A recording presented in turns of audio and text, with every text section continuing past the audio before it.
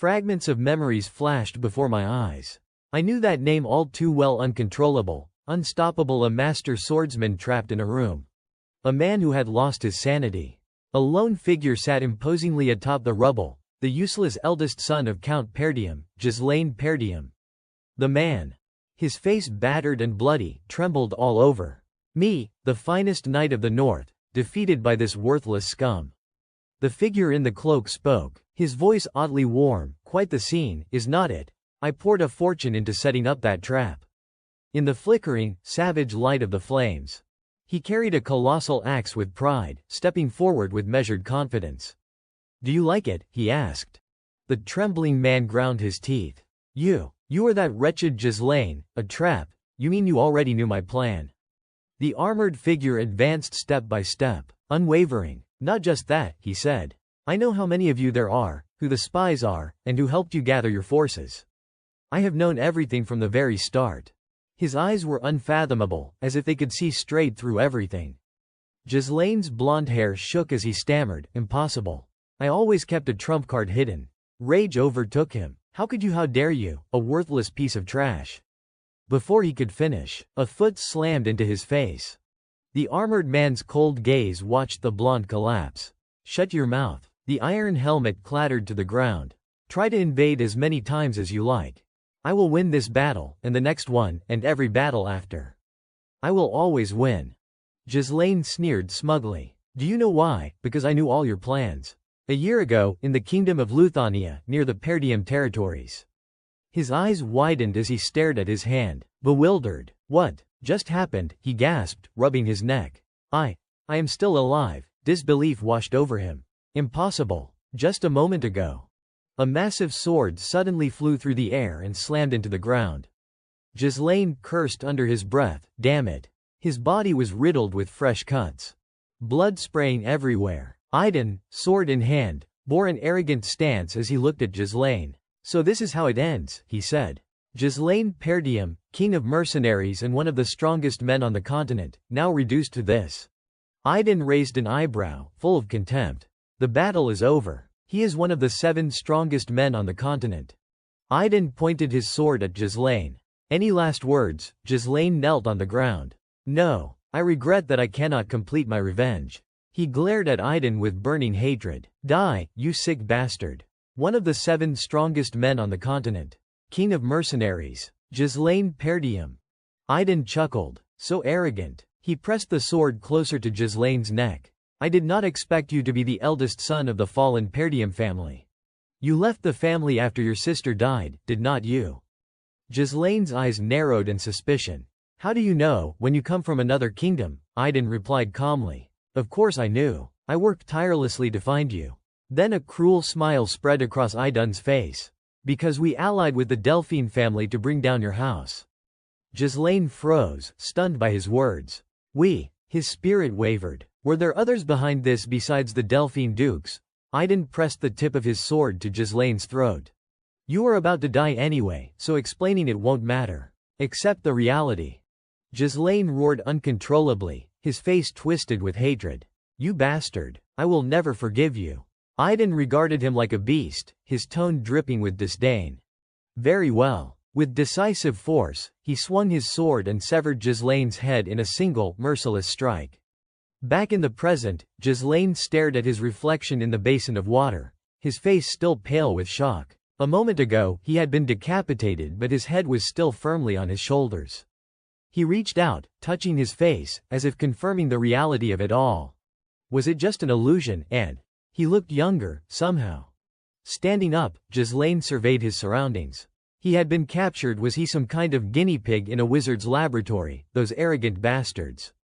He would make them regret ever sparing his life. A voice called from behind, drawing his attention. Young master. A young man stepped through the tent flap. Sir, you should come out. I knew you were awake. The soldiers of Perdium, Ricardo. A sharp sword pressed to his neck cut off his words mid-sentence. Ghislaine turned sharply, circling behind Ricardo, his tone icy. I will let you live if you answer my question. His gaze was deadly serious, unwavering. Ricardo stammered, why young master? Then sighed in resignation. Don't you think this is a bit much? No, Ghislaine answered, confused by the reaction. Why this response? He is being threatened. What is he even saying? Suddenly, Ricardo shoved Ghislaine aside. Earlier, you were so angry that you fell asleep. Surprised, Ghislaine asked. What? I did that, Ricardo muttered. You slept and forgot everything, did not you? You were upset about leading the squad to punish the orcs, right? Ghislaine blinked. Orcs? Ricardo bent down to fetch a backpack. Gather your things, everyone's waiting. Ghislaine froze, still arguing. Wait, I was angry, what nonsense are you talking about? He paused, realization dawning. Things. Belongings, where are we going? Ricardo slung the pack over his shoulder and stepped out of the tent. Where else? To the Perdium territories, of course. Ghislaine's eyes widened. What? Suddenly, he grabbed Ricardo by the shoulders. Say that again, Ricardo flinched. Yes, sir. Ghislaine stammered. Disbelief etched across his face. Perdium. You mean the territories have fallen, Perdium. He stepped out of the tent, taking in the view. His eyes refused to believe what he saw. The Perdium territories were intact. Why? Why were they still standing? He had seen them reduced to ashes in his memory. Ricardo leaned close, whispering into his ear. Did you have a nightmare, sir, calling your family a fallen house? If the Count heard that, you would be kicked out of the family. Ghislaine pinched his cheek, questioning his own senses. Am I dreaming? Letting go. He felt the pain, proof that it was not. Confused, he looked down at his hands. He appeared younger, and the territories remained whole. Could it be? He had gone back in time. Memories of his past flooded back. As a child, he had harbored deep resentment toward his family. Petty anger and childish tantrums had caused constant trouble. And over time, the family had avoided him. He could not bear the criticism and ran away from home. Years later, he became a mercenary, surviving countless battles, honing his skills, and building a reputation. Eventually, he returned to the Perdium Count's territories to make amends, but by then, his family had already fallen to ruin. He had lost everything. Ghislaine walked forward, watching the flag flutter in the wind. Yet now, everything remained intact. A smile spread across his face as he realized that everyone he cared about was still there. He could not help but cover his mouth, laughing with excitement. It was unbelievable, he could almost sing for joy. Yet his gaze shifted, cautious. It was far too early to celebrate. Turning to Ricardo, he confirmed, You said we are going to punish the orcs, right? Ricardo nodded. Ghislaine's expression hardened as the memory returned. He could not forget that day. Most of the team would die. In his previous life, he had led the punitive expedition to build his reputation. At first, there were only 3 orcs, and he thought that, inexperienced in leadership, he could easily defeat them. But when they arrived, more than 20 orcs awaited them, and most of his comrades perished stubbornly clinging to their pride, unwilling to follow orders. Ghislaine adjusted his attire and turned, stepping forward. He should be able to annihilate them. The orcs had no real tactics, but the question gnawed at him. Would these men trust him? After all, he was nothing more than a useless wretch in their eyes. Suddenly, a guard tower flew overhead, crashing down in front of Ghislaine. The impact with the ground triggered a small explosion. Other soldiers screamed in panic. The orcs, they are here! A horde of vicious monsters charged forward, attacking without mercy. The orcs have arrived, Ghislaine muttered, startled. So fast. Even in his previous life, they had come this quickly. The orc horde began slashing through the soldiers, leaving countless casualties in their wake. A panicked voice rang out, Form up, get into formation. A man brandishing a sword rushed forward. Don't panic, get into the defensive lines. He was Scoven, commander of the expeditionary squad. One brutal orc swung violently, flinging several soldiers aside. Slogan gritted his teeth, sweat pouring down his forehead like a torrent. Damn it, we let our guard down. We were not prepared, and now we have been ambushed. Their numbers. They are more than reported.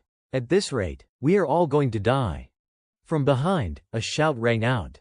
Commander, behind you. Slogan spun just in time to see an orc wielding a massive hammer ready to strike. A hand suddenly landed on his shoulder. Ghislaine grabbed Scoven and hurled him out of the way, drawing his sword and rushing toward the orc himself. Scoven, still dazed, turned to look at him. Huh. Scoven watched in awe as Ghislaine engaged the orc. The young master's sword struck with precision, slicing through one of the orc's arms cleanly. The severed limb flew through the air. Both Scovin and the soldiers gaped in shock. The orc roared in agony, then collapsed with a massive crater forming where it landed. Ghislaine twisted the sword in his hand, noting, "It probably can't use mana. I wish I would return sooner." He pivoted and approached Scovin. "You are the commander, right?" Scovin, sitting on the ground, stammered, "Why yes. Young master." Ghislaine extended his hand. "Give it here." Scovin frowned, confused. "Give what?" Ghislaine said calmly. "Command authority." Ghislaine spoke with authority. "Give me command." Scovin frowned, irritation flashing across his face. "Command," he thought. I know he is a fool. But demanding command in the middle of a battle, with soldiers' lives at risk, he scrambled to his feet, refusing. "No," Scovin said firmly. Ghislaine's eyes widened. "What?" Scovin grabbed his sword and spun away.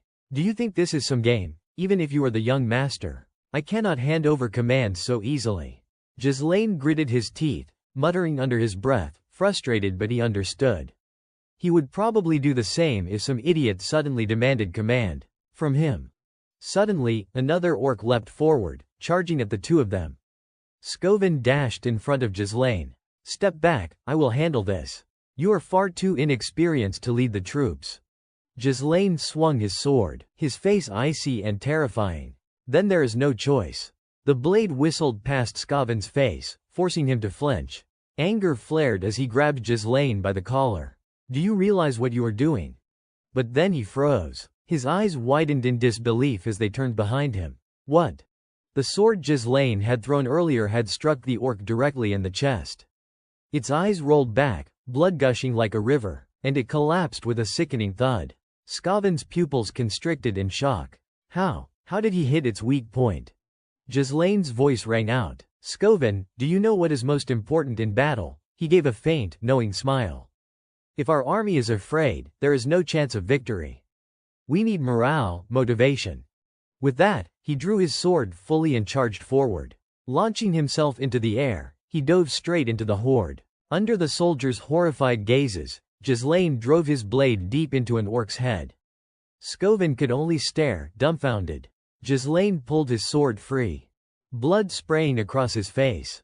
"Come on, all of you, orcs." He stomped the orc's head into the ground and let out a wild roar. "I will kill every last one of you."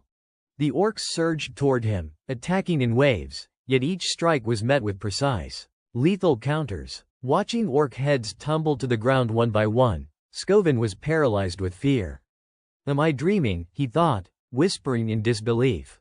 Observing Ghislaine, he realized that even a mage of considerable power would struggle against this display, yet here was a frail young master, cutting down orcs with skill and efficiency. Ghislaine moved with fluid precision, dodging lethal blows while delivering the smallest, most effective counters. He severed an orc's head in an instant, striking precisely at weak points with deadly accuracy. Every swing of his sword was flawless. Like a master swordsman fighting without relying on aura. Scovin swallowed hard. Odd, perhaps it was even more impressive than that. Ghislaine roared, "Is that all you have got?" "I am just getting warmed up," the orcs pursued relentlessly. "You are not worthy of being called warriors," he shouted. The soldiers panicked. "They are all chasing the young master. Is he planning to run?" Scovin, drenched in sweat, shouted back. "Commander, what are you thinking? Charging at a horde to draw attention is one thing, but running, and in that direction. The cliff." He froze. "Wait, the cliff." Scovin's voice was hoarse with disbelief. "Don't tell me." He spun around to give orders. "All soldiers, form a shield wall." They followed Ghislaine's lead, chasing him while keeping formation. The orcs, aggressive and relentless, pressed forward, but Ghislaine led them straight toward the cliff. "Although I would love to slash them all," he thought, "my stamina would not last." He grinned, but this is still within his control. The orcs attacked furiously, sensing something, and all turned their attention toward him at once. Then Scovin's soldiers arrived, shields and spears ready. Ghislaine smiled in satisfaction. "Perfect." He leapt from the cliff, striking down the orcs. Scovin bellowed, "All units." They formed a tight circle, driving the orcs over the cliff. Every soldier pressed the attack, shouts of battle ringing out. After a brutal struggle, they finally forced the horde over the edge. The monstrous bodies tumbled down. shattering on the rocks below. The soldiers exchanged exhausted, exhilarated looks. We did it. We killed all the orcs. Scovin hurried to the cliff's edge, shouting, "Young master." Ghislaine drove his sword into the cliff, his body dangling precariously over the edge. With effort, he managed a weak smile toward Scovin. Seeing him alive and seemingly unharmed, Scovin froze, but then, almost instinctively, a smile tugged at his lips. He bent down, offering his hand. "Here, take my hand." Ghislaine slid his hand off the sword. I can't." Before anyone could react, he lost his grip and tumbled down onto the cliffside, barely managing to cling on. Scovin's soldiers screamed in panic. "Young master." A clear, gentle voice rang in his ear. "Ghislaine, it is me." Ghislaine froze. "Elena." Fragmented memories flashed before him. "Mother is gone. Thank you. How have you been? You are the worst." He reached out, grasping one fragment. This is my memory of Elena." Suddenly, a hand clasped his own. "Ghislaine, let us go together," Elena's tearful voice whispered. Ghislaine's eyes snapped open. He sat frozen for a long moment, staring at his hands. "I am alive. They saved me." He crawled up, dabbing sweat from his forehead with a cloth. Was it just a dream? Pain radiated through his body, sharp and relentless. Clutching himself, he groaned, cursing softly. "Every part of me aches. Definitely from pushing myself beyond the limit. But I am alive, that is what matters." The door suddenly swung open. "Young master." Belinda entered energetically, carrying a bucket of water. "You are awake." Ghislaine froze. "Belinda." She placed the water on the table and exhaled sharply. "Do you know how worried I have been? I told you should have let the soldiers handle the orcs." Ghislaine suddenly lunged forward, wrapping her in a tight embrace. Belinda blinked in surprise. "Young master, what are you doing? Did I do something wrong?" "No," he said, his voice trembling with relief. "I am just glad to see you again." Belinda had been his tutor, his constant companion since childhood, supporting him through every foolish action. After his family fell and she disappeared, he never thought he would see her again, yet here she was. Belinda smiled softly. "We see each other every day. Why are you so happy?" Ghislaine's expression darkened, his eyes sharp. He needed to tell her the truth. Grabbing her shoulders, he said firmly, "Listen carefully. Perdium is about to face a catastrophe." Belinda recoiled in confusion. What are you saying?" Ghislaine hesitated, then emphasized each word. "I have died and returned to life." Belinda replied nonchalantly. Yes, the orcs nearly killed you." "No, that is not what I mean," Ghislaine shouted. Belinda quickly folded the blankets on the bed. "Do you realize how much danger you have been in? Not Perdium but yourself." She stepped closer, hands on her hips, scolding him. "If you keep causing trouble like this, you will end up in jail. You acted like a commander, and now this happens. Do you know how worried I was?" Ghislaine exhaled, silently acknowledging she did not believe him. Belinda continued, anxious. "Honestly, if something happened to you before the festival, what would I do?" His pupils constricted. "The festival?" Belinda teased lightly. "Have you forgotten? Miss Elena has been eagerly waiting to attend the festival with you." A photograph of Ghislaine and Elena lay neatly on the table, a perfect chance for the two of them to grow closer. He picked up the photo, nodding to himself. Yes, this time of year, there is always a festival. In his previous life, he had never truly enjoyed it, caught up in harrowing experiences. Ghislaine asked, "How long until the festival?" Belinda rested her hands on the table, thinking. "Let us see. The festival is next week, so you have about half a week." He fell silent, mulling over the days ahead. A week. The day my life changed. The door creaked open again, and a gentle voice called out, "Ghislaine. Are you in there?" Slowly, he turned his head. Memories still haunted him, the image of Elena crying, begging, "Go with me." He looked at the little girl outside the door. A week from now, Elena will die. Ghislaine lunged forward and wrapped Elena tightly in his arms. Belinda froze, startled by the sudden action. Elena, blushing and flustered, stammered, what is going on? What is with this surprise?" He whispered softly into her ear, I missed you." Elena panicked and shoved him away. "Let go, you are scaring me." Ghislaine clutched his chest, cursing under his breath. What kind of strength is this? From a child, she has always been this strong. Elena brushed her dress irritably. Belinda already said I was coming here. What are you playing at? You think acting like this will make everything okay? Ghislaine blinked in confusion. Okay, what? The girl scrutinized him with sharp eyes. You are so irritating, that is why I said go away. Just seeing you breathe annoys me. Have you forgotten everything? Ghislaine flushed. Did I really say that? He quickly averted his gaze. I was not close to Elena in the past. I am such a jerk. Sorry. Belinda and Elena clung to each other, frightened. He said sorry. Did he get attacked by orcs? Did he hit his head? Ghislaine frantically tried to explain. No, I am really fine, but his panic only seemed to frighten them more. Why are you two saying I got attacked? His face twisted in pain as he clutched his chest. Elena, trembling, knelt on the floor and nodded. Yes, you are fine. Really? Then she collapsed, fainting once more. When Ghislaine looked up, he caught a glimpse of Belinda and Elena's gentle smiles, and for a moment, both froze. He could not help but grin. A deep sense of fulfillment washing over him. Everyone, they're just like I remember. Why did I waste so much time on useless things in the past? The festival was coming next week. In his previous life, he had refused to go with Elena. The anger from taking responsibility for the expedition team had consumed him. That had been the last time he saw her. Her body had later been found torn apart, alongside the guards. I should have been with her. The door swung open. May we come in? Two soldiers stepped inside. Here she is, Miss Elena, along with guards Jamal and Philip. Elena approached, frowning. What is going on? I told everyone to wait outside. They spoke up. Sorry, young lady. The servants asked you to review preparations for the festival. Ghislaine raised an eyebrow in surprise. Why would they ask Elena? Belinda snapped at him. Don't you know, young master, you have been out gallivanting all day. Do you have any idea how short-staffed per diem must be to let a young lady do the work herself? He could only force a small smile. Elena followed the soldiers and began walking away. Are we really that short on help? She called over her shoulder. I am going. Take care. Okay, clearly. I did not know anything back then. I was so oblivious. Ghislaine suddenly spoke up. Let me help. Elena's face turned red, startled by his offer. Belinda and Elena froze again, panic written across their faces. He wants to help. Did he really get hit in the head? Outside, the marketplace bustled with activity, people running back and forth. A loud shout rang out, startling everyone. He said he would help. Now go. You are scaring everyone by standing here. Elena hurriedly pushed Ghislaine aside.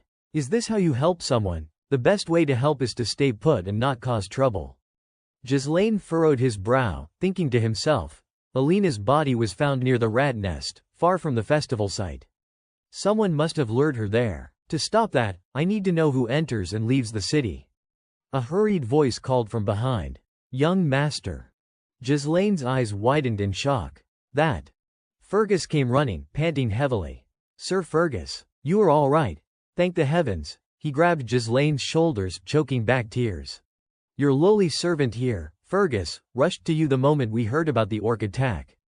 Ghislaine, exhausted, silently begged for a pause. Can we just stop here for a moment? Elena stepped closer, smiling. Perfect timing, old man. He has been acting strangely since he woke up. Please, take him back to his room.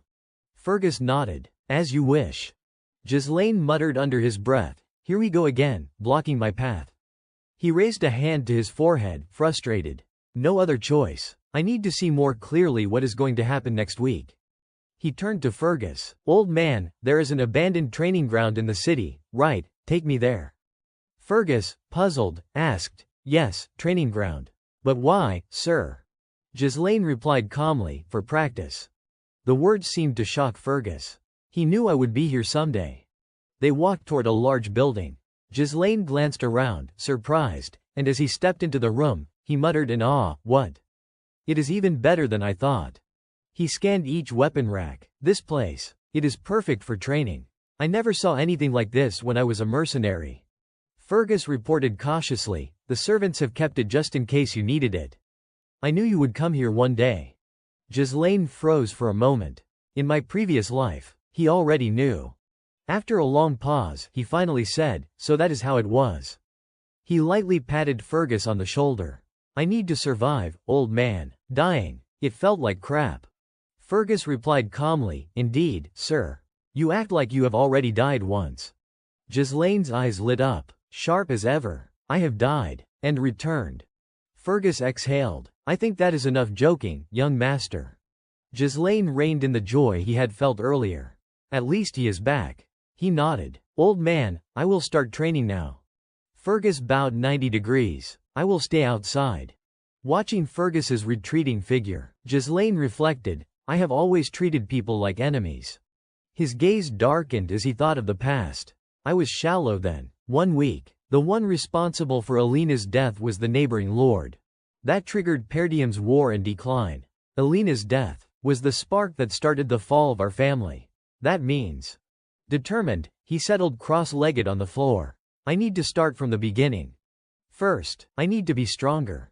Too bad I do not have much time. He exhaled and focused on controlling his mana. Ghislaine sensed the waves of energy around him. Mana, extraordinary energy capable of breaking human limits. A small concentration of mana condensed in his hand. Everyone says sensing mana is the hardest part. But I have done it. Even on the battlefield, he could connect to the mana particles in the air, swirling them into a solid core. His entire body became enveloped in mana. For someone like him, someone who had survived thousands, no, tens of thousands of battles, creating a mana core was easy. Ghislaine's face contorted, sweat streaming down, but this alone would not make him one of the 7 strongest. With the method from that magic book I stole. The mana around him grew, along with the pain he felt. He could create 2, even 3 natural mana cores. Tilting his head back, his pupils dilated, and he roared, channeling the cores into a linked network to generate an explosive surge of energy. Blood spurted from his nose and mouth. He braced himself against the floor, gasping. 3 is the limit, even though in the past I could make 5. A large drop of blood fell to the floor. This technique allowed a person to create an explosive burst in a short time, but it drained an enormous amount of mana.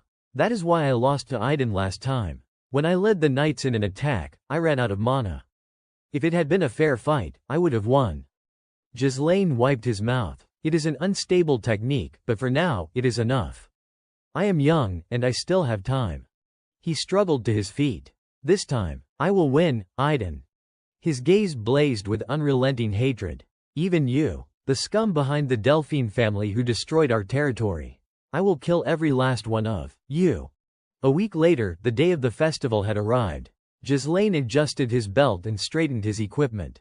With his sword hanging at his side, he strode proudly through the streets. Elena caught sight of him and froze for a moment. She stepped closer, frowning. You actually came. What is going on? You have never done anything like this before. Ghislaine replied calmly, as a citizen of Perdium, at the very least I should attend the festival. Elena curled her lip in contempt. You are acting really strange. I heard you have been training all week. Ghislaine rubbed the back of his neck. What is wrong with the air of a knightly family practicing a bit? The girl snorted. You did not care about it at all before. Then she delivered a pointed remark that struck directly at Ghislaine's heart. You are the one who said your father's a nuisance and wished you could become the lord yourself. She laughed loudly and spun away, though her smile was gentle, as if she were the Elena he remembered from before.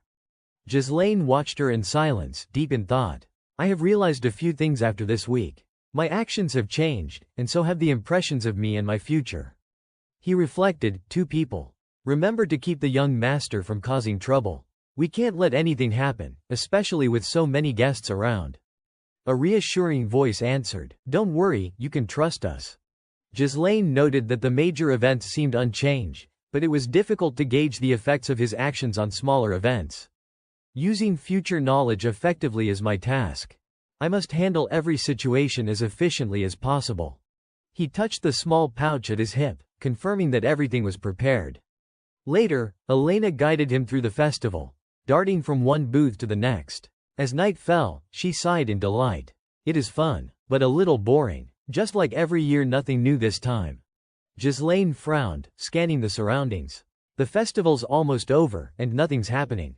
Is it because I am here with Elena? A voice suddenly rang out, putting him on alert. Would you like to see another area? A soldier spoke to Elena. A friend of ours says there is a new event being held over there. What do you think? Her eyes lit up with excitement. Really, then let us go. She grabbed the soldier's hand and dashed off eagerly. Ghislaine's eyes glinted with deadly intent. So it is you. He spotted the two bodyguards, Jamal and Philip, smiling with sinister intent. Traitors to the family. Elena's escort knights, Jamal and Philip, were once the most trusted protectors, guarding her since she was a child. In the previous life, they had been killed while defending her. Ghislaine's eyes sharpened to a chilling intensity. So it is you too. Traitors to our house. Jamal guided Elena and Ghislaine into a side street, a grin spreading across his face as he introduced, "We have arrived." The street ahead was eerily quiet, the atmosphere immediately heavy and tense. Elena glanced around, frowning. "What is this? There is nothing here. Are you sure the performance is supposed to be in a filthy place like this?" Jamal stammered, They probably are not ready yet." He leaned closer, whispering, "The crowd will arrive soon." Elena huffed in irritation. "Stop saying ridiculous things. Who'd want to perform in a place like this?" Ghislaine said nothing, observing everything carefully. His brows furrowed, confirming his suspicions. The street was unnaturally empty. At first glance, it seemed like just a quiet lane, with scattered trinkets and items laid out, but looking closer, he noticed barriers blocking every escape route. While he was analyzing the scene, someone suddenly yanked him forcefully. "They have been preparing for this. Let us go." Jamal hurried to stop them. "Miss, we are already here. Do not you want to see the show?" Elena tugged Ghislaine along angrily. "No, thank you. I do not want to watch a performance in a place like this." Ghislaine turned to her, impressed despite himself. "Have you been training or something? You are strong." Elena shot him an irritated glare, bumping hard into someone ahead. "Miss," a voice began. Philip glared at Elena, speaking with a threatening tone. "Wait just a little longer." Elena froze, fear creeping into her voice. "Philip." She looked at the two knights with wary eyes. "Why are they acting so strangely? What is going on with them?" Jamal rubbed his neck and sighed. "Oh, do not worry, we are not trying to scare you." He clasped his hands together, grinning with a twisted expression. "It is just that someone has a reasonable request." Elena flinched. "A request?" From the distance, a figure approached, calm and deliberate. Frank arrived with two subordinates, strolling forward casually. He smirked. "Indeed, your operational procedures are impressively clean." Jamal turned toward him. "Of course. We have brought the young lady here as promised. Let us conclude the transaction here." Frank raised an eyebrow, scanning the scene. "Isn't that the eldest son of House Perdium? I do not recall requesting that he be brought here as well." Elena's entire body trembled with fear, clutching Ghislaine's arm tightly. Jamal's face darkened with malice. "I will hand him over for free. He foolishly followed us, unaware that this would be his own grave."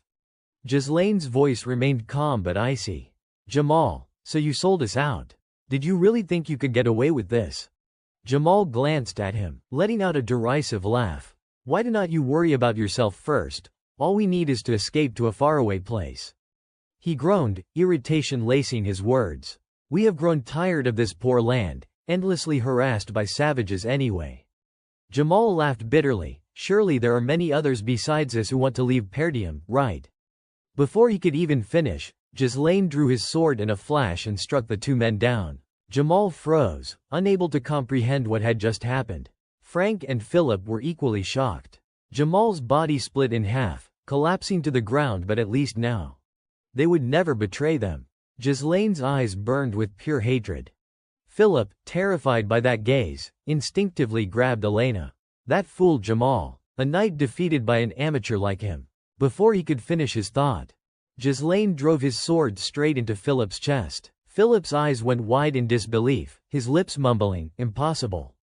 Before his body thudded to the ground, Elena, horrified beyond measure, rushed to cling to Ghislaine. Frank's two subordinates hesitated slightly, sizing him up. "Is this really the eldest son of House Perdium? I would have assumed he had no real combat experience or basic training." Frank studied him carefully, nodding to himself. Not wrong. Even though they abandoned their guard, he killed two knights immediately. He remembered Ghislaine's attack; it had been executed using mana. Elena whimpered, "Ah, what is happening, Ghislaine? What is going on?" Ghislaine remained silent. Before she could ask more, he lightly struck her neck, and Elena fainted. "Rest now," he murmured as he carefully laid her on the ground. Frank's voice rang out, calm but filled with menace. "Thanks for taking care of my part of the work, eldest son of House Perdium." He and his subordinates stepped closer to Ghislaine, studying him. "He is far different from what I expected. We had planned to handle those two ourselves." Frank bit down on his pipe, a sinister grin spreading across his face. "So you have always hidden your true skill, huh?" Ghislaine turned, pulling his sword from the body. "That has nothing to do with you." He glanced at them, silently counting 3 opponents. Carefully assessing, Ghislaine concluded the 2 flanking men were negligible, but the one in the center radiated mana on an entirely different level. He condensed mana into invisible threads around him. "I must end this quickly." Stepping forward, Ghislaine's voice was cold and deliberate. "I will ask you once, who ordered this?" The man sneered. "Do the dead even need to know?" Ghislaine's voice dropped even colder. "I knew you would not answer easily." "That is fine." He raised his sword, the aura of killing intent emanating from him. "You will speak soon enough." One subordinate drew his sword. "Shall we take his head?" Frank shook his head. "No. Capture him alive, then break all his limbs so he can do nothing but go mad." He smirked. He must writhe in pain to maintain that perfect form. The 2 subordinates immediately lunged, swords ready. "Yes, sir." Ghislaine remained unshaken. He drew a hidden weapon from his side, launching a projectile at the 2 rushing men. One froze in confusion, a bomb. Before it split in 2 mid-air, striking him in the face. Ghislaine surged forward, stabbing his sword into the man's forehead. The remaining subordinate turned to strike him from the right. A trivial trick. Ghislaine twisted his sword, blocking the attack effortlessly. He glanced at his opponent, then slammed his hand against the hilt, knocking the sword from the man's grip and cutting him down with precise force. Ghislaine sensed danger. Suddenly Frank had appeared, ambushing from behind. Luckily, Ghislaine reacted in time, spinning his sword backward to block. Frank raised an eyebrow, surprised. "He blocked my strike from that angle. That was a perfect ambush." Taking advantage of Frank's momentary distraction, Ghislaine pivoted to face him directly. He drew another sword and swung hard at Frank's neck. The strike cut deeply. Frank's pipe fell from his mouth, snapping in 2 and rolling across the ground. But as his sword descended in retaliation, Ghislaine leaned back, blocking it with both swords. Astonishingly, Frank was unharmed. The first strike had left only a scratch on his neck. "If it were not for mana, I would have lost my head just now." Ghislaine gritted his teeth. How is he still alive after a direct strike to the neck? He must have concentrated mana there to mitigate the damage. Frank condensed mana down the hilt of his sword. "I do not know where you learned such strange sword techniques at your age. But," he smirked with wicked anticipation, "you will die here." Frank launched a relentless assault, snarling, "You can't defeat me with such weak mana, you will die." His laugh was wild, almost deranged. Ghislaine, however, broke into a strange smile, an expression that made Frank pause in shock. "He is smiling." With a swift motion, Ghislaine knocked Frank's sword aside, using his twin blades as a brace. Spinning 180 degrees, he kicked Frank squarely in the face, sending him stumbling backward. Frank sneered, removing his hat. "I told you, that amount of mana won't do." But as he finished speaking, a sharp pain shot through his body. He collapsed to his knees, clutching his chest, a spray of blood escaping his mouth. Gritting his teeth, he stared at his trembling hands. What just happened, that strike? It was unlike anything I have faced. That skill level alone should not have pierced my enhancement. Ghislaine stepped forward slowly, his body enveloped in a dense layer of mana, killing intent radiating like ice. "So, it was you," he said, glaring. "Prepare yourself. Third core. Release." Frank's eyes widened in disbelief. "What? How can you amplify your mana to this extent?" Ghislaine did not give him a chance to panic. Leaping forward, twin swords flashing, he struck with lethal precision. Frank barely had time to react, eyes locked wide in shock. The battle continued, but the balance had shifted. Ghislaine pressed the attack with full force. Frank was forced onto the defensive, retreating step by step. His hands trembled uncontrollably, gripping his swords. "Impossible. My hands are shaking just from blocking him." The swords in Frank's hands began to crack, even with mana reinforcing them. There is always a limit. Terrified, Frank leaned back. I have never heard of a method to maximize mana like this. He looked at Ghislaine as though he were a monster, as if the man had transformed into something entirely different. Under the barrage, Frank's sword finally shattered, and Ghislaine delivered a devastating strike. Blood spurted violently from the wound. Ghislaine pressed the attack, driving his sword deep into Frank's abdomen. Frank screamed in agony, blood spewing from his mouth. Ghislaine slammed Frank's chin upward, pinning him against the wall. His voice was cold and commanding. Let us finish what we started. Who ordered this? Frank, refusing to yield, flicked a hidden projectile from his sleeve. I won't fall so easily, at least I will take the Perdium lady down with me. As Frank aimed at Elena lying on the ground, a flurry of unseen threads suddenly bound his arms. Ghislaine had created them with mana, restraining him completely. Let us make a deal, Ghislaine said, his eyes warning. Stop any futile resistance. Answer me, and I will withdraw my sword. Frank glared at the binding strands, shocked. Mana threads, I can't move. When did he make these?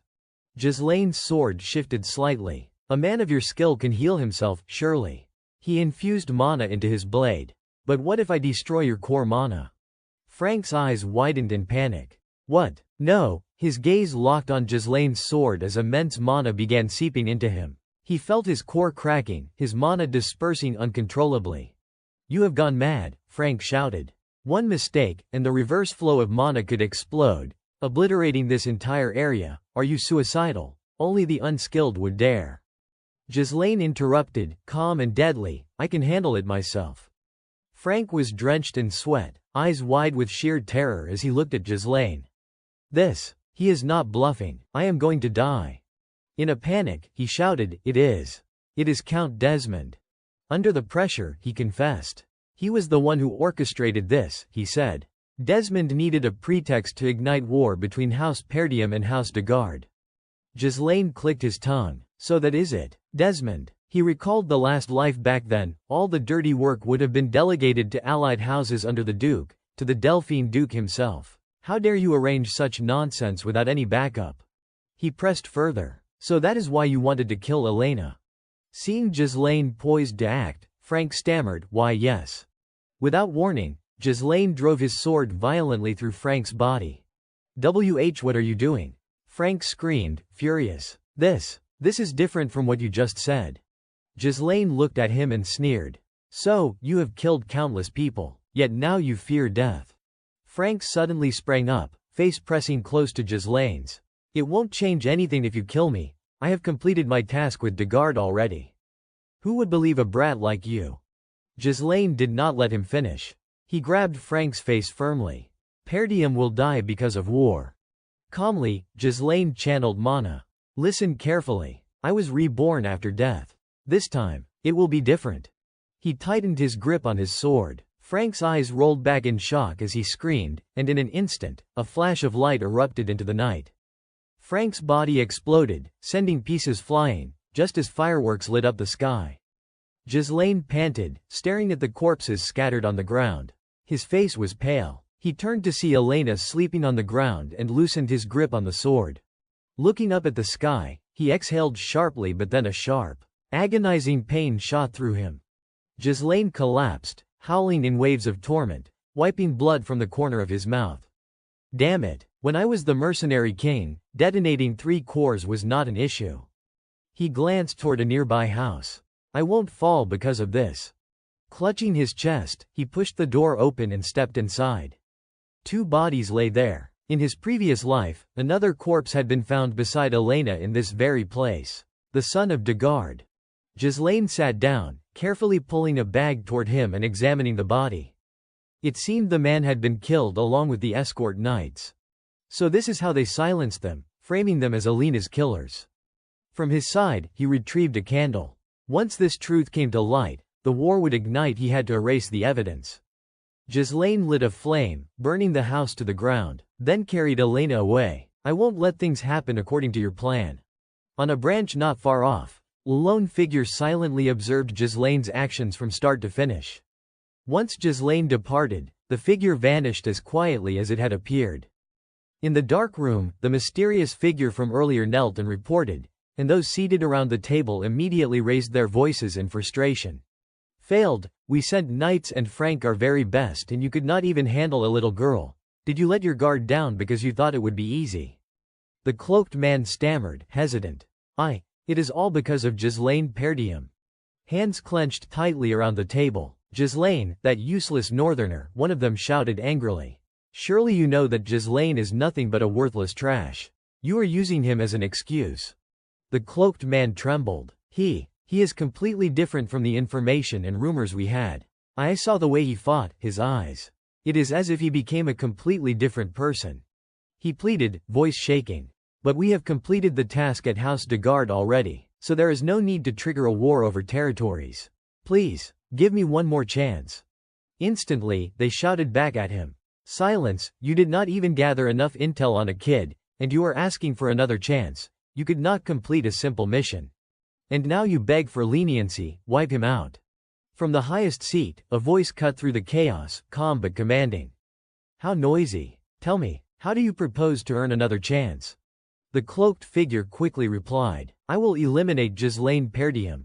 How? By arranging a natural one-on-one duel. I have already thought of someone. The others murmured, curious. Who? The cloaked man answered, Cain Loges. He is famous for his swordsmanship that relies purely on raw strength. Though still young, he is already a symbol of power. I can confidently say there is no one in the north who can match him. Furthermore, Cain is related to Ghislaine. There is no need to force them to meet. The room fell silent. The man in the high seat furrowed his brow. And if you fail again? There won't be a next time, the cloaked man answered, bowing. I will not disappoint you.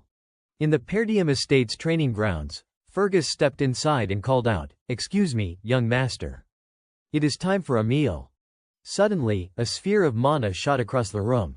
Fergus froze as a thread of mana wrapped around a nearby sword, pulling it free. The blade flew directly into Ghislaine's hands. He swung it experimentally. All right, that is enough. Noticing something, he glanced outside and exclaimed, Oh, Fergus. Fergus bowed respectfully. Apologies. You were so focused on training that he paused, curious. How did you do that just now? Ghislaine guided the mana thread to coil around the sword's hilt and explained, This, just mana. Using mana like a cord. He closed his eyes, thinking quietly. In my past life, I always used it. But at my current skill level, I need to blow up a cord to use it like before, because I do not have enough mana otherwise. He frowned as he looked at the threads in his hands. But even if I make just one thread to use less mana, I can still use it effectively, even with limited mana.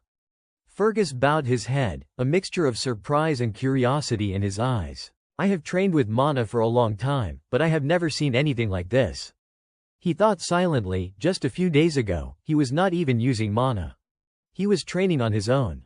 How could he come up with the idea to manipulate mana like this? Ghislaine broke the silence. Do you want something? Fergus cleared his throat, choosing his words carefully. Actually, I just wanted to come and say this. Ghislaine raised an eyebrow. Say what? Fergus bowed slightly, speaking cautiously. Thank you for protecting the young lady. Ghislaine blinked in surprise. Thank me, that is my duty. Now, let us eat. A few days passed, and the festival had been temporarily halted due to the conspiracy of a knight escort who had intended to sell the young lady. Elena sat at the table, tapping her hand on its surface in frustration. Everyone around seemed to doubt her claim that Ghislaine himself had saved her. I wish you would say something to convince them, she grumbled. Ghislaine leaned back calmly in his chair. It is fine, they would not believe it anyway. Belinda, standing behind, ground her teeth in anger. Jamal and Philip were the traitors, were not they, those scoundrels? I knew they were perverts. Elena sighed, exasperated. Belinda. Ghislaine smiled slightly at both of them. Elena is still alive. He turned his gaze toward the window. I have prevented a war from breaking out. But they certainly won't give up. I can't keep stopping them by myself. I need to build an army. Just then, a servant entered, pushing in a cart of food. Excuse me, he said politely, placing a tray on the table. Ghislaine's mind raced. I will need to learn more about politics if I want to make that happen. When the lid was lifted, the plate held nothing but a single slice of bread. Ghislaine blinked in surprise and looked up. Belinda, why are we having dessert first? She remained calm. Dessert. You know the current situation. Suddenly, a piercing shout rang from outside. A fat man standing by the door yelled, demanding compensation for the losses caused by canceling the festival. The crowd behind him joined in unison, shouting, compensation, compensation, compensation. They pressed against the iron gates, pointing and scolding. Get out, you are swimming in money anyway, they shouted, enraged. The gate guards tried to calm the crowd. Please, remain calm. Ghislaine leaned out of the window, astonished. What the hell is going on? Belinda sighed, following his gaze. I knew this would happen. She explained helplessly, this district has many merchants who rely on profits from the festival. Last year was already enough for them. But now, having it cancelled after just one day, they are furious. Ghislaine's eyes twitched in surprise. The district is in that bad a state. He turned back inside, thinking grimly, it will only get worse if I do not do something for them. He pointed decisively. Fergus, what are the guards doing? Send them down to calm the crowd immediately. Fergus smiled politely. We do not have any guards. Ghislaine froze. What? He explained. Most of the guards have been sent to the monster forest to rebuild the area after the orc raid. Ghislaine cursed under his breath. Damn it, they have all gone there. Perdium was essentially always at war the northern barbarians, the monster forest, the northern fortress region, and the city itself. On top of that, there was a monster forest where beasts could appear at any time. He sighed, no money, no soldiers, a complete mess. Ghislaine quickly pulled Belinda aside. Belinda, come here, let us talk. He leaned close, his face serious. You manage my funds, right? Use the money to calm the merchants down. Belinda's expression remained calm. We are out of funds. Ghislaine froze. Out of money. She reminded him, don't you remember the count cut your allowance because you were spending recklessly? He went silent, thinking, so, I do not have a single coin left. He held out his hand. Give me some money. Belinda still smiled. I have none. Ghislaine sat on the windowsill, swearing under his breath. Damn it, no money, no soldiers. What now? His gaze drifted into the distance. Without money, I can't do anything. Even with knowledge from the future, it is useless. I need money first. While he was lost in thought, hurried footsteps echoed down the corridor. Could there be a way? Isn't there something at the estate? Ricardo burst through the door, panicked. Young master. Ghislaine looked at him. Ricardo, why are you in such a hurry? Sweat poured down Ricardo's face as he shouted, something's happened, young master, Kane wants to see you. Ghislaine froze. Kane. Scovin staggered forward, bruised and gasping. A violent punch slammed straight into his face. Another blow followed, this one crashing into his stomach. Blood gushed from his injured organs. And he collapsed just as Ghislaine arrived. He lay trembling on the floor, calling out, young master. Ghislaine's expression changed, his pupils constricting as he looked at him. A voice rang out, drawing his attention elsewhere. So, you are here. A massive figure appeared before his eyes. Kane smirked at him. Ghislaine, he said. Ghislaine studied the two figures before him, a flicker of recognition crossing his mind. I remember that face. The heir of the Loges, our ally, Kane Loges. Kane looked at him with a disdainful glare. Ghislaine's brow furrowed. He was my only friend back then. And now he is my enemy. Kane smirked and stepped closer. Ghislaine quietly asked, Ricardo, what is the situation? Ricardo, drenched in sweat, stammered. Why you know. We reported a disturbance at a tavern. We saw Lord Kane there with his escort knights. When he noticed us, he asked if the rumors about young Master Ghislaine were true. So Commander Scovin explained the rumors in detail. Kane pressed his hand against Scovin's mouth, glaring. You dare lie in front of the heir of the Loges. Ricardo dared not look up, terrified. That was how everything had unfolded. Kane's voice dripped with mockery. Hey, do not act like that. If you are going to tell him, tell the truth. He said you, untrained, defeated a goblin barehanded and handled the traitorous knights yourself. Kane glanced at Scovin lying unconscious on the ground. That is why I gave him a light warning, to help him see reason. He stepped in front of Ghislaine. None of this would have happened if you had not lied in the first place.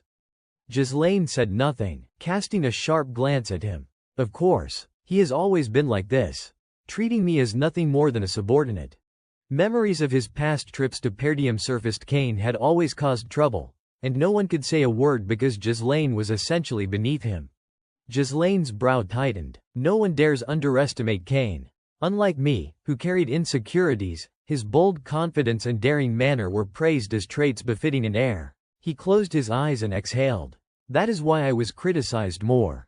Cain studied Ghislaine's expression and remained silent for a long moment. Then he smirked, amused. Look at him. Usually he would have charged me the moment he was provoked this much. Not long ago, in the Loge's territory. Cain's expression shifted with surprise. What, killed Ghislaine?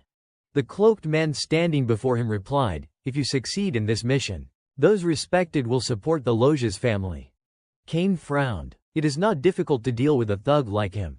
But Ghislaine is also an heir to that land. How could I eliminate him? The cloaked man waved his hand, offering a suggestion. We can lure Ghislaine into a duel, make it look like an unfortunate accident. It will appear as a minor dispute between heirs. I will accompany you, posing as an escort knight, setting the stage. No need to worry. He smiled wickedly. A rare opportunity, even for you. Cain remained silent for a moment, then replied, thinking that I had to kill my own cousin. Ghislaine. He cracked his knuckles with a thrill. Let us go immediately. Back in the present, he glanced at the cloaked man behind him. They want to get rid of him because something changed. Cain chuckled. Then he spoke, making Ghislaine frown. Hey, what are you standing there for? He sank leisurely to the ground, unfazed by Ghislaine's glare. Why are you just standing there? Since you know I am here, you should bring what you have prepared for me. Ghislaine tilted his head, curious. Prepared? Cain smiled. I heard the festival was interrupted. Right, let us liven up the atmosphere and have a great time. We always see eye to eye on things like this, do not we? His eyes gleamed with malice. Am I wrong, my friend? Ghislaine smirked disdainfully, barely giving him the time of day. Ghislaine raised an eyebrow, asking lightly, you are talking about that? He glanced at Cain. Of course. He always makes me prepare the drinks and women whenever he comes here. Ghislaine shook his head with a bitter laugh. Back then, I complied just to avoid getting beaten, but not anymore. And because of him, I have wasted my precious money. He recalled Belinda's words, you forgot the Lord cut off your allowance because you spent too much. A spark of determination lit up Ghislaine's eyes. And the corners of his lips curved into a small, knowing smile. He fixed his gaze on Cain. My source of funds. A sudden shout snapped him back to reality. Hey, Ghislaine, Cain planted his hands impatiently on his knees. If you remember, you should bring them out immediately. Don't you see I am waiting? Ghislaine replied coldly, of course. Better I bring them out right now. But. He leaned closer, voice low and sharp. Don't I have a debt to be repaid? The cloaked man behind him frowned, curious. Even Cain looked surprised. Repay what? Ghislaine smirked, extending his hand. Do you realize that I have handled everything you requested using my own money? Return it. I will take 1,000 gold, principal plus interest. Cain's eyes widened. What, 1,000 gold, all that? Is not worth even 100, he frowned in irritation. And you did this? Just to thank me for being your friend, that is like a friendship fee. Ghislaine's voice dripped with contempt, leaving no room for argument. Friendship my ass. I have been your doormat for far too long. Now, return the money before I give you a proper beating. I need it, understand. The tavern fell completely silent. Ricardo was in shock, staring at Ghislaine. Young master, what are you saying? Cain stomped his foot and straightened up, looking down at Ghislaine. You are getting bold just because I have been lenient with you. You think you have truly grown stronger just because of that false rumor that you defeated a knight. You are nothing but a parasite sucking from this land. Cain clenched his fist. That is why everyone in the north calls you a fraud. All you, the supposed heir, do is spout nonsense. He swung his fist at Ghislaine. Wake up. Ghislaine stood calmly, unshaken. Surprisingly, when Cain's punch came near, Ghislaine merely sidestepped, evading it with ease. The onlookers gasped. Cain reversed his fist to strike again, but in less than a second, Ghislaine bent low and dodged. He spun and slammed a punch into Kane's chest. Kane spat a small mouthful of blood, eyes wide in shock. Ghislaine elbowed him hard in the face. This time, Kane managed to block Ghislaine's blow and smirked. Ghislaine glanced at him coolly. 1 second later, Kane dropped to his knees, wailing in pain. The cloaked man rushed over in panic. "Young master, are you okay?" Ghislaine looked at him leisurely. "Stand up. Stop whining. I know you blocked that strike." The cloaked man raised his voice, warning others, "Step back. Ghislaine, do you even know what you are doing?" The tavern erupted into chaos. What just happened? Did Ghislaine just beat Kane? Did anyone see that clearly? Ghislaine lazily looked down at the curious onlookers on the upper floor and chuckled inwardly. "You want to play this game, huh?" Kane whispered to the cloaked man, "See my acting skills, perfectly staged to make everyone think Ghislaine is at fault. This is more than enough to justify a duel." He lifted his tunic and revealed something, eyes glinting with purpose. "Of course. This is a rare chance to gain strong support. I must make a deep impression this time." He pulled out a glove. "If you succeed in this mission, those respected will support the Loges family. Now is the perfect moment to cut down Perdium, a power in decline." He shouted, throwing the glove toward Ghislaine. "How dare you, after sullying the nobility with lies, you attack me just for trying to verify the truth? Ghislaine, I challenge you to a duel." Before he could finish, another glove flew straight into his face.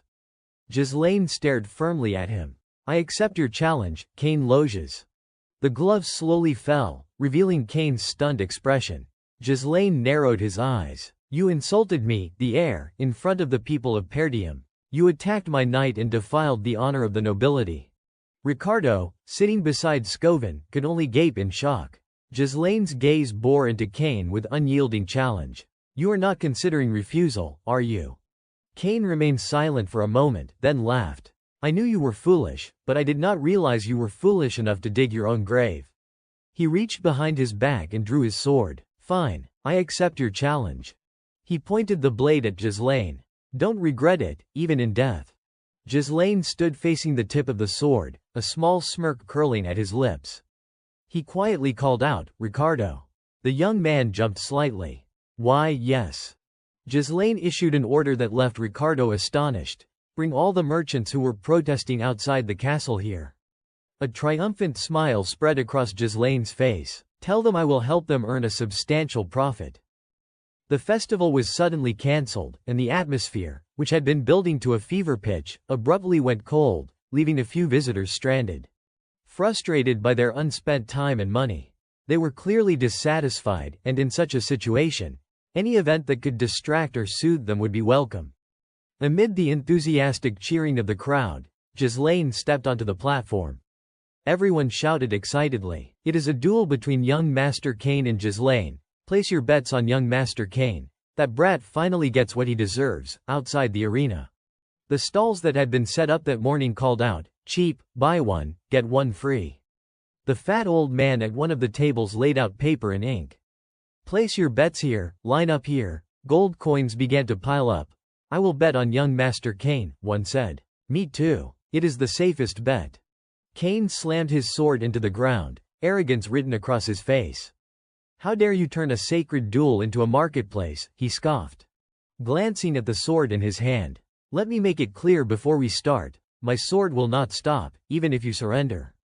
Ghislaine remained silent, his gaze fixed on the malicious grins in the crowd. That must be exactly what they were hoping for. He furrowed his brow. "All right, it seems we have gathered enough spectators. Let us begin." The cloaked man suddenly called out, "Wait, I do not think we can place bets properly under these circumstances." The onlookers blinked in confusion. "Huh," the fat man hesitated, looking at the betting slips. "No one is placing bets on Duke Ghislaine, so." Ghislaine stayed silent, observing them. The crowd murmured among themselves. "Honestly, the outcome is obvious.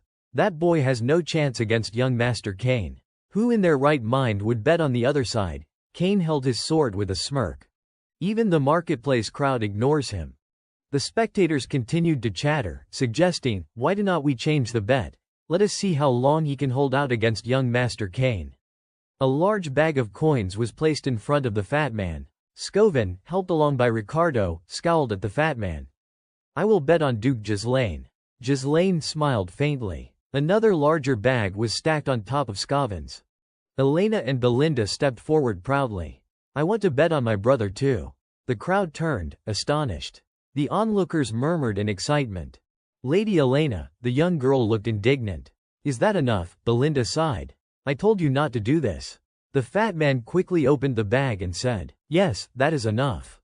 The cloaked man turned his head nervously.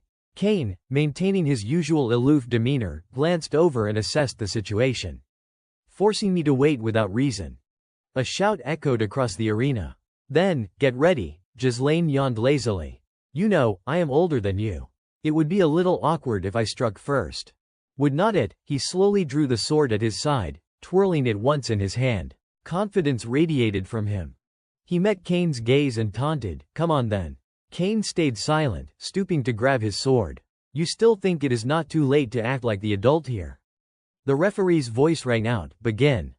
Kane sprang lightly off the ground, swinging down toward Ghislaine. Ghislaine furrowed his brows, eyes fixed on him. Kane sneered loudly, you have humbled yourself too much trying to save face. He swung Ghislaine's sword forcefully aside. Kane thrust down, but the sword buried itself in the ground. Ghislaine slid aside, closing the distance. Ghislaine launched a sudden attack, but Kane caught his sword with his hands. Kane kicked sharply, but Ghislaine dodged in time. The spectators shouted. As expected, young Master Kane, he can't take a hit.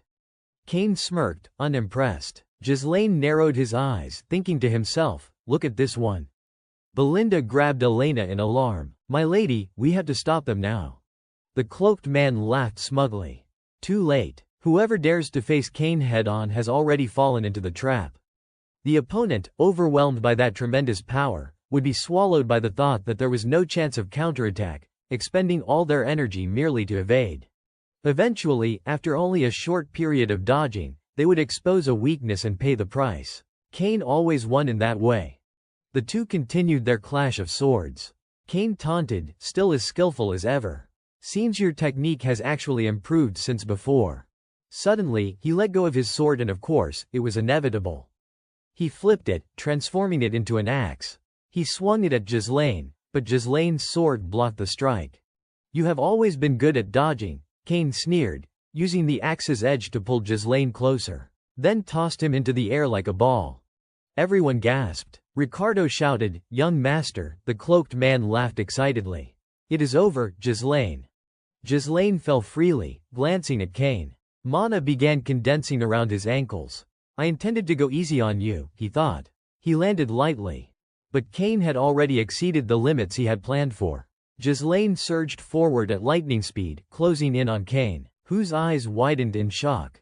Ghislaine landed, retracting his sword. Kane turned in astonishment to watch him. The cloaked man panicked for a moment but stabilized himself by concentrating energy in his legs. Ghislaine exhaled sharply, rising with his sword in hand. A sword is nothing without technique, he thought. You think you are the strongest just because your opponent fears a show of power. Let me enlighten you. His gaze was sharp, his presence exuding an indescribable authority. Kane's anger peaked, veins bulging across his face. He swung wildly. So, and what do you plan to do? Ghislaine focused his force into his ankles, flipping and kicking Kane's arm. As Kane's strike came down, he vaulted, performing a 360-degree somersault. Ghislaine moved so swiftly that Kane could not react, only roaring as he swung again, and each strike was effortlessly dodged. Ghislaine stepped onto Kane's sword, his eyes flashing with silent hatred. Resolutely, he struck down at Kane's neck.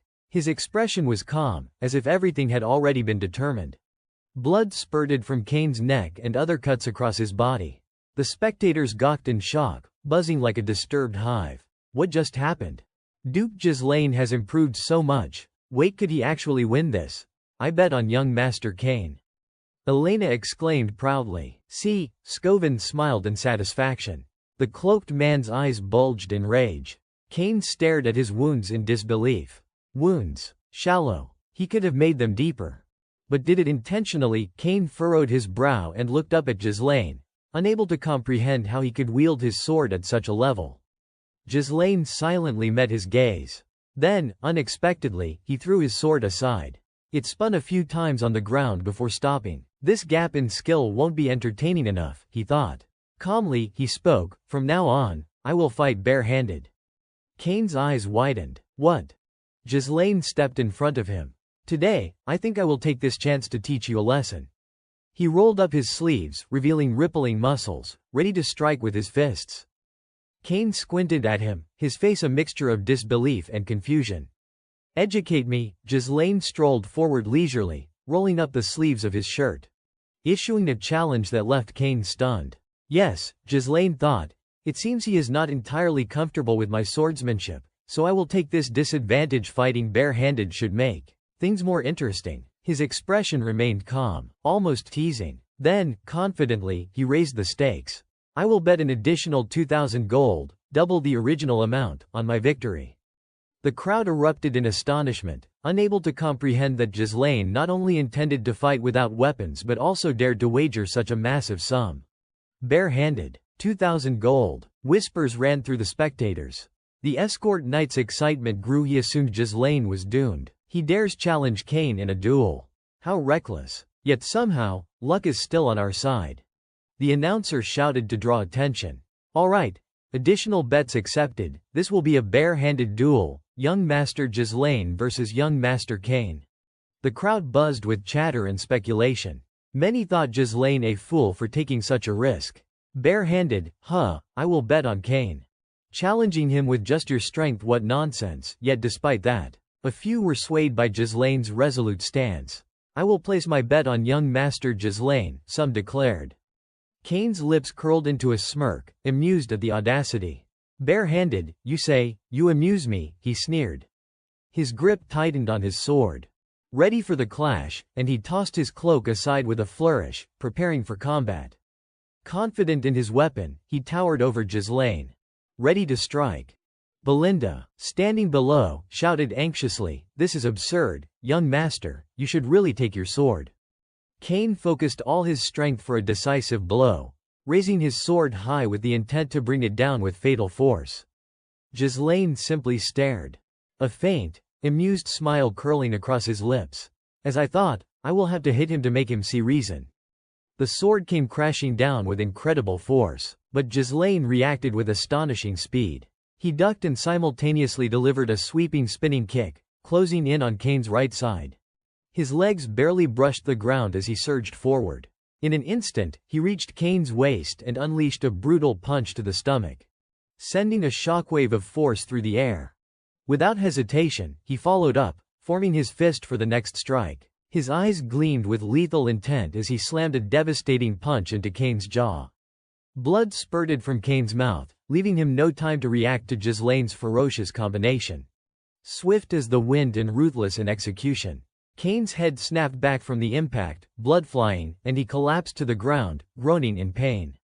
For a brief moment, Kane could not comprehend what had just happened. What? How could his strikes move like that? The crowd erupted in astonishment, buzzing with disbelief. Unbelievable. Young Master Ghislaine could actually win this duel. He stood still, looking down at Kane from above as if the other were already defeated. Stand up. I have not even started yet, he said calmly. Kane's anger flared instantly at those words. He ground his teeth, furious. With a sudden burst of speed, he lunged forward, sword in hand, aiming straight for Ghislaine. Every strike he threw, no matter how fast, was effortlessly dodged by Ghislaine. It was Ghislaine's turn to counter. He caught Kane's arm, a hint of mockery in his mind. Even now, you can't even look me in the eye. With precision, he twisted Kane's arm, throwing him slightly off balance. Holding both of Kane's arms, Ghislaine delivered a forceful kick directly to his waist. Kane's face contorted in pain, blood trickling once more from the impact. Ghislaine's resentment only deepened. I have to kill you. To protect the future of the Loges family. He was not finished yet. A relentless flurry of punches rained down on Kane, striking his face repeatedly, then his entire body. Kane could only tremble in pain. Sitting slumped, drenched in his own blood, Ghislaine grabbed a fistful of his hair, leaning over him. I feel sorrow for your father, he said evenly, his tone devoid of emotion. He continued, his voice calm but sharp, Count Loges helped Perdium until its collapse, only because he was my father's friend. And yet his son thinks differently. Disregarding his father's will. Kane's eyes widened in shock at the words. Memories of the past surged. Years ago, his father had continued aiding Perdium despite their hardships. Kane had argued, frustrated. Why continue helping that cursed land? It is like pouring water into a cracked bucket. Even upon returning home, his father went back to assist Perdium within a week. Kane's protests were met with silence until his father simply said, "Because we are friends." That simple sentence snapped Kane back to the present, leaving him dazed and unprepared as Ghislaine's fist came hurtling toward him. Expecting the worst, Kane closed his eyes, bracing for the strike. But instead of pain, he heard Ghislaine's calm voice, "That is enough of your lesson for now." Kane blinked, startled, opening his eyes. Ghislaine extended his hands toward him. "Stand up." Kane remained motionless, then finally lowered his gaze. Accepting defeat. I truly lost. The spectators erupted, shouting in disbelief. Even the escort knight could not contain his astonishment. "Young Master Ghislaine has won, my bet." "Unbelievable. My gold," Elena cheered, overjoyed. "Big brother has won." The escort rushed up the stands beside Kane, yelling, "How could you admit defeat so quickly just because things got difficult? What are you doing? I trusted you." But Kane only turned away, calm and indifferent. "Let it go. It is over." The escort groaned, frustrated. From behind, Ghislaine's voice rang out cheerfully. "Now, it is time to take care of what needs to be done." The escort, sweating nervously, stammered, What do you mean?" Ghislaine raised his voice for everyone nearby to hear. "Everyone, listen up. This gentleman is generously paying for all the food and drinks for everyone gathered here today." The escort staggered, dumbfounded. The crowd below erupted in cheers, delighted by the unexpected feast. Food and drink. "It has been so long since we had a party like this. Our young master is the best." The escort tried to protest, flustered. I can't allow this. I won't accept it." "Take back what you just declared." Ghislaine simply patted him on the shoulder. Speaking politely, "This is the price for losing the match, is not it? And for clarity, this amount is separate from our original wager." Pressing firmly on his shoulder to emphasize, he added, "Remember to add 2,000 gold on top of our initial bet of 1,000. His eyes, cold and dangerous, glinted with lethal intent. "If you dare run, you will face the consequences." The escort trembled under his gaze, nodding quickly. "Why yes, understood." Time passed. The next day, in Ghislaine's room, a large chest was dumped onto the table. He opened it, and the dazzling shine of gold spilled forth. "Ah," he thought, "I could hire a small mercenary squad with this. This is not a small sum." Closing the chest, he reminded himself, he would need more funds to complete his plans. And his allies would not wait, he had to act quickly. Suddenly, Belinda and Elena appeared beside him. Ghislaine turned toward them. "What is it?" Elena, curious, asked, "Big brother, what are you going to do with all that gold?" Ghislaine replied cautiously, "Do you really want to know, or are you just asking?" Belinda chimed in, "It is obvious what he will do. Emilia's birthday is coming up. You want to buy her an expensive gift, do not you?" The sisters continued their conversation, while Ghislaine fell silent, thinking to himself, "Clever. All of this just to look good in front of my fiancé." His face clouded with confusion as he asked himself, "Do I even have a fiancé?" Belinda looked at his expression and, together with Elena, began to speculate. He must be embarrassed, pretending not to remember. "It is Emilia, from the Rayfold family, is not it?" The moment Ghislaine heard the name, his face stiffened. Gradually, the memory surfaced: Emilia Rayfold. He could not help but picture her. Like a perfect apple from the front, yet rotting at the core. A noble admired for her kindness and impartiality, yet in the future, she would lead a rebellion and be known as the Witch of the North. Ghislaine's eyes flared with an inner fire at the thought.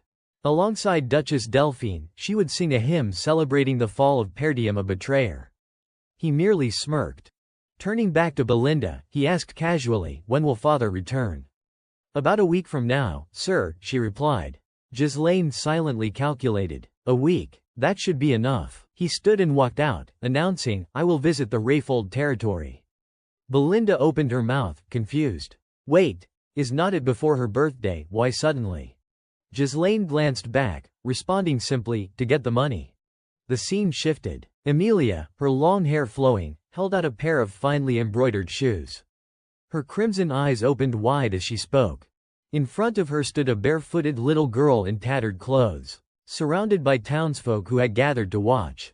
The girl hesitated slightly, addressing Emilia. Emilia's tone remained gentle. "If anyone must go barefoot in my city, it will only be me." She then turned to her soldiers with orders: "Provide them with food and shelter immediately." Without question, the troops obeyed, moving boxes and supplies toward the gathered citizens, who watched in astonishment. Emilia departed amidst their continuous thanks, echoing, "Thank you, thank you." She returned to her garden, the Rayfold estate. Benarf, kneeling, carefully washed her feet in a basin of water. He addressed her with utmost respect. "You have endured much, my lady," said Benarf, her personal guard. Emilia, seated gracefully, propped one leg up and stroked a white cat beside her. "Father always demands absolute obedience from everyone." The cat nuzzled into her hand, yet the fools around her obeyed only the one who gave warmth and sustenance. Benarf bowed further, speaking quietly, "With this, the hearts of the people belong to you, my lady. It will aid you in the upcoming succession struggle." Emilia did not speak, simply staring at him. Then her foot snapped forward, striking Benarf in the face. Maintaining her composed posture, she questioned him again, "How fares your battle against the northern swordmaster?" Benarf, still kneeling, replied respectfully, "Forgive me, my lady. I have been restraining my actions to avoid drawing attention. Should I succeed, your movements would attract far too much notice." He carefully held her foot. "It is not yet time to unleash my full strength." Bowing low, he pressed a delicate kiss to her foot. "My sword belongs to you." Emilia's expression remained neutral. "And what have I raised you into?" Then, she grasped Benarf's chin, tilting his head up. Her face drew close, a gentle smile forming as she admonished him, "Do not grow weak." She pressed further, "And what of the trade guild? If it is Actium, there is nothing for you to worry about, correct?" Benarf explained slowly. "They have been preoccupied with gathering materials to rebuild the ruined monster forest outpost, half destroyed by orc attacks near Perdium. In other words, we have effectively seized the entire annual aid that Count Rayfold sends to Perdium. The soldiers, following my command, have been recruited, along with all knights who left Perdium. Many of them are highly experienced, trained by the barbarians themselves, so their skill is exceptional." Emilia cradled the cat in her arms, satisfied with Benarf's response. "Good," she thought, "keep the trade guild cover intact until everything is fully prepared. Our identity must not be revealed." As they spoke, a servant approached, bowing low. "Forgive me, my lady." Benarf's gaze sharpened, and his tone carried a hint of reproach, making the servant flustered and stumble over his words. "Madam is resting. But there is news from the gate. Lord Giselle Perdium has arrived." Emilia's expression darkened immediately at the mention of his name. "Why does that troublesome man come here now?" The servant, sensing her irritation, continued nervously, "He has matters to discuss regarding the trade guild." In the reception room, Emilia sat across from Ghislaine, still holding the snow-white cat in her lap. Ghislaine spoke first, offering a polite greeting. "Hello, Emilia." Her eyes narrowed, the cat hissing subtly in her arms. She rebuked him sharply, "How rude of you to come without notice. Have you abandoned all manners?" Ghislaine ignored the admonishment, smiling lightly.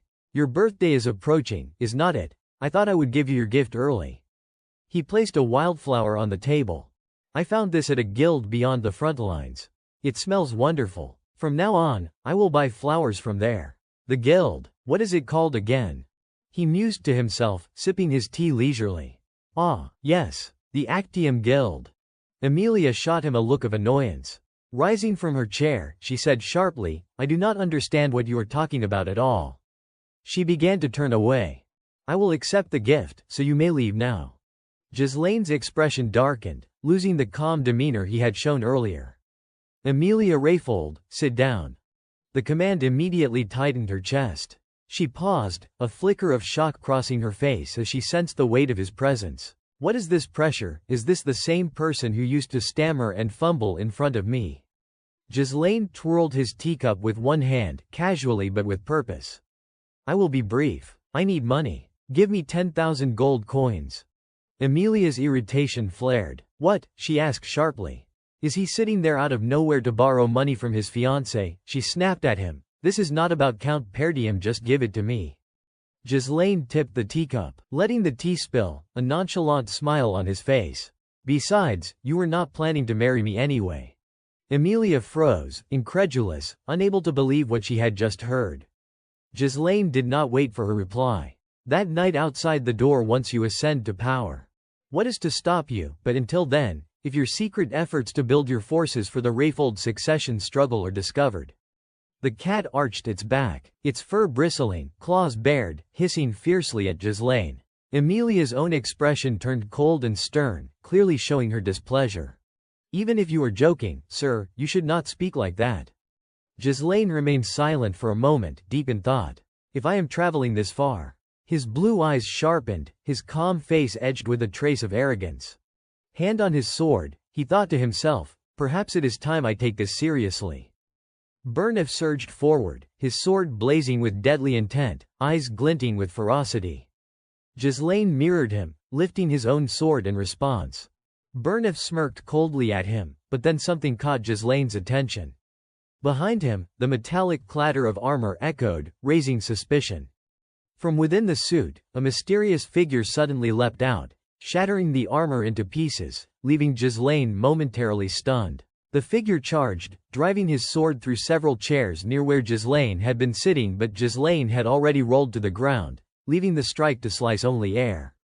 Without missing a beat, Ghislaine countered, thrusting his body forward and delivering a precise kick to the intruder's stomach, sending him flying across the room. Ghislaine landed coolly, while the mysterious attacker was hurled out past the glass doors. The sudden counterattack left both Burnif and Amelia in shock, unable to believe what they had just witnessed. Ghislaine's lips curled in a faint, mocking smile. An assassin, pretending courtesy, only to strike in secret. He assumed his battle stance again, sword ready, eyes full of teasing contempt. Such terrible hospitality. Burnif raised his sword in response. And the two clashed, the sound of steel ringing sharply through the otherwise quiet room. Ghislaine's eyes burned with lethal intent. Does House Rayfold have no chivalric spirit at all? Burnif parried, speaking through gritted teeth, forgive me, but the real impolite one is Grand Duke Giselle himself, barging in without warning. Disturbing the young lady. He paused briefly before continuing, with someone like that, courtesy is meaningless from the start. Ghislaine swung his sword, but Burnif dodged nimbly. No longer restraining himself, Burnif launched a swift counter-thrust, which Ghislaine narrowly evaded with a spin. Using his acrobatic skill, Ghislaine executed a full flip, finishing with a strike to Burnif's side, catching him off guard. Burnif was pushed several meters back. Ghislaine paused momentarily, thinking, Grand Duke Giselle, I heard you were just a showy incompetent. But seeing the aura surrounding Burnif, he could not suppress a quiet acknowledgement. Not exactly a novice, then. Behind him, Amelia frowned, displeased. What are you doing, Burnif? Don't let that thug get away. Burnif, sweating nervously, dared not argue, whispering, young lady. Her sharp, elegant eyebrows furrowed tightly. Take his head down for me, if you truly are my sword, she commanded. Burnif, hearing her order, fell silent, contemplative. After a moment, he lifted his sword, following Amelia's instructions. I will not disappoint you, he said, then lunged forward, blade thrusting with a growl. Ghislaine merely smirked coldly. A mere guard, daring to issue orders to me, he advanced step by step, taunting. I am holding back, but if you do not know your place. At the same time, Ghislaine re-entered full combat mode, stepping closer as Burnif's threatening voice grew louder. His sword rose, poised for the next strike. Suddenly, Burnif lunged, sword aimed directly at Ghislaine's eyes, hatred blazing in his gaze. The speed caught Ghislaine off guard for a split second, but he dodged the deadly strike. The blade scratched his face lightly, eliciting a smirk from him. Fast, that bastard. Burnif, unsatisfied, pressed on, his eyes flashing murderous intent. What followed was a rapid, continuous exchange of hundreds of strikes and counters, the sound of clashing steel growing louder with each moment. The two fighters moved constantly throughout the room, positions shifting with every blow. Emilia stood amidst the chaos, inwardly bewildered. Giselle, how can a brute like him even fight evenly with someone as skilled as Burnif? Her gaze hardened, thoughts racing, as the battle unfolded. At this moment, Burnif seemed to gain the upper hand. He advanced, thrusting at Ghislaine, who deftly parried. Burnif's blade pressed down hard, charging forward with ferocity, but Ghislaine's force seemed to grow even stronger, allowing him to deflect Burnif's strike and regain the initiative. Suddenly, Ghislaine's sword flicked upward, brushing past Burnif's sleeve, leaving the guard momentarily wide-eyed in surprise. Ghislaine pressed the attack, though Burnif skillfully dodged the follow-up strike. He repeated the same old trick, thrusting downward fiercely, but Ghislaine's spin once again allowed him to dodge. Burnif raised an eyebrow in surprise. Ghislaine looked up, a teasing smile on his face. Again with that move, huh? Without warning, he tumbled forward, flipping and landing on Burnif's shoulders, leaving the guard momentarily stunned. But as Burnif reacted, he landed a powerful punch to Ghislaine's stomach, sending him flying backward. Smirking arrogantly, his eyes glinting with contempt. Burnif warned, that won't work a second time. Then, with a swift, almost slicing motion, he slammed Ghislaine into the ground. Ghislaine's eyes widened, pain forcing a soft groan from him. Burnif pressed the attack, driving his sword forward as if to finish Ghislaine off. Yet, despite the injury, Ghislaine lifted his leg in time, deflecting the blade and preventing it from reaching his body. With a graceful roll, he bounced backward, landing safely while Burnif struggled to regain his footing. Wiping sweat from his brow, Ghislaine's mind raced. As expected, he is using magical enhancement to augment his defense against my strikes. Burnif advanced again, the sword in his hand leaving trails of blue light in the tense air. Grand Duke Giselle, he said, voice sharp, you are nothing like the rumors. One only learns a rival's true strength in battle. He sneered, discarding his sword with a clatter, the sound echoing through the room. Your swordsmanship, it looks forged in real combat rather than formal training. Have you been fighting savages so much you adopted their crude methods? Stepping closer, Burnif continued, his voice serious now, those moves might work on a chaotic battlefield, but against me, useless. Finishing his remark, he tightened his expression. Your arrogance ends here.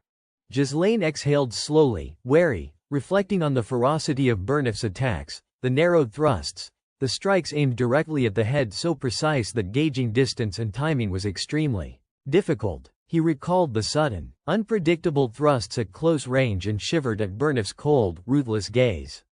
From the start, I knew he would not be an easy opponent. Suddenly, Ghislaine extended his hand, spinning his palm lightly. A strand of blue light materialized, coiling around his arm. His voice was low. Eyes serious, but I do not have much time. Instantly, the light formed a whip-like weapon. Ghislaine lashed it forward, the air buzzing with its speed, even as Burnif's sword advanced toward him. Burnif's eyes widened in shock. Magic, he muttered, sensing the strange force around him. The whip wrapped around his hand and sword, causing sharp pain. His eyes glowing red with fury. Ghislaine jumped, stomping on Burnif's foot while simultaneously yanking the sword from his grasp with the whip. Then, he delivered a precise strike to Burnif's chest, leaving him no chance to react. Burnif staggered back, syrup like blood oozing from his nose, sweat pouring down his face, eyes wide with disbelief. What did you just do? From afar, Emilia cried out in alarm. Burnif. Before he could glance at her, Ghislaine pressed the attack, raising his sword high and striking downward.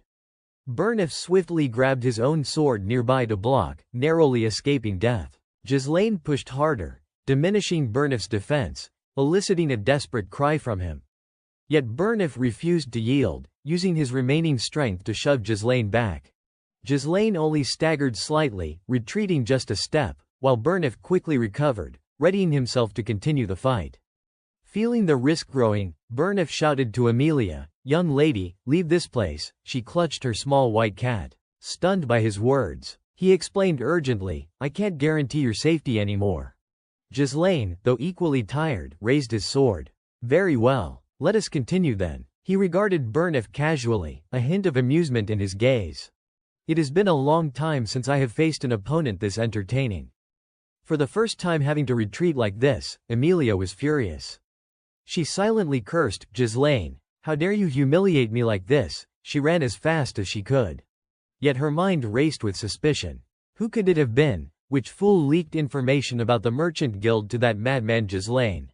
Otherwise, how could he know so much? Her thoughts kept spinning, remembering the rumors of him killing orcs, protecting his sister from assassins, and even defeating the heir of the Loges family. Based on his rogue past, she had assumed he was just lucky or that the stories were exaggerated, but who could have guessed? She could not hold it in and swore under her breath, "Damn it." Suddenly, she sensed something unusual. Glancing back toward the hallway, she froze.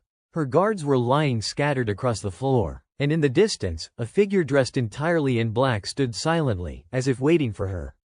The sight left her momentarily speechless. The figure turned, locking eyes with her. It was Belinda.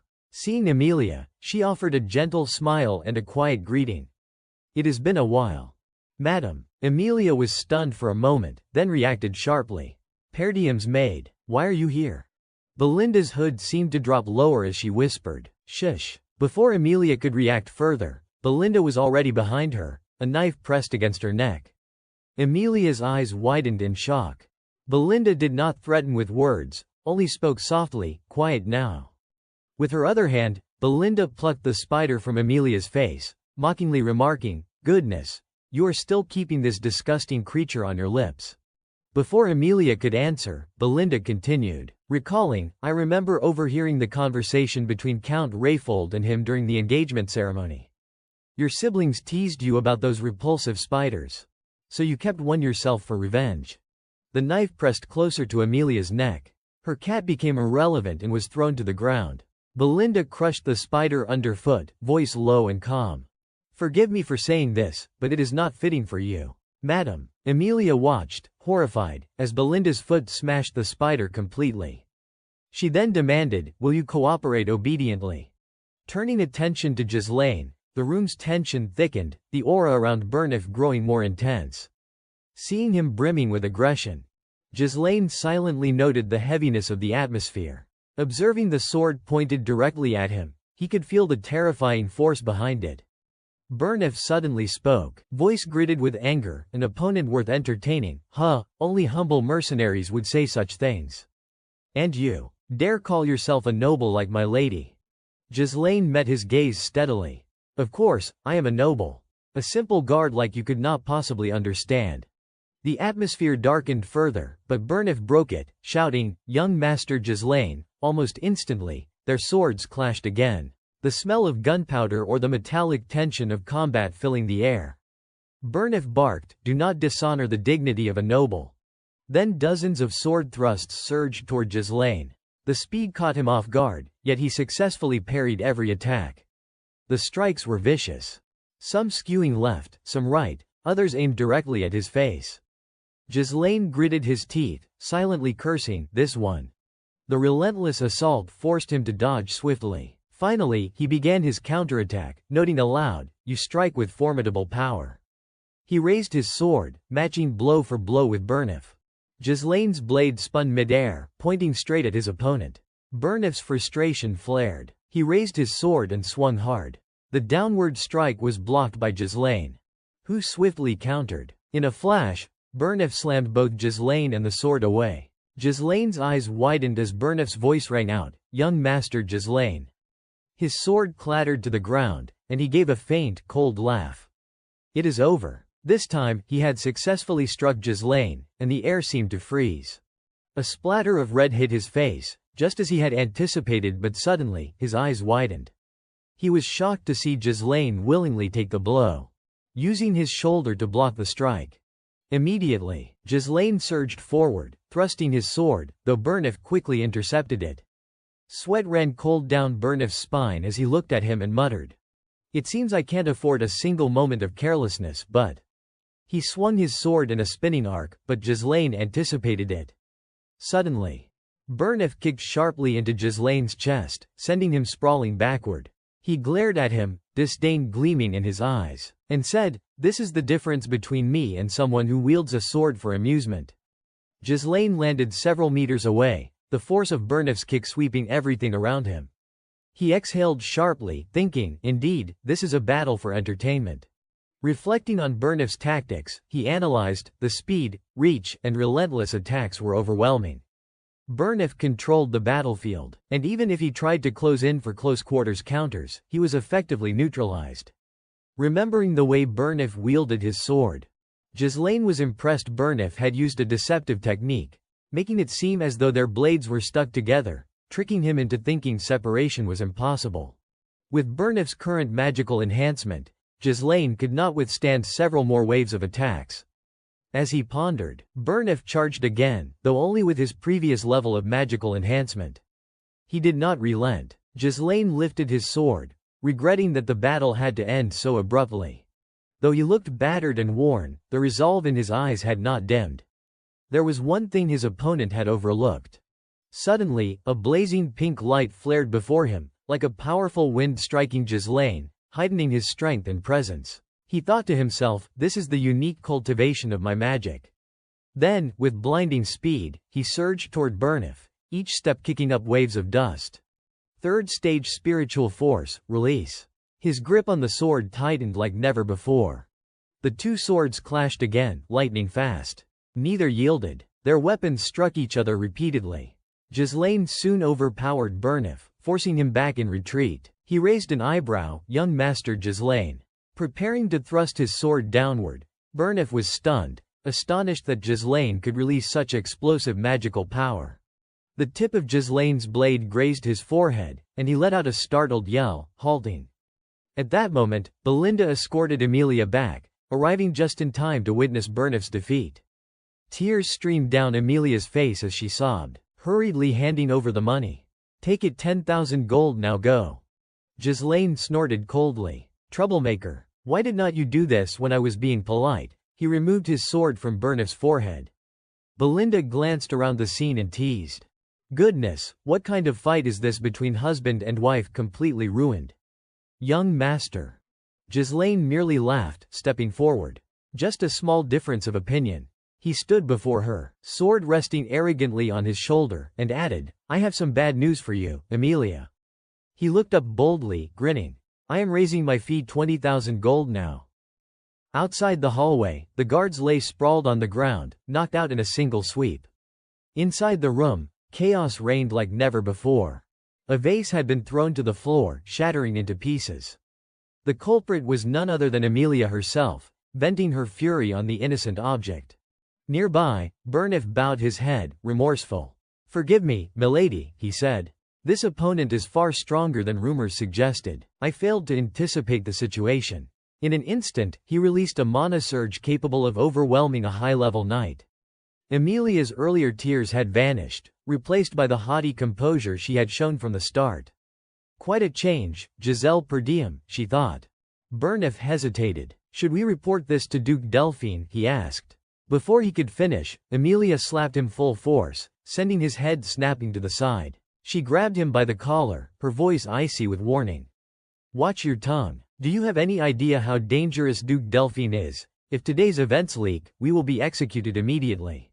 She explained further, her tone deadly serious. The reason I secretly collaborated with Duke Delphine behind my father's back is that I promised to support his rebellion in exchange for his cooperation to overthrow per diem. If this agreement is exposed, I would be killed by my own family. Her expression darkened, and she issued a cruel command. If the council has already learned every secret, they probably know about this pact as well. Whatever it takes, Giselle must be eliminated. Burnif nodded coldly, obeying without question.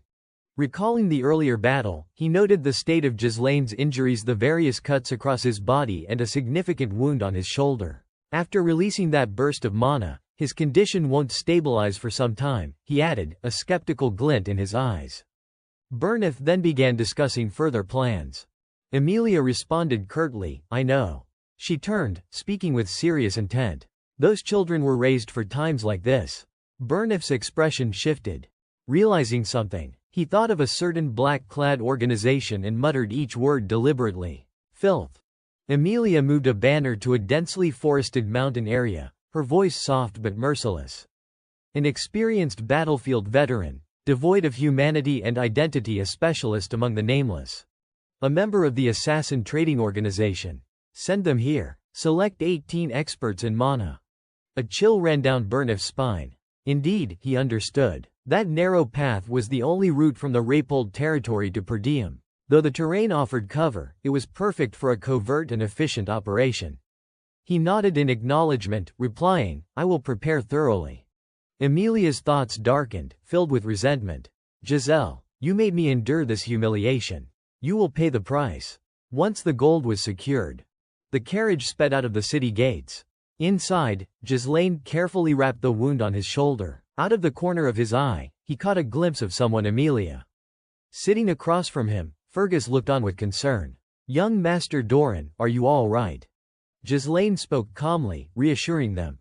"Don't worry. It is nothing serious." He flexed his arm a few times, checking the injury. The cut was not deep, not severe enough to be too troublesome.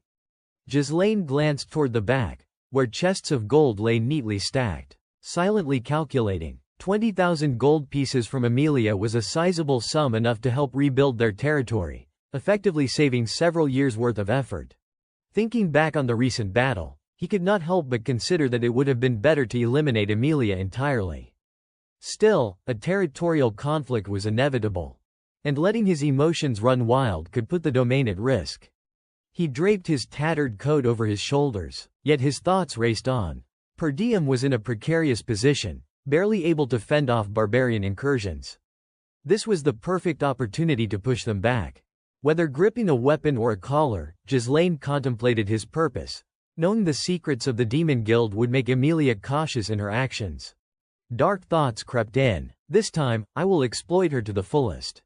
Belinda, seated across from him, remained silent, observing. Finally, she spoke. "Everything went as you said, young Master Doran, correct?" He nodded lightly. She recounted the plan. If the sounds of a fight were heard inside, the guards were to be subdued so that Lady Emilia would step outside, allowing them to take her hostage.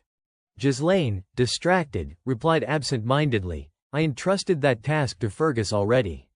Suddenly, something felt off within him. He quickly covered his mouth as Fergus cried out, "Young Master Doran." Looking down at his hand, now sticky with syrup like residue, he muttered in frustration. "This is the third time the energy core has been disrupted.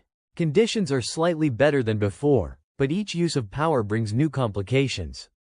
A delicate, pale hand grasped his own, forcing him to pause his scattered thoughts. He needed to find a way to increase his mana quickly. Surprised, he called out, "Belinda." She drew a slender needle. "The mana flow is completely chaotic," she explained, then began repeatedly pricking his hand. Astonishment shone in his eyes. Suddenly, something in his mouth compelled him to exhale, releasing a wisp of white smoke that drifted through the air. Looking at his hand again, he realized in surprise that the mana pathways had begun to clear slightly. Without an understanding of mana, this method would be impossible to perform. He glanced at Belinda, thinking silently, "Belinda, I have heard your mother brought you here. You are no ordinary person." He sensed a peculiar aura surrounding her body and unusual physical strength. Why would someone with this level of ability be in such a remote countryside? Thinking back to past encounters and duels, he concluded that the more strong individuals in the territory, the better. The people he had met so far were only the beginning. Belinda's voice interrupted his train of thought. "Young Master Doran, because I trust you, I will always help unconditionally, no matter what you do. So tell me, why did you take such a large sum from Lady Emilia?" He paused, then replied, "I need the money for certain matters, and besides Emilia, there is no one wealthy enough around here." His answer left both Fergus and Belinda wide-eyed, incredulous. Unable to believe the strange reason, she pressed further. "Are you saying we risked so much just to borrow money, and that is all? If the Rapold Count hears about this, it will be a huge problem." Ghislaine calmly reassured her, "It is fine. Emilia will never tell her father." He asked, "Do you trust me?" She smiled helplessly. "Yes, I suppose." Then she added, "At least tell the person who helped you escape danger what you intend to use the money for." "All right." Ghislaine became quiet, the earlier confidence replaced by solemnity. After a moment, he spoke slowly. "The Demon Beast Forest." The ominous words startled Belinda. "I will explore the Demon Beast Forest," he continued. Fergus immediately intervened. "No, young Master Doran. There have already been great efforts to develop it since your great-grandfather's time." Ghislaine paid him no mind. focusing instead on his next question. Fergus, what about the task I assigned you before entering the city? The old man's face broke out in a cold sweat. Young Master Doran, he muttered, lowering his gaze. Then he cautiously answered, yes. The person you are looking for is exactly where you said. But, are you certain it is them, and their condition? Ghislaine cut him off, his voice firm. As long as they are alive, that is enough. I will go there myself. Belinda immediately protested, worry etched on her face. No, you need to return to the territory, with your condition right now. Wandering around like this, how could that be safe? But his next words froze her. Belinda, do you think after Amelia was treated like that, they would just let us walk away? You think it will be easy? She will want to kill me to cover her tracks. Her eyes widened, but she refused to back down. Young master, I am skilled in combat. Fergus is a knight. If necessary, we can handle this quickly and cleanly. Ghislaine only shook his head with closed eyes. That puts me at ease, but that is not your role. We each have our own fields. He added with quiet authority, I need someone to be at the forefront. When the group finally arrived at the wooden house, he finished the thought he had left incomplete. I will go meet that person myself. Ricardo stepped forward and knocked on the door. Belinda glanced at him, surprised. The family is not collapsing, right? Fergus scratched his head and confirmed, the address is correct. A hand emerged to open the door. Half hidden behind a curtain of disheveled white hair, an elderly man with a long, tangled beard leaned in. He squinted at Ghislaine's group and asked in a gruff voice, who are you? All four of them froze, taken aback by the sight of the man. Silence fell for a moment. Belinda whispered to Ghislaine, young master. The person you told me to find. Is it really someone like this? Her expression betrayed disbelief. He looks like he is about to die any second. How can this be the one we need? Ghislaine nodded calmly. No, this is the right person. The elderly man's eyes flicked upward at the confirmation. He abruptly spun and slammed the door almost shut. As he did, he sneered one final remark, young noble, you have too much free time. Don't waste mine, leave, now. Belinda quickly intervened. Wait. Ghislaine raised his voice with authority. I am the captain of the Ratatosker Mercenary Company, Gillian. The words seemed to catch the old man off guard. His eyes narrowed as he glanced back. Ghislaine extended his hand respectfully. It is truly an honor to meet you. Fergus's eyes darkened. The Ratatosker mercenaries. Ricardo stammered, see, could it be? The image of countless blades raised in unison flashed in both their minds. The Ratatosker Mercenary Corps, an order where only those who had mastered nearly every weapon could earn entry. Though now disbanded, their courage had echoed across nations. No knight alive had not once heard their name. The figure before them, their leader, was slowly being revealed. Gillian, Ghislaine called out sharply. The man, who had just turned away, froze mid-step. Ghislaine stretched out his hand. I came here for you. A battle axe spun through the air. Its edge missed Ghislaine's head by mere inches, skimming through his hair. Yet he neither flinched nor trembled. The others, however, gasped in terror. The old man's arm was still extended from the throw as he muttered, so, you know who I am. When he turned back, Fergus, Belinda, and Ricardo had already stepped in front of Ghislaine, shielding him. His eyes bored into Ghislaine, his voice a low growl. Almost demonic. What business do you have with me? Belinda edged forward, dagger in hand. Young master, something's not right with him. Ghislaine's voice was calm, deliberate. Eternal punishment. The old man's eyes flew wide. Only Ghislaine's voice cut through the tense silence. I know how to cure your daughter's incurable disease. He pressed further. Do you want to talk now? His words came steady, as if he could see Rachel's condition through the walls, the high fever, the coughing of blood, the crimson blotches blooming across her skin like cursed flowers in illness. So agonizing it was said to feel like divine torture, the eternal punishment. His daughter, now bedridden, writhed and begged for death. The man's only answer was to clutch her and cry her name in anguish. Rachel. It is not too late, Ghislaine thought. From memories of his past life, he swore this time he would not let it end the same way. In that life, he had also sought to recruit Gillian, but by then, the man had already taken his own life after his daughter's death, abandoning everything. His eyes swept the house. Countless tools and empty bottles lay scattered about. The man had clearly poured every coin he had into failed remedies. All that remained were his weapons. On the bed, Rachel writhed in torment, whispering through tears, "Father, it hurts so much. Please, let me die." Her father could only scream back in grief. "Rachel." Ghislaine shrugged off his cloak, resolute. "I must act now. There is no more time to waste." He stepped forward, but Belinda caught his shoulder, urging him softly. "Let us go back, young master. I do not know what you are planning, but this is not something force can solve. Even the priests failed. They call it the punishment of the gods. What could you possibly do?" Ghislaine shook her off and pressed forward, unwavering. "I can cure her." "Master," Belinda's voice cracked, sharp with frustration. He glanced back at her with a faint smile. "Didn't you say you trusted me?" Her lips parted. She remembered she had indeed spoken those very words, and so she fell silent. Ghislaine handed her a slip of paper. "Take this." Then he ordered, "Buy every herb listed here. Miss nothing." Belinda stared at the note. "This is..." His thoughts churned. For mercenaries who live wandering lives, knowledge determines survival. And knowledge tells me this: eternal punishment may be incurable now, but in the future, a way exists. He pulled a small pouch from his belt, already sorting ingredients. Leaves, powders, and a vial. It caused a stir in its time. The preparation was simple enough to remember. From deep within his bag, he drew a fragile stem glowing faint violet. The blessing of the fairy. Rare, priceless, and whispered of as a miracle herb. Carefully, he crushed the fairy's blessing with other herbs, mixing the powders in flasks and adding strong liquor. He shook the bottle evenly, watching the colors swirl. More herbs, more stirring. Time seemed to stretch, every eye fixed on his hands. Finally, he poured the finished concoction into a small vial of violet liquid and held it out. "Give it to her." The old man's trembling hands guided the medicine to Rachel's lips. She drank it all, then sank back against the pillow. Slowly, almost imperceptibly, the crimson blotches across her body began to fade.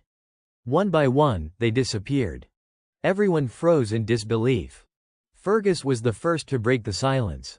"The marks." Belinda gasped, eyes wide. "They are fading." Seeing the symptoms on his daughter fading little by little, Gillian could hardly believe his own eyes. "Rachel, this medicine, it actually works," he gasped. From behind, Ghislaine's calm voice affirmed, as expected. "It is highly effective." Gillian turned to look back at him. His face frozen in disbelief. "How is this possible? Not even divine power could cure her." He muttered. Ghislaine answered evenly, "The divine power of priests is not omnipotent. At best, it strengthens vitality and accelerates regeneration so the body can resist disease on its own. But that is not the same as a cure. What I used strikes at the root." The older man's hands trembled as he raised them slightly, his voice still unsteady. "Then, does this mean?" His tone softened, almost fragile now. As he asked, "My daughter, she truly can recover," Ghislaine replied with absolute certainty, 1 to 2 months. By then, she will be completely healed. A wave of shock and relief crashed over Gillian. Dropping to his knees, he bowed low, his gratitude spilling from every fiber of his being. "Tell me what you want from me. Surely you came here with a purpose." He faltered for a moment, bitterly aware of his ruined state. "But look at me, I am nothing but a broken shell now." Still, his voice grew raw and fervent as he swore. "If you want me to be a dog, I will be a dog. If you want me as a slave, I will be your slave." But Ghislaine only slipped his hands into his pockets, speaking his true intent. "No, I do not need a slave. I need Gillian, the commander of the Ratatoskr Mercenary Corps." The old mercenary lifted his head. Stunned, locking eyes with Ghislaine. In that gaze, he saw it immediately, the eyes of a man carrying a dream. Without a word, Gillian reached back, gripping the long hair that had grown wild down his back. With a swift motion, he raised his axe and sheared it off. The heavy bundle of hair thudded to the floor. The others behind him were stunned, barely able to process the sudden, decisive act. "No way," some of them thought, disbelief flashing in their minds. When they looked again, the crazed, broken man from earlier was gone. Standing there now was someone else entirely, the hardened, commanding leader he had once been. His presence radiated authority. Gillian turned and strode deeper into the house, but then stopped abruptly, remembering something. He looked back. Besides these people, is anyone else here, or planning to come? Ghislaine answered simply, number. Just us. Gillian picked up a spear he had not touched in years, testing its weight. He asked flatly, do you have enemies, young master? Ghislaine replied without hesitation. Yes, and more will come. The mercenary's grip tightened around the spear. Then so be it. With that, he spun and hurled the weapon with astonishing force. The spear shot through the wooden wall and vanished into the thick forest outside. A moment later, Gillian tugged, and the weapon began to drag something or someone back. The resistance grew, but he yanked harder until a cloaked figure was wrenched from the shadows of the trees. The intruder screamed as Gillian seized him by the throat. Who sent you? Gillian roared. The man, bleeding heavily, still managed to rasp out in pain, how? How did you know? Gillian ignored him, turning instead to Ghislaine. What do you want me to do with him? Ghislaine's eyes narrowed in thought. I think I already know who is behind this, he murmured, resting his hand on his sword. I did not want to draw blood today. But. Before he could finish, Gillian pressed a hand against Ghislaine's sword to keep it sheathed. Allow me, I will handle this. His grip on the intruder tightened mercilessly until the man could no longer speak or struggle. When daylight broke once again, Belinda saw Gillian kneeling reverently before Ghislaine. She could not help but feel a chill. This man was ruthless. Killing without hesitation. Why would the young master recruit someone so dangerous? But Gillian's next words gave the answer. Bowing deeply, his voice steady now, he declared, from this moment on, my life belongs to you, young Lord Giselle Perdium. Ghislaine's heart stirred with satisfaction. He knew he had secured a critical piece for his future plans to rebuild the territory. With a faint smile, he looked at the kneeling man and spoke warmly. I look forward to working with you, Gillian. Night had already settled over the small house, the steady voice in the dark reporting flatly, a squad of scouts has been wiped out. The hooded figures gathered in the room jolted in alarm. What? One of them shouted furiously. Those useless fools. Silence, Viego ordered, his teeth clenched. He sat with arrogant posture, lowering his voice to a hiss. This is the Claw Guild Viega's clause. Keep your voices down. One of his men instantly bowed his head. Apologies, Captain. Viega narrowed his eyes, suspicion in his tone. According to Bernarf's intel, with Giselle's current forces, he should not even have been able to detect the scouts. Much less kill them. So what is it, were the scouts worthless, or was the information faulty? The masked subordinate stammered nervously, that, I. Then someone spoke up with news that made the man stiffen. It seems Gillian has joined his side. A hand shot out, clamping hard around the man's throat. Viega's eyes blazed red as he snarled, is that true? The man trembled violently but managed to croak, why yes. I saw it with my own eyes. At that, Viega's lips curled into a dark grin. Gillian, so you have finally moved. My former commander. Elsewhere, Gillian was seated on the driver's bench of a horse-drawn wagon, steering it through the forest. Inside, Belinda shifted uncomfortably, grumbling, it is cramped in here. Her face drooped in irritation as she muttered under her breath. This old man is not even a merchant. A couple of swords or an axe would have been enough. But no, he had to haul all this junk. Now we needed a whole extra wagon. From the seat across, Ghislaine responded coolly, we needed the carriage anyway, so Rachel can travel comfortably. Ahead, a more formal-looking coach rolled along, carrying Fergus and Ricardo as part of the escort. Ghislaine's sharp gaze lingered on it before he reminded her, everything has its use. Be patient. The wagons rattled on beneath the vast night sky. Ghislaine's voice dropped low. Right now, the most important thing is getting out of this ravine. Belinda straightened, her tone turning serious. Young master, about the man we captured earlier, the one tailing us. He was most likely sent by Lady Amelia, was not he? Ghislaine cast her a sidelong glance, replying without much concern, almost certainly. A bead of sweat slid down her temple. That could be troublesome. Remembering the mask spied trembling as Gillian crushed his throat, she muttered grimly, that mask he wore, it is the emblem of the Claw Guild. They are a powerful syndicate in Rayfold. Claw Guild, Ghislaine echoed, his tone heavy. Belinda's eyes narrowed with contempt as she explained, they are filth. Smugglers, assassins, drug runners, human traffickers, they will do anything vile if it pays. A lot of them are former mercenaries too, trained and dangerous. They are a shadow guild with plenty of muscle. Ghislaine tilted his head slightly, faintly intrigued. Strange. You have lived in the castle all this time. How do you know so much about them? Belinda froze for a second, her gaze darting away. Well, before I entered the castle, I may have dabbled a little. She quickly turned her face away, changing the subject. Anyway, they are like leeches, impossible to shake off. We will need to be careful. Ghislaine chuckled softly. His words that followed caught her off guard. It will be fine. Belinda blinked at him in surprise. You are that confident? Ghislaine looked toward the driver's seat where Jillian's broad back loomed, and said with quiet certainty, because we have Jillian. The carriage rolled steadily through the night. Then something stirred around them. A sudden haze of dust rose, encircling their wagon. Jillian stiffened, his brows furrowing. From the shadows, masked men cloaked in black burst out, weapons flashing as they charged. In one smooth motion, Jillian reached back, drawing his blade even as he muttered, "In ambush." From underground, two knives came slashing down from either side, but his arm swung up, parrying both at once.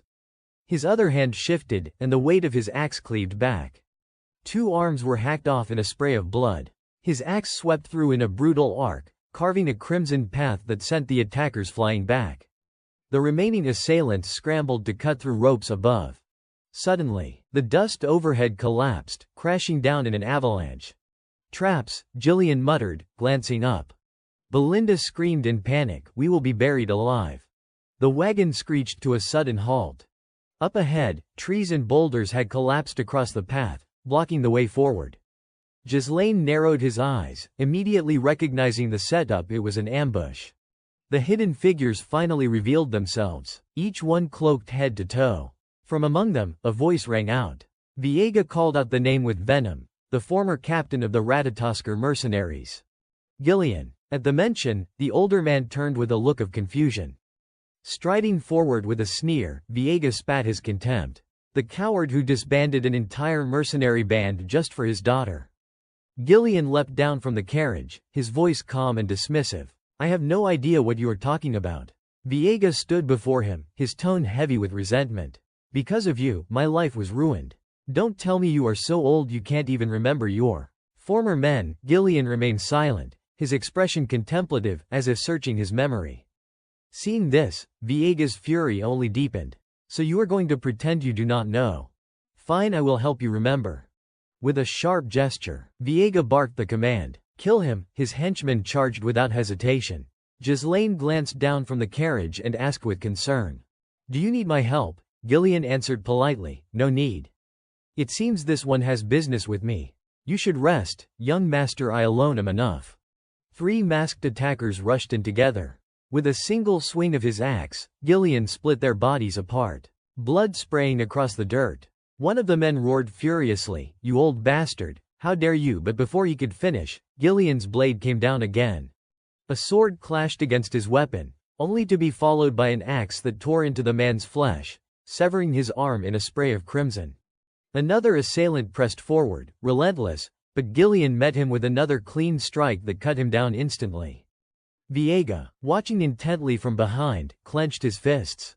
So the strength of the mercenary captain has not faded after all. But still, his expression hardened as he shouted. Split into squads, surround him. At once, the attackers divided into two groups and closed in around Gillian. Unfazed, Gillian swung onto his horse. The mercenaries faltered in shock. "The horse," one of them cried. But it was already too late. With a kick, Gillian urged the beast forward. The warhorse thundered through the ranks as he raised his axe high, cutting down foes in sweeping arcs. Limbs flew, blood misting in the air. Fear crept into the enemy ranks. "We can't get close," someone yelled. Another cursed, "Idiots, aim for the horse," yet Gillian only grew more unstoppable, striking down one enemy after another. From within the carriage, Belinda could not suppress a breathless murmur.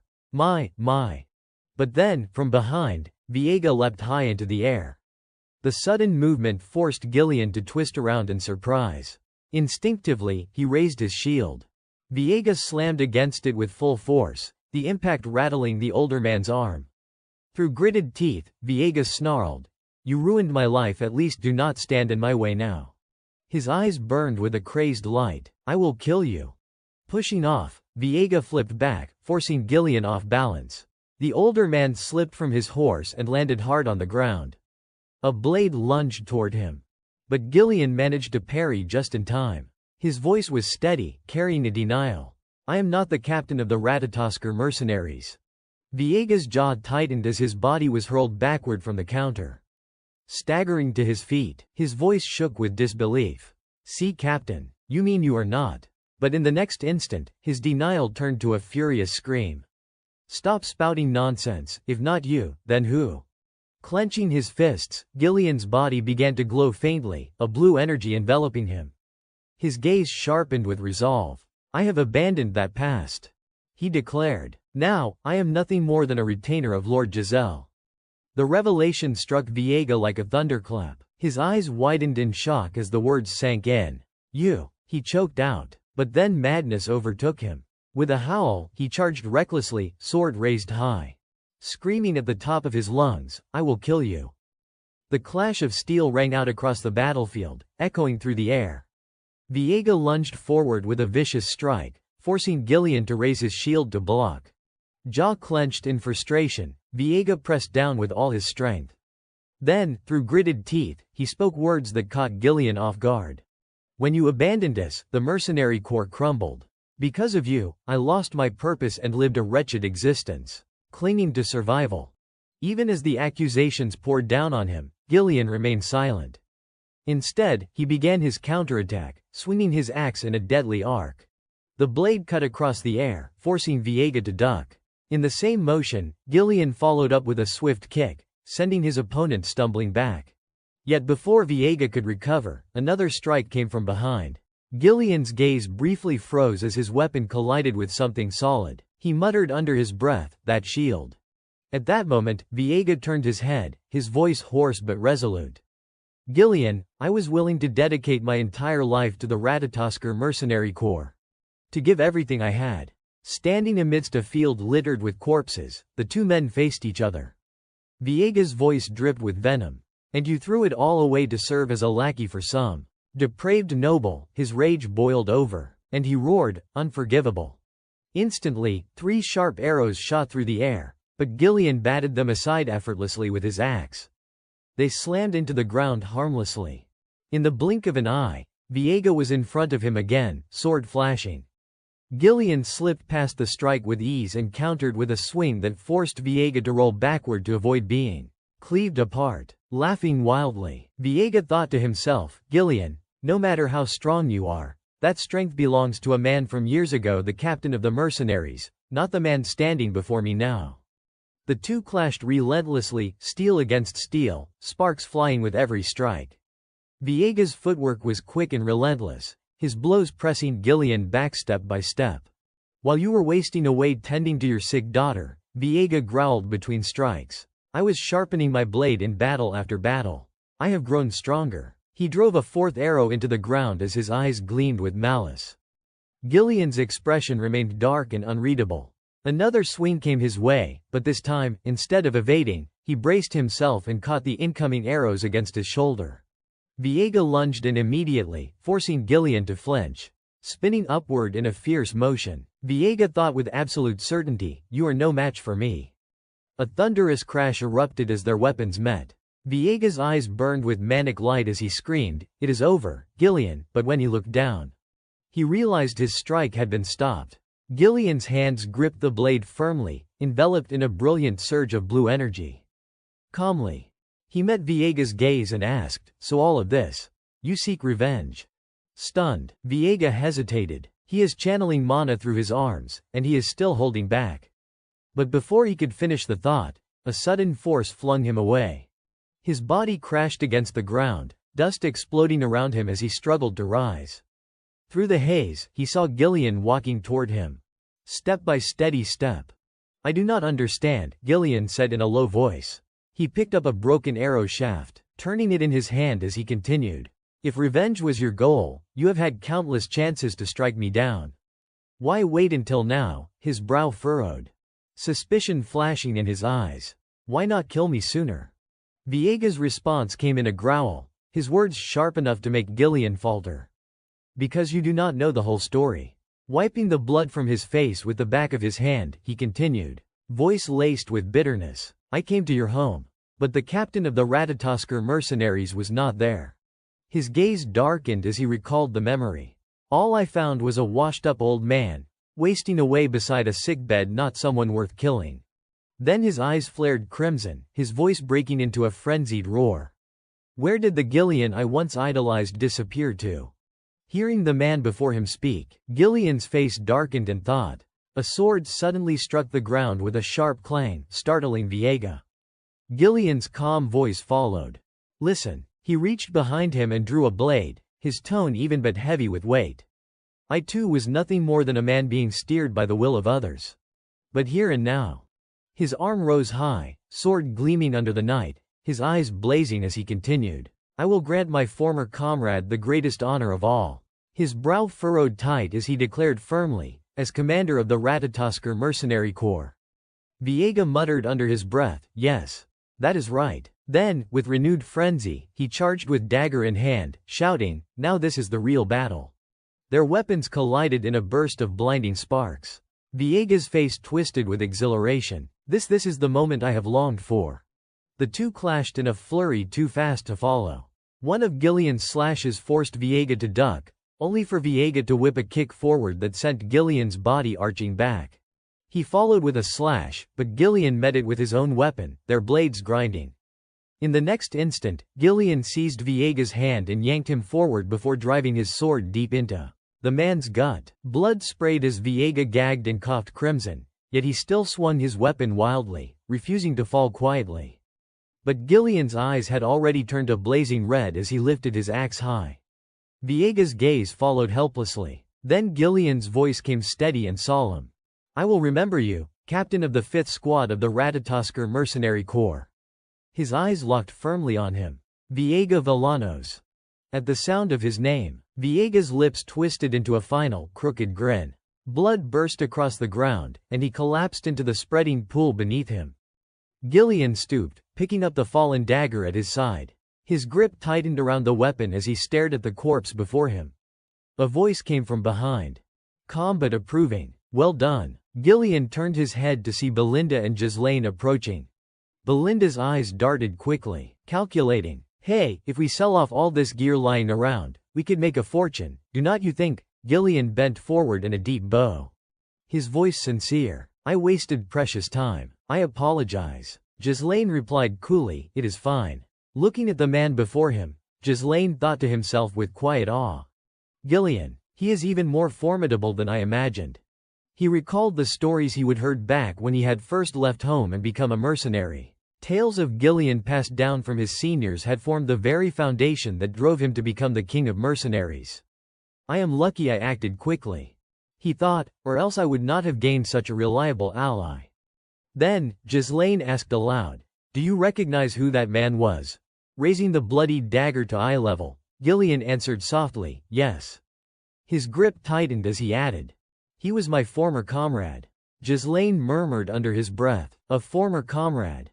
Under the night sky, he reflected silently, I wonder what my own comrades are doing now. Before crossing paths with me, they must be living lives of their own. But someday, we will all come back together. Won't we? With that thought, Ghislaine gave his order.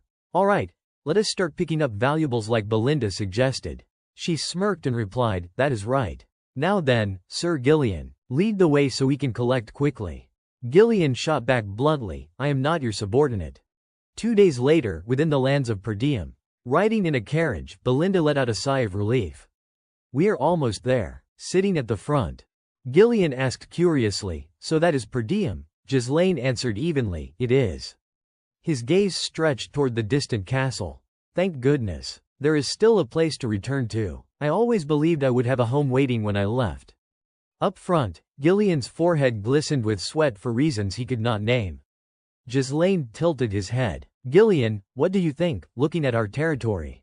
The older man straightened and quickly replied, why yes, very good. A sudden voice made Gillian stiffen, whipping his head around. Trash. Ghislaine was pointing at the distant homes. Those houses are so decrepit they can't even be repaired, and those fields abandoned. Every able worker has been conscripted into the army, leaving the land to rot." Gillian frowned. "I heard Per Diem has been at war with the northern barbarians, but seen it myself.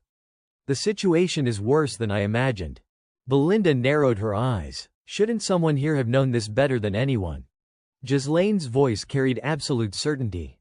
"We will fix all of it, but I will need your help." His gaze lingered on his homeland, firm conviction burning in his chest. "This will be a long battle to erase every trace of Duke Delphine and to protect what should have always been ours." His face hardened with resolve. "I will restore this land, no matter the cost." The carriage rolled steadily down the road toward their future. Belinda froze, then suddenly cried out in astonishment. "Young master, that is." He jolted, eyes widening at what he saw. Staring at the man before him, Ghislaine's mind reeled in disbelief as a single word echoed within him: "Father." His eyes widened. That figure could it be, looking down at the rider on horseback? The words slipped unbidden into his mind: "Father." Inside Castillo Per Diem, the atmosphere was heavy as everyone sat gathered at the council table. Discussions swirled around the thinning defenses. "We need to reduce our troop numbers," someone urged. "What, my lord, if we cut any further, we won't be able to hold the front line. It would be better to request reinforcements from Rayfold instead." The steward rested his chin on one hand, his tone pensive. "It was Rayfold who cut our supplies in the first place. Our investigations suggest they have been amassing troops and hoarding provisions." The revelation left the room stunned. "What did you say?" the steward continued, his voice grave. "We have no other choice. We must rebuild the garrison in the monster woods that was half destroyed in the October campaign. Even the night order must be scaled back. It is the only way to relieve some of the pressure." One of the men slammed his objection down. "Do you not realize how dangerous it is to thin our forces? You are courting disaster." From the side, he listened quietly, a faint smile tugging at his lips. Everyone still the same as ever, he thought. He took in the familiar faces: Randolph, commander of the Per Diem Knights, with piercing eyes and a mane of long, dark curls. Albert, the meticulously groomed treasurer, his blonde hair combed with precision, his trimmed beard framing his stern face. And Homerun, the silver-haired steward whose beard matched his hair, looking more weathered than ever. "How long has it been?" he mused. The Grand Duke, Zwalter Per Diem, sat at the head of the table, the weight of Per Diem's future etched into his scarred face and cold blue eyes. For the Duke, months of absence were a passing matter. For the mercenary king, decades had gone by. When he finally spoke, his voice was calm yet formal. "This latest campaign you have worked hard, father." "Father." The word carried a chill.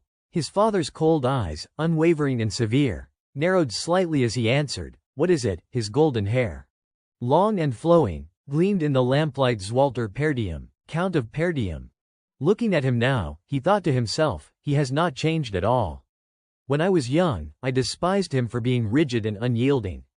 But now I finally understand." In his father's eyes, he saw not just cold authority, but the crushing weight of duty, the endless fatigue of a man who bore the fate of Per Diem on his shoulders. The Duke sipped his tea leisurely before speaking. "I hear you have been absent from the city for about a week. Where have you been?" "I just returned from Rayfold," he replied. "Rayfold," his father said coolly. "You did not cause any trouble, I hope." He looked away, feigning nonchalance. "I did not." Albert, the treasurer, cut in. "My lord, though difficult to believe, I have heard the young master triumphed in a duel against Cain and even made some money." The Duke's eyes turned sharp. "You did not go there to gamble, did you?" "Gamble, if anything, I would call it an investment," he thought dryly. Out loud, he said with composure, I only had some matters to discuss with Amelia. It did not take long." The steward, his voice gentle but firm, reminded him, "My lord, I have told you countless times before you act. Remember you are the heir of Per Diem." He turned away, eyes closed. "I understand. Don't worry." But in the steward's heart, frustration boiled. This wretched boy, my words might as well be trash to him. How can I not worry? The Duke rose to his feet, cutting the meeting short. "That is enough for today." He looked at his father with suspicion. The Duke continued, his tone as sharp as ever. "I hear that while I was away, you caused quite a stir." His eyes narrowed. They say you personally dealt with Jamal and Philip, the ones who tried to betray Elena. Is that true? The memory of those two sneering faces flashed in his mind. Randolph scoffed in disdain, as if the young master would personally dirty his hands. More likely, the two fools turned on each other, and he simply struck the final blow. Rumors have a way of embellishing. Randolph, he thought, even if those men were traitors, having one of your knights killed by me must sting. Best to handle this delicately and soothe his pride. He answered calmly, yes, more or less. Randolph's lips tightened, annoyance flickering across his face. Then, to his shock, his father finally spoke up. Good job. His heart nearly leapt. The Duke's voice was flat, almost indifferent. The details do not matter. What is important is that Elena is still alive, is not she? He schooled his face into seriousness, but inside, joy welled up like fireworks. For the first time, his father had praised him. Father, he said, seizing the moment. May I ask you for a favor? His father's voice was calm, almost indifferent. Speak. The steward's worried gaze flickered. My lord, if you are going to request maintenance funds for this matter again, I must say in advance the answer is no. He closed his eyes, helpless. Of course, he thought bitterly. After all the stunts the young master has pulled. Then came the outburst, furious and sharp. You squander rations on gambling, burn down the city gate when your mood turns sour, slaughter warhorses just to roast them for meat. And even melted down the knight's armor claiming it was necessary to forge a legendary sword. He turned away absently, his thoughts a dry whisper. Quite the list, is not it? Looking back, he added coolly, I am not asking permission. It is just courtesy. This is something that must be done. Behind him, Belinda sighed in frustration. Why are you so obsessed with this, my lord? He answered evenly, that I will tell you later. Inwardly, his thoughts were sharp. If I reveal it now and rumors spread, things will get messy. All I need is to succeed in this plan. When that happens, I will make a fortune. Not far from the monster woods lay a buried treasure, a massive vein of rune stone. The crystal glowed an icy, radiant blue, its cold light pulsing with mystery. Rune stone and ore infused with magical energy. Rare beyond compare, the kind that drove sorcerers mad. It was indispensable, used in enchantments, barriers, magic circles, scrolls, alchemy. Research every field where mana held sway. Ghislaine's hand clenched, his gaze hard. In my past life, it was the Delphine dukedom that discovered it. But this time, I am the only one who knows. Belinda frowned, her eyes tight with anger, then bowed her head with weary resignation. Very well, young master. I suppose you have already thought this through. The steward at his side drooped in defeat. I will comply. Ghislaine smiled brightly. Good. Then his tone turned firm. Belinda, go to the nearest trade guild and hire me a mercenary band around 200 men. Belinda looked stricken. That is all the money you nearly died earning and you have no intention of saving any of it, do you? The steward, too, protested. Are you sure about this, young master? Mercenaries are crude, unruly men. Gather them in such numbers, and controlling them will be nearly impossible. They could even turn on the one who hired them. That outcome is hardly unexpected. Through the trees, the grand silhouette of the Perdium castle rose, with the village nestled beneath the mountain's shadow. Ghislaine's voice was resolute. That is why you and I will personally select those worth using if they prove themselves useful. He turned with a cheerful smile. The steward's brows knit. Among the small mercenary bands in the north, there is one group with impressive skill. Belinda blinked. No way. Not those mad dogs. Ghislaine's expression sharpened. Yes, they are skilled, but if handled poorly, they are rabid hounds that'll bite even their master. The Cerberus mercenaries. On a jagged cliffside, one man on horseback and another on foot made their way toward a nearby village. They passed a blood-stained signboard at the entrance. Let us go leash those mad dogs, Ghislaine muttered. Inside the village, some men lazed about, others brawled, but all bore full armor. These were the Cerberus mercenaries, encamped beyond Zambar's borders. One man raised a spyglass, watching as the pair drew nearer. Lowering it, he said to his comrade, Hey, they are coming. The other chuckled darkly. Poor fools. Do they even know where they are? The first man lifted the glass again. Judging by the looks, it is some young noble brat. If we play this right, we have got ourselves a juicy prize. Suddenly, a hand shot out and seized his face, lifting him into the air. The entire camp froze. He kicked and struggled helplessly, caught in the steward's iron grip, until the man hurled him aside. Those standing nearby were thrown down with him. Eyes widened, anger blazed across every face. Who the hell is that? Get ready to fight. Is this bastard insane? A figure stepped forward, a ragged cloak draped over his shoulders, his bearing suggesting a high-born noble despite his tattered appearance. In his hand gleamed a chained scythe tipped with iron spikes. He grinned with a predator's malice. Don't think any of you are leaving here alive.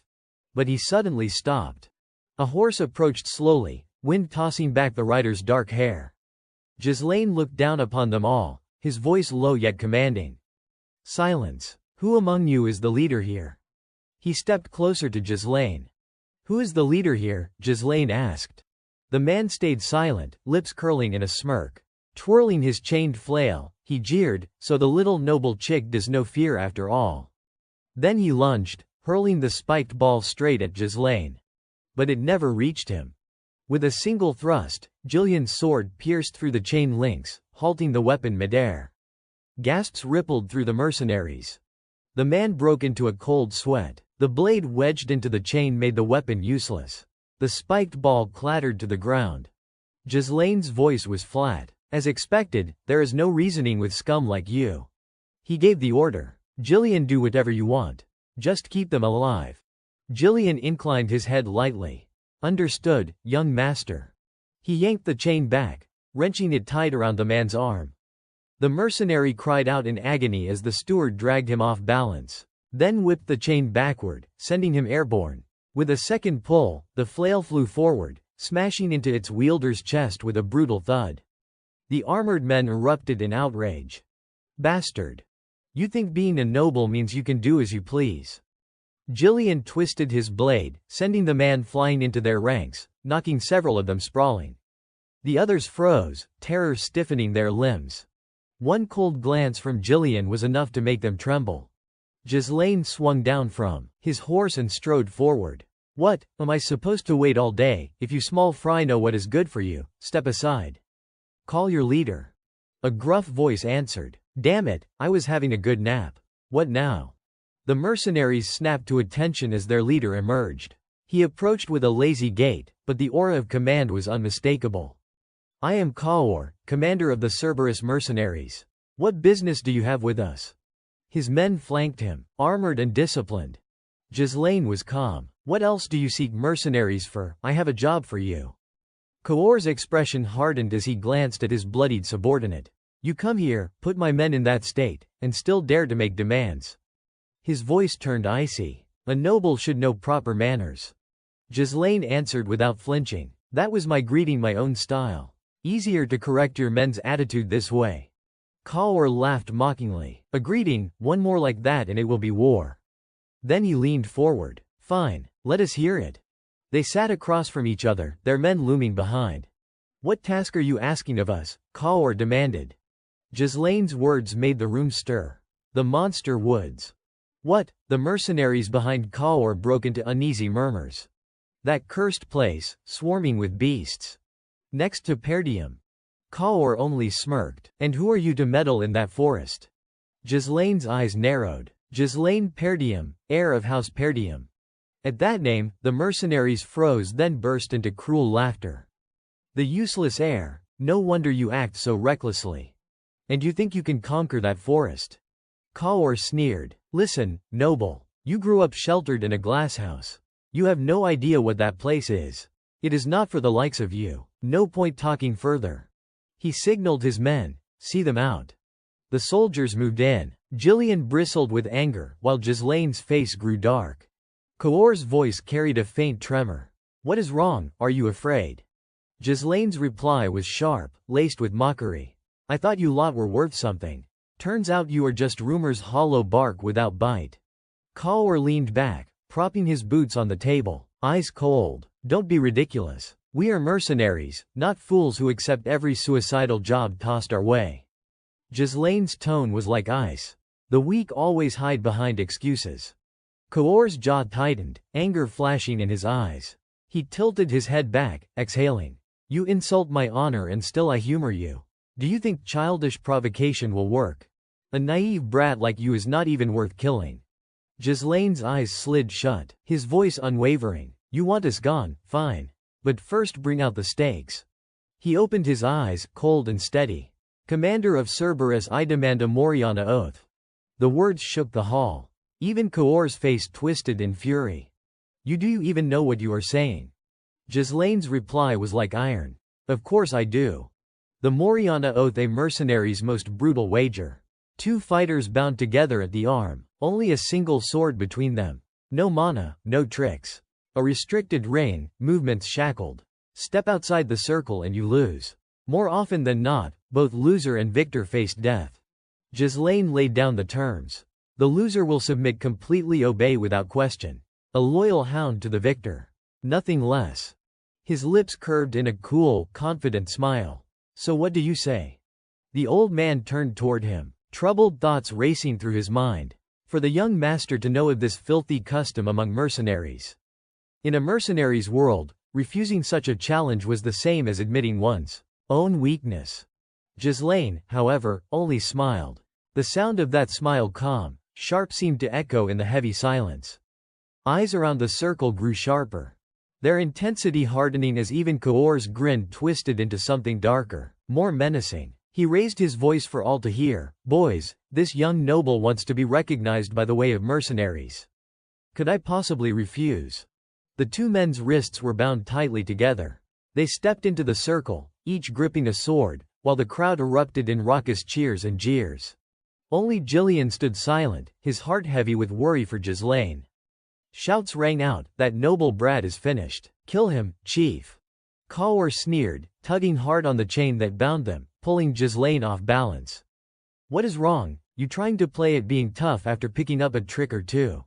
There is nowhere left for you to run now, he taunted, his face smug with victory. I have played this little game 5 times already. But Ghislaine steadied himself, eyes cold as steel. He yanked Kaor's arm toward him, lips curving into a thin smile. His voice was calm, chilling. 5 times, is it? As for me. His gaze hardened into something merciless. I have done this more than 100. The duel began in earnest. His expression tensed as their blades clashed, steel ringing in the confined circle. Both men dodged at the same instant. Their eyes locking, each gaze sharp as a predator's. A slash across both evaded. Another exchange, neither yielded. Kaor pulled hard on the binding chain, dragging Ghislaine's arm aside, but Ghislaine pivoted with the motion and countered. Kaor thrust, Ghislaine bent low. The blade whistling past. Ghislaine's riposte sliced the air Kaor narrowly avoided. A savage yank, a kick aimed high. Ghislaine raised his leg just in time to block. But when he steadied himself, his eyes flicked down, recognizing the growing pain in that leg. Kaor smirked. You are holding out better than I thought. But you claim to have earned Moriana's recognition. Once is said to be near impossible, and you would boast of 100. He lunged again. Ghislaine ducked smoothly beneath the strike. If you are going to brag, Kaor sneered, at least make it believable. Around them, mercenaries shouted and jeered, their bloodlust rising. The noble's done for, kill him, chief, make him pay. Jillian snapped his head back at them, his glare silencing the crowd at once. Turning back, his face darkened. This fight was stacked against Ghislaine. The circle was so small a single fall could decide the match. Bound together, stripped of mana, it came down to raw strength. Kaor's heavier build pressed an overwhelming advantage. Ghislaine could only evade, deflect, and endure. Jillian's fingers brushed the haft of his axe, ready if the boy's life was truly in peril. Kaor pivoted, locking Ghislaine's movement, and thrust, but Ghislaine leapt free, landing in a crouch. His leg throbbed with fiery pain where he had blocked the earlier kick. As expected, he thought grimly, without mana's protection, each impact stacks up, even when I block it. Kaor's grin widened. Your face says it all. You are faltering already, or not you? He pressed forward with relentless strikes, forcing Ghislaine into constant evasion. Ghislaine Perdian, Kaor thought in disdain, pathetic that you even try to stand against me. Among nobles I have met, you are stubborn, yes, but that is all you are. You have made your strategy clear, he mocked, raining down blows. Block with your blade when you can, Soak the smaller hits with your body, and pray you last longer than me. His kick drove into Ghislaine's leg again. The same spot flared with agony. But Kaor's voice was merciless. This is the recognition of Moriana no mana, no relief. The damage piles up whether you stop it or not. And now it shows on your face. Ghislaine's cold glance downward only made Kaor smirk. Good. Keep fighting. Make this interesting. Kaor twisted his sword, the clash growing more violent as blades struck and dodged. A sudden upward slash, then Kaor feinted into a downward thrust. Ghislaine's counter was checked, and Kaor's knee drove up. Ghislaine blocked, but the same injured leg screamed under the impact. Kaor's eyes glittered with triumph. Now, it ends. His sword plunged down, murder in every ounce of his strength. Ghislaine did not move. The onlookers held their breath. Jillian, unable to bear it, ripped his axe free. Young master. But then Ghislaine smiled. The blade stabbed down, but Ghislaine slipped aside at the very last instant. Kaor's strike cut only air, and his balance faltered. Impossible, he thought, eyes wide.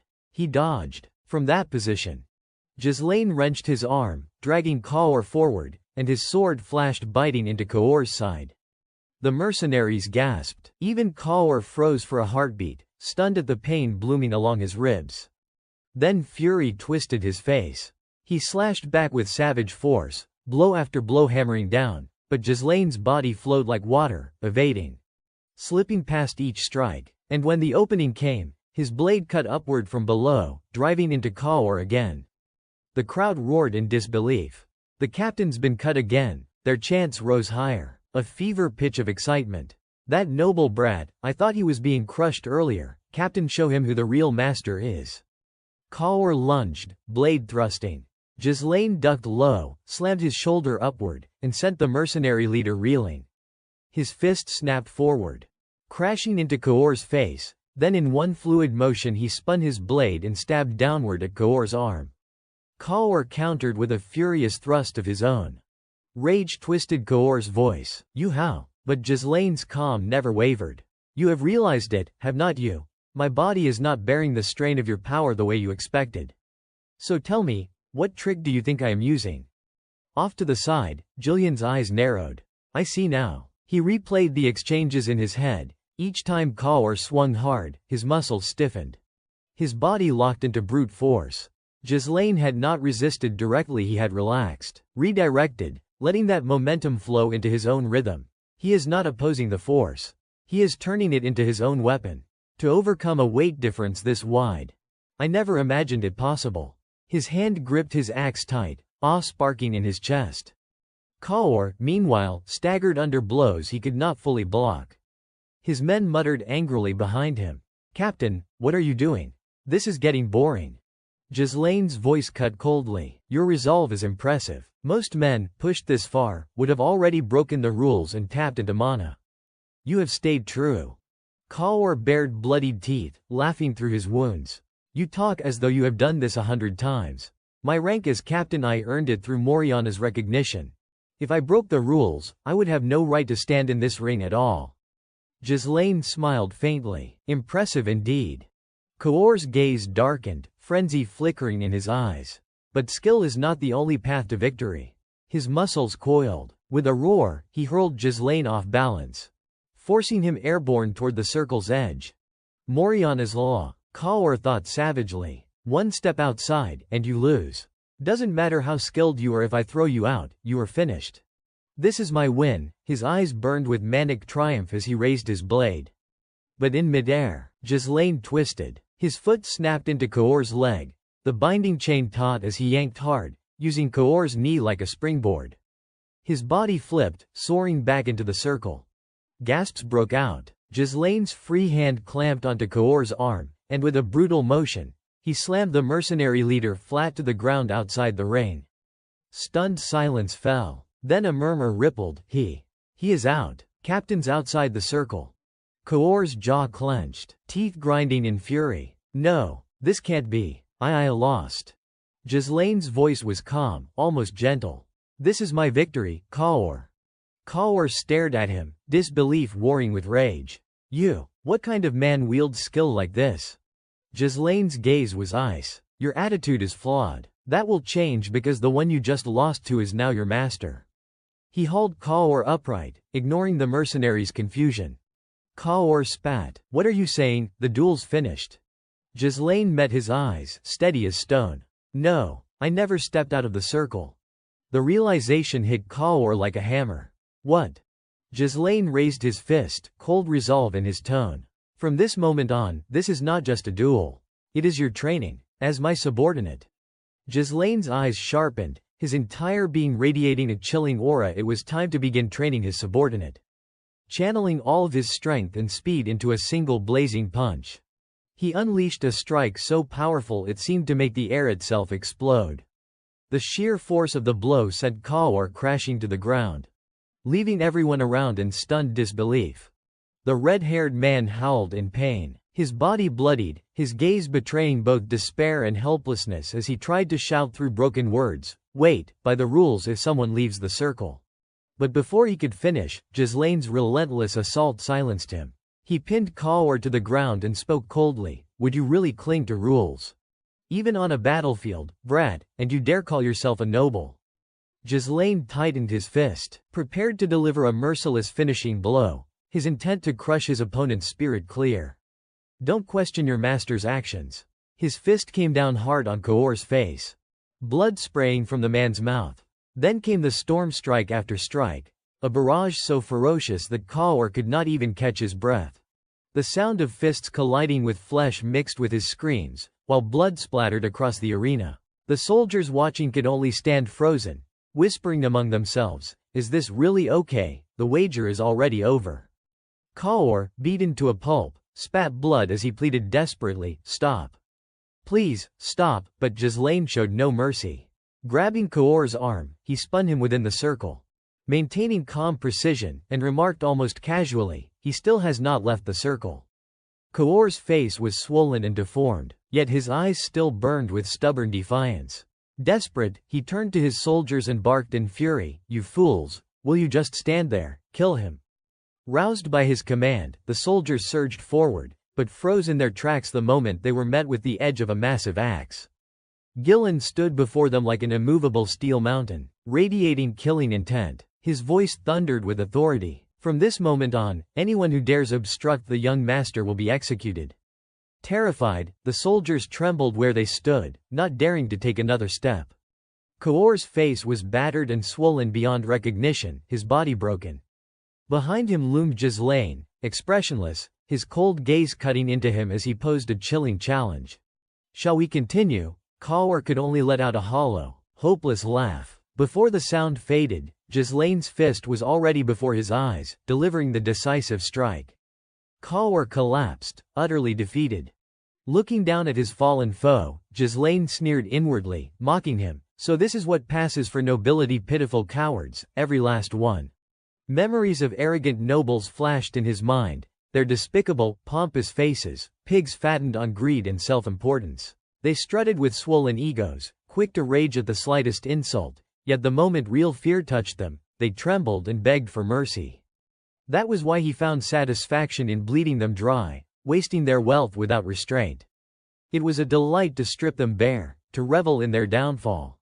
That was how Ghislaine had earned his infamous reputation, the mad dog, through arrogance, brute strength, and unyielding dominance. From above, Ghislaine stood tall, his eyes shadowed in darkness, his calm demeanor terrifying in its restraint. His back was straight like a monument of authority, radiating an overwhelming aura that crushed the young noble lying prostrate beneath his feet. A thought flickered through his mind, "Why am I stuck with this brat of a noble?" The soldiers panicked at the sight of their captain's pitiful state. Their movements were frantic and clumsy, their voices overlapping in a storm of confusion. "Captain Kaor, at this rate, he will die, but what can we even do?"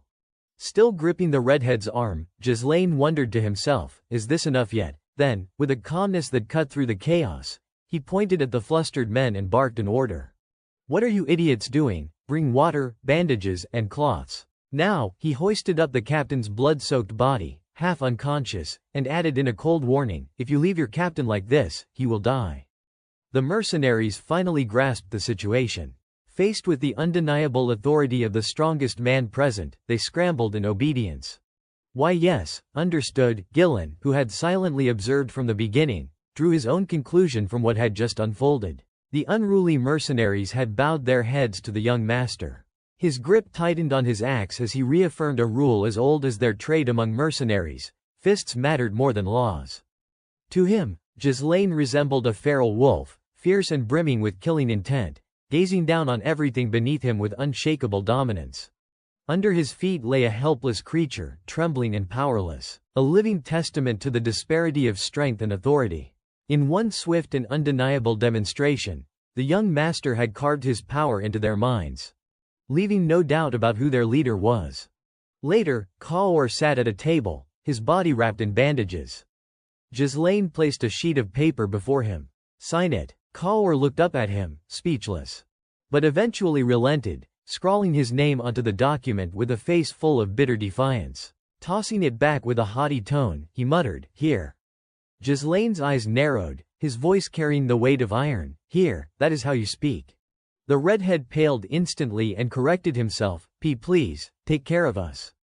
"Good." Ghislaine clasped Kaor's hand in a firm grip that made him hiss in pain. With measured words, Ghislaine declared, "From this moment on, we are family." A faint, confident smile crossed his lips, though his demeanor remained stern. "Let us work well together." Days later, at the outskirts of the Paradigm estate, the mercenaries gathered early in the morning. One man, still half asleep, yawned as he grumbled to another. "Why the hell do we have to meet this early? I only ever get going after lunch."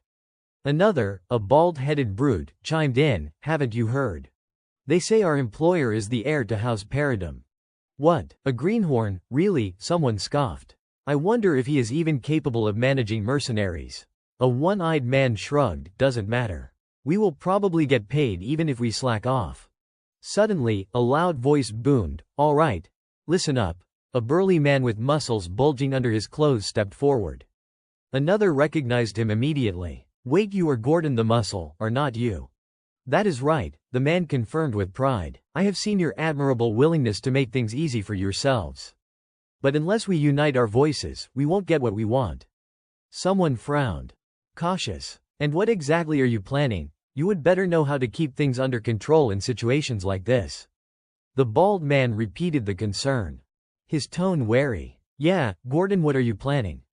Gordon laid out his plan, holding up a pouch for all to see. "I will step up as our representative and put pressure on the employer."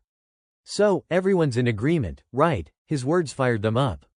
One after another, the mercenaries cheered and tossed coins into the pouch without hesitation. "If Gordon's letting, we are guaranteed to win," someone shouted. Another added, "That giant body of his really comes in handy at times like this." Yet another laughed, "You are damn reliable. Gordon spends all day training, but sharp as hell when it comes to money." Suddenly, a voice rang out, "Hey, someone's coming." A lone rider appeared on the horizon, the sound of hooves clopping steadily against the dirt as the figure drew closer. The mercenaries squinted, murmuring among themselves. "What, he came alone?" one scoffed. "Look at those clothes, must be the employer. Pathetic. Bet he will run the moment he sees Gordon's muscles." Gordon puffed up, striding forward with arrogance, motioning for the others to follow. "All right, everyone step up and set the mood. We will make sure this naive little noble never forgets the lesson we are about to teach him." But he froze. The sneer slid off his face when he realized the rider was not alone. Behind the lead horseman marched a group of mercenaries, Gillen among them, and Kaor bandaged, silent, and subdued. At their head rode Ghislaine, his expression carved from stone. One of the mercenaries gasped, eyes wide. That helmet. The dog's head crest. No way. Is that the Cerberus Mercenary Company?" Confusion rippled through the ranks. How could such notorious troublemakers, infamous for their defiance, now be trailing behind the employer like obedient hounds? Ghislaine's eyes locked on Gordon with a piercing authority. His voice rang out sharp and commanding, "You are the leader here, are not you?" Gordon stiffened. "Why yes, that is right." "What is your name?" Ghislaine demanded. The burly man faltered, his confidence withering under the weight of that gaze. Gordon the Muscle." Ghislaine repeated the name slowly, as though weighing it, "Gordon the Muscle." Then, without warning, his fist drove into Gordon's chest with crushing force, making the man stagger back in shock. Impressive, he muttered with a cold edge. Straightening to his full height, Ghislaine announced before them all, his tone ironclad, "I am the firstborn of House Paradum, Ghislaine Paradum." His order came sharp as a blade, "Gordon, gather all the mercenaries, now." Turning back to face the crowd, his sharp features curled into a proud, almost arrogant smile. His voice carried with unshakable dominance as he declared, "From this moment forward, we march to conquer the monster forest." At the assembly point, Ghislaine stood as Belinda carefully adjusted his attire. In his mind, everything was already in order. The preparations for breaking into the forest were complete. He thought over the various measures, establishing a temporary base for the expedition, arranging supply lines for provisions and personal gear, and mobilizing the soldiers under his command. When everything had been mentally reviewed, he turned to Belinda. "Check the head count one last time." "Yes, young master." Belinda began going over the numbers, breaking them down by group. The mercenaries hired through the guild amounted to 148 in total. The Cerberus mercenary band, the personal force Ghislaine had brought with him, added another 41. Including their own personnel, the combined headcount stood at 192. Ghislaine met her gaze. "Good. And Scovan, did you remind him of the details?" Belinda described exactly what had happened. "Yes, I did. At first I thought he might object, but to my surprise, he actually helped us conceal the fact that we are entering the beast forest. After all, his main duty is commanding near the forest outpost, so he should not need to worry." Ghislaine's lips curved into a faint, approving smile. "Excellent." He then stepped up to higher ground, looking down over the gathered force. His voice rang out, clear and commanding. "Form up." The men straightened at once, falling into formation. Ghislaine's tone hardened as he pointed toward the shadowy expanse looming before them. "Right in front of us is the beast forest, the land we have come to conquer. I know you have heard the rumors. This place teems with dangers unknown, threats not yet documented, and horrors that may exceed anything you can imagine. Yet no matter what we face, we will claim this forest, no matter the cost." The soldiers began to murmur in alarm. "The beast forest, we are supposed to cut through that. What if we go in and never come out?" Their nerves betrayed them. Their fear cracking through the composure expected of trained men. Belinda clenched her teeth, silently fuming at their audacity to interrupt the young master's speech. Ghislaine wasted no time quelling their unease. His voice cut sharp as steel. "Anyone who wishes to withdraw, do so now. But remember this." He paused deliberately, then offered a promise so bold it stole the breath from their lungs. "If we succeed, I will pay each of you triple your contracted wage." A ripple of stunned silence washed through the ranks, swiftly followed by feverish excitement. Triple. Did he say triple? The fear that had once shaken them was instantly drowned beneath the weight of greed and exhilaration. Belinda's eyes widened in disbelief. She quickly whispered to him, aghast. "Young master, what are you saying? The funds we brought back last time were nearly exhausted just preparing for this expedition." Ghislaine remained unshaken. It was necessary. The troops needed their spirit lifted. "Besides, if we succeed, we will more than recover what we have spent. We will gain more than enough." He gave her a sidelong smile. "Do you trust me?" Belinda faltered, clearly torn, yet at last she yielded with a reluctant nod. "I have no choice but to trust you." Cawor frowned, doubtful of his master's gamble, while Gillen, on the other hand, seemed certain that their lord never acted without a plan. "Triple wages. It is a promise no sane man would dare make. But our master is reckless only when he knows exactly what he is doing." The soldiers stood straighter now, spines like iron, their earlier fear transformed into zeal. A dense, broad-shouldered army stretched out before Ghislaine, awaiting his command. His voice roared across the clearing. Expedition to the beast forest prepared to move out. The sight of him, tall and commanding, silver hair catching the light, crimson cloak snapping in the wind, was like a war banner come alive. His voice echoed like a clarion call. "Advance." The expedition surged forward into the forest. Beneath the canopy, shadows swallowed the sky, the leaves weaving a thick roof overhead. Axes bit deep into tree trunks, sharp strikes sending cracks splintering through wood. One by one, massive trees toppled, their timber stacked onto carts. The clearing grew wider with every fall. Ghislaine himself drove his boot into a trunk already weakened by repeated blows. With a thunderous crash, the massive tree gave way, collapsing into the earth, leaving only a raw stump jutting from the ground. He tilted his head back, looking upward. Where before the dense foliage had cloaked the sky, thin shafts of sunlight now pierced through. His lips curved into a satisfied smile. Good. At last, the light begins to break through. Ghislaine raised his arm, signaling with sharp, deliberate gestures as he barked out clear orders in English, his voice carrying authority across the clearing. Keep clearing this way, fell the trees. Cut them into sections, and load them onto the carts. If your hands are free, dig around the stumps so the roots can be pulled out more easily. His mind drifted briefly to the journal, the weathered notes describing this very forest. According to the beast forest exploration records left by Duke Delphine that I obtained in my previous life, this place is truly vast. Ghislaine's resolve hardened. To crush the beasts lurking within, to harvest the forest's resources, and ultimately to reach the one goal that mattered most: money. One day, we will sweep away every monster and exploit every resource hidden in this wilderness. But for now, what I need is coin. Forget everything else and carve a direct path toward the ancient, ruined stone quarry. Even as he swung his axe, each strike resounding with raw force, his mind plotted the future. The wealth I claim from this expedition will be the weapon that stops the schemes closing in around Perdium. Nearby, the red-haired mercenary glanced at him, muttering to himself. The young master himself is swinging an axe. Others whispered less kindly, sneering while they worked. What is this supposed to be, showing off his noble virtue by getting his hands dirty? What virtue? This is just for show. Just wait, he will be flat on the ground, exhausted, before long. Belinda's sharp ears caught their murmurs, and her temper flared. Enough chatter, get back to work, she snapped. The men quickly muttered their apologies.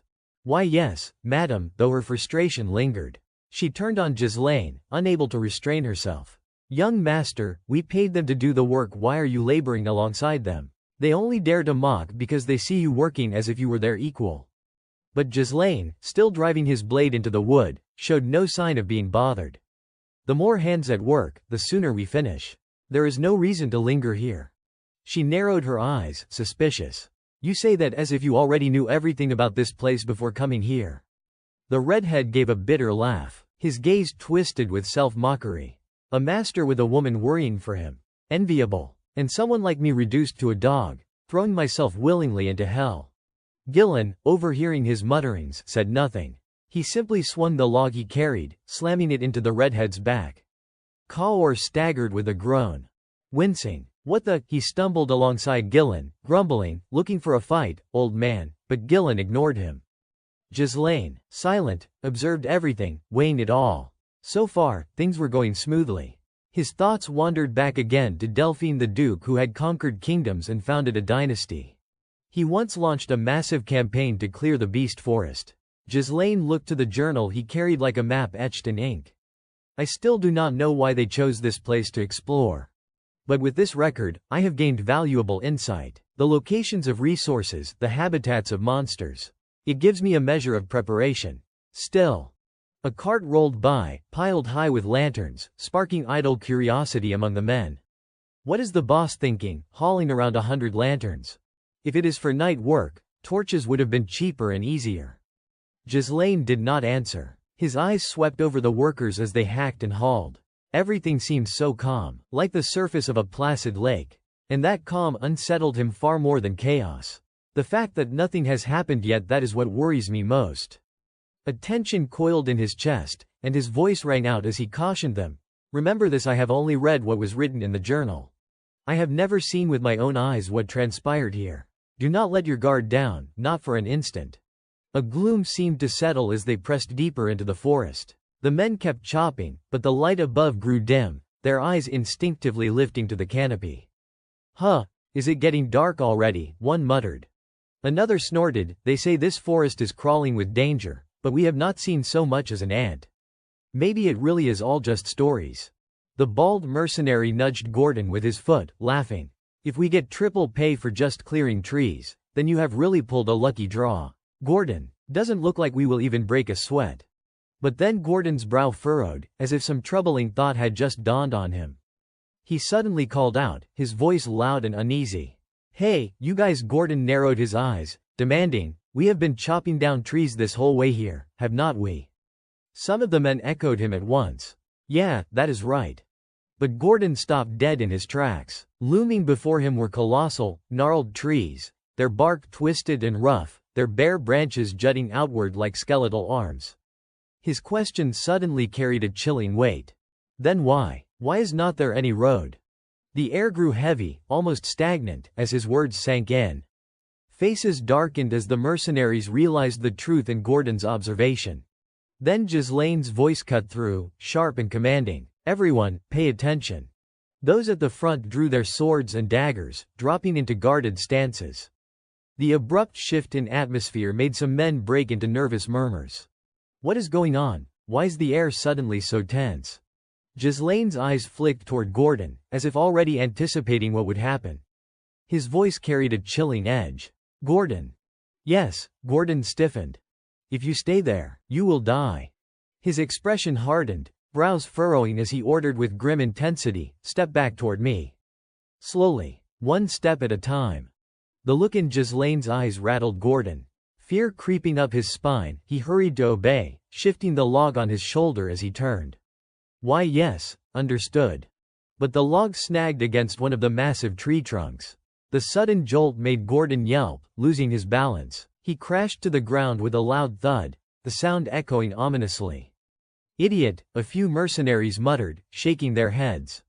But Gordon was not just embarrassed, he was terrified. His eyes darted up at the massive tree he had bumped into, as if expecting it to lash out. The others began to whisper uneasily too, their nerves fraying. What the hell, something's not right. Ghislaine said nothing. He simply stood there, silent and unreadable. Only the bald mercenary remained unimpressed. With a scoff, he shrugged off the tension gripping the others. Seriously, our boss is really overreacting. Look closer, there is nothing here. That disappearing road nonsense is just because all the trees look the same. Made the big oath think we were lost. Beast Forest, please. Sounds scary enough as a name, but it is just a thick patch of woods. Ghislaine did not bother to argue. He only repeated, with the same weight he had used on Gordon, you two come here. If you stay there, you will die. But the bald man, brash and hot-tempered, barked back. Enough of this, quit trying to spook everyone so you can keep control. We are not fools you can't scare me with. He never finished. In the blink of an eye, a whip-like vine lashed out, coiling around him with terrifying speed. He froze in shock, unable even to fight back before the thing yanked him off his feet. There was only time for one strangled cry before the tree itself split open, revealing a grotesque maw bristling with long, jagged teeth. The bald mercenary was dragged inside, his body swallowed whole in a horrifying instant. Gasps and cries erupted around the clearing. It was a nightmare made flesh, something no one had expected. The trees themselves were alive, waiting, patient predators hiding in plain sight. The dreaded tree fiends. They had waited for arrogance and carelessness, for prey too blind to notice until it was far too late. Ghislaine's face remained cold, detached, his eyes glinting with a strange thrill. His voice, however, betrayed a hint of anticipation, almost excitement. As he murmured, now this is getting interesting. Before them unfolded a scene of sheer chaos, jagged crimson maws gaping wide, their enormous fangs gleaming as they lurched to devour anything that moved. Screams tore through the ranks as monstrous eyes opened across the trunks, staring straight at them. Panic broke their discipline, instinct screaming at them to flee.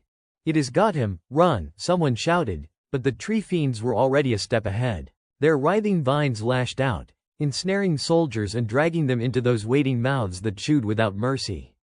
Gordon was among the captured, thrashing wildly as the vines coiled around his body. Desperate, he clawed at another trunk, clinging for dear life. Help me, don't let it take me, he wailed. A few mercenaries rushed to his side, axes raised, trying to hack him free. Hold on, Gordon, don't let go, one of them urged as he swung down with all his strength. But the blade rebounded uselessly. The vine did not so much as dent. The man staggered back, horrified. What the, it won't cut. How the hell is it this tough?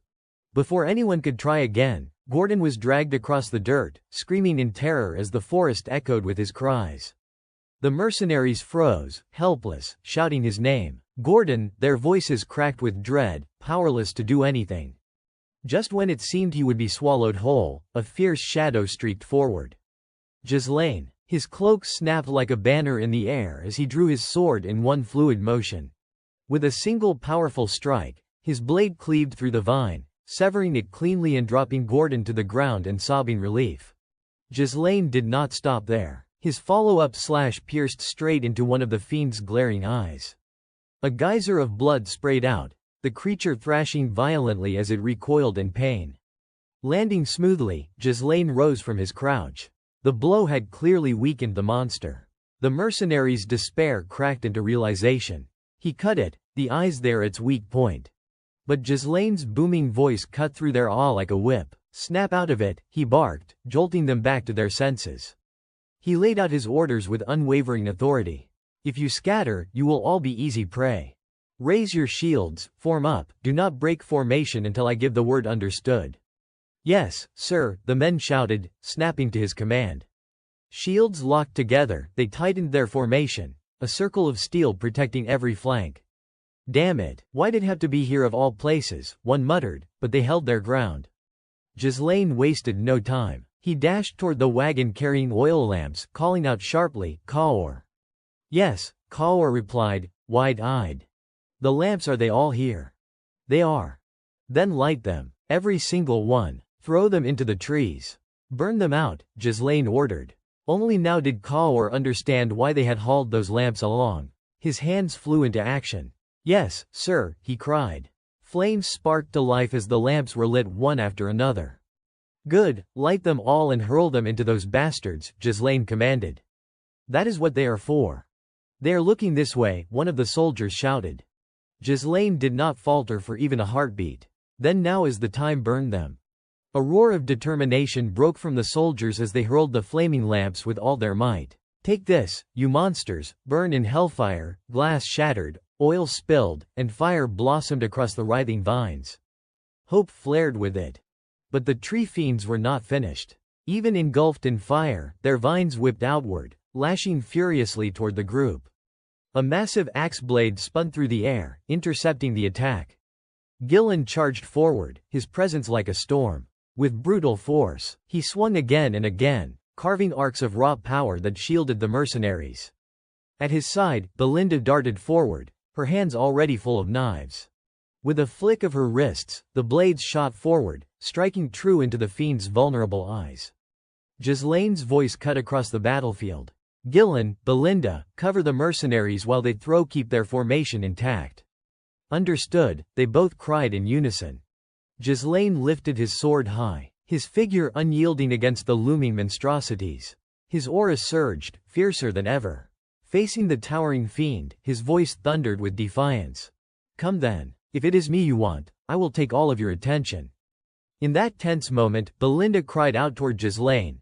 My lord, be careful. He gripped his sword with both hands and unleashed a sweeping arc, a strike so powerful it cut the air itself. The force rippled outward, heavy and suffocating, both magnificent and terrifying. The tree fiends staggered under the weight of his assault. Ghislaine pressed forward, blade flashing as he carved through vine after vine. His movements as swift as the wind yet as unyielding as iron. One of the fiends suddenly raised its massive leg, aiming to crush him flat. The soldiers gasped in shock. They have legs too. He will be torn to shreds, but Ghislaine met the attack head-on. His blade slashed through the limb in a single, brutal strike, blood exploding in a spray as the monster shrieked. Without pausing, he leapt back onto solid ground and drove his sword straight into its glaring eye, their true weakness. The clash drew the full attention of the surrounding fiends. Every twisted eye fixed upon Ghislaine, their rage converging on him. Belinda, seizing the moment, shouted over the din, now, throw everything, every lamp now. The mercenaries obeyed at once, hurling flaming oil lamps while shouting in frantic unison. This time for sure, throw them all. One after another, the lamps smashed against bark and vines, and flames roared to life. Fire spread violently, engulfing the monsters in a blazing inferno. Hope surged among the men.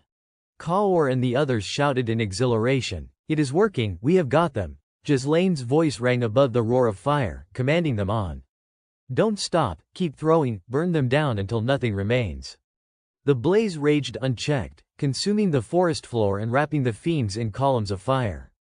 Smoke and flame filled the world until it seemed everything would be reduced to ash. The soldiers stared in awe as the monsters writhed and shrieked within the inferno. Incredible, one breathed. So that is how you deal with them. But another frowned uneasily. Wait, if the fire spreads like this, won't the whole forest burn? Still, many rejoiced, certain victory was at hand. Nothing scary about them after all. Against fire, they are nothing. Ghislaine's sharp voice cut through their celebration. Do not relax. It is not over yet. What? The soldiers froze, their relief dying in their throats. Ghislaine's expression was hard as stone, his body tense and ready. Not for a moment did he let down his guard. This is when they show their true form, he warned. The battlefield shifted. Thick smoke rolled outward, choking the air and clouding their vision. The mercenaries coughed and swore. What the hell, smoke, fog, did the fire go out already?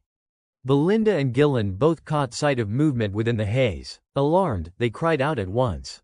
My lord, young master. Belinda's voice shook. What is happening up there? Ghislaine's voice came back steady, almost cold. The fire weakened them, but it was not enough to kill them. The heat clashed with the water inside their bark, that is why the mist is rising. As the smoke thinned, the truth emerged. The fiends still stood, their gaping mouths opened wide, branches twisting like monstrous limbs, massive roots stomping forward with startling speed. They looked more horrific than ever. The mercenaries faltered, eyes wide with horror. No way, they are still alive. Ghislaine's blade rose high above him, gleaming like a banner of defiance. His crimson cloak billowed behind him, a vision of unshakable might. His command thundered across the field. All units attention. Every soldier's gaze locked on him as his voice carried like iron law. Raise your weapons. With a resounding crash, Ghislaine drove his blade down, the impact sending a gust of force rolling across the battlefield. He stepped forward, fearless. His declaration rang like the call of a war god. Now we fight them hand to hand. And with that, he charged, a crimson figure blazing against the smoke, sword in hand, hurling himself into the heart of battle like a deity of war descending for a death duel. Some of the soldiers wavered at the thought of clashing head-on with the towering abominations. Close combat, against those giants, easy for him to say. The moment they move, we will be crushed underfoot, they muttered in fear. In stark contrast, Coor's Cerberus mercenary unit charged forward without hesitation, as if they had been itching for this very fight. I can't breathe in this cursed place any longer. Cerberus mercenaries forward, Coor roared, his men surging with bloodlust. Belinda dashed after them, trying to keep pace while calling out anxiously, My lord, please be careful. The hesitant soldiers still lingered at the rear, watching Coor plunge into battle. Their indecision was shattered when Gillen barked at them. His face firm and commanding. What are you waiting for? Look ahead. Ghislaine is already locked in mortal combat with the monsters. This is the direct order of Lord Giselle. Trust him, and follow. His words struck home. One by one, the men stiffened, then, as though something broke loose inside them, they roared and charged forward.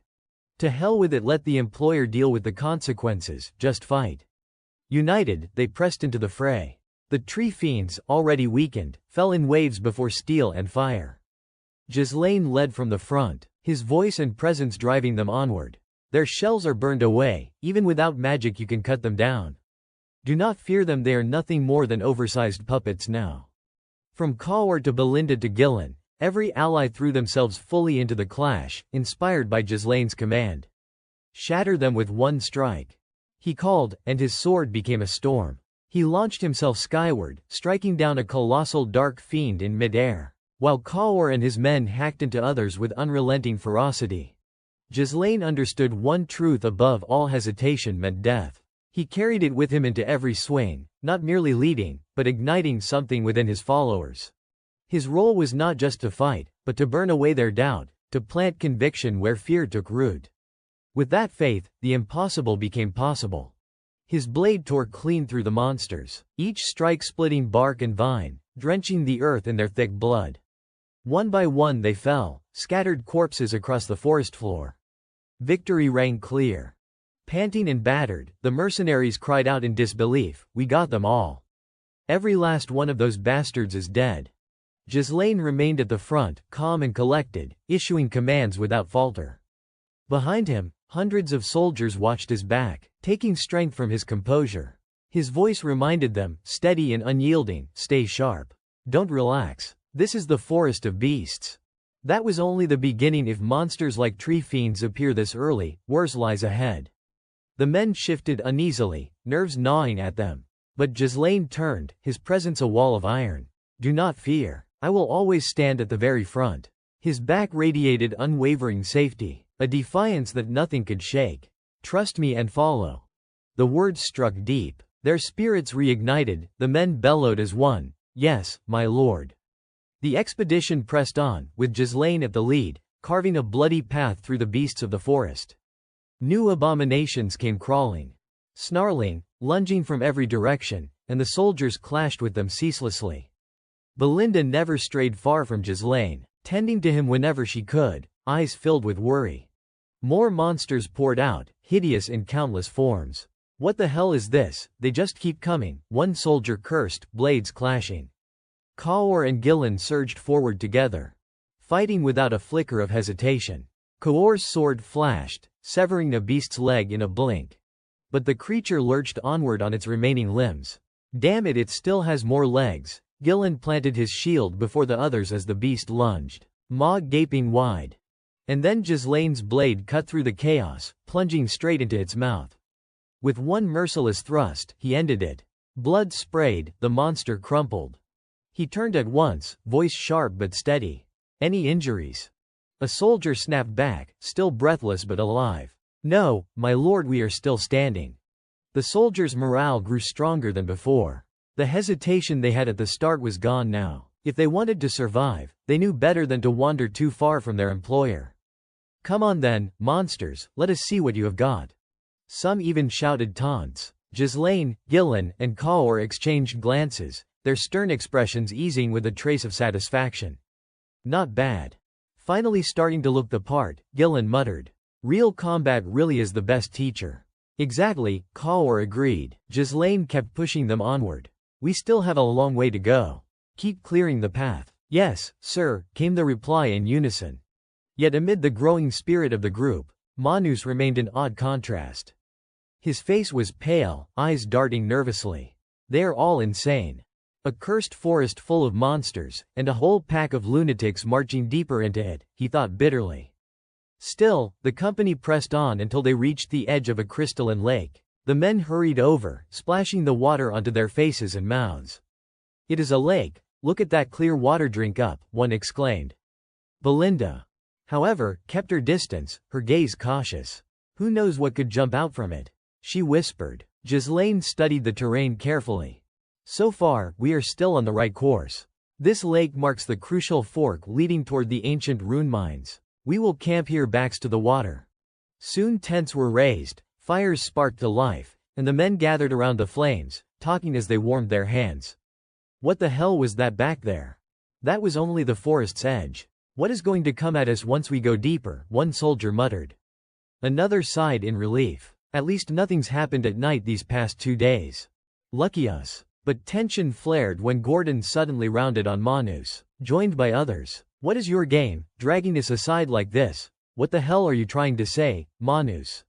Manus seized the chance to voice his fears. "I am telling you we should cut our losses and run. We do not have to risk our lives out here. Life's worth more than coin, is not it?" His plea, however, did not convince everyone. Gordon shot back, "We have already cleared a good stretch. The boss said the destination is not far from the forest's edge. We are almost there. Or do not you trust his word?" Manus sneered. "That is exactly why you are always the fool. You will believe anyone's promises." He pressed harder, grasping at reasons. "Why do you think our employers called madman for diem? He is not expanding this forest out of courage, it is recklessness. Pure and simple." Some of the men wavered at his words, uncertain.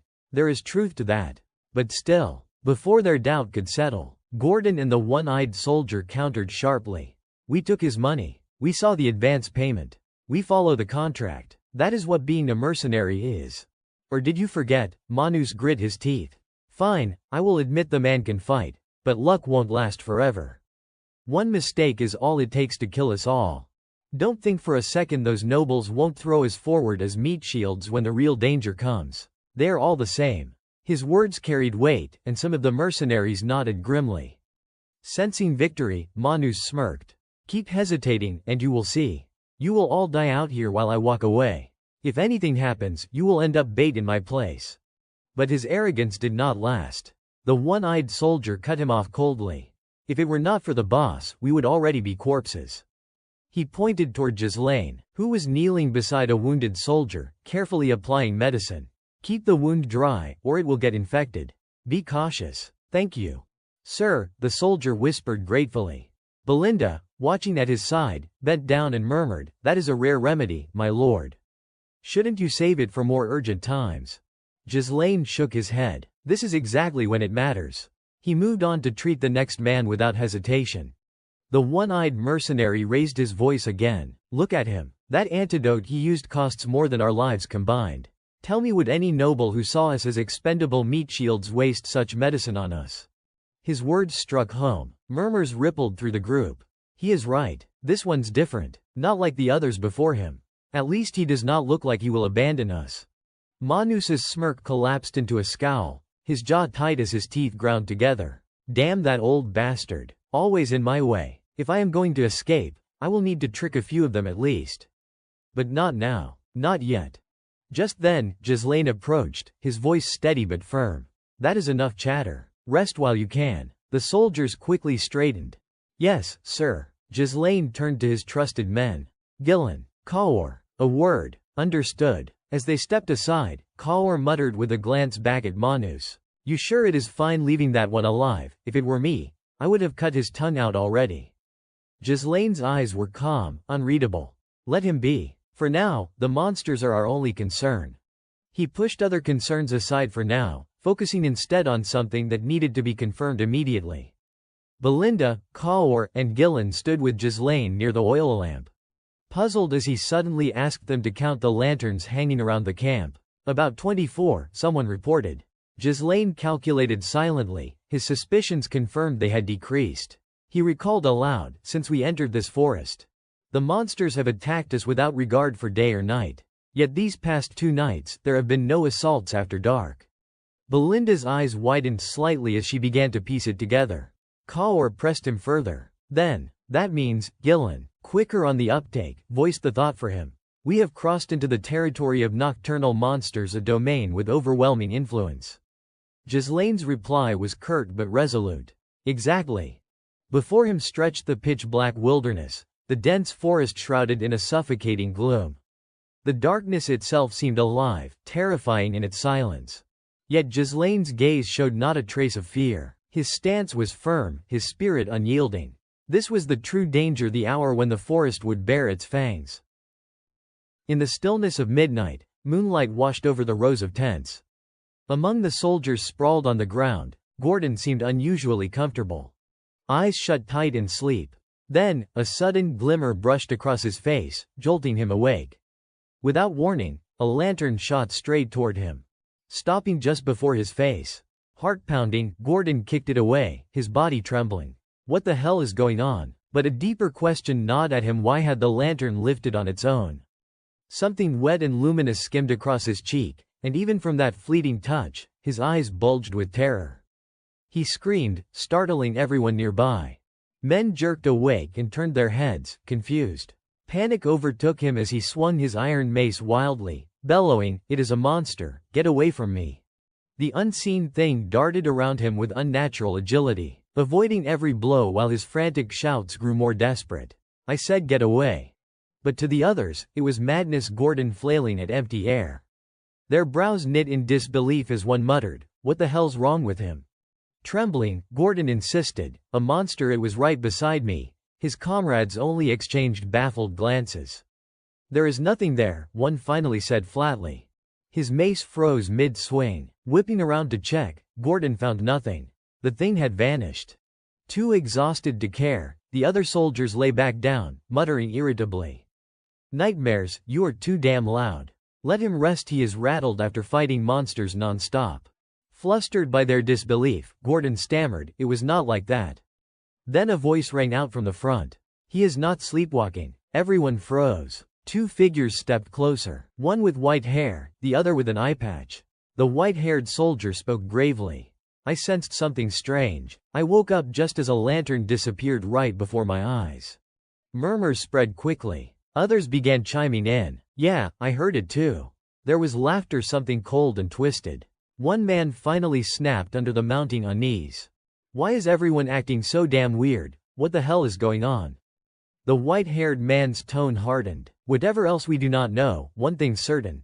He paused, eyes narrowing. "There is something here." A new voice cut in, calm but commanding. "You saw it clearly." The white-haired soldier spun around, startled. Ghislaine had arrived. Soldiers instinctively parted, making way for him. A chorus followed, relieved and reverent, "Boss." His expression was grim, his voice sharper than steel. "Everyone, assemble." At once, every soldier was roused, gathering outside the tents, whispering anxiously among themselves. Inside, 6 of the corps members sat together. Gordon, still shaken, asked, "Boss, are you saying a monster is surrounding us?" Even the white-haired man stiffened. "We can't even see them with our eyes." Ghislaine answered without hesitation, "Of course not. That is their nature." His eyes sharpened with each word, his brow furrowing. "They must have followed us from the lake." As he spoke, the memory of that grotesque, many-eyed creature returned vividly. His voice dropped lower, steady and certain. "They are one of the dominant predators of the forest's night. Shadow hunters pallor." The name alone chilled the room. But Ghislaine was not finished. "They can merge seamlessly with darkness. You can't see them, and physical strikes are useless. Hundreds of them trail their prey, draining all light nearby. Their hunting method is simple: they lure you deeper into the dark, their perfect environment." At that, Gordon and the white-haired soldier both blurted in shock, "Hundreds of them."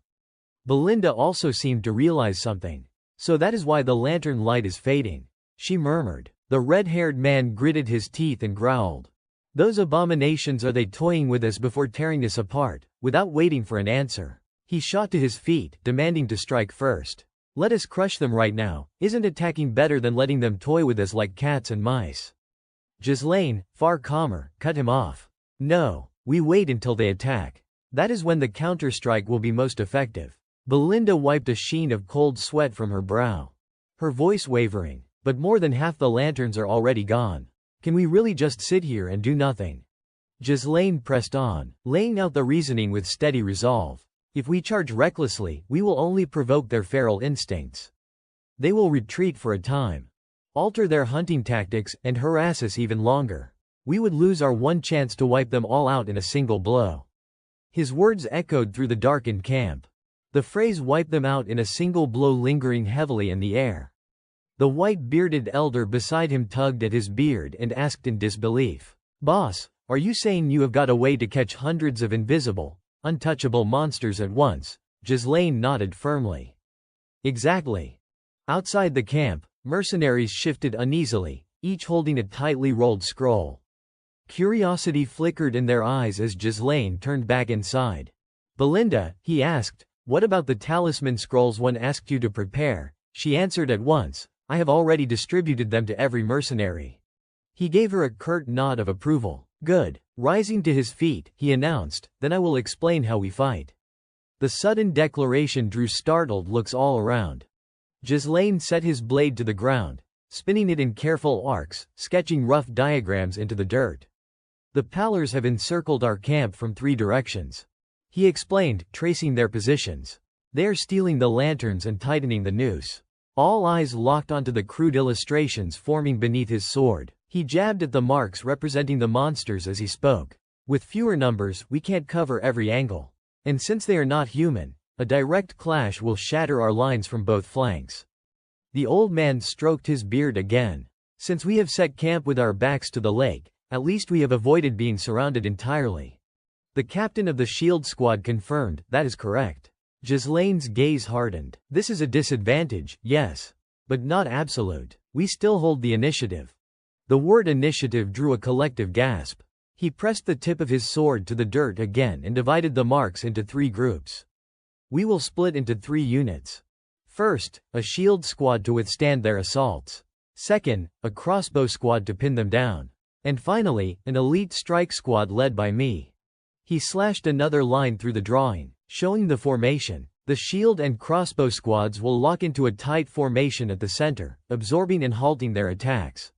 Meanwhile, the strike squad will concentrate all its firepower and break through the left flank. Once we link up with the central line and encircle them, victory will be ours.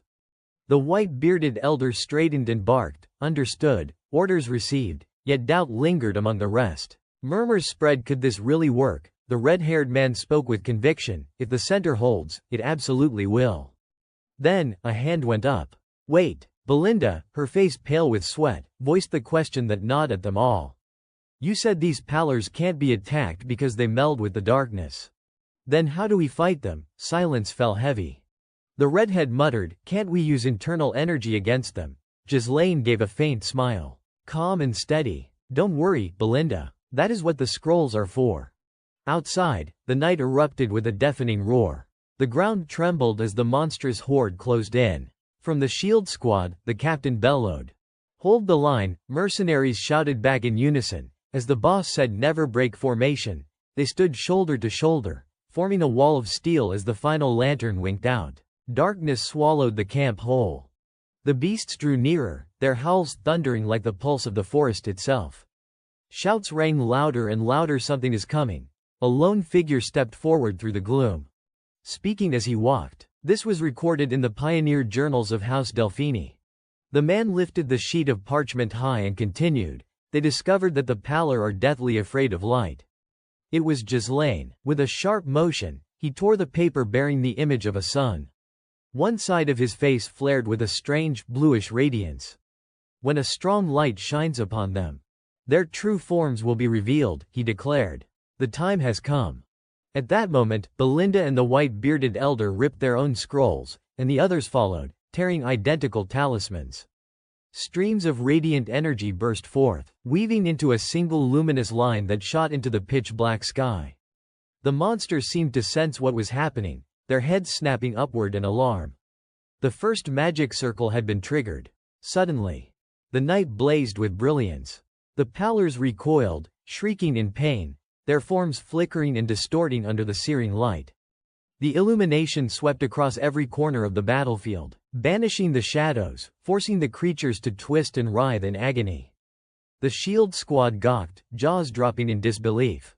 One gasped. The darkness, it has been driven back, their true forms. Are they really showing? And there they were, serpentine, eel-like horrors slithering around them in countless numbers.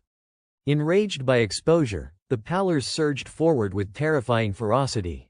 The shield squad stumbled at the sight, voices cracking with alarm. They are charging, brace for impact. The crossbowmen raised their weapons at once. Crossbows pinned them down, arrows flew, striking pallor after pallor, yet the creatures pressed onward. Relentless. From within the chaos, voices rang out, urging each other on. Hold the line, hold as long as you can.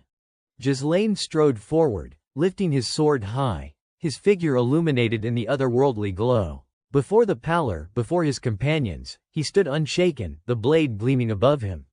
His voice thundered, their true forms are revealed.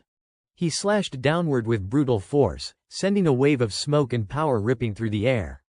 Raising his sword again, he roared, and the others echoed his call. Weapons rose, spirits flared, and with a single, unified cry, the strike squad charged. Attack squad forward. The battlefield dissolved into a storm of blood and steel, every fighter charging forward with reckless abandon. Each swing of a blade tore through pallor flesh, ripping the night apart with shockwaves that sent the monsters staggering. Ghislaine fought at the heart of the chaos, his body low, every ounce of strength pouring into his sword. His strikes were merciless, severing limbs, splitting bodies, his face a mask of grim determination. His eyes burned with light as he studied the enemy pallor. He read their movements, gauging their weaknesses. They could merge with darkness, but their endurance was fragile. With this formation, they could be annihilated in the blink of an eye. Cut them down, as many as you can, he barked, and the fighters obeyed. Each had a role. Gillian braced himself, tanking their blows and drawing attention. Kaur dove into their ranks, scattering their formation. Belinda slipped between shadows, prying open openings for the others to exploit.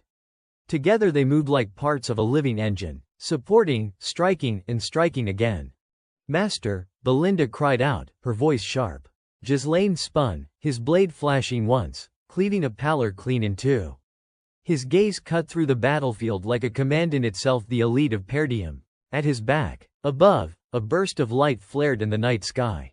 The soldiers raised bows and guns, volley after volley streaking into the horde. The monsters shrieked but pressed on, claws and teeth gnashing. The mercenary line strained under the assault, voices breaking. "Damn it, there is too many. Bolts down, where's the strike squad?" Fangs glinted as a mass of pallor lunged. Desperation swept the line until steel slashed through them in a blaze. Ghislaine, Kaor, Jillian, and Belinda surged forward, blades tearing, scattering flesh and ichor. Ghislaine turned back briefly, his tone steady despite the frenzy. "Thank you for holding strong." The soldiers roared, their despair shattering into renewed fury. His presence was fuel, his strength a shield. "The bossy saved us, we will live," they cried. United, they counterattacked, formation spreading wide, encircling their prey. "Now's the time, strike them down." The pallor faltered. Pinned under relentless assault, they broke, retreating in a panicked wave. "They are running," someone shouted. Ghislaine's eyes narrowed. So quick to adapt. The hunt was not over.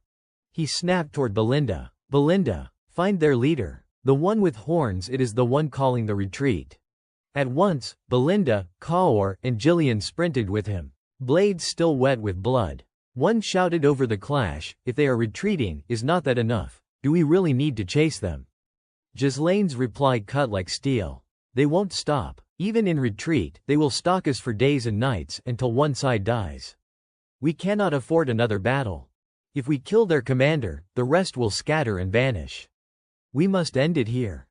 Belinda stared at him, stunned. For a heartbeat, she was not watching the commander barking orders, but the man who had grown change. A quiet smile touched her lips. Ghislaine was no longer who he once was.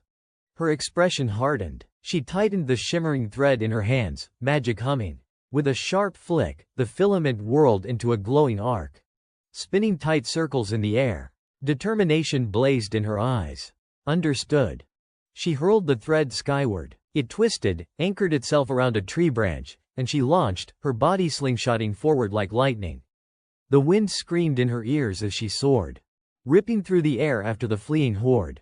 From above she scanned, eyes hunting, their horns glinting in the moonlight.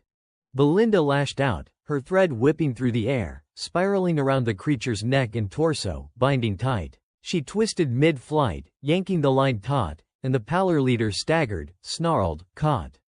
"Master," she called, her voice sharp and clear over the battlefield. "I have got it." Ghislaine locked onto his target, raising his blade with lethal intent. "So, it is you." Power surged through his legs as he prepared to sprint. His sword shot forward like the wind, piercing straight into the monster's body. A critical strike that not only cut it down but also tore through the creatures blocking his path. He steadied himself for the final blow, eyes burning with resolve. End this. His last strike split the beast clean in half, its body collapsing to the ground before the horrified eyes of the others. Seizing the moment, Ghislaine raised his voice, rallying his troops. "The Alpha is dead, don't let a single one escape, kill them all." The soldiers responded instantly, charging into the fray with a renewed ferocity. "Striking from the shadows is when you are strongest, is it? Then regret ever hunting us," Kaor, driven by his pride and competitiveness, roared to his men. "Cerberus, do not let that old man outshine us." His mercenaries surged forward with unyielding force. The battle raged until the first rays of dawn crested over the mountaintops. Ghislaine's weapon was buried deep in the carcass of another monster. Around them lay scattered corpses of slain beasts. At last, Ghislaine delivered the killing blow to the final one. Blood-soaked blade in hand, he turned to face his men. "You have all fought hard. We have won." A cheer erupted, raw and jubilant. Relief swept through the exhausted soldiers as they raised their voices to the heavens. "We survived, we won." Belinda and Gillen rushed toward Ghislaine, faces drawn with concern. "Young master, are you hurt anywhere? You have worked yourself to the limit." But so did everyone else, they all fought bravely. But Ghislaine's mind had already moved on to the next step. His tone was sharp, authoritative. Belinda, confirm our headcount immediately. Kaur, bring the Cerberus unit here. Jillian, you and I will take Pabler's corpse and scatter it around the campsite. Kaur blinked in confusion. Scatter the corpse, what good will that do? Ghislaine answered evenly, the stench will drive other monsters away. Pabler is one of the strongest beasts that haunt the forest's edge. Jillian muttered under his breath, adding fuel to the fire. The camp will be safer this way, kid. Kaur bristled, fists trembling. What did you just call me, old man? The two locked horns again, though it was mostly Kaur instigating. You are really asking for it today, are not you? Ghislaine ignored the bickering, his thoughts fixed on the larger picture. It had been 10 days since they would marched into the beast forest. With Pabler slain, the greatest threat along their route was now gone. All that remained was to secure and exploit the runestone mine. The sun climbed higher, casting its light over Ghislaine's contemplative figure. He stood silent, lost in thought, until Belinda approached with her report. My lord, the tally is complete. The Cerberus unit still numbers 41. No casualties. As for the contracted mercenaries, we have lost 3. The remaining count is 126. Kaur puffed out his chest, grinning with pride. Of course, who do you think their captain is? The discussion grew grim again. 3 contracted mercenaries dead, but we never found their bodies. Yes, Belinda confirmed. Without the corpses, we can't confirm their identities. From the crowd, Gordon frowned, something tugging at his memory. Wait, what about Manus? Has anyone seen him? Did he fall in battle? I already told you no trace of him, another soldier answered. Someone muttered darkly, with his nature, I would not be surprised if he slipped away. Sneaking off is exactly the kind of thing he would do. Deep in the forest, 3 figures were sprinting for their lives. They ran at breakneck speed, eyes darting over their shoulders as if chased by death itself. The sounds of the earlier battle still echoed in their minds. Manus, if we had not followed your lead to run, we would be dead back there, one panted. Looks like we have gotten far enough we can slow down a little. Manus spun toward them, his face pale, drenched in fear. Have you lost your minds? The monsters are distracted for now, but this is our only chance to escape. If you want to live, keep running. But the other 2 suddenly froze, trembling so violently their legs refused to move. What the hell are you doing? Didn't you hear me? Run, Manus barked at them, exasperated. Their lips quivered as they stammered the same word again and again. Be behind, behind. One of them shakily lifted a finger, pointing into the shadows. Manus turned. His blood ran cold. A pair of blazing red eyes glared back at them from the darkness, burning with the fury of a predator born to kill. The air itself seemed to tremble under the weight of its murderous intent. As if everything in its sight would be slaughtered without mercy. Manus's eyes widened, his voice breaking with terror. What the hell is that? Before Manus and his 2 accomplices loomed a colossal monster in the shape of a serpent. Its blazing red eyes gleamed above blood-colored scales. And its impossibly long body stretching for miles coiled and slithered among the jagged shards of mineral rock as it fixed its gaze on them. Almost instantly, 3 lifeless bodies fell to the ground, joining the brittle skeletons and corpses that already littered the place. Perhaps because it had just absorbed a bit of fresh energy, the monster's crimson eyes shimmered with a twisted thrill. Meanwhile, Ghislaine's group continued their work clearing the forest. Logs were quickly being loaded onto wagons, the air filled with shouts and calls of warning. This cart's full, someone yelled. That tree's coming down, move it. Hurry up, strip this rotten forest bare. Watching the progress with satisfaction, Kaur turned to Ghislaine. See, you do not even have to say a word and the work gets done right. I have never seen those lazy mercenaries so organized before. Fergus's sharp gaze caught one mercenary trying to slack off, sneaking a nap in a corner. He muttered dryly, unlike some people I could mention.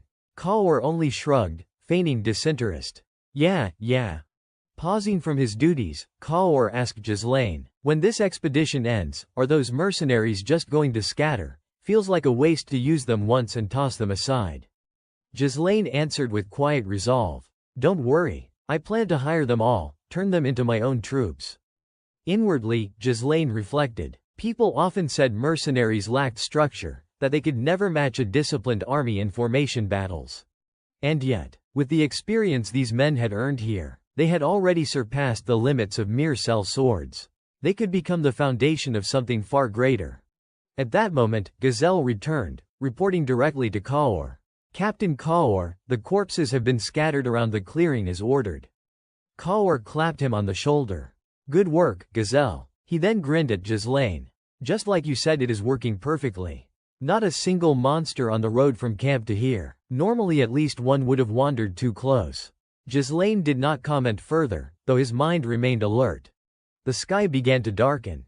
Ghislaine tensed, listening for the slightest disturbance, silently hoping his caution was needless.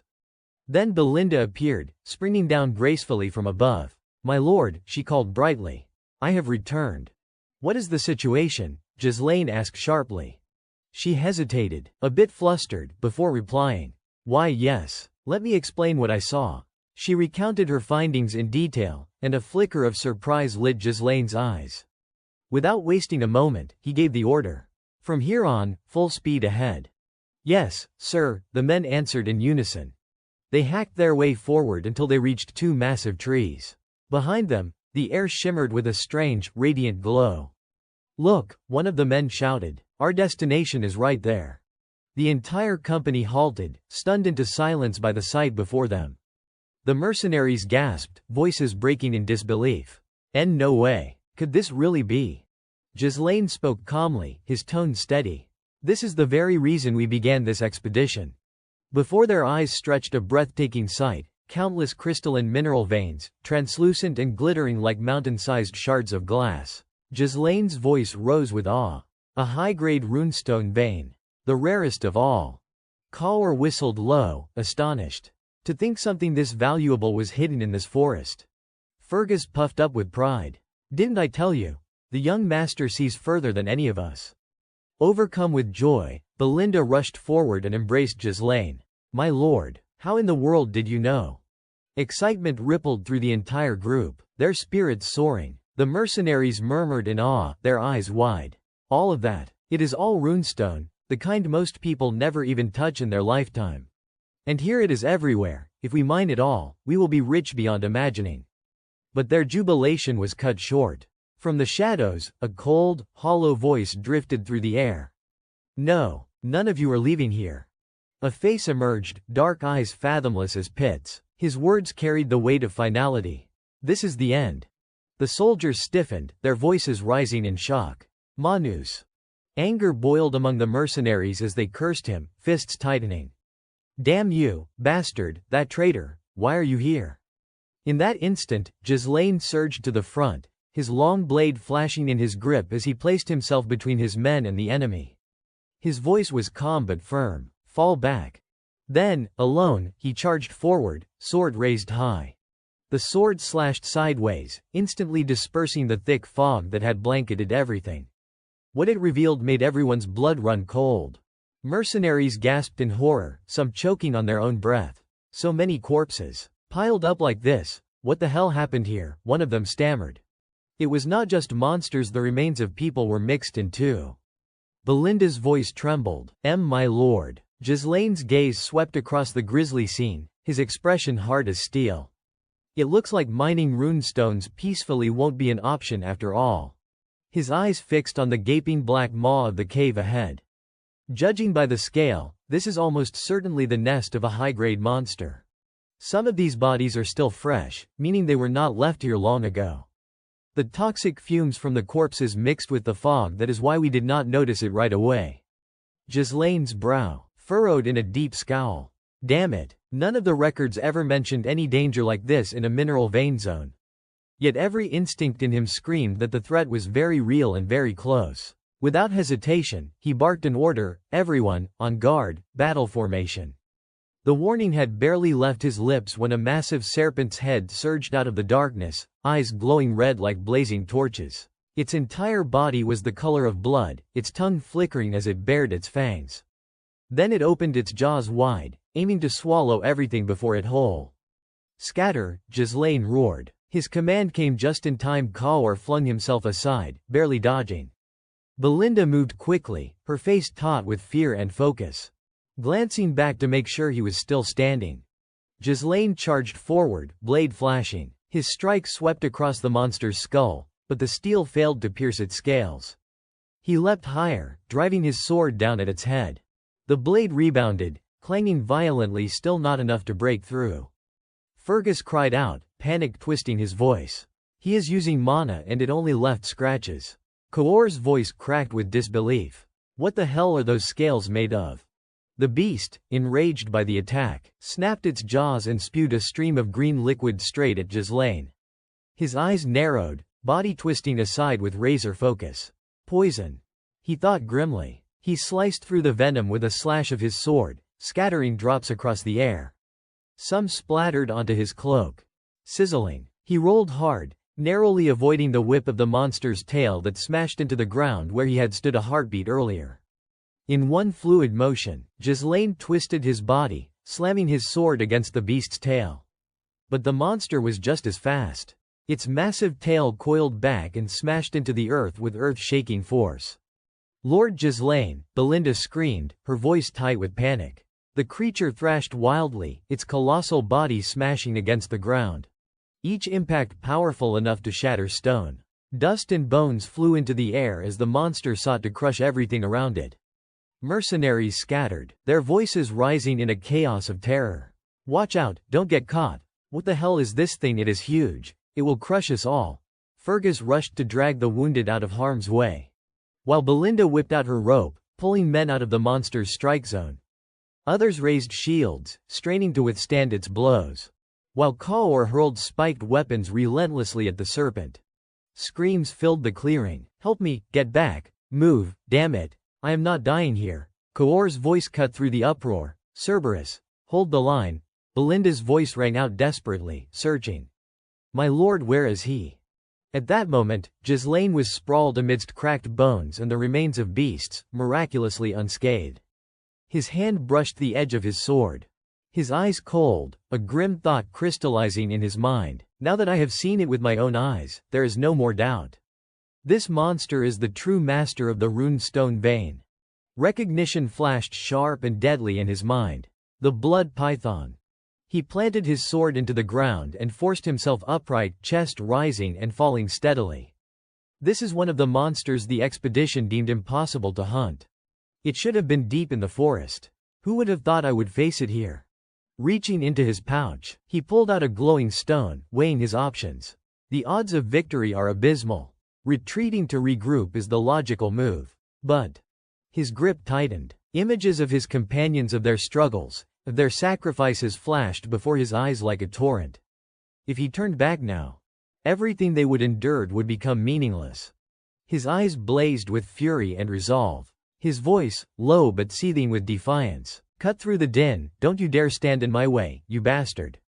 I have carried too much on my shoulders for this mission to end here. A voice rang out in the shrouded night, carrying with it a sharp warning, don't stand in my way.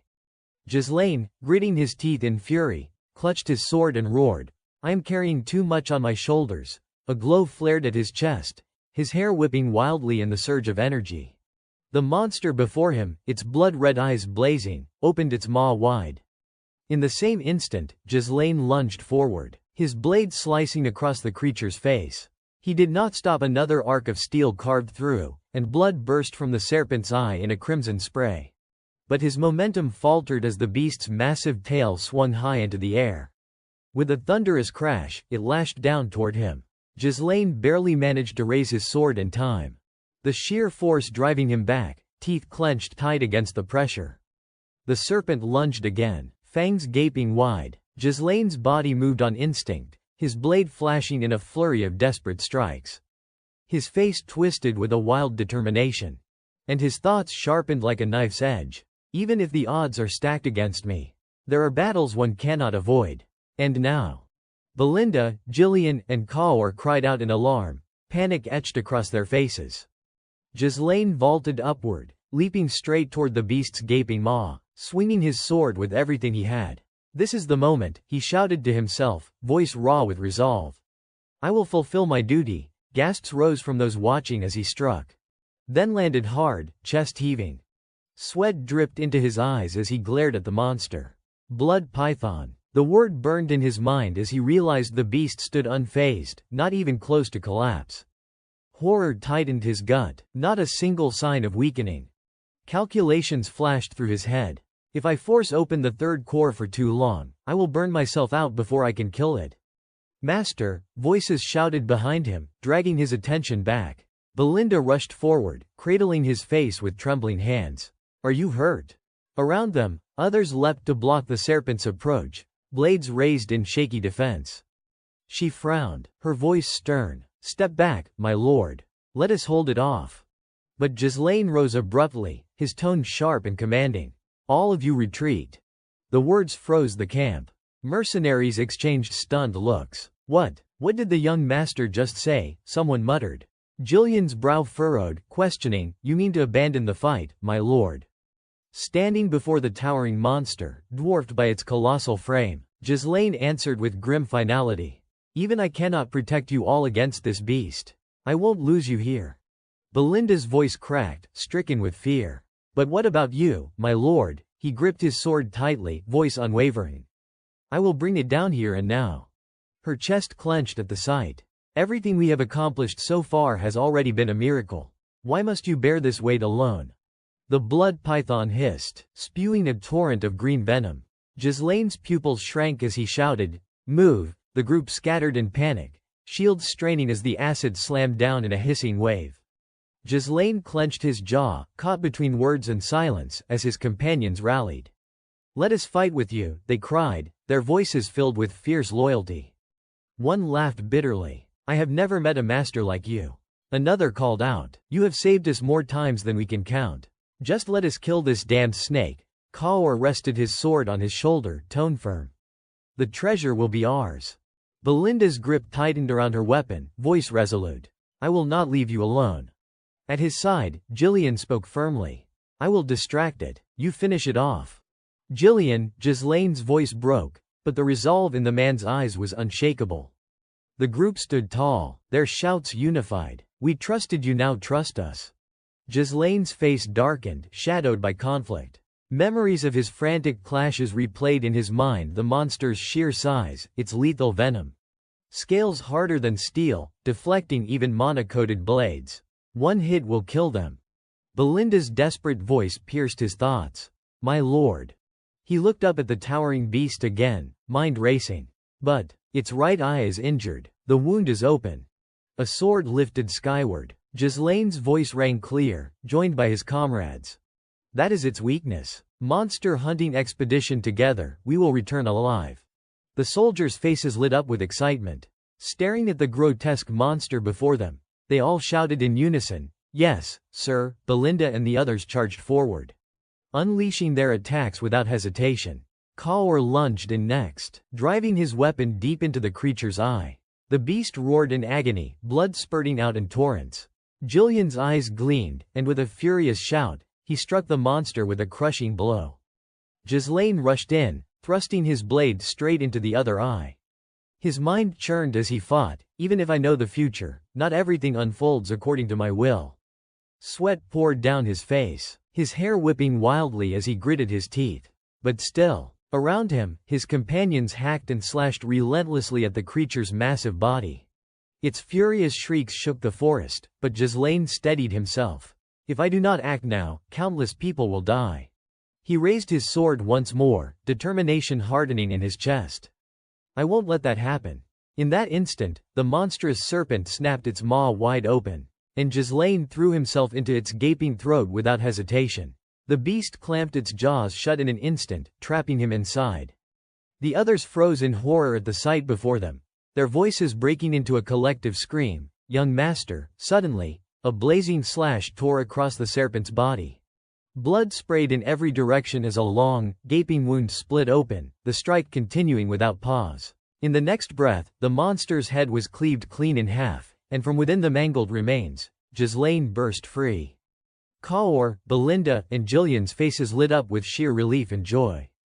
Ghislaine emerged with eyes unwavering, his spirit burning with conviction. I am the future of Ferdium. Meanwhile, inside the Ferdium castle, a hand slammed down hard against the table, echoing through the chamber. This is a grave offense. Albert sat with two other men, his fury boiling over as he spat out his reproach. To defy the Lord's orders, to recklessly charge into the forest of beasts. Homerun, seated beside him, raised a hand in caution. Calm yourself, Albert. The treasurer clutched his head with a grimace. You know the young master's stubborn nature, Homer. After all those years of campaigning, he has started to think of himself as the Lord. The steward spread his hands helplessly. It is too late to argue about it now. The young master has already been in the forest of beasts for half a month. Remembering the one rotting in prison, the treasurer added bitterly, if it were not for Scaven's false report, we could have stopped this sooner. Why he chose to side with the young master, I will never know. He could very well lose his title as a knight. Zwalter Perdium, who had been sitting calmly while the others raged, finally spoke with a voice like steel. I can't tolerate this any longer. My lord, we must take action before he causes an even greater disaster. The moment he returns, he must be thrown in the dungeon and punished severely. His face tightened as he muttered the name in his thoughts, Giselle.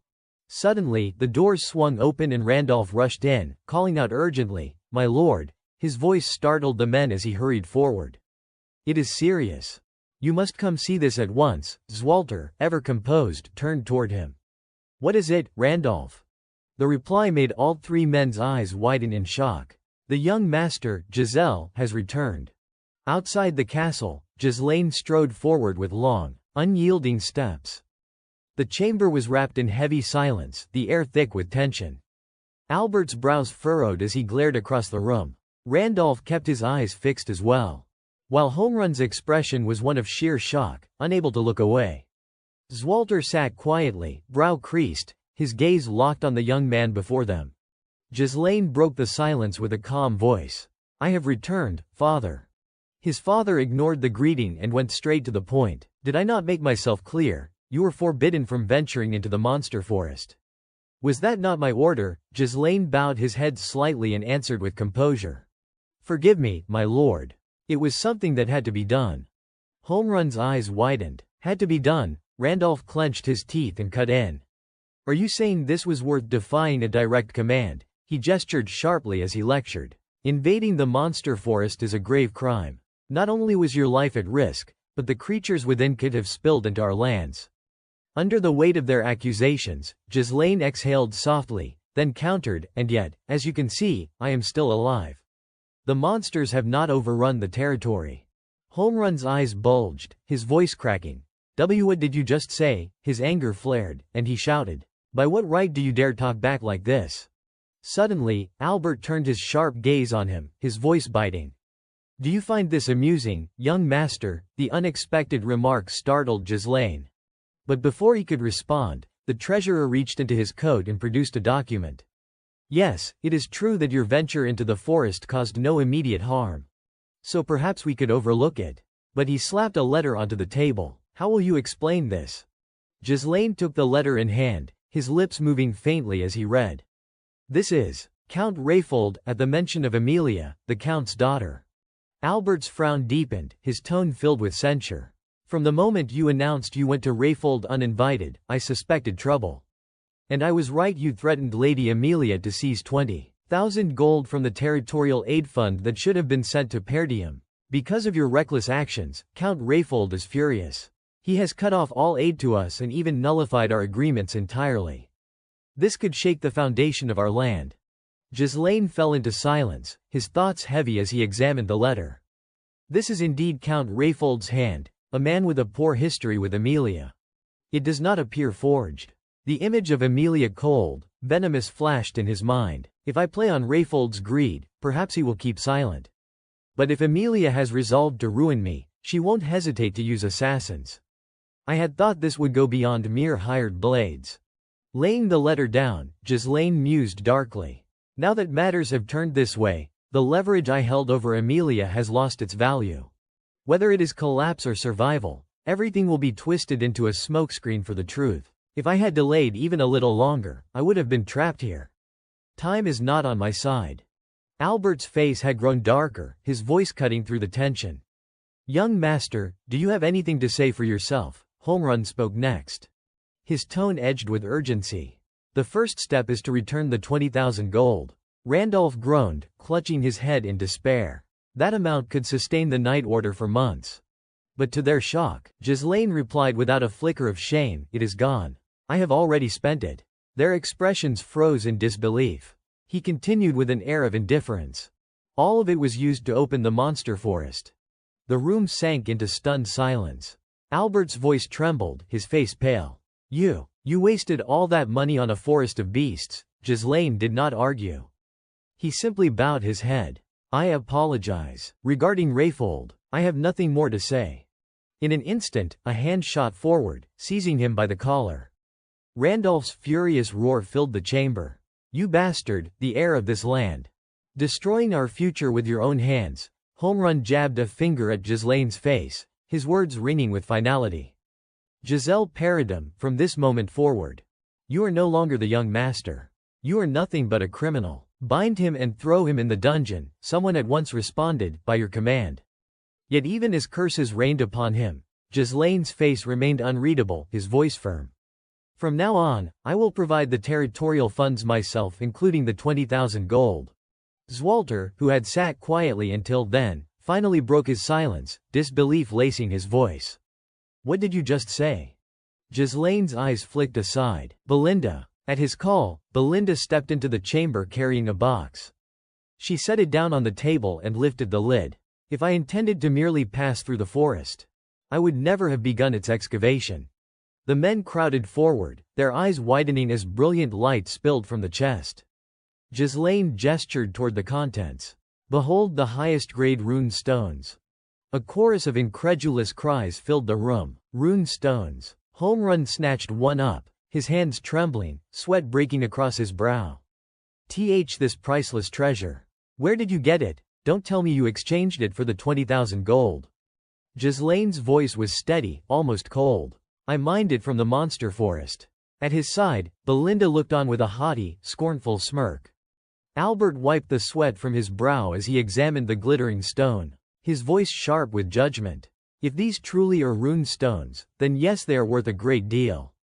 But even so, this amount alone cannot sustain the territory." Ghislaine's lips curved into a faint smile. "It will fall short, won't it?" He raised his voice, calm but resolute. "This is not all." At his signal, soldiers began hauling in cart after cart, laden with more stones. The men barked at one another as they worked. "Move this wagon over here. Careful, do not get blinded by greed. Sort the Duras End mounts into this section." The sight left them speechless.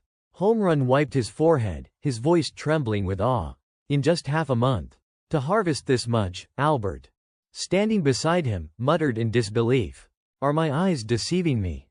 Perdiam's gaze shifted suspiciously to Belinda. "Belinda, are you saying all this came from a single expedition?" With pride in her voice, she replied, "Yes, my lord. All of it was collected under the young master's direct command." She gestured toward the carcasses nearby. Duras and sap, relics of the blood python, and countless other spoils. "These rune stones are only a fraction of what was mined from the vein." Ghislaine pressed a hand against his chest and spoke firmly. "From the very beginning, I undertook this excavation for the benefit of the entire domain. Naturally, its fruits belong to the domain, do they not?" Albert clutched an accounting book, his head aching as he scribbled figures. "My lord, by rough estimate, with this quantity, we may never again need to worry about the aid fund." The two men beside him gawked, their mouths agape. Then, as if on cue, two hands landed on Ghislaine's shoulders. Randolph and Homerun, suddenly fawning, kneaded at his arms. "Truly remarkable, young master. You must be exhausted from such efforts. If you need anything at all, please tell us."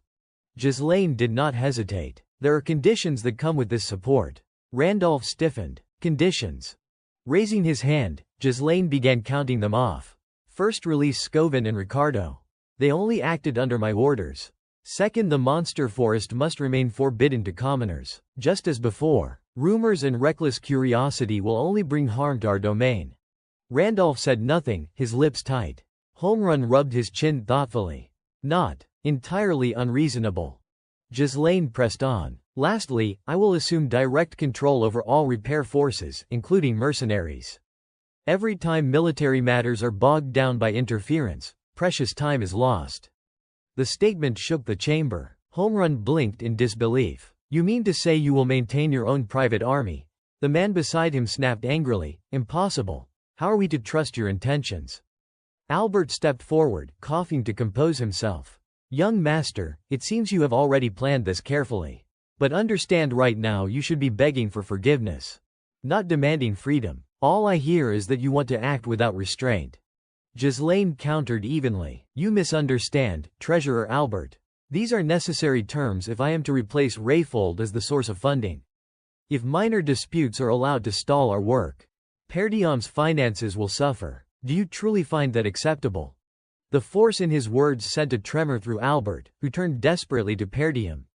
My lord, say something, he is bartering with the very future of the domain. But before Perdiam could answer, a voice rang out. Young master, heads turned as a group of soldiers approached. Kaor stepped forward with concern. So you are here after all. Jillian followed with a bow. Everyone has worked hard. The rune stones are nearly all loaded onto the wagons. At your command, we will move immediately.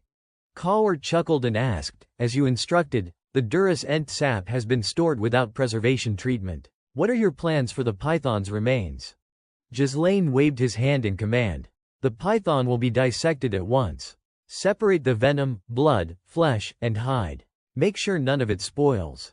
The men answered in unison, voices ringing with resolve. Yes, sir. Zwalter suddenly cast a sidelong glance and called out, Randolph. The man stiffened, then hastily replied, Yes, my lord. The bearing of each mercenary here is anything but ordinary.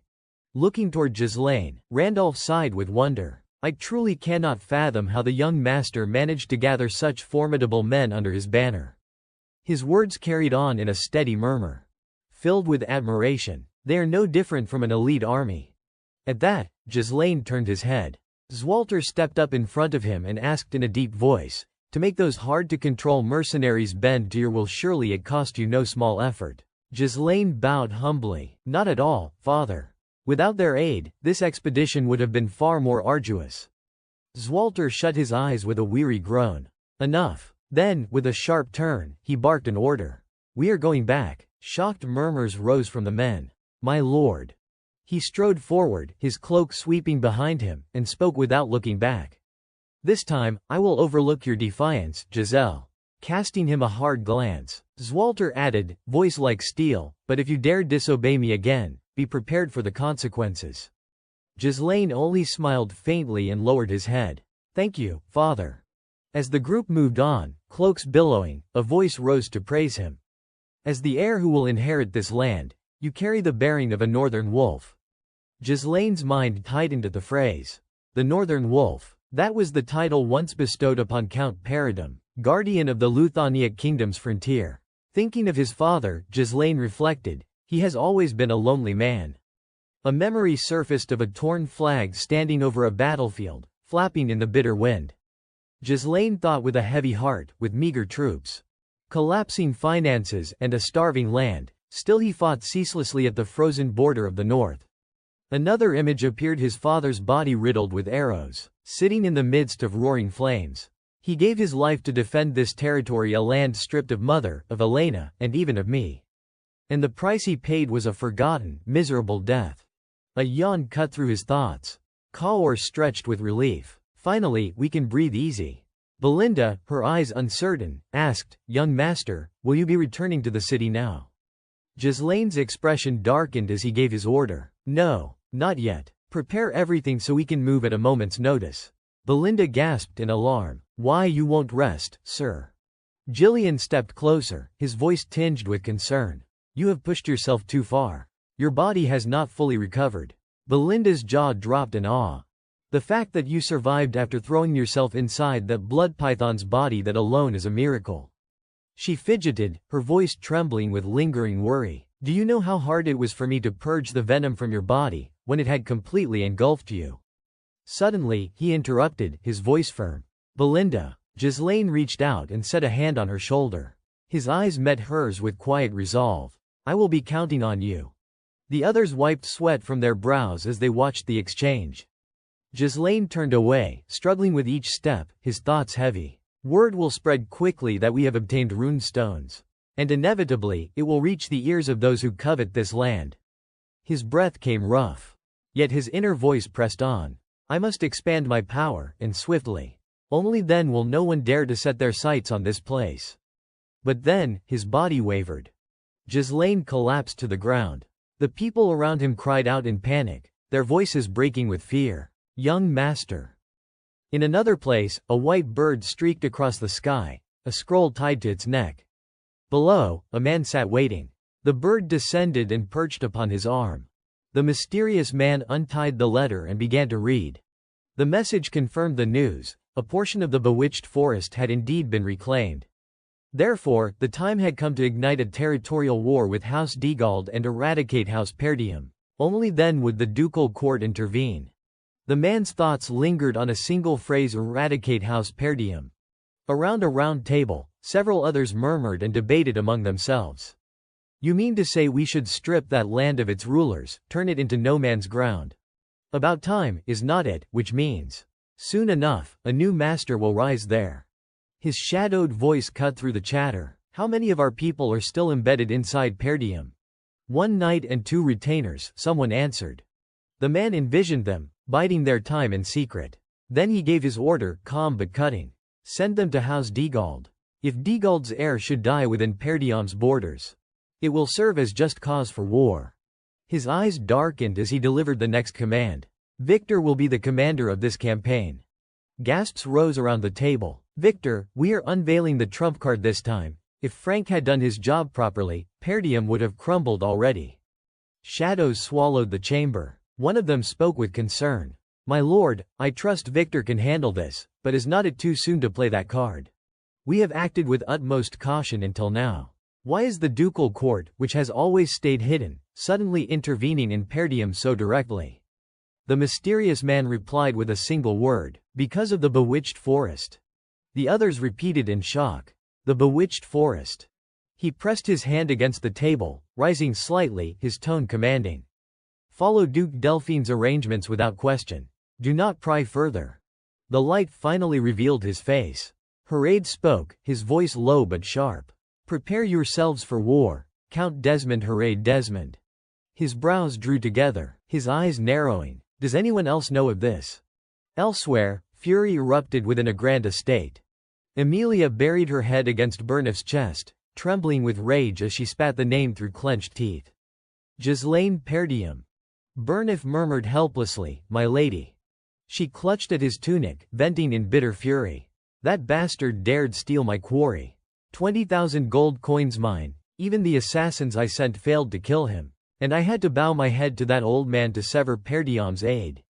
He is making me look like a fool. Her eyes burned red, tears threatening to fall as her brows knit tighter. Even the killers I hired could not finish him. And now I am forced to swallow my pride. He is humiliating me. Burnif's voice came low and steady. My lady, this is not like you. Emilia exhaled sharply, then turned away with sudden composure. You are right, I was too emotional. Her frown hardened. What is past. Burnif furrowed his brow and asked, then, my lady, please, give me your command. Her fingers traced the map spread across the table. We have located a runed stone mine. Our finances will soon recover. Burnif's tone grew firm, which means, there will certainly be a gathering. A banquet. Emilia turned back toward him, brows pinched as she reasoned aloud. And one crucial fact: they have not sold those stones yet. Burnif's eyes narrowed. Haven't sold them. Her voice carried on in the quiet of the night. According to the latest report, they only obtained the runestones 2 days ago. They have had no time to secure buyers. Emilia's brows drew together in cold calculation. That is the point we will strike. We will hit them at the sale. Burnif gave her a wary look. So you intend to move before they can sell? But where would we even begin? She answered without hesitation, her voice calm but certain. There is only one place in the north where they could sell them. A towering structure formed in Emilia's mind. She spoke its name. The finest tower in the north, owned by a 7th-rank archmage, the Blood Tower. Her hand lifted a tiny flag from the map as her lips outlined the plan. Rune stones are vital for magical research. That tower strictly controls their distribution channels. Send a team of assassins to ambush the transport. As she envisioned her agents intercepting Ghislaine's convoy, Emilia's plan sharpened further. This time, the target is not Ghislaine himself. It is the laborers hauling the stones. Shatter the crates, cause chaos, seize the stones, and withdraw. Burnif's brow furrowed in doubt. But in Brivant's territory, there is also the Crimson Flame Tower. Are you certain we should put all our focus on the Blood Tower? Emilia's face hardened at the thought of the arrogant Ghislaine. Her reply came sharp, unwavering. Before, maybe, but not now. The Crimson Flame Tower has lost its standing, it is in decline. That man won't go there. He will take his goods to whoever offers the highest price. Her brows knit tight, her voice dropping into a dark mutter. This time, I will take everything from you, Ghislaine Perdium. In a distant castle, Ghislaine lay still upon a bed, his body swathed in thick bandages. Moments of his battle against the monster replayed in fragments the instant he split it apart, the suffocating weight of its insides. His mind churned with cold analysis. Predators digest their prey by drowning them in venom. Before I passed through the throat into the stomach, that venom was already working to dissolve me. The space closed tighter around him, his breath ragged. The third art, its mana can burn the venom away, keep it from spreading through me. But the fumes from that process could be fatal. Venom flooded his face, searing, suffocating. He endured, forcing the thought through his skull. Most prey would lose consciousness or die here. In the recess of memory, his own voice echoed, "Endure. If you lose consciousness, this expedition ends here." The vision of his family's castle came to him. My treasures, my future. As his body was crushed within the serpent's stomach, revelation struck. If I cannot avoid the venom, then I will claim it. At once, a light flared at his chest. His eyes blazed with fierce calculation. The poison seeping into me, it is becoming mana in my core. With this torrent of mana, I can neutralize the deadliest venom. He shut his eyes tight, his mind screaming. A mastery of mana control, one that only the elite ever reach. And then his eyes flew open. Ghislaine drove his blade wildly inside the serpent's gut, a manic certainty rising within him. I will wield this poison as fuel, an energy to counter the mana that threatens to burst me apart. The flashback ended. Ghislaine now sat conscious upon his bed. His body tensed, then he exhaled with raw exhilaration. What a rush! He shot upright, clutching his head as fragments of memory swirled. This is my room. What happened? I remember father forgiving me, but after that. A startled cry jolted him. He turned and found Elena sitting there, stunned, her wide eyes locked on him. In the next instant, the girl threw herself against him in a fierce embrace. You have been unconscious for 2 days, she said, breathlessly. Not a word out of you, you just collapsed. Her face glowed with relief as she added, Welcome back, big brother. Ghislaine's voice cracked with shock. Elena. But then, without warning, she shoved him flat onto the bed again. Elena bolted for the door, shouting, Belinda, he is awake. Ghislaine propped himself up, dazed. 2 days. He stepped off the bed, thoughts racing. After crawling out of that blood serpent, Belinda gave me a little healing, but I pressed on with work. I did not rest, not while that quarry was still unmined. But this young body, it could not keep up. His hands traced the contours of his own muscles, calculation flickering across his face. Still, though I have been reckless, this body is remarkable. 2 days of sleep is not enough to recover fully, but... As the bandages slid from him, one after another falling to the floor, something struck him as odd. He studied his own form, realization dawning. My recovery speed, it is greater than before. Clenching his fist, awe filled his voice. And my mana, it has grown. Somehow, it is increased. He raised his hand before him, stunned. Has my mana changed? His thoughts rewound to that moment within the monster's belly. Could it be the blood serpent's energy merged with me, as I neutralized its venom? Looking down at his hardened, powerful body, Ghislaine marveled. In my past life, I never imagined reaching such strength. I was not ready, but I survived the consequences. His grip tightened. I need to test this further. If this method works, my power could grow 100-fold. A grin spread across his face, wild and delighted. But just as quickly, his expression sobered. He moved toward his wardrobe, muttering to himself. First things first, the stones must be sold. It has been 2 days. Anyone who needs to know already knows. Ghislaine pulled on his clothes. His gaze sharpened as he muttered to himself, I need to gather the mercenary unit immediately. He looked toward the door, suspicion flickering in his voice as he called out. Belinda, you do not have to knock. Suddenly, the door was pushed open with force. The one who stepped inside was none other than his father. Son, you are awake, Zwalter said. Ghislaine's eyes widened in shock, his voice trembling as he exclaimed, Father. Zwalter walked closer, his tone filled with concern. I already heard from Belinda. You were swallowed by the blood serpent and poisoned.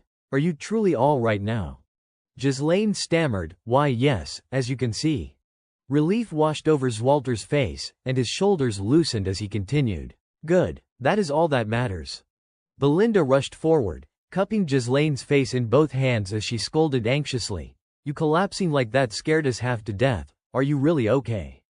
Ghislaine gave a helpless sigh. I really am fine. Just then, Perdium spoke his name firmly. Ghislaine. His expression had hardened as he continued, We need to talk. The words left Ghislaine stunned, his eyes widening once more. Zwalter's face grew grave as he declared, I have a request for you.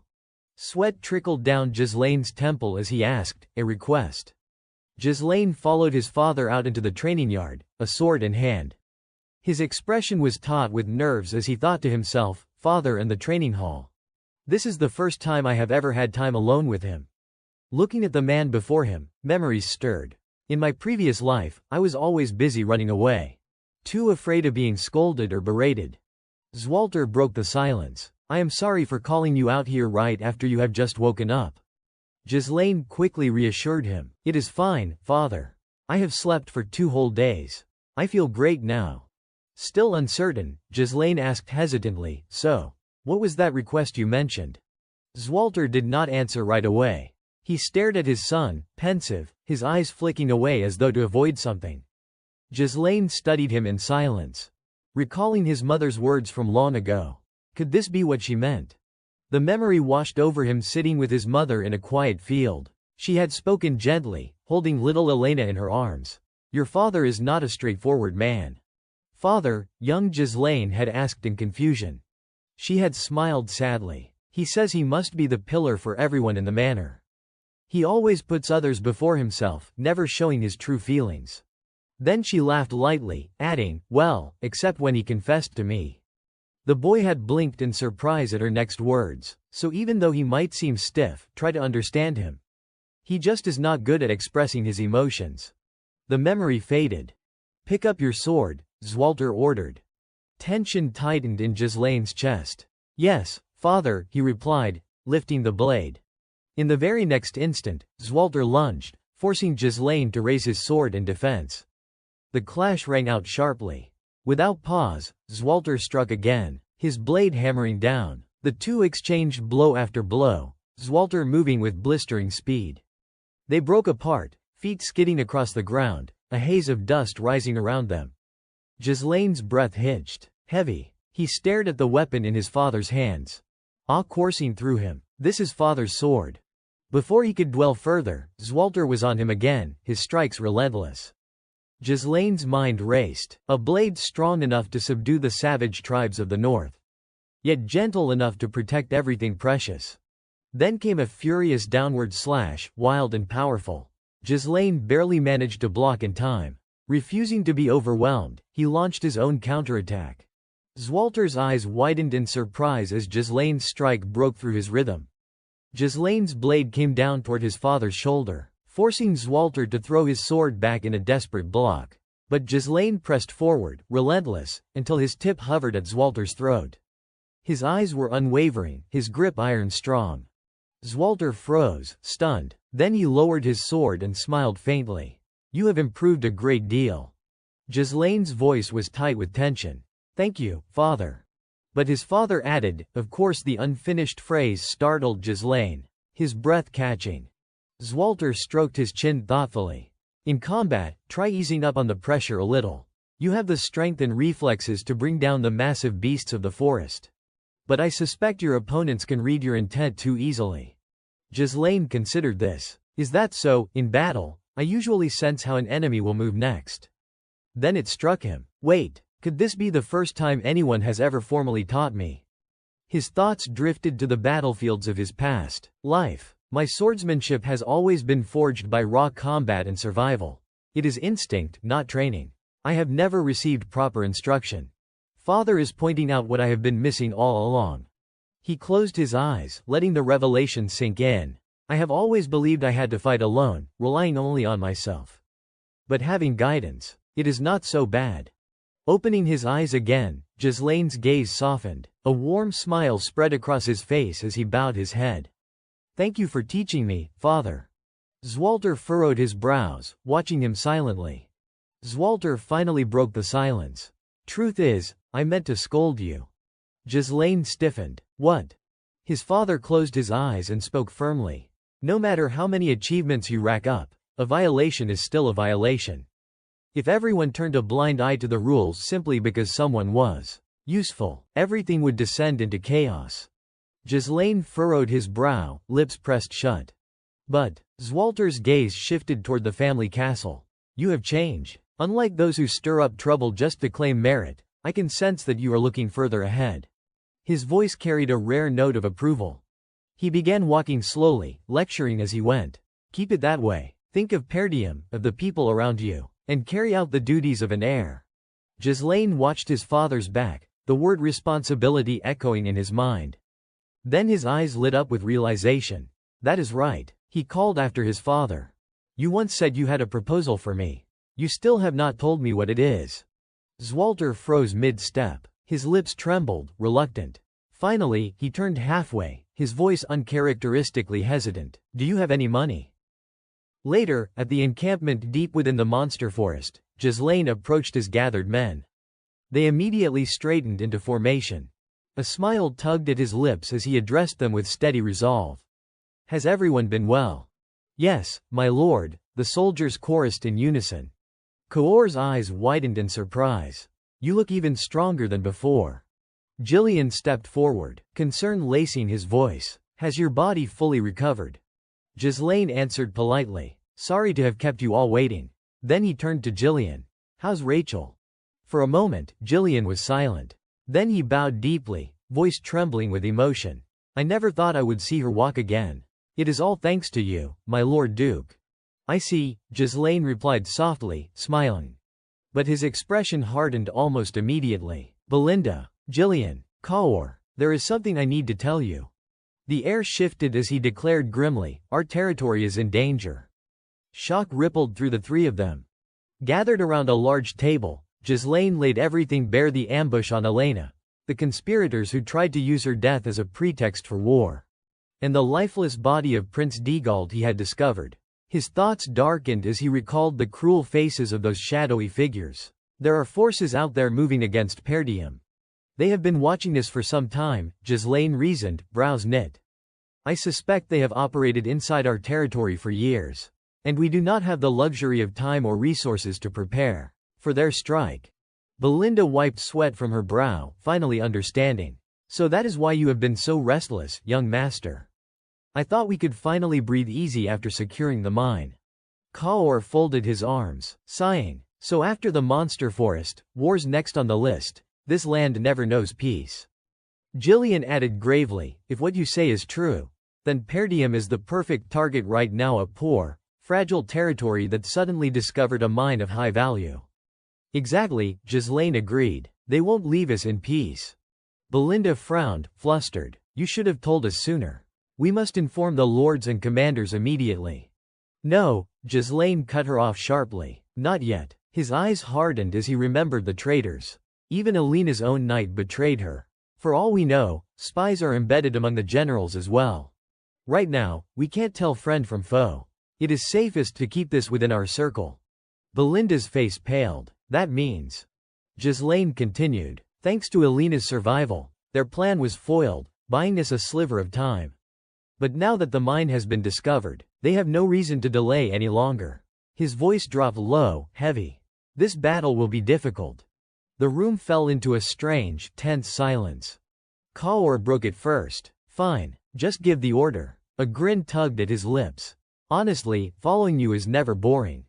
Jillian straightened, conviction in his tone. We have already sworn our loyalty, my Lord Duke. We will follow you to the end. Belinda clasped her hands earnestly. That is right. Who else would protect you if not me, young master? Ghislaine's chest warmed, and he smiled with quiet happiness.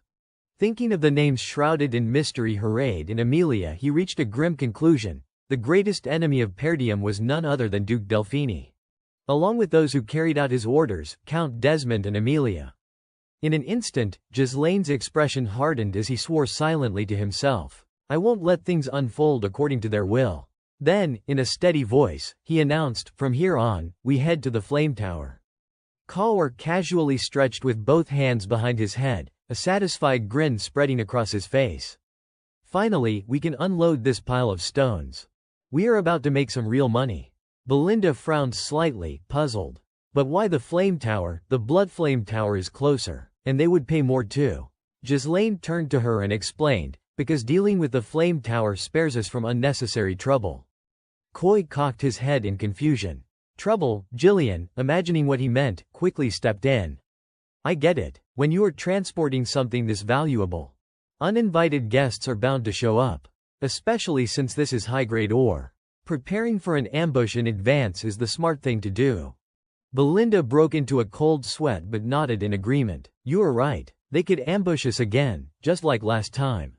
Ghislaine's brow furrowed tightly as his gaze grew distant and thought. Ever since Delmuth of the Bloodflame Tower rose to become a 7th Circle Archmage of great renown, the Flame Tower has been in steady decline. Since then, selling ore to the Bloodflame Tower, the foremost magical authority in the north, has become far more profitable. Turning his head slightly, he reflected inwardly, the Flame Tower is still doing everything it can, but regaining its former glory won't be easy. And yet, the reason I chose the Flame Tower is because of her. At the Flame Tower, Vanessa sat trembling amid a mountain of books. In a faint, unsteady voice, she called out, Professor Lenato. Her tone wavered with doubt and sorrow as she asked, that light you spoke of, when will it finally appear? Ghislaine Perdium's company rode their horses along the wide main road. So this is the Scarlet Tower, one of them breathed in awe. Every member of the group looked around. Equally stunned. So tall. I have heard of its fame for years, but I never thought I would actually set foot here. The street dazzled with grandeur. And even the way the locals lived was on another level compared to Perdium. Their chatter filled the air as they gawked. So this is where they make spell scrolls. Suddenly someone shouted, look over there, a mage. Curiosity rippled through the group. What are they doing? I have never seen magic cast without a scroll. But the mages who noticed their stares grew visibly annoyed. With a flick of their hands, they conjured a wave of green smoke that enveloped their forms, then slowly vanished without a trace. The mercenaries gaped. They disappeared, that is insane. Seeing their astonishment, Ghislaine explained calmly, that was an invisibility spell. Looks like they do not want to be seen by us. Cawor snorted with disdain. Idiots. Stop gawking like country bumpkins in the capital. Even Belinda had to admit inwardly, and Gillian agreed as well, no matter what anyone says, a magic tower is still a magic tower. And Brivant is one of the wealthiest territories in the kingdom. But Ghislaine thought differently. On the surface, that may be true. But who would believe a tower at its peak is already edging toward decline? When they finally arrived at the base, he announced, we are here. Even Cawor, usually so brash, tilted his head back and muttered, up close. It is so tall I will break my neck just looking. Belinda added, it is massive, just walking to the front gate feels like it will take 100 years. As she glanced around, confusion flickered across her face. Wait, where are the gatekeepers, and why are these suits of armor scattered everywhere? Stand back, a stern voice shouted from atop the wall. The scattered armor suddenly stirred, rising into the air and assembling themselves into fully formed iron suits. 2 armored guardians planted themselves before the gate. From above, the gatewatcher bellowed, not just anyone is allowed entry into the Mage Tower. State your names and your purpose. Belinda blinked in shock. What the? Those armors, they are like puppets, Cawor growled, clearly irritated. TCH. They won't even come down here themselves. Typical gatekeepers of the Mage Tower. Gillian quickly stepped forward, his voice firm. This is Ghislaine Perdium, Grand Duke of Perdium. Call your trade overseer, we have brought goods of high value. But the gatekeeper rejected him outright. "We are not buying." Belinda's temper flared. "Hold it, do not you want to at least look at the goods before turning us away?" The gatekeeper sneered. "Per diem, isn't that the beggar land in the north? No doubt your wares are cheap junk and worthless potions. Trading with you is a waste of time. Be gone." Her face turned red with fury. "What did you just say? Who the hell are you to call us beggars? Get down here this instant." Gillian glanced at Ghislaine. "Your Grace, what should we do?" Ghislaine fell silent for a moment, then asked evenly, "So you truly do not want them?" The gatekeeper hesitated, confused by his tone. Slowly, Ghislaine raised a hand, revealing a stone. "If you are mages, you should recognize this." At first, the guard frowned. "What is that supposed to?" Then he froze, eyes widening in shock. "An archaic rune stone. Don't tell me your entire shipment is filled with." Ghislaine's lips curled into a sharp smile. "Well, do you want to buy it or not?" In an instant, the guard's tone shifted. "We failed to recognize such distinguished guests. Please, come in." They were ushered inside. A man stepped forward quickly. Worry etched on his face. "I am Sylvain, trade manager of the Mage Tower. If you need anything, please tell me directly." But Ghislaine dismissed him without a second thought. "You have seen it yourself, our stock is large scale. I need someone who can handle the entire transaction. I want to meet the Tower Master directly." Sylvain stiffened in surprise. "The Tower Master," his voice wavered, but he bowed deeply. "Very well. I will inform the Tower Master immediately. Please wait here a moment. Escort them to the guest reception hall." His subordinates obeyed at once. "Yes, sir." Belinda was still fuming. It should have been like this from the beginning. How dare they insult our land like that? The three of them walked down the corridor. But something about the place made Ghislaine narrow his eyes. "What is the matter?" he asked quietly. The guide at once reassured him. "Please do not worry, my lord." The crackle of magic echoed through the chamber, a sound born from experimentation. Nothing more. In another room, saturated with the aura of enchantments, Alfoy sneered at Vanessa. "I told you, did not I? Don't ever think you are worthy of setting foot inside a research chamber. You can't even use proper magic, and yet you dare take up space here. Are you trying to defy me?" Alfoy, heir of the Mage Tower, a third-rank master. His followers snickered and piled on mockery. Unbelievable that the professor actually took her in as a pupil. "You should be grateful the Scarlet Tower's master allowed you through its doors at all." Vanessa trembled, but forced herself to answer. "But I have every right to use the research room. I am a mage." Alfoy's smirk twisted into a cruel grin. "Oh, is that so? Very well, I will treat you as one. Then surely you can defend yourself against this basic attack." His tone sharpened as he lifted a hand. "Let us see you block it with magic. Level 1 spell, Fireball." The blazing orb surged forward. Vanessa panicked, scrambling to summon a barrier, but her spell fizzled before it formed. Desperation gripped her. She covered her head, bracing for impact. But it never came. A figure stepped between her and the fireball, cutting it down effortlessly. Shock rippled through the room. Ghislaine Perdiem stood there, sword in hand. His voice carried cool disdain. "So this is what passes for magical research here at the Scarlet Tower." Elsewhere, in the Tower Master's council chamber, a furious voice rang out. "What? We are out of rune stones." Hubert, the Scarlet Tower's master, slammed a fist against the table, disbelief twisting his face. "Damn it, how did it come to this? If this continues, the gap between us and the development tower will only grow wider. I told you fools to stockpile runestones ahead of time. What have the elders been doing all this while?" The elders exchanged weary sighs. "Every time we tried, someone insisted there was a more pressing use. Then came the banquets, the noble connections, the fine jewels, the rare imports. Their wasteful indulgences had drained their reserves." One elder voiced what many thought. "Truthfully, rune stones are not the only problem. The development tower's master has already reached the 7th circle. Meanwhile, our tower master—" "Silence," Hubert snapped, his face darkening. "Don't speak that bastard's name again. If I had the rune stones, I would reach the 7th circle myself." The elders fell silent, only their sighs filling the air. "Without rune stones, even our training grinds to a halt. What is your plan now?" "My lord." Hubert ground his teeth. "Damn it, Delmid. How did that low-born worm surpass me? Did he buy out every last rune stone? What is so special about those cursed rocks? The chamber doors burst open. Sylvain stumbled in, breathless. Tower Master, urgent news. Hubert whipped around, livid. How dare you barge in during a council meeting? Who gave you the right? Sylvain bowed low, apologizing in haste. Forgive me, my lord, but you must come at once. A massive shipment of rune stones has just arrived. Gasps filled the chamber. Back in the research hall, Alfoy hurled spell after spell in a fit of rage. Yet Ghislaine's composure never wavered. He moved with a soldier's precision, cutting each fireball in half with his blade.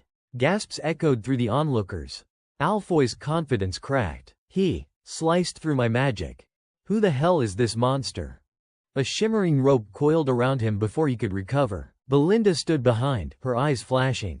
You dare attack the young master, her words dripped with menace. Fear jolted through Alfoy as he struggled. What are you people? Stop this at once, a thunderous voice cut through the chaos. Hubert himself stormed into the hall, eyes blazing. What in the hells is going on here? The scene froze into stunned silence, the room thick with tension.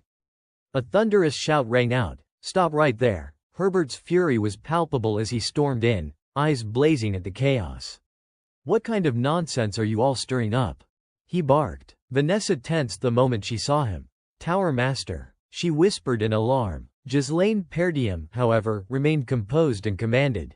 Release them, Belinda. She obeyed without protest, replying meekly, very well.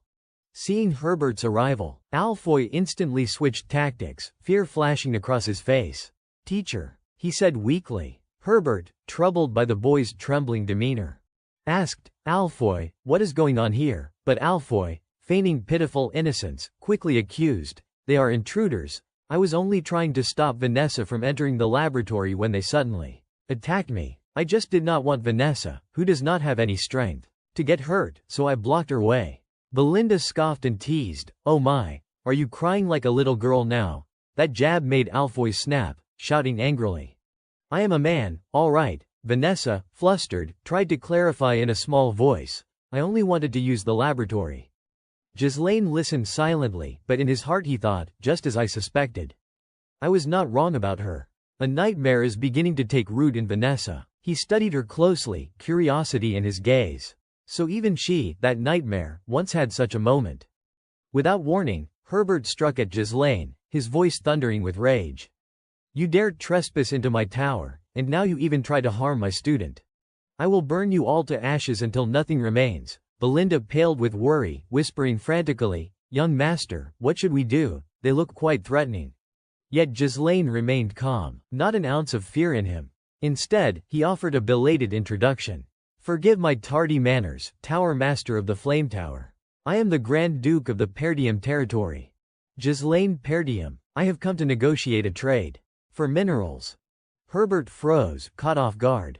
What did you just say? Even Alfoy was stunned. Minerals, but Ghislaine's voice remained steady. There are men waiting outside the castle as we speak. Would you like to meet them now? When Herbert's party stepped outside, they were stunned into silence. An entire convoy of wagons loaded with gleaming minerals stretched before them. The elders gawked in disbelief. Impossible. Where did he get so much ore? One murmured. Another was so excited he almost lost his composure. Tower Master, there must be at least 10 wagons of stone here. What shall we do with this? Herbert's grin nearly split his face. So much ore, this is heaven's blessing. With this much stone, I could crush that detestable Bloodflame Tower once and for all. But he quickly masked his glee, feigning disappointment. Still, this is less than I expected. And the quality seems rather poor. Kaor's face twisted with rage. How dare this man insult the minerals we worked so hard to gather? But Vanessa, timidly, offered her own view. But is not the amount enormous? From what I know, even a single wagon would last several weeks. Herbert snapped at her in shame and fury. Silence, what would you know? Get out of my sight. His voice was venomous as he cursed under his breath. That damned Ronatog left me with nothing but headaches.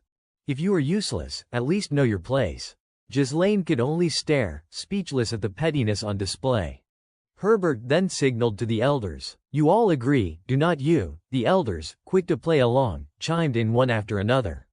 Looking closely, The quality does seem low, as the tower master says. To suddenly receive such rare minerals from a poor land like Perdium, it is possible these are counterfeit. Belinda exploded with anger. What did you just say? Our young master poured everything he had into securing those minerals, and you dare call them fake? One elder waved dismissively. No matter how hard you worked, that is not our concern. Lately, swindlers are everywhere. Surely you understand there is no reason to simply trust the seller's word. Ghislaine cut to the heart of the matter with icy clarity.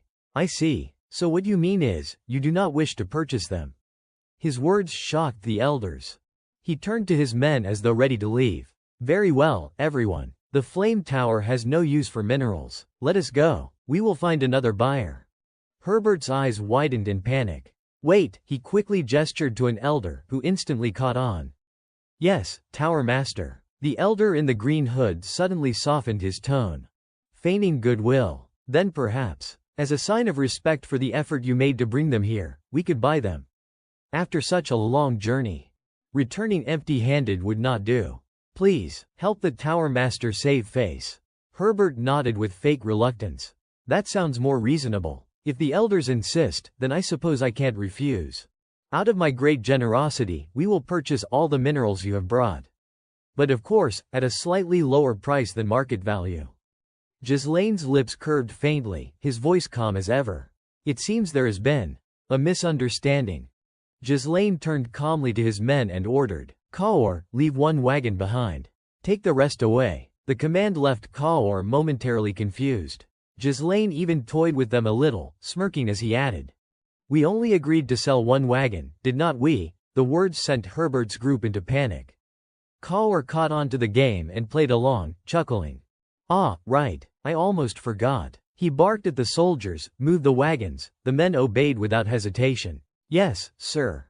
Herbert, alarmed, rushed in front of Ghislaine Perdium, shouting, what the hell is going on here?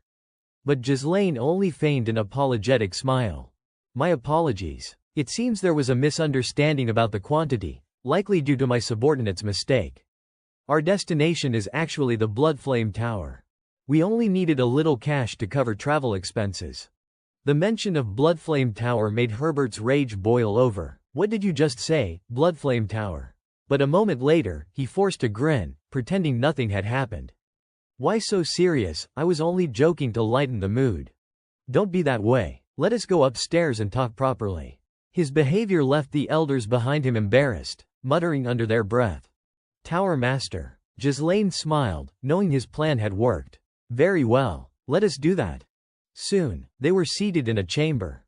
Herbert gestured proudly. Now, let me introduce the elders of the Flame Tower. Each of them has reached the 5th circle. Ghislaine raised his brows. All 5th circle mages, impressive. No wonder you are the 2nd strongest tower in the north. The strength here is truly remarkable. Herbert quickly corrected him, a sharp edge in his tone. Perhaps you have heard strange rumors, but they are false. The Flame Tower still stands as the foremost power in the north. Ghislaine only offered a dismissive shrug. If you say so, it makes no difference to me. Belinda shifted uneasily beside him, whispering, Young master, you are provoking them for no reason. Are you sure this is wise? Gillian reassured her with a calm look. He knows what he is doing. Trust him. Herbert clapped his hands once. Impatient. Enough chatter. How much for the stones? I promise you, if you try elsewhere, you won't get anywhere near their true value. Without hesitation, Ghislaine named his price. Double. We want twice the market rate.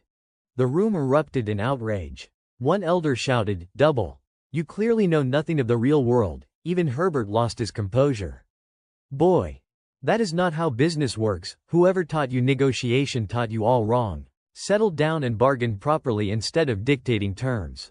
But Ghislaine's voice turned sharp, carrying an unmistakable threat. I think the Flame Tower can afford to pay double. The elders bristled with fury. Do you even know where you are, boy? Do you think the Flame Tower is some joke? Herbert's eyes darkened. Watch your tongue. Brat, you are starting to irritate me. Listening to a foolish child babble nonsense tests my patience. Yet Ghislaine remained unfazed, composed as ever. Herbert forced a laugh, trying to sound magnanimous. You are still young. Mistakes are natural. This time, I will be generous and overlook it. But be serious. Why do not we settle for slightly above market price? You sell us everything, and we all win.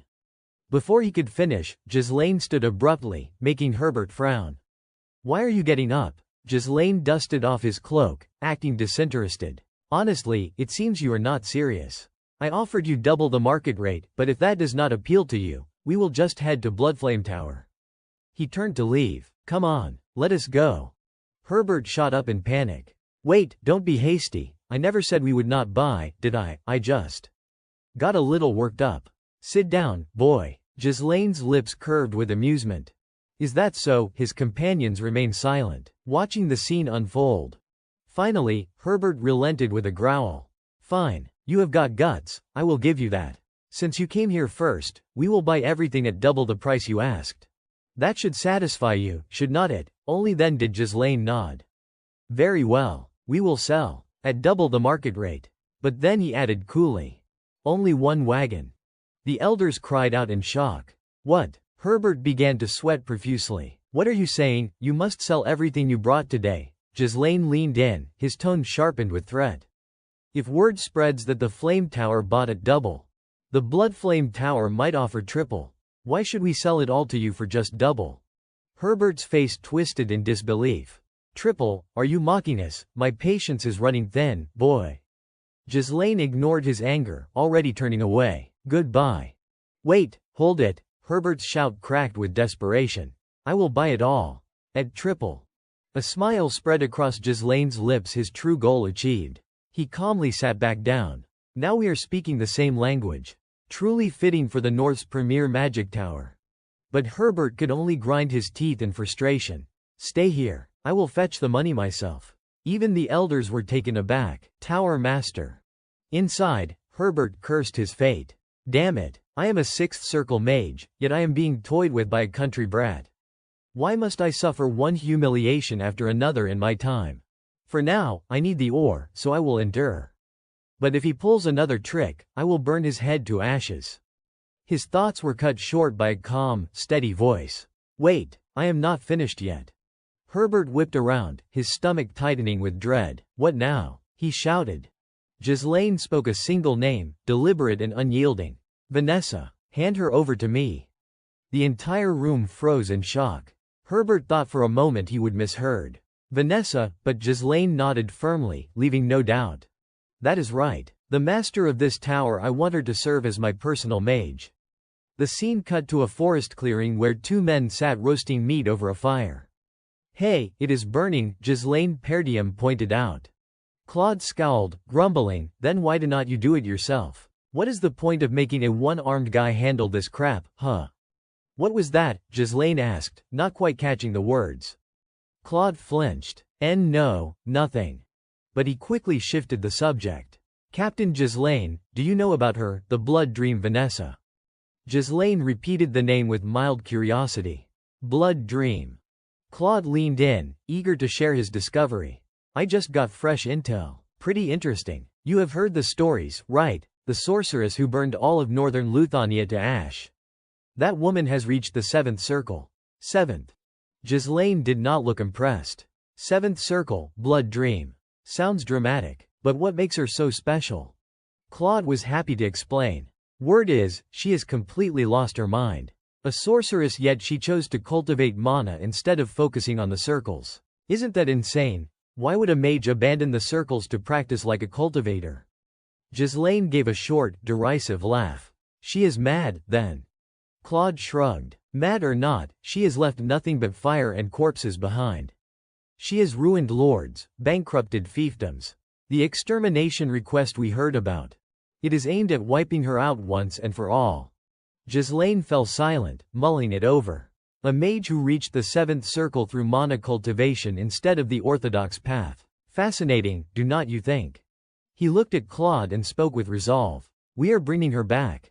Ghislaine's thoughts drifted bitterly. But that plan never worked out. Vanessa could not control the magic within her. By the time we found her, she was barely alive. Even so, despite her instability, she had the talent to reach the 7th circle. With the right guidance, she could shine. This time I will make sure she is mine. Back in the chamber, Jillian asked curiously, Are you talking about that woman just now? Kaor scoffed. She did not seem all that powerful. Even Belinda chimed in, disapproving. If you plan to take someone into your service, young master, at least tell me beforehand. Meanwhile, the elders of the Flame Tower whispered among themselves. This works out perfectly. Indeed, she is nothing but a burden anyway, why not dump her while we can? We have repaid Renato enough just by taking care of her this long. Herbert, feigning reluctance, declared, Vanessa is one of the Flame Tower's most valuable sorceresses. She will gladly continue serving our tower. But Ghislaine cut him off coldly. In addition, we require combat mages 3rd circle and above to be stationed at Perdium. The demand made Herbert stiffen. Ghislaine pressed further. We need mages for the upcoming wars of territorial conquest. The words detonated in the chamber. Wars of conquest. The elders shouted, their faces pale. Ghislaine laid out his terms, clear and final. Triple the market price. Deployment of 3rd circle mages are hired to Perdium for 1 year. And Vanessa, as my personal mage. Those are the 3 conditions for the rune stones. The room fell into dead silence. Herbert stood frozen for a beat, then suddenly erupted. His aura surged so violently the glass windows shattered and cracks split across the floor. His furious voice thundered through the chamber. Ghislaine Perdium, do you really think I am a fool? The mages of the Crimson Flame Tower were forbidden from meddling in territorial wars. Herbert's voice thundered with outrage as he accused. Not only do you fail to grasp the most basic laws of the kingdom, but you even dare to demand that core mages of the 3rd circle and above be sent to the battlefield. This is an insult to the Crimson Flame Tower. I will reduce everything here to ash. His aura flared with such ferocity that even Jillian instinctively tensed. The oppressive pressure radiating from his magic was overwhelming. Enough that Kaor, who usually scoffed at others, had to begrudgingly admit, so this is the power of a 6th circle mage. Meanwhile, Vanessa clutched her hands together. Deeply worried as she whispered, young master. Chaos erupted, yet Ghislaine Perdium remained composed. His eyes turned cold, his voice sharp as a blade. You will regret this. He leaned forward ever so slightly. Pressing with quiet menace. We have discovered a massive rune stone in our territory dozens of times larger than the stock we brought with us today. The elders gasped. What? Ghislaine continued, calm and deliberate. And that information has already spread across the north. Herbert narrowed his eyes, quickly deducing the implications, which means many will hunt it down. A thin smile crossed Ghislaine's lips. You catch on quickly. We do not seek war. Perdium only requires the tower's support while we grow stronger. If you help us overcome this crisis, I swear to grant the Crimson Flame Tower exclusive rights to rune stones. At that, Herbert muttered under his breath, almost involuntarily, exclusive rights to rune stones. Ghislaine pressed his advantage, voice persuasive, nearly seductive. If that happens, it is only a matter of time before the Crimson Flame overtakes the Bloodfire Tower and stands once more at the very peak. Herbert hesitated, jaw tight as his face darkened with deep conflict. For a moment he seemed ready to refuse, but then he ground his teeth and finally gave his decision, he would cooperate. Scene shifted. In a quiet chamber, Herbert tried to persuade a young man. It has been decided, Alfoy. The youth frowned, clearly reluctant. Master, there are plenty of other mages. Why me? Herbert did not let him waver. Don't misunderstand. I am sending you because you are the greatest talent in the history of the Crimson Flame Tower. You will serve as supreme commander for the future of us all. At those words, Alfoy's eyes brightened with pride. The greatest talent in history. Seeing his excitement, Herbert doubled down. This experience will serve you well when you inherit the tower. Supervise them closely, make sure those country bumpkins do not smuggle runestones elsewhere. And if a territorial war does break out, do not fight. Withdraw immediately, understand, just endure for a single year. 1 year is all it will take before our tower surpasses Bloodfire and reclaims its rightful place as number 1. Alfoy fell silent for a moment, then straightened, confidence gleaming. Yes, master. But when he finally arrived in Perdium, his expression betrayed his disdain. Ghislaine welcomed him warmly. Welcome to Perdium. A narrator's voice described the scene. The castle was built in a rather classical style. It was not luxurious, but practical, its proportions harmonious, its structure balanced. To Alfoy, however, it was nothing but contemptible. What a shabby little backwater. I am only here because master ordered it. Me, the heir of the tower, sent to this filthy mansion. Still, he introduced himself with practiced courtesy. I am Alfoy, a third circle mage and heir to the Crimson Flame Tower. I have been tasked with leading our mages. Ghislaine, ever courteous but firm, offered a reminder. There is much work to be done in this territory. Don't be negligent, work hard. The words pricked Alfoy's pride like needles. This ignorant country fool thinks I am his servant, just wait. When I become tower master, he will be the first I crush. But then Ghislaine abruptly turned to him. Alfoy, where is Vanessa? The youth blinked, caught off guard. I am not sure. She is probably trailing behind, carrying our luggage. Indeed, Vanessa appeared, staggering under the weight of several large bags.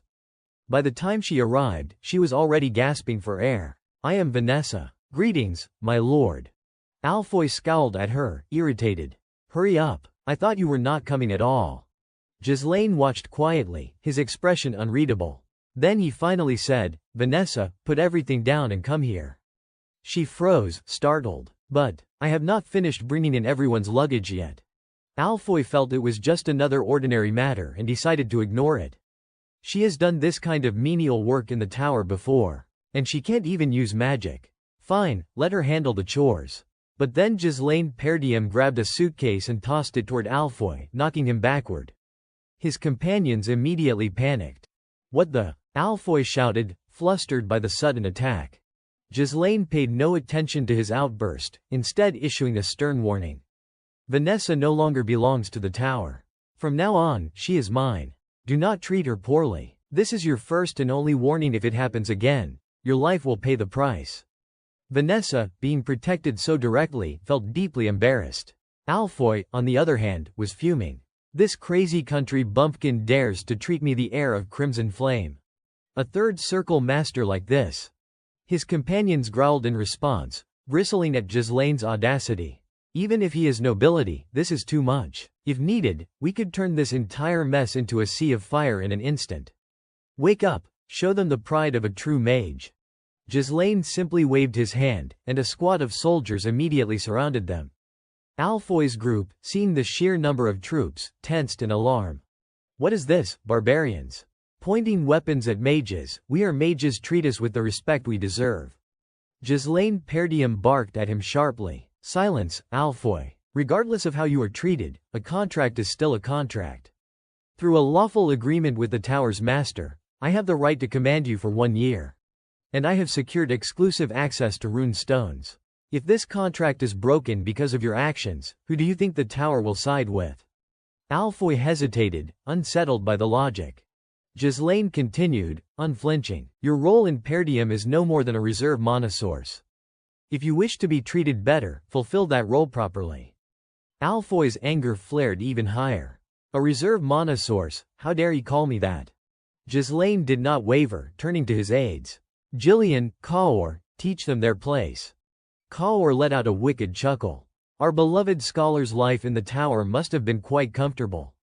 Jillian added, let us make sure they adapt properly to our territory. Seeing Kaor and Jillian so menacing, Alfoy's companions were terrified. These rude brutes. Meanwhile, Vanessa looked on nervously. Ghislaine called out to her directly, Vanessa. She stiffened, then replied obediently, why yes, my lord. He instructed her firmly, from now on, listen to no one but me. You are my personal mage. Vanessa's cheeks flushed with pride at the praise, but her expression quickly shifted to something more somber. She hesitated, looking down. But, I can't even use magic properly. A personal mage. Ghislaine noticed and smiled reassuringly. Follow me, I will help you learn to use your magic. Ghislaine Perdiem led her to a large square, and along the way, Vanessa remained tense, her steps hesitant. Suddenly, he called her name, Vanessa. She responded immediately, why yes, my lord. He asked about her progress. How far have you come in your studies? Vanessa hesitated slightly. I have reached 5th level magic. Though only the formulas, my lord. Ghislaine encouraged her, smiling. 5th level, impressive. Vanessa's face brightened at the praise, but self-doubt lingered. It is useless. I still can't actually use magic. He probed further, is there a reason you can't use it? She answered honestly. I have never felt magical energy, not even once, since I was a child. I always believed that one day I could use magic. So I tried so hard. But the more I learned, the more I realized I would never be able to use it. Now even my teacher has passed away. Maybe that is why I was abandoned. Ghislaine observed her quietly, trying to assess her. 5th level. In terms of raw capability, that is comparable to most of the elders in a magic tower. Magic is not something you can use simply by learning. It requires understanding the principles behind activation, the ability to interpret, and the alignment of your will with the energy flow. He realized that Vanessa understood these things intellectually, yet her body could not respond. She must have endured countless trials and failures to even approach this level. Her efforts were not in vain. She had simply been walking a different path. Ghislaine's thoughts drifted to the past. Remember the sorceress who burned down all of northern Britannia? That woman, apparently a 7th-level mage, had learned the art of mana cultivation rather than traditional magic. At the time, Claude had laughed at the idea. She is insane. But now Ghislaine smiled confidently, speaking aloud, from now on, I will teach you to cultivate mana. Vanessa froze. She hesitated. I am a mage. How could I learn mana cultivation? Ghislaine reassured her calmly, don't worry. Both magic and mana cultivation follow the same principles. You just have not tried it yet, have you? Vanessa blinked in confusion and quickly shook her head. No, it is. It is too crazy. Using mana cultivation to perform magic. If I make a mistake, I could end my life. He smiled with steady confidence. Vanessa, let us do this together. His gaze was firm yet reassuring, filling her with a rare sense of calm. She looked at her hands. Can I really use magic? Clenching her fists, she silently resolved. If this is the only way, I will master it. Slowly, she placed her hand on her shoulder and began to remove her outer clothing, preparing herself. Ghislaine's eyes fixed on her, remembering the past life she carried within, the regret, the rage, the hatred. She had once wielded power beyond her control, succumbing to instinct, consuming everything in fire. A girl trapped in a storm of destruction, mastering the mana cultivation technique of Ankiman and Grisson, becoming a living disaster. Now, Ghislaine was here to prevent that fate. He reached out to grasp her hand. A surge of power spread from her back throughout her body, bringing both pain and an intense, burning heat. Silence, he shouted. Your mana flow is chaotic. This power is mine now. Do not lose this feeling. He guided her carefully. Focus, feel the mana flowing. Let it seep into every part of your body, filling every corner, and draw it into your center. Vanessa's eyes widened in shock as the area around them began to glow. Memories of her past flashed. He is saying he will cut off my aid. Does he even know what he is saying? Her fear and doubt battled with the new surge of potential within her, yet Ghislaine's calm presence anchored her, a lifeline through the overwhelming chaos. Her master had tried to convince Herbert. Vanessa is truly talented. Without her, how could we have proven the principles of converting mana particles into magic? But Herbert remained unconvinced. I acknowledge that, yes, but something still feels off. Don't you see it, Renato? No matter how intelligent she is, if she cannot use magic, can she even be called a mage? Her master had been furious at the time. Herbert, what on earth are you saying? Yet he stubbornly insisted, I am telling you, no matter how brilliant she is, if she cannot wield magic, it is useless. Vanessa realized it was me, her younger self. She remembered how much pain she had endured. I am sorry, Master Renato. If only I had been a little more talented, you would not have had to leave the magic tower. But her master reassured her gently, I did not leave the magic tower. I embarked on this journey to find a way to help you use magic. He encouraged her further. Lift your head and look at the sky. There is no place in this world where darkness lasts forever. I promise you, one day, the light will reach you. And now Vanessa had found her own light. She had grown courageous, brave enough to reach toward it. Master, you were right, she whispered.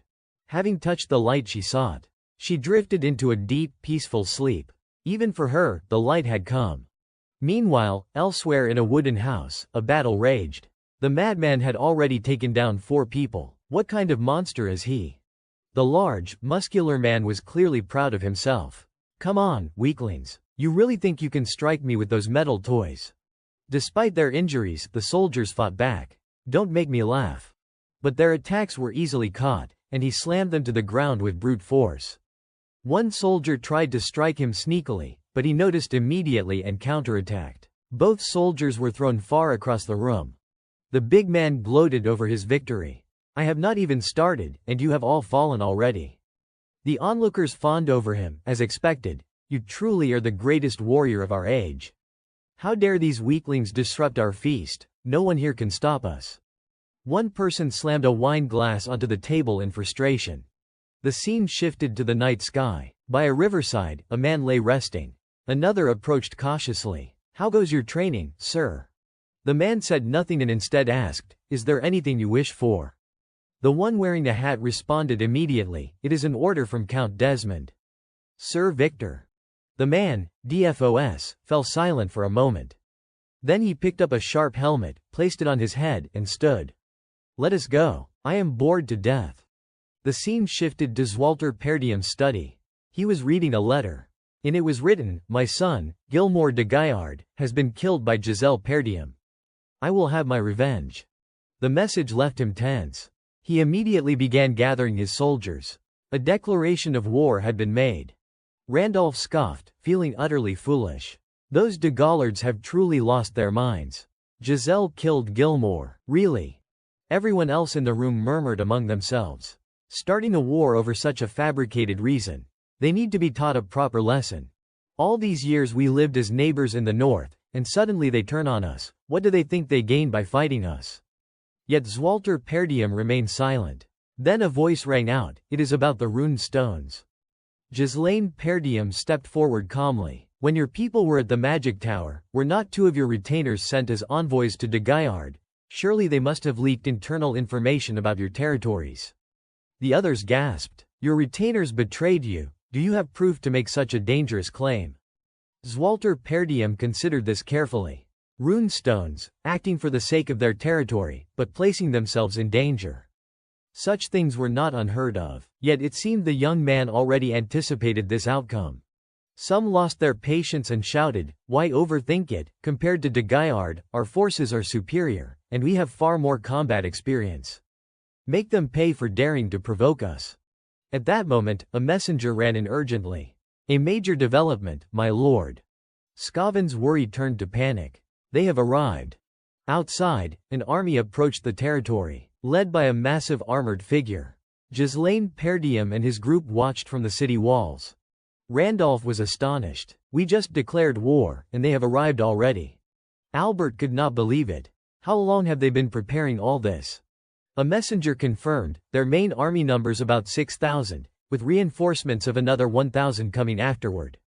They have also deployed numerous siege weapons. It seems preparations began long ago. Homerun and Albert exchanged worried glances. Randolph was in chaos. I warned you. We could not reduce our forces, and now look.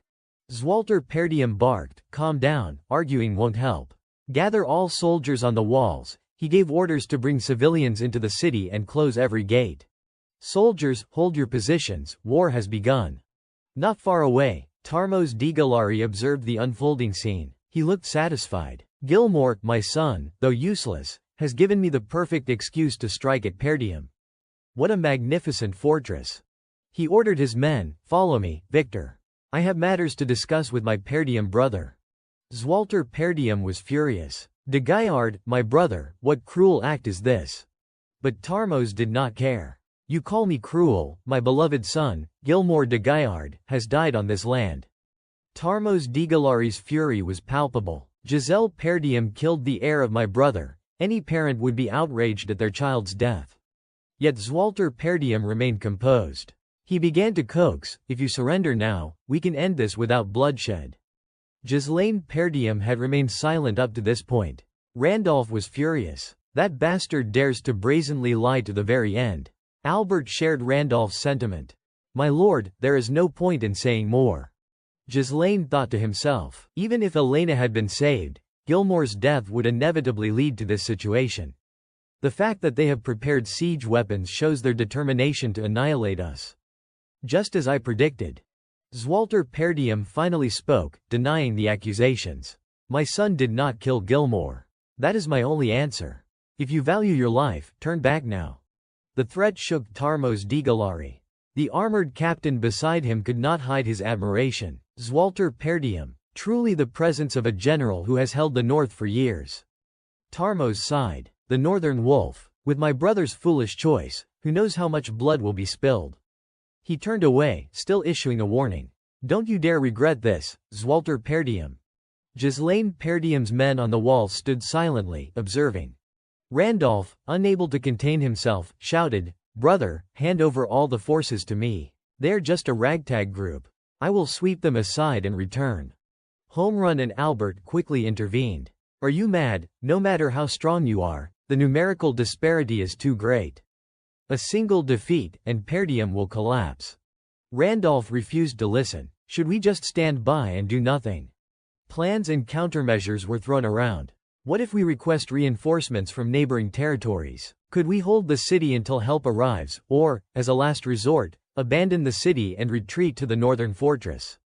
Zwalter Perdium was growing increasingly agitated, his thoughts scattered. The Degallards declared war so suddenly, yet were so thoroughly prepared. Moreover, their forces far exceeded Degallard's usual capability. Who could be backing them? He felt completely bewildered. At that moment, Ghislaine Perdium spoke, prepare the city defenses. The suggestion confused Zwalter. Ghislaine calmly laid out the situation. Degallard's army numbered nearly 7,000, while Perdium could muster barely over 2,000. That is more than a threefold difference. They were well prepared, with morale extremely high. In about half a month, once their siege weapons were completed, they would launch a full-scale assault. His recommendation, request reinforcements and hold the city. But Zwalter shook his head. Normally, that would be the plan, but I see no way out. Ghislaine leaned in, whispering into his ear. Zwalter stared at him for a long moment. Ghislaine had already prepared for the final 2 weeks before the battle. I will go all out to turn the tide. He conferred with his subordinates. Jillian closed her eyes, silent. Kaur was dumbfounded. Belinda still could not accept it. War had truly begun. Ghislaine's voice was firm. Yes. From now on, I will tell you exactly what needs to be done. He unveiled the strategy, a preemptive strike. Before the enemy could attack, they would target Degallard's supply lines. Once the reinforcements were cut off, prolonging the war would become a major challenge for them. Belinda hesitated. But, can we really do this? Degallard's forces have already encircled the front of the city. They are surely watching closely. Any movement on our part, and they will notice immediately. Ghislaine Perdium replied calmly, Kaur, Jillian, you too, acknowledge the plan. Understood, they responded in unison. Kaur reported clearly, as per your instructions, sir, we have deployed our forces along the edges of the beast's forest. If necessary, we can hide within the forest itself, so detection won't be a problem. Jillian had also completed his assigned tasks. The cloaks, crafted from the inner hides of Duruth Ents under the Grand Duke's orders, had been issued to the soldiers. Their dark material made them ideal for nighttime raids. Ghislaine Perdium continued outlining the plan. If the main army moves, they will be spotted immediately. But a small, elite unit, carefully camouflaged, will be extremely difficult to detect during a strike. There is just one issue: I do not know the exact location of their supply team. He assigned the task to Belinda. Belinda, locate their supply unit for me. Belinda blinked in surprise, then nodded immediately. Understood. Ghislaine felt reassured. It was a dangerous mission sneaking behind enemy lines, but if anyone could accomplish it, it was Belinda. His gaze hardened. Now, the crucial element remained. The trump card that would decide the battle, Vanessa. She was the key to ending this war. A few days later, at Degallard's supply camp, Pabro was celebrating. Finally, the war has begun, just a little more, and even someone like me, who has served as a retainer all my life, will gain control of this territory. He gloated, thinking how clever it had been to side with Desmond. With so much support and troops, securing a position in the rear had been easy. His companion chimed in, praising Pabro's wise choice. All thanks to your brilliant decision, sir. Pabro's satisfaction grew. Farewell, Perdium. Part of this land is mine now. Outside the supply camp, observers watched silently. Ghislaine Perdium had arrived, along with his army right on schedule. Belinda joked lightly. The weather is so dark and oppressive. Cawr laughed, pitch black. You can't see a thing. Ghislaine joined in, a hint of grim amusement in his voice. This weather is perfect for a raid, is not it? Then he gave the order, no prisoners. Kill them all. Ghislaine Perdium gave the order, no prisoners. He led the charge himself, cutting down anyone in their path. The enemy guards, caught off guard, were thrown into chaos. Cawr and his team fought with precision, slashing freely as the camp descended into panic. Someone shouted, "Intruders," while another yelled, "What are the guards even doing?" But before they could finish, Ghislaine's forces struck them down. He issued another command, "From now on, follow the plan. Leave no one alive." Everything erupted into disorder. A soldier screamed, "Baron Pabro, we are under ambush." Pabro, still trying to maintain composure, muttered, "I know, but we have got thousands outside. Don't panic. Just hold them off." A blonde soldier hesitated. "The problem is, over 70% of our troops have been wiped out." Pabro froze in shock, then shouted, "Retreat, at this rate, we might not even survive. Forget about securing the supplies run." But before they could move, an arrow pierced the blonde soldier's neck, sending him crashing to the ground in terror. Vanessa smirked, recognizing Pabro. Well, Baron Pabro, a vassal of Perdium, is it?" Seeing Vanessa, Pabro paled in fear. Belinda had already set a fire that consumed the enemy camp entirely. No one survived. Corpses piled up in heaps. Only Pabro remained alive, captured. Vanessa identified him clearly. He was one of the vassals sent as a messenger to Degald, responsible not only for selling information but also for leading the supply guards for Degald's army. Pabro begged, trembling, "Please, spare my men. Lord Ghislaine, I surrender." Ghislaine ignored the pleas, asking instead, "Who bribed you?" "Desmond. Count Desmond. He threatened me. I had no choice," Pabro admitted. Ghislaine's mind clicked. Desmond, the one commanding Degald's army. Pabro continued pleading, "Even if I erred, I have served House Perdium faithfully. I am sure Duke Degald would pay a hefty ransom to satisfy you." Ghislaine ignored him, raising his sword. Pabro thought he might be spared. "Thank you, Lord Ghislaine. I pledge my loyalty to Perdium." But Ghislaine struck, severing Pabro's head in a single blow. Even in death, he could not comprehend his fate. Ghislaine declared coldly, "I do not negotiate with trash. Those who betray Perdium have only one end: death." Vanessa stared at him, speechless. Cawr asked, "What is next, Captain Ghislaine?" Ghislaine laid out the next move: "We head straight for the castle. The enemy will likely begin their attack soon, focusing all attention there. That is when we strike their flanks, throwing them into chaos." He detailed the plan immediately. "Cawr and Belinda will handle the left wall. I will go through the right wing." Then another order, directed at Gillian. "You will lead the direct assault on their base. This will be a surprise attack, but you will face thousands of soldiers. Can you handle it?" Gillian smiled confidently. "No problem, just give the order, my lord." Ghislaine was pleased with his attitude. Cawr teased, "That old man never holds back, does he?" Vanessa, concerned, asked, "Young master, who will defend the gates?" Ghislaine replied calmly, "No need," leaving those behind puzzled. He turned to explain further, "This battle will mark a new chapter in the history of House Perdium."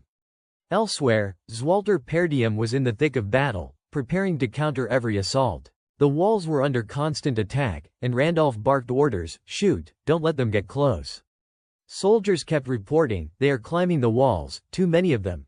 Zwalter Perdium issued a firm command, "Prepare for close quarters combat.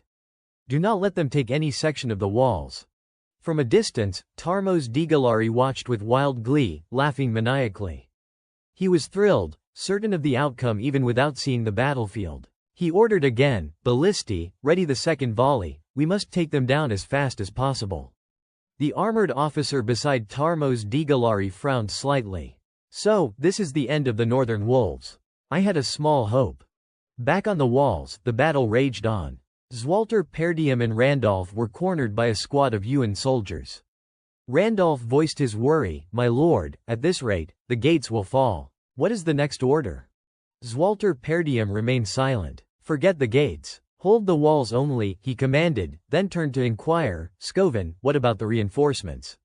Scoven reported immediately, the territories we sent requests to have all refused. Zambar and Railed claim internal issues prevent support. And the messengers sent to Duke Loges have lost contact, no news at all. Randolph cursed under his breath, furious. Damn it, not a single reinforcer is coming, ungrateful bastards. The battle continued fiercely. Suddenly, a soldier ran in with alarming news. My lord, the supply convoy has been attacked. The warriors sent to escort the provisions have not returned. So something must have happened in the supply area. Tarmos Digalari could hardly believe it. Impossible. How could the Perdium brats inside the castle know the convoy's location to launch an attack? He tried to calm himself. Smoke suddenly appeared on the horizon, undeniable evidence of the supply area burning. Someone in House Perdium had devised this strategy. The armored officer felt a thrill. Interesting. Tarmos Digalari, momentarily stunned, asked, Lord Victor, what do we do now? The battle has just begun, and we have already lost the supplies. The officer gestured decisively and reminded him, no need for supplies. We will take the castle today. Tarmos Digalari was momentarily shocked. Today. The officer's gaze hardened as he scanned the battlefield. The left and right flanks of the attackers still had not broken through. The skilled forces of Perdium, including the northern wolves, were holding strong. But at the front gate, he realized something and pointed his sword toward the castle. He gave the command, loud and clear, all units, charge, today, we crush them and breach the castle gates. The tall man on horseback was imposing, his eyes sharp and alert.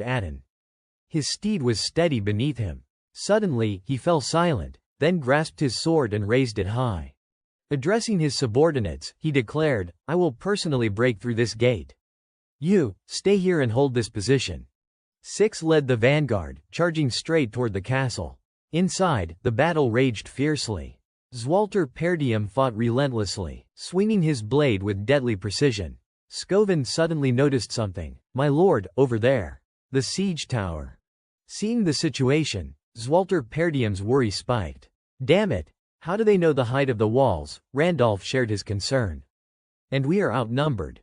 If that siege tower reaches the walls, we are done for.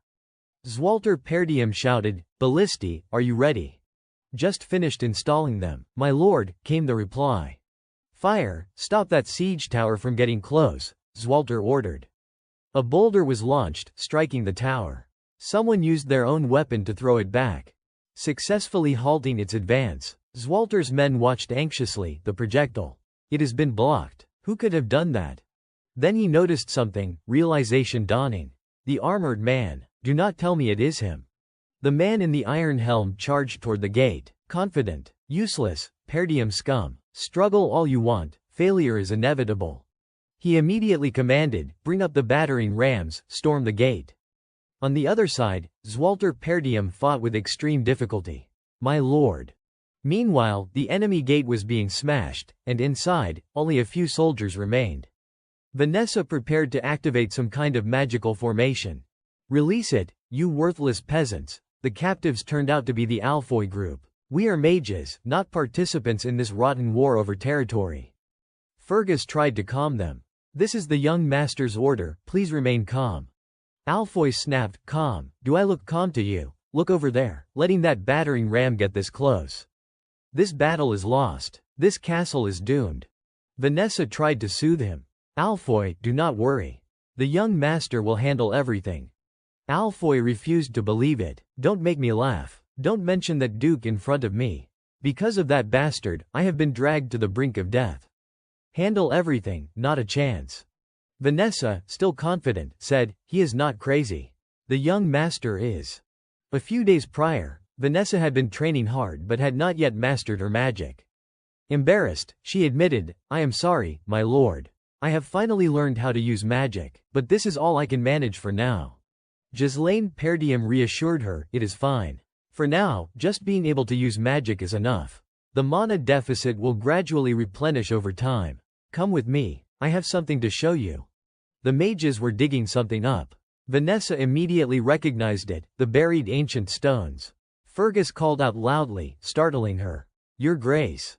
Alfoy, exhausted and frustrated, shouted, "Why are you making our mages dig? Don't you have soldiers for this? If you intend to hide the stones, why not move them outside the castle?"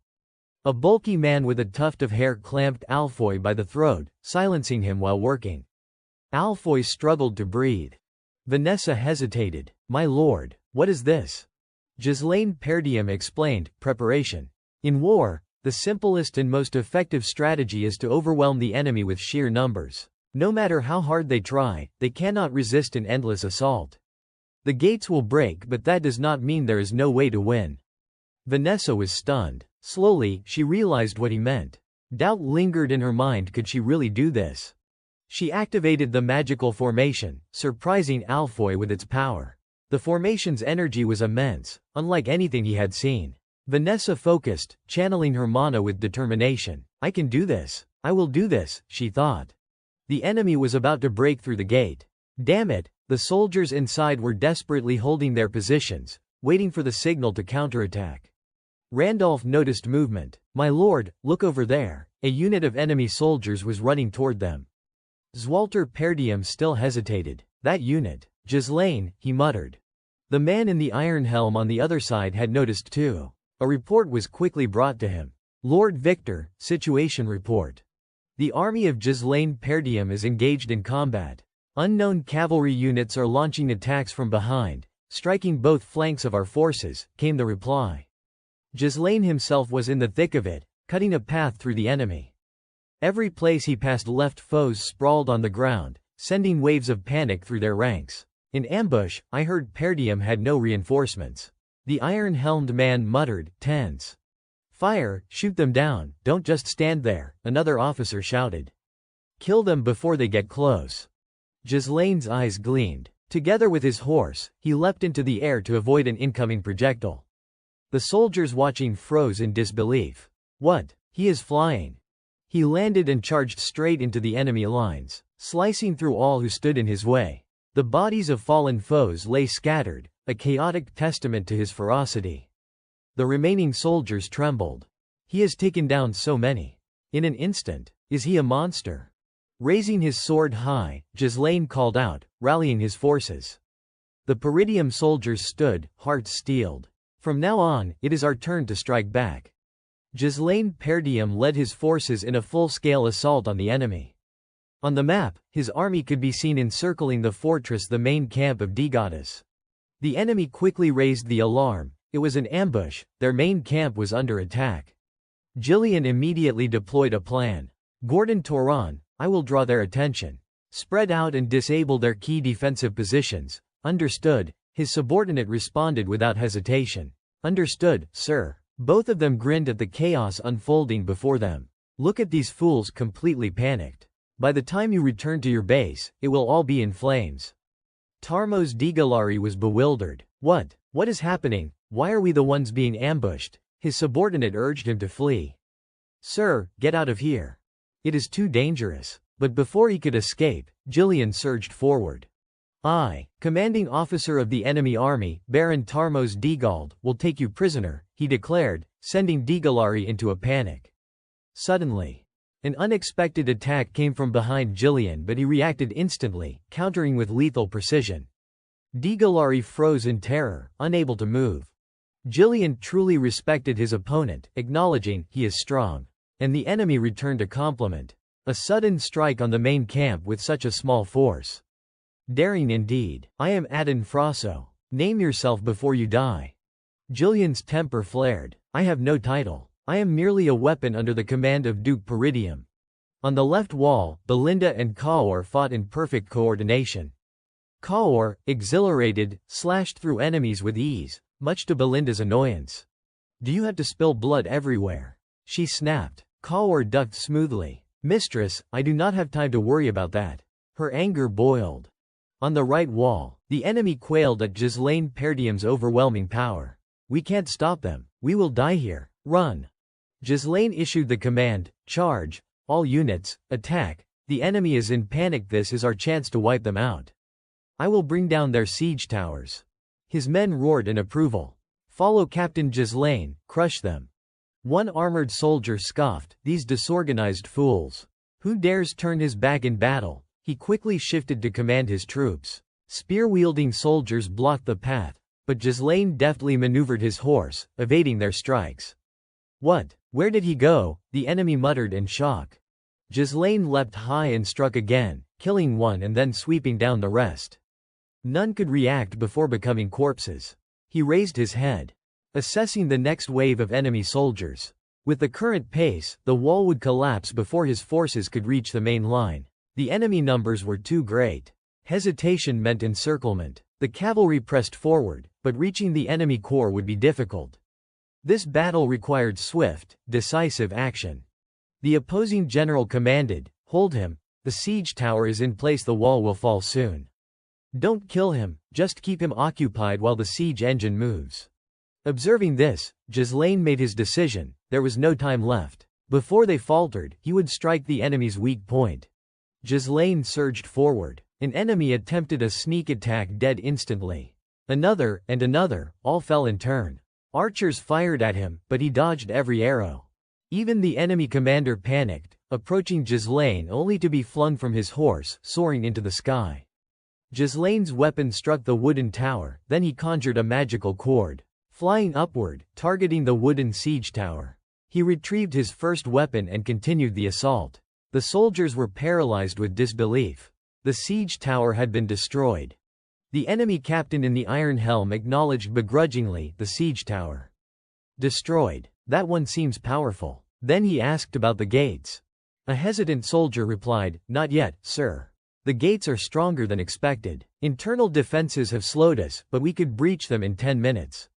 The captain fell silent, then barked orders. "Do it in 5 minutes. Deal with their commander, and ensure the gates are destroyed swiftly. Fail, and you die under my hand." His subordinate trembled. "Why, yes, sir." At that moment, Kaur appeared.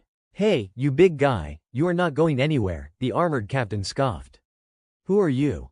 Kaur introduced himself with ease. "Kaur, commander of the Cerberus mercenaries. Come, play with me."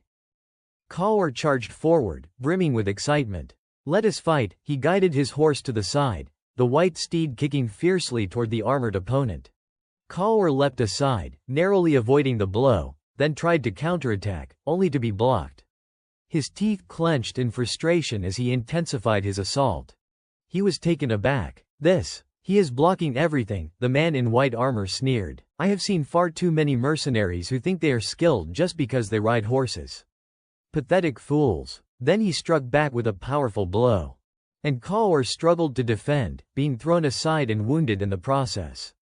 The armored man mocked him further. "There is nothing more predictable than a beast swinging its weapon by instinct." Kaur struggled to his feet, irritated but begrudgingly impressed. "Damn, he is strong," he admitted silently, recalling what Ghislaine Perdium had said. Ghislaine had warned him. This man's name was Victor, Desmond's ace, a key player in the attempt to seize Peridium. Kaur had wondered then if Victor might be stronger than his captain.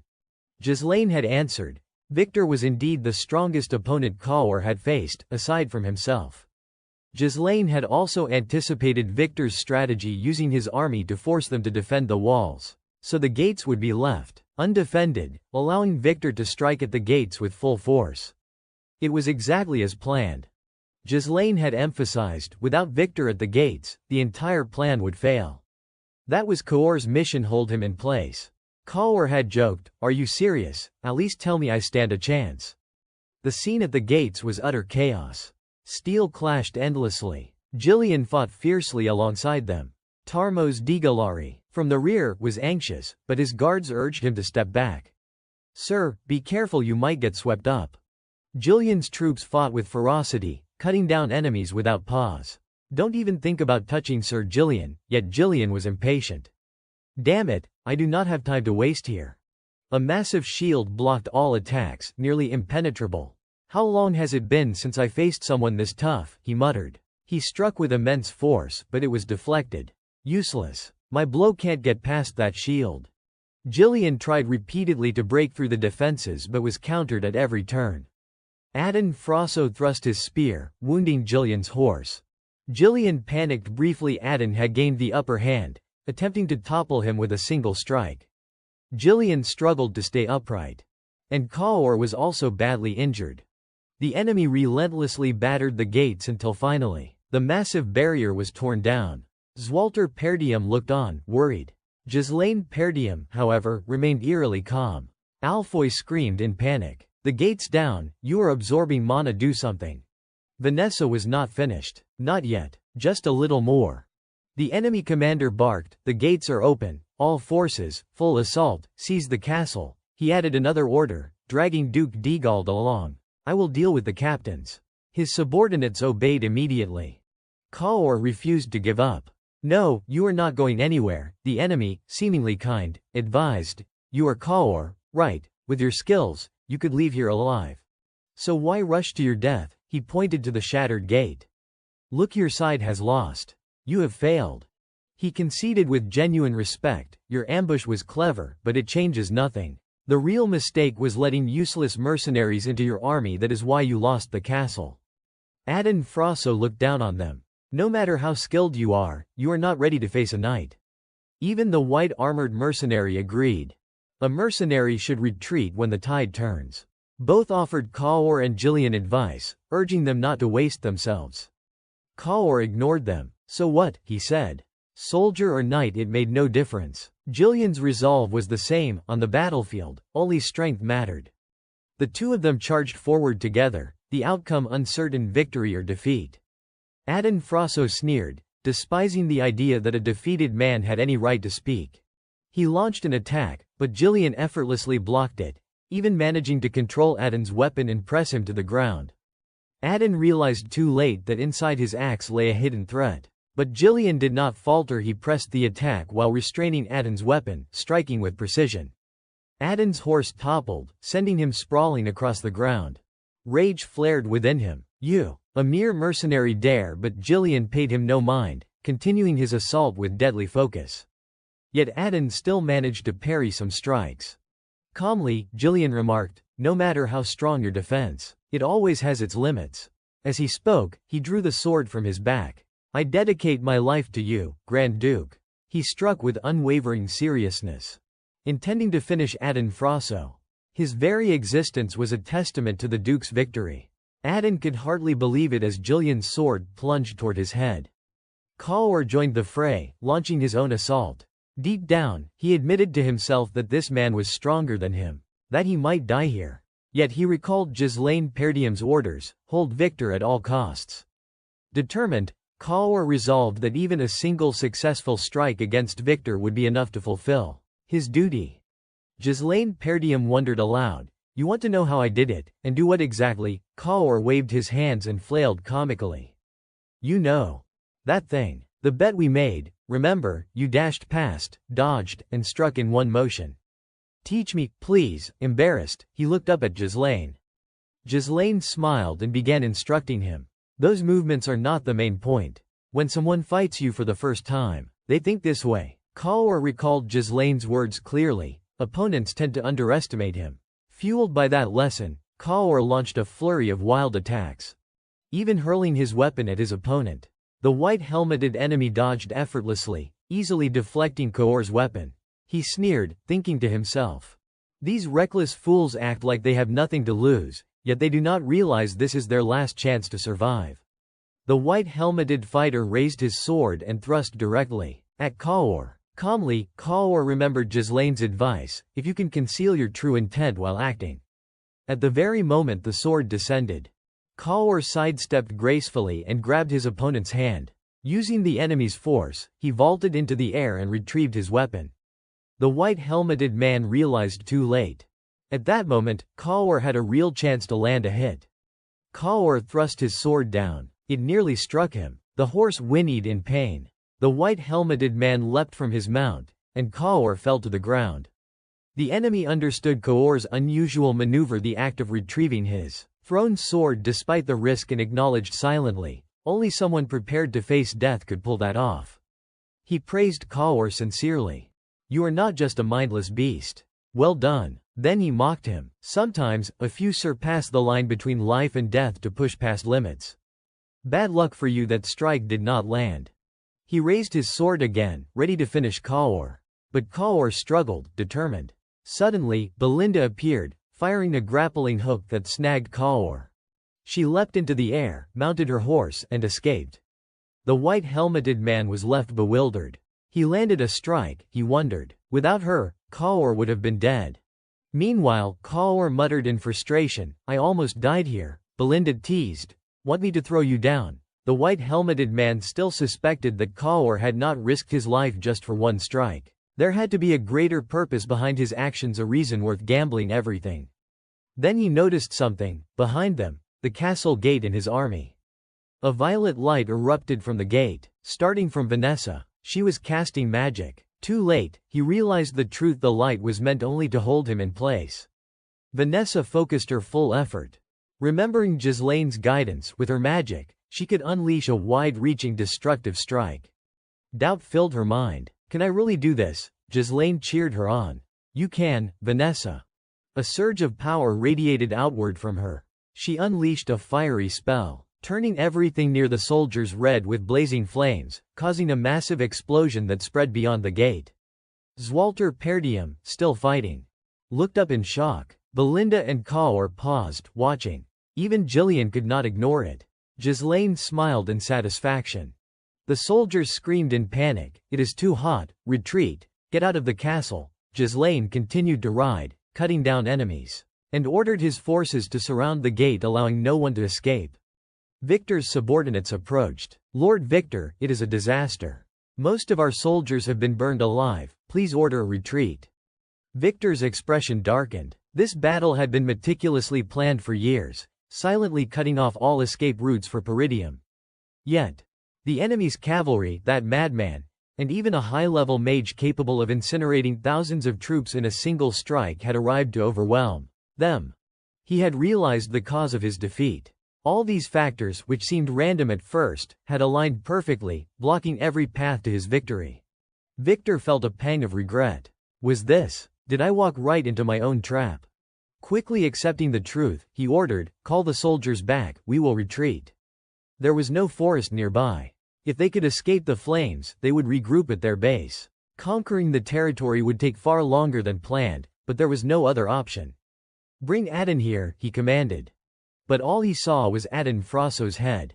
Ghislaine had taken it himself. He froze, bewildered. You are the commander of Degald." Victor's mind spun. He could not be certain of his guess, Adin. Before he could process further, Ghislaine struck him again, dealing a heavy blow. "Your army and base are ruined. Surrender now." Ghislaine Perdium's forces held complete dominance, and the flames had consumed everything. Victor laughed maniacally, a sound tinged with disbelief. "Don't make me laugh. You think my war ends like this," he thought. "I will take each of your heads myself." He vowed, stepping into a battle-ready stance. His power erupted around him, a storm of fury and strength. The war is only beginning now.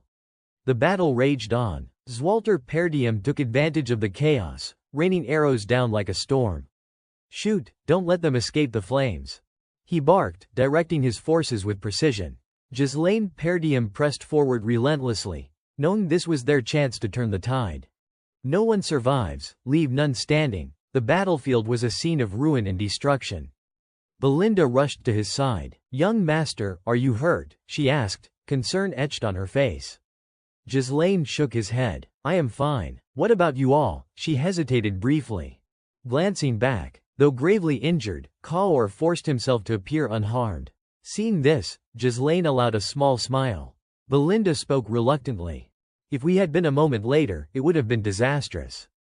When I first heard your plan, I thought it was utterly crazy." Ghislaine asked, "But it worked, did not it?" She huffed proudly. "I will never execute a plan like that again. Every rune stone we buried was consumed in a single strike. By the way, do not forget to praise Vanessa afterward." Ghislaine then asked, "Where's Jillian?" Belinda suddenly remembered, and Ghislaine spurred his horse to find him. She could only watch helplessly. Meanwhile, Victor's assault intensified. Jillian tried to hold his ground, but the sheer force and overwhelming momentum of Victor's attacks kept pushing him back. He attempted counterattacks, but Victor anticipated and dodged each one. One blow landed, and Jillian realized just how formidable Victor was. His power, his speed, and his precision left no opening. Victor's anger surged. You insolent mercenaries. I was merely playing with you, and now you dare defy me. Victor's strike was blocked by Jillian, who attempted to control Victor's sword with his axe. The impact sent Jillian's axe flying, and Victor seized the moment to reclaim his honor. Jillian's face remained expressionless, but his sharp eyes never wavered. He assessed Victor's intentions, spun his sword to avoid a critical strike, and acknowledged, beating Aden was one thing, but facing him now, I am up against raw power. Victor, in turn, recognized Aden's defeat at Ghislaine's hands as a minor victory. Victor moved with lethal intent, but suddenly, a sword shot through the air from behind. Startled, he twisted to evade. The blade wedged itself between Jillian and Victor, separating them. Victor barked, "Who dares?" A foot stepped into view. Ghislaine Perdium had arrived just in time. Jillian, exhausted and barely able to breathe, watched as Ghislaine lifted his axe onto his shoulder, then surged forward with explosive strength. Victor recognized the threat immediately. This was no ordinary foe. Ghislaine slammed his foot into the ground, charging with full momentum, raising the axe high to strike. Victor lifted his sword to block, exerting every ounce of strength to withstand the blow. He countered, hurling Ghislaine backward, but the fight was far from over. Both clashed again, matching each other blow for blow. Ghislaine's strikes were swift and relentless, yet Victor dodged with uncanny ease, pressing his attacks from above. Ghislaine drew his sword, parrying with precision, and the two continued their deadly dance, each refusing to yield. Ghislaine Perdium's eyes glowed with a fierce purple light. Using his axe as a pivot, he leapt high into the air and kicked Victor away. From above, Ghislaine controlled Victor's head mid-air, slamming him down to the ground with such force that Victor groaned in pain. Victor quickly sprang to his feet and jumped back, forced to admit to himself that Ghislaine's movements were unpredictable. One lapse in attention, and he could easily die. So Peridium really does have someone this strong. Ghislaine suddenly spoke, "I know who you are. From your army to your strategies, even the troops behind you, I know everything about you." Victor immediately realized it was a trap. He gripped his sword tighter and charged forward. "Enough talk," he muttered, trying to convince himself that Peridium could not possibly have known about this secret campaign. Ghislaine wielded his axe with masterful skill, striking relentlessly at Victor. Victor was puzzled. "I left my trump card at Count Desmond's manor." Could he have found out? The two clashed repeatedly, exchanging blows, neither giving an inch. Ghislaine leapt high to evade an attack, surprising Victor, then landed and continued his assault. Victor countered, and again the two collided in a flurry of attacks. Ghislaine's next strike sent Victor flying, fueling his rage. Seizing the momentum, Ghislaine pressed his relentless assault.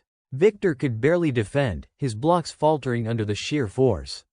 Each strike kicked up dust, and Victor's helmet was knocked off, revealing his face for the first time. He struggled to recover as Ghislaine dragged his axe toward him. Ghislaine smirked. "This axe is strong, yes, but it suits me far better." Victor, panting, asked, "Who? What are you?" Ghislaine's eyes burned with intensity as he replied, "Me. I am the Grand Duke of Peridium." Ghislaine Perdium. Ghislaine Perdium lifted his hand and removed his iron mask amidst the blood-soaked battlefield, revealing a stern face that stared down his enemy. "I am the Grand Duke of Peridium. Ghislaine Perdium," he declared. His deep blue eyes, framed by golden hair, radiated an unmistakable aura of lethal intent. Victor froze, stunned. "Ghislaine Perdium," he muttered before letting out a cold snort that erupted into maniacal laughter. Towering and imposing, his cloak lined with pure white fur, Victor seethed with disbelief. "Me, a great knight of the north, defeated by a mere thug." Ghislaine's voice lowered, his brow furrowed. "Yes, today, you will see who truly is the strongest knight of the north, Victor." Victor gritted his teeth in fury, pushing himself upright. "Arrogant fool," he spat, gripping his sword. "I will not question how you planned this, but in war, any means to victory are unchangeable rules." He raised his blade, flames roaring around them. "It does not matter how. The one who stands at the end wins." His eyes flared as mana surged violently around him, his bloodied face brimming with murderous intent. Ghislaine met his gaze calmly, ready for battle. "Exactly." His cloak whipped in the fire-lit wind as he prepared to meet Victor head-on. "Then fight." Around them, their allies fought with all their might, the battlefield a chaotic inferno. Ghislaine and Victor collided violently, swords clashing with thunderous impact. The two warriors locked eyes, each burning with the singular intent to kill. Sparks flew with every strike, and the sound of metal on metal roared like the battlefield itself was screaming. Victor seized an opening, shoving Ghislaine back a few steps. Ghislaine could only defend, parrying each precise strike. Suddenly, Victor lunged with a lethal stab aimed at Ghislaine's side. Thanks to his agility, Ghislaine managed to deflect and counter, his movements swift and fluid. The two clashed again, Ghislaine barely deflecting Victor's strikes. Dust and sparks erupting with each blow. Victor's helmet flew off, exposing his face as the combat intensified. Ghislaine leapt onto Victor's blade, kicking him hard in the face, nearly distorting it. Victor staggered back, dazed. Sensing the opening, Ghislaine surged forward in a relentless flurry, forcing Victor to defend desperately. Victor countered fiercely, the sound of their weapons colliding echoing across the fiery battlefield. Ghislaine slid across the scorched earth, gripping his sword tightly, analyzing Victor's every move. Victor met his gaze, lips curling into a slight, confident smile. For a tense moment, they stood in silent stalemate, observing each other amid the blazing inferno. Suddenly, Victor charged with ferocity, swinging his sword at Ghislaine, who deftly blocked the strike. Ghislaine immediately retaliated with a counterstrike, just as forceful. Victor spun with skill, forcing a minor surprise, but Ghislaine's sharp reflexes allowed him to evade, flipping through the air while still parrying Victor's attacks. Landing without losing momentum, Ghislaine immediately lunged downward, swinging his blade with deadly precision. Their swords clashed with a resonant clang, sparks scattering across the sea of red flames. Each downward strike from Ghislaine was met with Victor's instant defense. They closed in, face to face, neither yielding. But slowly, Victor began to falter, his strength waning. With a frustrated motion, he drove his sword into the ground, following the arc of Ghislaine's blade to swing a counterattack. Ghislaine ducked just in time, seizing Victor by the collar and spinning him through the air, hurling him a great distance. Ghislaine dropped low, using his momentum to launch himself back at Victor with his gleaming, razor-sharp sword. Victor rolled along the ground, preparing to strike again, and kicked up sand and dirt to obscure Ghislaine's vision. Caught off guard by the sudden move, Ghislaine raised his hand to shield his eyes, the dust nearly blinding him. When the haze cleared, Victor's shining blade was already lunging toward him. Ghislaine's eyes locked onto his opponent, and he could not help but acknowledge the truth. "You truly are powerful, Victor," he admitted silently. "There is not much difference between us. I have already unleashed my third core." Memories of a past life flitted through his mind the moment he began the battle and struck toward Duke Desmond's estate, only to be stopped by Victor himself. He recalled every clash, every near miss, and thought, "I could only have defeated you by finding that one fatal opening." Yet because of Victor, the battle had lasted far longer than anticipated. With someone like him leading troops against Peridium, the fortress would have surely fallen. But these thoughts dissolved as the present came rushing back, the searing duel of now, filled with fire and steel. Victor, impatient, surged forward, desperate to end the fight immediately. Ghislaine narrowed his eyes, staring him down with steely resolve. "Any fool who dares aim at us, death will follow." The two swords struck in perfect synchrony, and Ghislaine's blade pierced Victor's body. Blood sprayed in vivid arcs, and Victor staggered, his eyes rolling in disbelief at what had just occurred. He struggled to speak, words choked and halting. Desmond, she. Before he could finish, Ghislaine coldly slammed him away, tossing him violently across the scorched battlefield. Victor lay on the ground, gasping, face battered and bloodied, eyes half closed. Though reluctant to admit defeat, he had no choice but to yield. Ghislaine stood amidst the sea of flames, his golden hair whipping in the firelit wind, his gaze fixed on the fallen Victor. He turned and strode away with unshakable dignity, a commanding presence radiating from every movement. Victor's faint, strained voice cut through the roar of the battlefield, forcing Ghislaine to pause. Who are you?" Really, the question came with great effort, each word labored, his battered face a testament to the brutal duel. Ghislaine tilted his head slightly, glancing back, but remained silent. Victor's breath grew shallow, each inhalation a struggle. Ghislaine, that I knew, was the shame of the Perdium house. A worthless northerner. His final words escaped in a raspy whisper before his eyes closed forever, never to open again. The first light of dawn broke over the eastern horizon, casting its glow on the quiet battlefield. Victor now lay still, defeated. Ghislaine Perdium, victorious, sheathed his weapon behind his back and strode forward with majestic authority, every step exuding the commanding power of a true duke. As the sun rose, the full devastation of the battlefield became clear. Ghislaine Perdium, his body soaked in blood, struggled to support Gillian as they moved forward. Both were gravely wounded, their breaths shallow and uneven. Ghislaine squinted against the rising light, taking in the scene before him. He saw the slogan forces, bloodied and weary, struggling to stand. Then he shifted his gaze to the side, where Belinda's group stood tensely, watching him with concern. Only after confirming that everyone was safe did Ghislaine allow himself a small, relieved smile. He looked at them with genuine joy. Everyone, you all survived. The words were simple, but they unleashed a torrent of emotion. The soldiers rushed forward, calling out repeatedly, "Young master, Captain Gizel." Excited voices swelled from the gathered mercenaries. "I have been a soldier for years, but I have never seen a battle like this. That spell just now. What was that? I was on edge the entire time."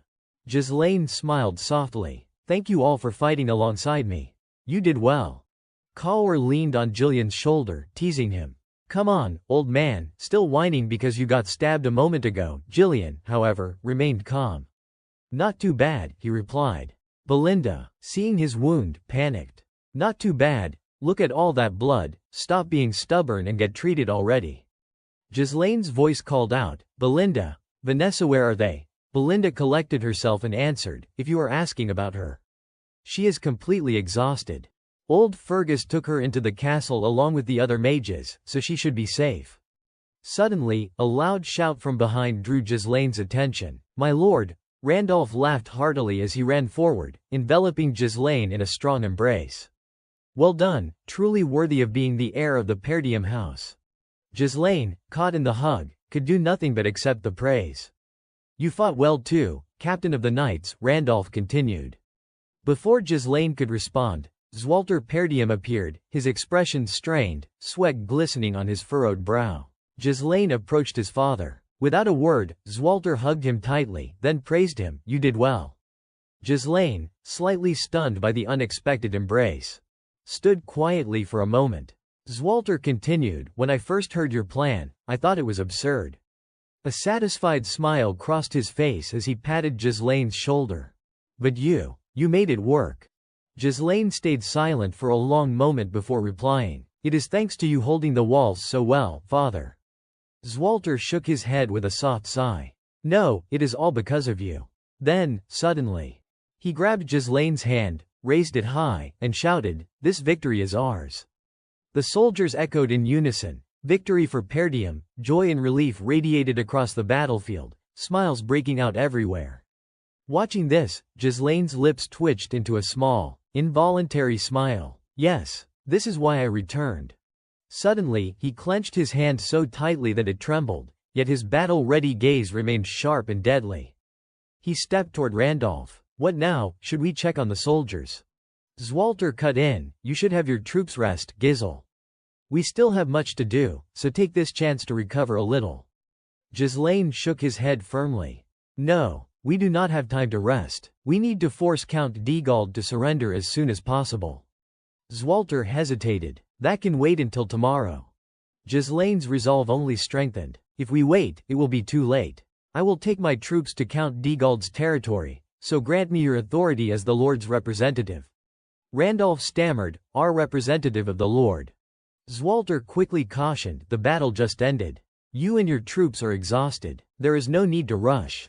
Ghislaine Perdium stepped forward, his tone firm and resolute. "Father, the war is not over." Zwalter Perdium froze for a moment, surprised by his son's seriousness. Ghislaine continued, "Count Diegald has instigated the conflict, breaking alliances to seize our lands. We cannot give him time to plan. Otherwise, he will find an opportunity to reclaim what he lost. We must strike first. Force him to pay reparations, and ensure he never dares to oppose us again." Zwalter Perdium looked at him in astonishment, thoughts racing through his mind. He had expected his son to bask in the glory of victory, not already have a plan for what comes next. After a moment's consideration, he finally nodded in approval. "Do as you see fit, and strike hard so that you may secure everything you wish for." Ghislaine bowed respectfully. "Yes, father." Zwalter's tone softened with concern. "Remember, Count Diegald was once our ally and a noble sworn to the crown. Treat him with the utmost courtesy." Ghislaine offered a reassuring smile. "Rest assured, father." He then turned to those behind him, checking on his companions. "Kaor, Belinda, can you both still move?" Kaor nodded. "Yes, just some scratches, nothing serious." Ghislaine wasted no time, decisively mounting his horse. "Very well, let us ride. Onward to Diegald's territory." The others quickly followed suit, and the group rode straight toward the heart of Diegald's lands. At the castle, the white flag atop the tower fluttered in the wind. Suddenly, a loud curse erupted. "Damn it!" Tarmos Digalari slammed his hand against the table, clutching his head in fury. "How could this happen?" he screamed, flailing in madness. "I secretly agreed to follow their plan only because that Desmond was formidable. And yet he has been defeated by those loud-mouthed Perdiums. Are they mocking me?" Lowell, terrified, tried to calm him. "Please, my lord, try to remain calm." But Tarmos's anger only intensified. "Quiet, Lowell, look at the situation. How can I remain calm?" He jabbed a finger at him. "Get moving. Prepare for surrender negotiations. Tell the administrators to draft the reparations immediately." Lowell stammered, "Our reparations? What exactly does that mean?" Tarmos's hands trembled with rage as he gripped Lowell's neck. "Count Perdium is a fool who values tradition and honor. He will surely agree to negotiate. Their coffers are strained, so demanding reparations is enough to get us out of this mess. Then we blame Count Desmond for everything." Lowell's face paled. But we have spent all our funds on this war. Where will we get the money to pay the reparations?" Without warning, Tarmos lunged forward, tightening his grip around Lowell's neck. "You fool, how have you managed your duties until now? Just take what you need from the people." He pressed his face close to Lowell's. "What is that? Hurts to hear. After all, you were born among them, were not you? Do they matter more than I do, or do I matter more?" Lowell stammered with difficulty. "Why you, my lord?" Tarmos hurled him to the ground, then barked an order. "Do you understand who your master is? Now get to work." Lowell coughed violently, covering his neck, while secretly calculating. "I have been running Diegald's administration with force, but I cannot endure this tyranny any longer. This might be my chance to revolt." Suddenly, a guard burst in, panicked. "Bad news, my lord, the Perdium army has arrived." Soldiers were summoned into the council chamber, forming two lines on either side of Tarmos Digalari's desk. He bowed his head, muttering, "Damn, these fools arrived too quickly." Sweat poured from his furrowed brow, tension gripping him. But things will not go as they expect. Footsteps echoed through the hall, and Tarmos lifted his head to see Ghislaine Perdium, Kaor, and Belinda entering proudly. Ghislaine spoke first, his voice cold and unwavering. "You are preparing for surrender negotiations, are you not, Count Tarmos Diegald?" Tarmos's eyes widened. "Why you? Why is not Zwalter here? Why send his son?" Ghislaine's expression remained composed. "My father is occupied with restoring his territories. I am here as his representative to negotiate with you." His gaze burned with lethal intent. "Hand over that person." A few hours earlier, Ghislaine and his cavalry had ridden like the wind. It took them a while to emerge from the dense forest. Kaor, riding at the rear, furrowed his brow, sweat streaming down his face like rain, uncaring. Frustration laced his voice as he muttered, "Tch, that Diegard or whatever. He is fast. A noble, and he abandons his soldiers to retreat to his territory like that." A fat man behind him hesitated, his expression more cautious than the red-haired one. Sorry for letting him get away." Kaor's lips curved into a cold, thin smile. "No, it was not them. It was the old man who let him escape. You all did your part, that is all I mean." The wind blew through Ghislaine's pale blonde hair, sunlight glinting off his sharp features and deepening the intensity of his eyes. His gaze became cutting, lips pressed into a tight line, betraying no emotion. Inwardly, he wondered, should I drag Gillian into the next bet? The sound of hooves echoed as the dust kicked up around them. Two riders raced side by side, charging forward. Coward tugged on his reins, voice tinged with dissatisfaction. But Captain, surrender negotiations mean we let that count live, right? Why? Ghislaine tilted his head slightly, his violet eyes sharp as blades. Voice calm, unaffected by emotion. Everyone knows Degard is a scoundrel who wants to seize Perdium. But from an outsider's perspective, this looks like revenge against the heir. If we demand too much in reparations, it would be awkward for us. They will pay what is necessary, we will negotiate the compensation, and that is it. Kaor's eyes darted restlessly. Negotiations, compensation. It drags everything out. Why not just storm their lands and wipe them out? Belinda rode up beside him, her gaze cold, her face showing clear disdain. You really think it is that simple? This is a matter between nobles, not some street thugs. Use your brain. Kaor muttered, yeah, nobles are mercenaries, they are all human. They think they are gods because they are noble, but they were the ones who attacked first. Why should we care about their pride? Ghislaine, riding at the front, called back, do not worry, Kaor.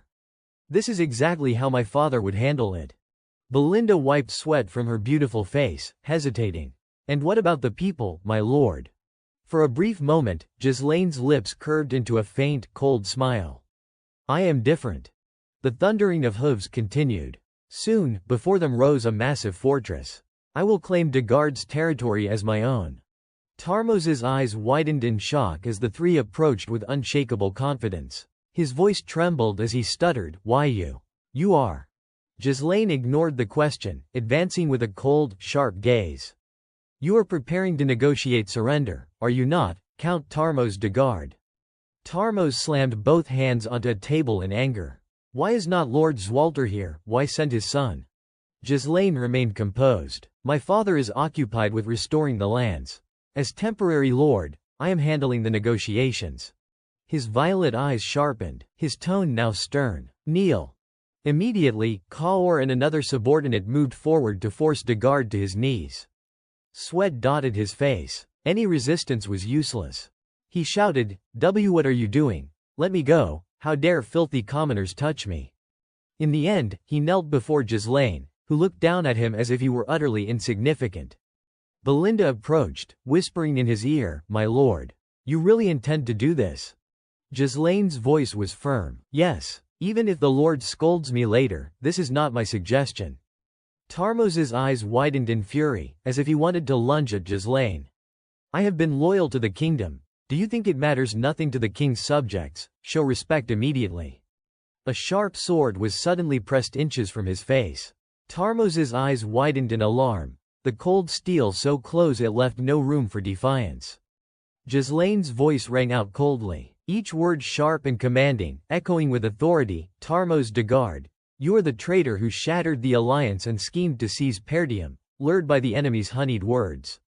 Ghislaine stood above him, looking down like an executioner. For those who threatened Perdium, death was the only fate that awaited. Tarmos's face twisted in disbelief. His brows furrowed, teeth clenched in rage as he spat out. No. This can't be. You mean to kill me? Ghislaine's eyes, icy and piercing, radiated lethal intent as he spoke. If you dare sacrifice thousands in war, then you must also put your own life on the line or pay a fitting price. Tarmos trembled so violently that tears pooled in his eyes, panic overtaking him. This madman. His armor clanked lightly as he raised his sword. Expressionless, intensifying the fear coursing through Tarmos. As Ghislaine's blade began to descend, Tarmos shrieked, wait, his voice quivered, cautious and small. I only need to pay a fair price, yes, just a fair price. His face had gone pale, every word trembling as he stammered, all right. All right, I will relinquish the territory. Everyone around gasped in surprise, but Ghislaine merely curved his lips into a faint, satisfied smile. His eyes gleamed as if he had achieved exactly what he wanted. I knew you would say that. Not stopping there, Ghislaine continued, his tone menacing. However, to inherit a territory, one must be a member of the house or a legitimate heir. Otherwise, this violates succession law. As a count, you should know better. Tarmos winced, his expression twisting into panic. I will take care of it. You do not need to worry, he stammered. Why yes, I will claim you are a distant relative. I will have my men forge the inheritance papers, you just need to accept them. Immediately, he barked at his subordinates, hurry, Lowell, bring the paper and ink here at once. Ghislaine's gaze sharpened, his blue-tinged pupils glowing with intensity. I am not so sure about that yet. Tarmos, kneeling on the ground, ground his teeth as he spoke slowly. I will compensate with money too. I do not have cash now, but I will collect taxes from the people and bring it. Please, grant me more time. Seeing Tarmos forced to kneel, weak and pleading, Ghislaine raised an eyebrow, his face full of disdain. Is your life really that precious? Tarmos's eyes widened at the question, joy and relief flooding his features. All right, I will give you a chance. But before he could react further, a sudden force yanked him violently away. By the time he realized it, Tarmos had been thrown out of the city walls. Before him now stood the citizens of the town. The people, still unaware of what was happening, murmured to one another, faces a mix of astonishment and fear. What is happening here, my lord? They whispered. Tarmos spun around, his expression a mix of anger and confusion. Listen here, young master. Do you realize what you are doing in front of the commoners? Ghislaine's every word dripped with contempt and threat. Watch your tongue. After all, you are standing before people who now have the power to decide your fate. Then, his voice rang out, strong and commanding.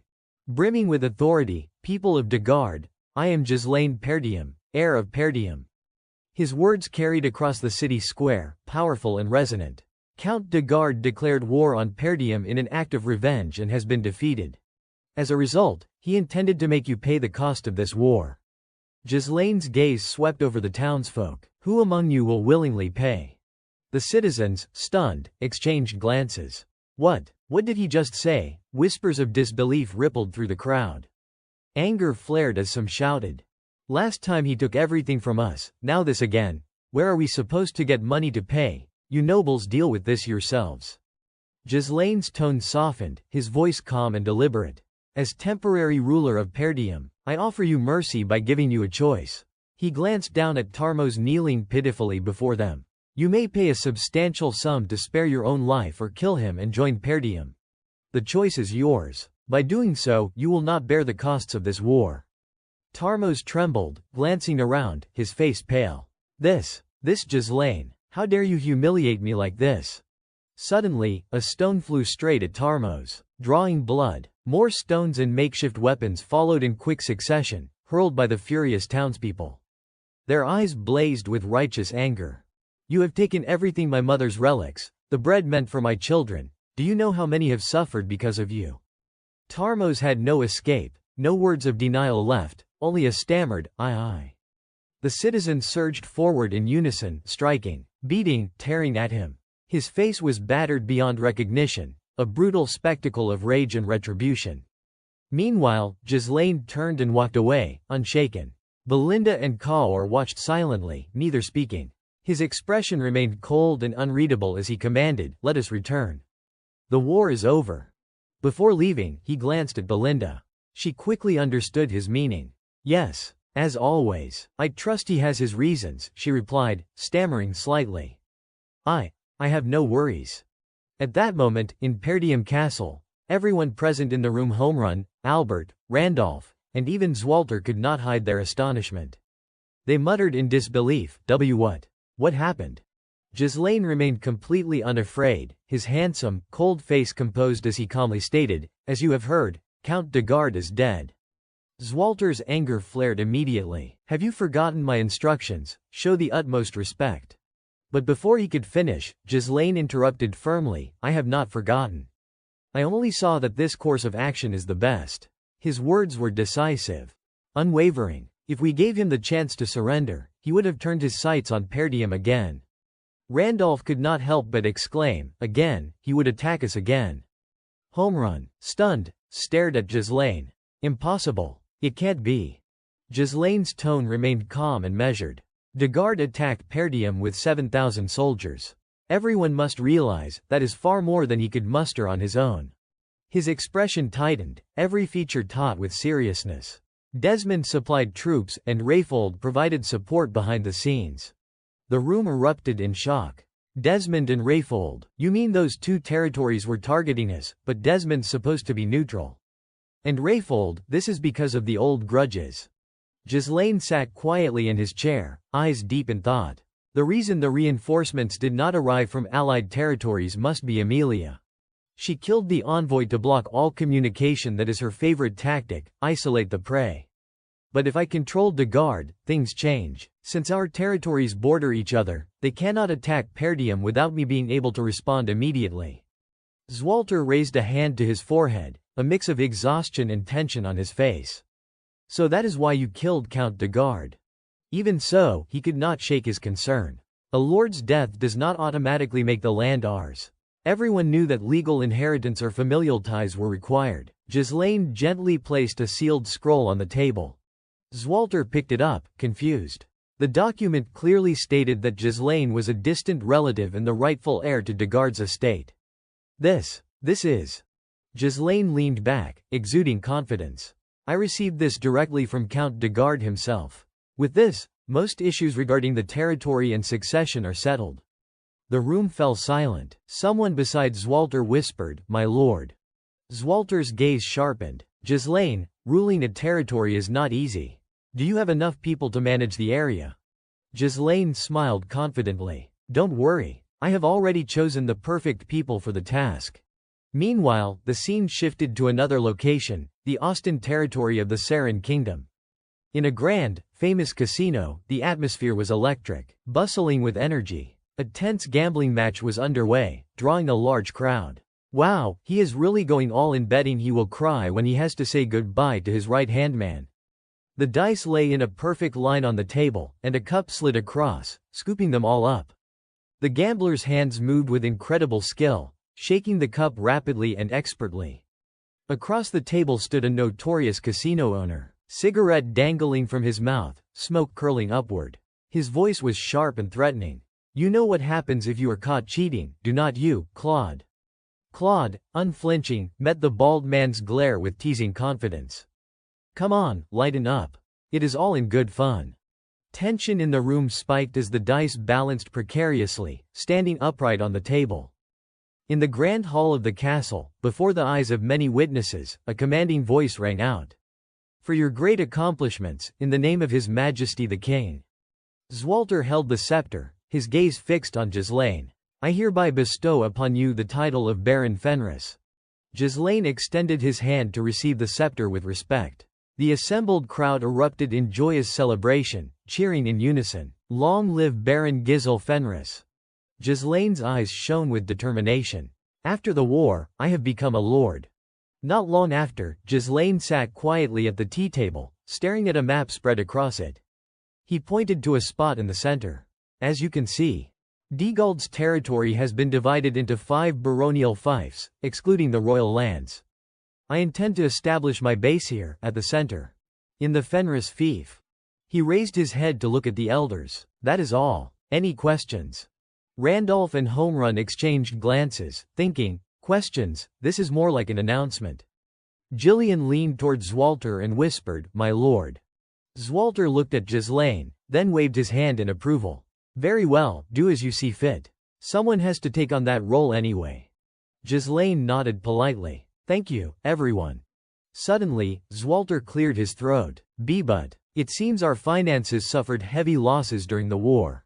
Ghislaine raised an eyebrow, curious. Losses? Zwalter continued, are you planning to sell magic stones to raise money? Ghislaine's expression shifted slightly as he remembered. Ah, right, we do not have any left. Zwalter froze. Why not? Ghislaine leaned back casually, as if it were obvious. We blew them all up at the city gate. Don't worry. Soon, I will have someone mine more. Back in the present, Belinda smiled brightly and called out, young master. Behind her, Gillian and Kaur looked at him shyly. Please, young master. Join us for a meal. Congratulations, my lord. Ah, no, Lord Fenris, our captain has finally gained fame quite extraordinary. Belinda, slightly bashful, continued, we were worried before about how you would develop. But it seems your progress is thanks to our good upbringing of you, right? Kaor could not resist teasing. That is why he is a bit skewed now, huh? Belinda playfully kicked Kaor in the stomach, then turned back to Ghislaine, laughing. Our young master has truly become a lord. Amazing, haha. A soft voice drew his attention. Opa. Turning, he saw Elena pulling Rachel along. The little girl elbowed Ghislaine playfully. Are you really the Opa I knew, or should I call you Lord now? Ghislaine slipped his hands into his pockets, slightly exasperated. Call me something that makes sense. He glanced to the side. And he looked at Rachel standing shyly nearby. Rachel.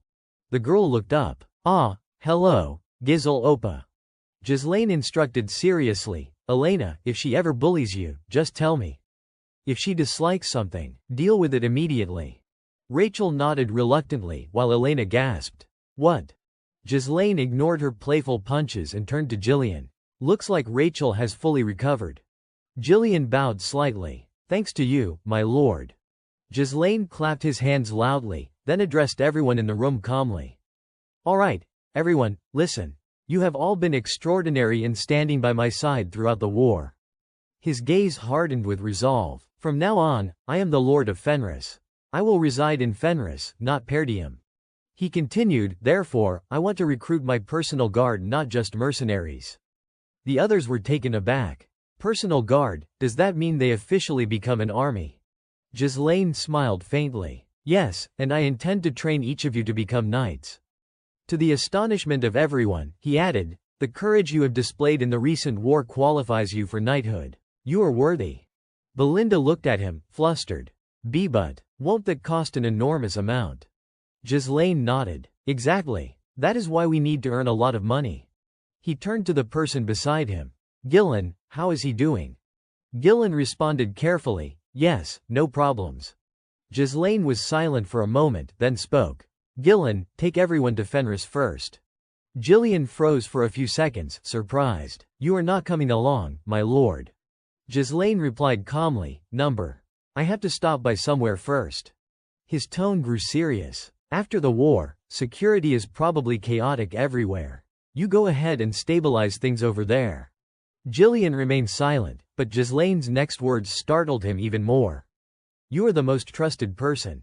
That is why I am entrusting this task to you. Jillian took a long moment before replying. Understood, my lord. When Ghislaine turned to leave, he bowed respectfully. Take care.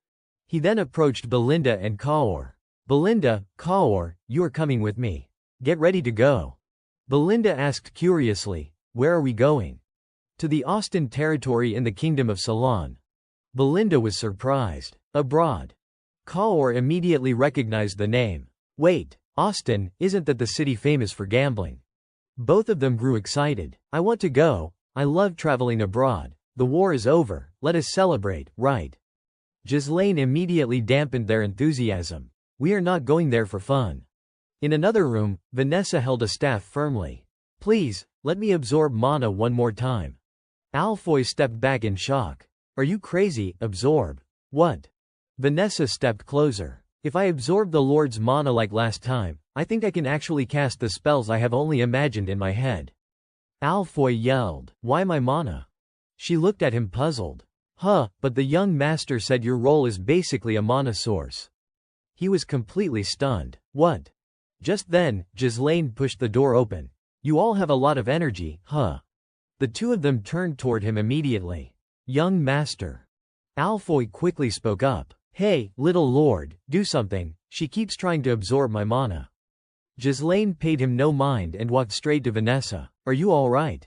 She nodded quietly. Yes. Ghislaine reached out to pat her head. This was your first real battle. You must have been nervous, but you did very well. Vanessa blushed. Thank you, my lord. Alfoy muttered to himself, am I invisible or something? He did not even look at me. Ghislaine finally remembered him. Ah, right, you did well too. I am glad you completed your role. Alfoy gritted his teeth. Damn it, just wait until I get back to the magic tower. Ghislaine interrupted suddenly. Oh, that reminds me. He smiled at him. You are coming along as well, Alfoy. Night fell in the Kingdom of Ceylon, Austin territory. Inside the Kragan casino, Kaor exclaimed excitedly, "Ah, this atmosphere, the scent, it has been so long." Alfoy, puzzled, asked, "Lord, were not we supposed to go to the magic tower?" Ghislaine tossed a bag of money to Kaor. "Kaor, Alfoy, wander around freely. I will call you if I need you." Kaor caught the bag. "Oh, all right." Alfoy looked at the money, raising an eyebrow. "This is all we get to roam around with." Kaor grinned slyly and draped an arm around Alfoy. "My dear mage, you can cast spells, yet you know nothing about the so-called world, huh?" Alfoy frowned. "The world?" Kaor smirked, eyes gleaming with intent. "Look closely. This is a game where we bet money and take from others." Belinda followed behind Ghislaine and asked, "Honestly, you want to come here to gamble, do not you? Be honest. With your rank, no one would blame you." Ghislaine replied calmly, "I told you, it is not that." He spoke seriously. "I came to find someone to appoint as the steward of a territory. He ended up here because of circumstances. I must reach him before he loses his hand to this gambling life." Belinda gasped. "Here, you want to recruit a gambling addict as a steward?" Ghislaine sighed. "I told you it is due to circumstances." He reassured her, "Don't worry. He really has talent. His name is—" A piercing shout drew their attention. Claude. The man had finally caused trouble. He was pinned to the table while two others shouted and drew their swords. All his past lucky wins had been a scam. He always bragged about being clever. Now, caught cheating, he had nothing left to defend himself. Crank looked at them. "Boss, chop off that bastard's hand. I warned you, did not I? Don't cheat with trick dice." The man had been fiddling with weighted dice, trying to cheat them. Crank ground his teeth and crushed the dice. "You have been scheming all along, have not you, Claude?" Claude tried to protest. "I do not know what you are talking about. I never prepared or swapped dice. You said cheating is not allowed. Now you are blaming me." Crank crossed his arms, unconvinced. "You could not have known, so do not be so upset." He sneered. "We were never meant to understand each other." Claude gritted his teeth. "Crank." The man beside him raised his sword. "Do it." Claude closed his eyes and braced himself. After a while, feeling nothing, he opened his eyes. "Looks fun. Mind if I join in?" The sword was blocked by Ghislaine. Crank stammered, "Why you? Who are you?" Ghislaine looked at them coldly. "Gizel, from the kingdom of Luthania, Baron Gizel Fenris." Crank stammered, "Why you? Who are you?" Ghislaine looked at them coldly and replied, "Gizel, from the kingdom of Luthania, Baron Gizel Fenris." Hearing the name, Crank froze for a moment. A foreign noble. The two subordinates next to him, showing no hesitation, raised their swords to attack. "That bastard." Just as they were about to strike, Crank called out, "Stop." He smirked, gesturing toward Ghislaine. "Welcome, noble of the neighboring country, to the Kragan casino, my lord. However, I hope neither you nor your men cause any disturbances here." He then looked at his two subordinates and barked, "You two, put your weapons away." Ghislaine retracted his sword. Belinda frowned. Crank crossed his arms and asked, "But what brings a noble to a shabby place like my casino?"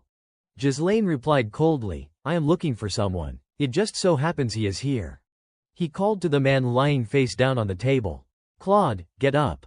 Squinting at him, he added, "I am here to fetch you." The dice tumbled from the cup. As they hit the table, all three landed on a 1. Countless gold coins were pushed toward Alfoy. Lord Alfoy scored 1,000 points victorious overall. The people at the table immediately shouted, "Damn it! How could we lose to a rookie like him? Why does all the luck fall to that bastard?" Kaor leapt forward, draping an arm around Alfoy. "Hey, if you keep playing like this, how much money will you end up winning? Our little bookworm really has talent."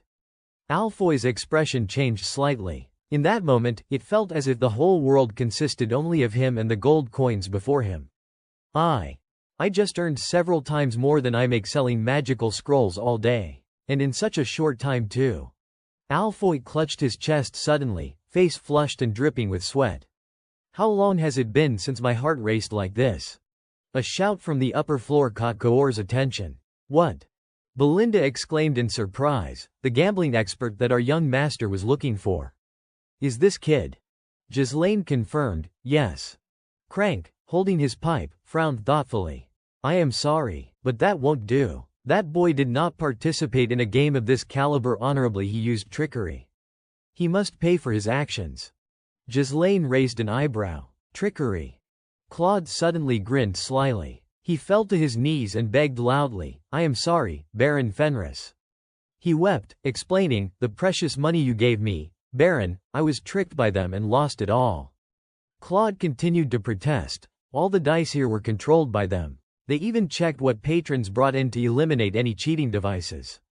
But just when I tried to make a big, decisive bet, a problematic dice appeared. How is that fair? Belinda panicked and stepped closer to Ghislaine. What is he saying, young master? When did you even meet him, and how dare he lie so blatantly? Ghislaine raised a hand to stop her. He turned to Crank, as if seeking confirmation. Is what he says true? Crank did not respond immediately. Internally, he thought, that Claude. I have always wondered where he got such a large sum of money. He puffed his pipe and spoke coldly. I do not know how you know Claude, but what he says is not trustworthy. Cheaters always claim innocence. Exhaling smoke, he continued, besides, this casino belongs to Baron Austin.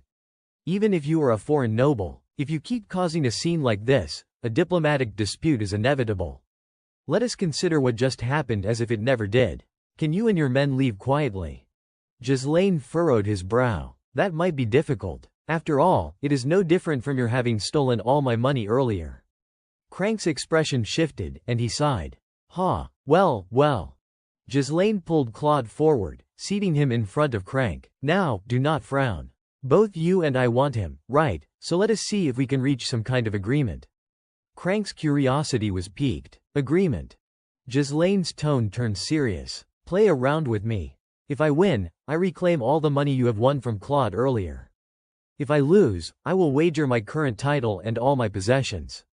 Claude, Crank, and Belinda all gasped. What? Claude quietly cautioned. I am extremely grateful for you going along with me, but who are you that you would go this far for me? Ghislaine immediately draped a hand over his shoulder, pulling him close. I am someone who desperately needs your support. Crank laughed heartily, clearly entertained. It has been a long time since I have seen a noble this daring. Fine then. He shouted, if you have come to the casino, you would better play around. Everyone in the casino cheered with excitement. A big match, a fresh-faced noble dares to challenge old man Crank. Today's definitely not a day to be bored. Crank rolled a die onto the table. The rules are simple, the lowest number wins. If there is a tie, we keep going until one of us prevails. He taunted Ghislaine with disdain. Noble as you are, if the game were too complicated, you might not understand.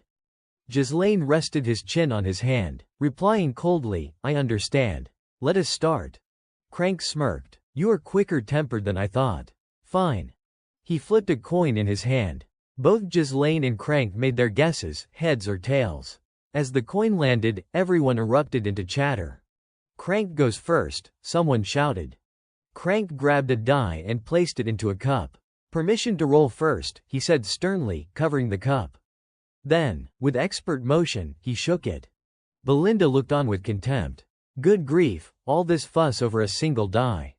In a swift move, Crank swapped in a different die inside the cup and slammed it onto the table. When the cup was lifted, the die showed a 1. The crowd erupted. Big Brother Crank got 1 point. They were thrilled to watch. Crank scored a point, and the noble has not even acted yet. How did it end so quickly? Who dares challenge Crank like this? Belinda's concern grew. Young master. Claude stared at Ghislaine, puzzled. Crank, smug, muttered, it is embarrassing. After preparing such a big roll, it ends so quickly. Tricky, is not it? Ghislaine, calm as ever, stayed silent. He picked up the die, noting silently, your mouth and body clearly do not match your composure. Yes, Crank replied, pouting. He sneered at Ghislaine. HMPH, pretending to be calm, but I can read every thought inside your head. However, all your efforts are in vain. Crank recalled his previous cheating technique. That was a special cup. Depending on how I hold it, I can secretly slip in a weighted die that will always land on 1. Covering the swap with the cup's motion hides everything. His confidence in victory grew even stronger. And I have never been caught using this trick, not once. A smirk tugged at the corner of his lips. No matter how many times you roll the dice, you cannot avoid defeat, you arrogant noble. Ghislaine concentrated his mana in his hand. Then, with a decisive motion, he slammed it down over the cup. The entire room fell silent, everyone holding their breath as they watched him. He pressed the cup onto the table, recalling the rule, the player with the lowest number wins. Slowly, he lifted the cup to reveal nothing but a pile of powder 0 points. Crank's eyes widened in shock. What? The others in the room were just as stunned. The die turned to dust, 0 points. How is that even possible? Is Crank going to lose? Belinda and Claude exchanged incredulous glances. Crank sprang to his feet, furious, pointing at Ghislaine. This can't be, this result does not count, it is cheating, even if you are a noble, you cannot act so brazenly. Ghislaine grabbed Crank's hand, twisting it to reveal the die he had hidden. And what is this? The die tumbled across the table. Gasps echoed through the room. Wah! There is another die in his hand, so all this time, he has been cheating too. Ghislaine's gaze was icy. When participating in a sacred game like this, one must play fairly, as I clearly stated before the rainy season. Crank's face turned pale with sweat. Impossible. Could he have known everything in advance? In a flash, he drew a sword from his waist and lunged straight at Ghislaine. With a swift sidestep, Ghislaine dodged the sudden attack. Belinda and Claude froze in shock at the abrupt turn of events. Ghislaine smirked. You should have shown your true nature from the start. Pretending to be polite does not suit a thug like you, it is clumsy. Crank's henchmen drew their swords. What is he saying? One shouted. Enough talk, things have come this far. We can't let him leave unscathed. One of them pointed his blade at Ghislaine. Attack. He pointed his sword at Ghislaine and barked, attack. Ghislaine furrowed his brow, his eyes locking onto them. Under the swing of their blades, he dodged every strike with ease. He sprang into the air, using the momentum to vault off the backs of a few henchmen before lunging toward Crank. Crank panicked, withdrawing his sword as sweat drenched his forehead. Just as he thrust upward, Ghislaine twisted midair, flipping behind him, and landed firmly on the ground, pressing the tip of his sword against Crank's neck. The sharp blade hovered perilously close, and Crank struggled to swallow. The two henchmen panicked, shouting, "Be boss Crank!" In an instant, two more swords pressed against their necks, making them tremble uncontrollably. Those blades belonged to Kaur and Belinda. Kaur smirked, glancing at the defeated men. You shrimp, at least pick opponents you can handle. Belinda frowned slightly. Young master, what should we do with them now? Ghislaine's voice was calm but firm. As I said before, we are taking both him and all the money you won from Claude. Crank stammered, and no, that is not possible. Ghislaine continued, eyes cold. Crank, as the manager of the Kraken Casino, the primary source of income for Baron Austin, you were caught red-handed attempting to cheat a foreign noble. Do you understand the consequences a casino faces when it loses the trust of gamblers? The tip of Ghislaine's sword drew a thin line of blood across Crank's neck, and his sharp eyes glinted ominously. If you ever repeat what happened today. Crank's fear was palpable, sweat pouring down his face. After a long pause, he finally nodded, trembling. Why, yes, I understand. A small, satisfied smile crept across Ghislaine's lips as he gave the order, let us go, Claude. But when he turned back to the table, Claude was nowhere to be seen. A piercing shout rang out, that guy ran off already. Belinda grumbled in irritation, that gambler not only ran away but also took all the money the young master had won. If it were not for us, he would have lost a hand by now. What an ungrateful brat. Kaur chuckled. Ha, a wildcat like him will probably just end up in another casino anyway. Belinda clenched her fists. We will need to search the entire area now. Ghislaine waved a hand, stopping her. No need. It is unnecessary, I already know where he is headed. Outside the casino, Claude rode his horse through the night, a sack of money slung over his shoulder. As he glanced back, he sighed in relief. Phew. I survived. But who is that noble who helped me? He tightened his grip on the bag. Still, thanks to him, I got what I needed. Mission accomplished. Claude chuckled bitterly to himself. Some foreign noble. I am sorry, but I really needed this money. A year earlier, in a ramshackle house deep in the forest, coins tumbled across the floor. Anna. Look at this, Claude exclaimed excitedly. It is amazing, is not it? Gambling is not just a game of chance. There is a formula to always win. If I keep earning money this way, we won't have to live on the run anymore. We can return to a normal life quickly. Anna suddenly interrupted, her voice cold. Stop, Claude. He was taken aback. Anna. She reached out with trembling hands to grasp his. I know about my father's death. The same father who was your master. It is not your fault. Seeing Claude's bruised and battered face, she shivered. So please. Claude let out a small, bitter laugh. It is my fault. My foolishness and recklessness turned my master into a traitor. A voice, dripping with contempt, rang out. The scholar of Sarin Royal Academy is a traitor, and you are the child of that traitor. Boethius accuse Anna accuse. Anna, bound and watched by Crank and his henchmen, was dragged forward. Claude, lying on the ground, strained to reach her. Anna. Silent footsteps approached Claude. A low, measured voice spoke, Your name is Claude, correct? The man leaned on his cane, his tone deliberate. I will give you 1 year, bring 2,000 gold coins here. He rubbed his chin with a twisted satisfaction. The fate of that girl was supposed to be sealed. But if you deliver the ransom, I will release her. Snapped out of the memory. Claude clutched the money bag, whispering Anna's name. His eyes shone with hope. I will get you out of here, he vowed. At Austin Castle, in the study, voices echoed. Are the prison barracks already full? Feeding those lowly prisoners is just a waste of food, HMPH. A fat man sat writing with a brush. If they can't even pay their ransom, there is no reason to keep them alive, Baron Austin. He waved dismissively at a subordinate. Rosiel, anyone who fails to pay within a week, execute them. Understood. The subordinate bowed. Yes, my lord. Another aide stepped forward hesitantly. My lord, it has been nearly a year, but... Austin frowned, annoyed. Then suddenly a lecherous smile spread across his face as he rubbed his chin. Ah, you mean that rebel's daughter, do not you? Their conversation continued. Any news of that brat Claude? Yes, my lord. I have heard he has not earned the money yet and spends all his time idling at the casino. Then it seems Crank is doing his job well, Austin scoffed. Normally, I would consider taking the girl as a servant, but since she is a rebel's daughter, it makes me uneasy. Throw her into the execution group and make sure Claude does not hear about it. The aide asked cautiously, and if he manages to bring the ransom?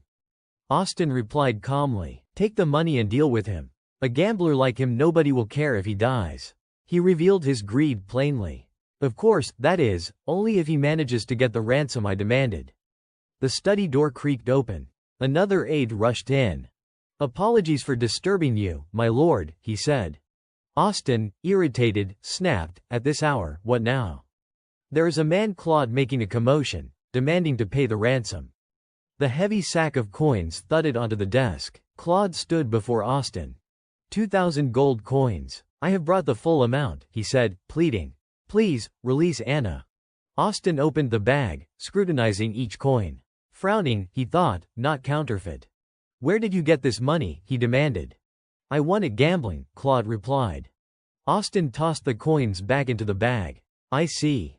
He barked orders. Imprison this man immediately. Claude was stunned. What? But I brought the full amount you demanded.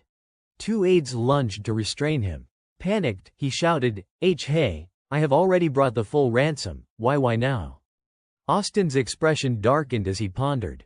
The origin of this money seems suspicious. I must confirm with Crank first.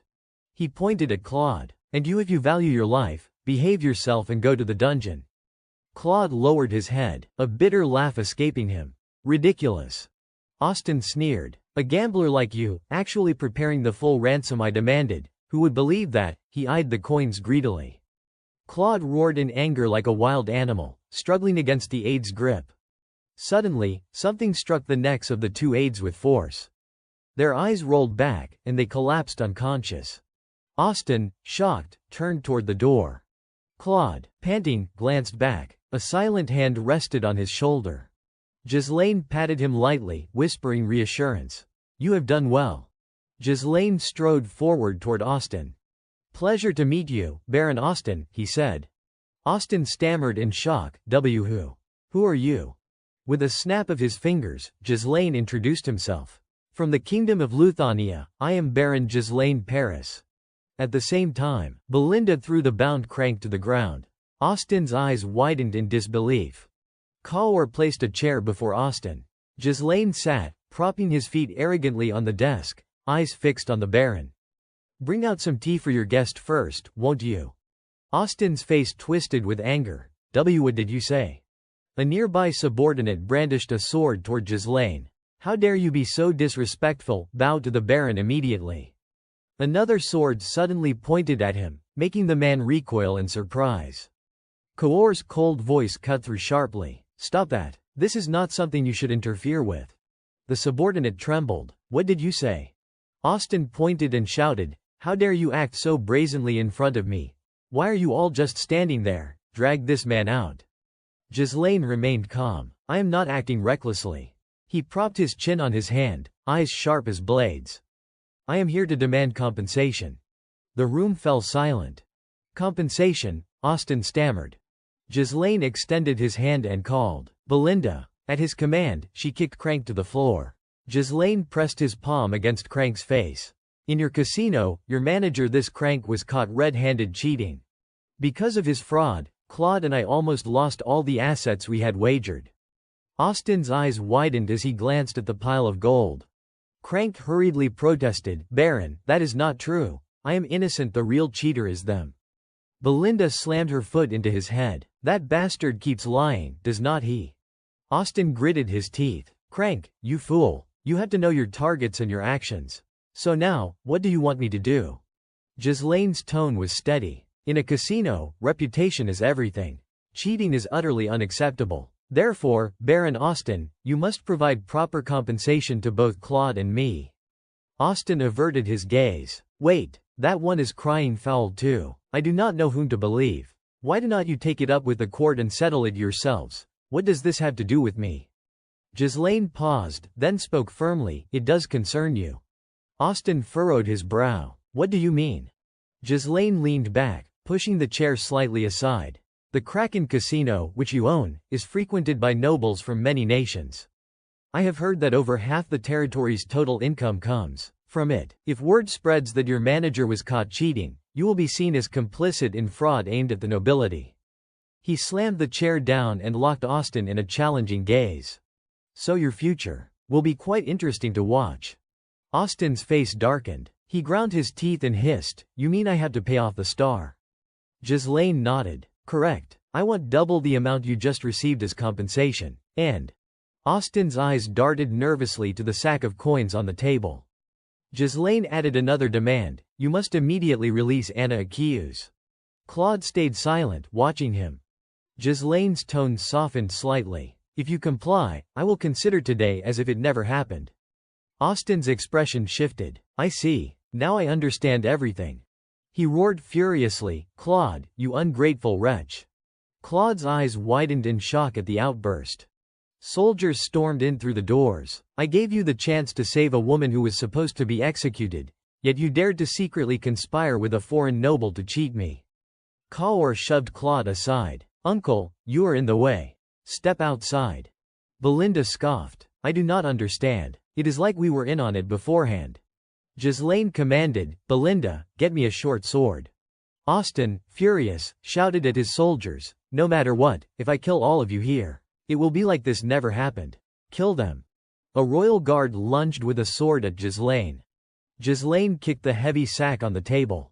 By momentum, it flew into the face of the guard. Grabbing the short sword, Ghislaine leapt, surprising Austin, and drove it forcefully down onto the Baron's hand. Austin screamed in pain. Meanwhile, Kaur and Belinda blocked the swords of two other soldiers. Ghislaine's voice was icy. Kaur, Belinda, do not kill them.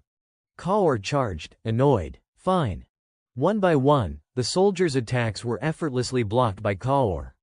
Ghislaine punched one in the face, knocking him unconscious. Belinda used magic to control another's sword. Then spun and struck his neck with a kick.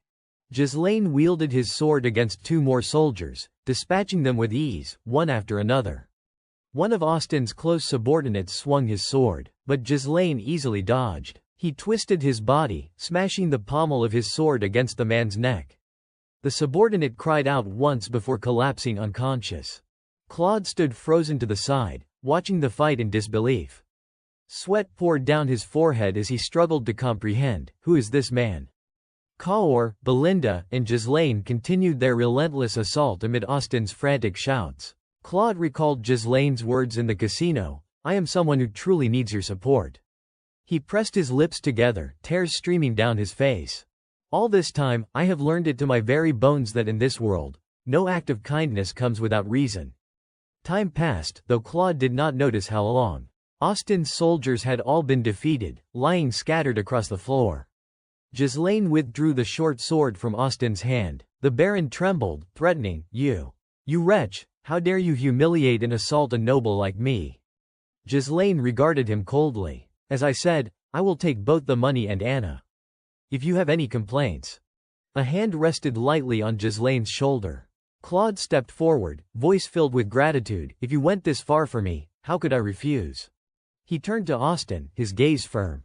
"If you have any complaints, come to the Paris estate in the Kingdom of Luthania and see me, Baron Austin." Claude forced a smile. "I will treat you as a guest. It is better this way than to live forever in regret." As evening fell, the sun cast its golden light over the castle towers. They passed towering mountains, a stretch of dense forest, and endless fields. Eventually, they arrived at the same house as before. On the road back to Perdium, the carriage rolled slowly. Claude stared ahead, lost in thought. Ghislaine suddenly asked, "You are really not going to live with Anna, are you sure that is okay?" Claude lowered his gaze, answering softly, "Yes. Compared to living next to the man responsible for my father's death, I think Anna will feel much more at peace back home." He looked up at the sky. "After all, I was not able to fully protect her with my own strength." Ghislaine stayed silent, looking away. "Consider this my debt to you, Claude," he thought. He reflected on his past. "I, who once drowned in a blind obsession for revenge, have now repaid the debt I owed. Now, I finally feel relief." A faint smile curved his lips. As they traveled, they continued talking. "So, what do you think of this place? Fresh air, is not it? If we ever had the chance, taking the Lord's head here would not be too hard. Though, are you suggesting I chop my own head off?" Claude raised a skeptical brow. "This poor little village is your estate, you look so well off. That is why I followed you." Ghislaine reached over, draping an arm around Claude's shoulders. "From now on, you are the chief steward of my estate." He gestured forward. "Everything you see here, you will be responsible for it." Claude froze for a moment. Then they continued talking. "After thinking it over, I realize I would rather return home to live with Anna." "Please, let me go, it is late." "This wretch," he said. Inside a dim room, a man sat silently at the center. Those around him murmured with grave expressions, "Perdium. Paris." Harade's face darkened, eyes burning with lethal intent. "Ghislaine." He raised his hand in command. "Send a letter to Amelia. Inform her that we will accelerate the plan." At the Paris estate, inside Paris Castle, Belinda, Kaor, Ghislaine, Alfoy, Vanessa, and Claude stood neatly in a row. Ghislaine leaned on his staff. Facing them, he spoke with authority. "Everyone's gathered, correct?" A faint smile curved his lips. "Let us begin our work." They responded in unison, "Yes, my lord." The estate, freshly freed from Disgald's brutal rule, was in utter disarray.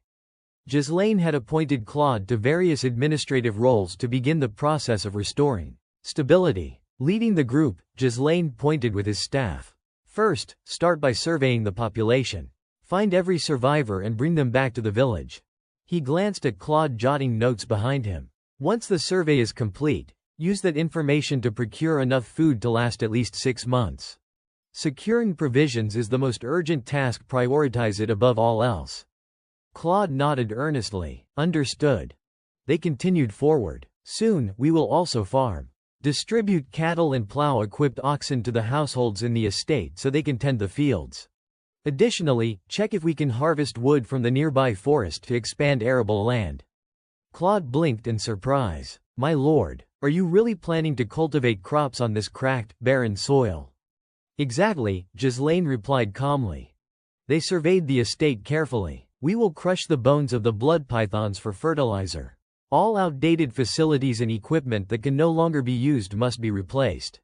Build warehouses, drainage systems, and so on, and do not forget this, that, and the other. Claude forced a smile. My lord, you must be joking. The chief steward of Paris, administrative director, secretary, treasurer, inspector, household officer, materials officer, distribution officer, tax officer, collection officer, enforcement officer, food officer, disaster officer, supervisor, junior officer, and many other roles all assigned to me. In the study, Ghislaine furrowed his brow, pen in hand. What is it? Flustered, Claude admitted, I am handling all these roles myself. Ghislaine lowered his head, continuing to write. You have never done this before, right? Take this opportunity to learn. If needed, recruit assistants to help. Claude spun on his heel and sprinted out of the study as fast as he could. Wendy, Ghislaine called calmly. From somewhere, Wendy appeared, hurling a binding projectile toward the fleeing Claude. She spun gracefully, and Claude found himself tangled in ropes. Bowing slightly, she introduced herself. It is an honor to meet you, my lord. I am Wendy, assigned by head steward Belinda to serve as your bodyguard. Lord Claude, I look forward to your guidance. Claude screamed in panic. Ah, help. Ghislaine leaned on his staff, silently thinking, you will have to endure this, Claude. Back when you handled these matters, it was a piece of cake. The next day, Ghislaine led Claude and Wendy on another survey. A noble carries both responsibility and duty to protect the people living on their estate. The people's loss of trust in the nobility, born from exploitation and oppression by greedy lords, leaves them disheartened and trapped in poverty. Hunger and neglect only isolate the noble further.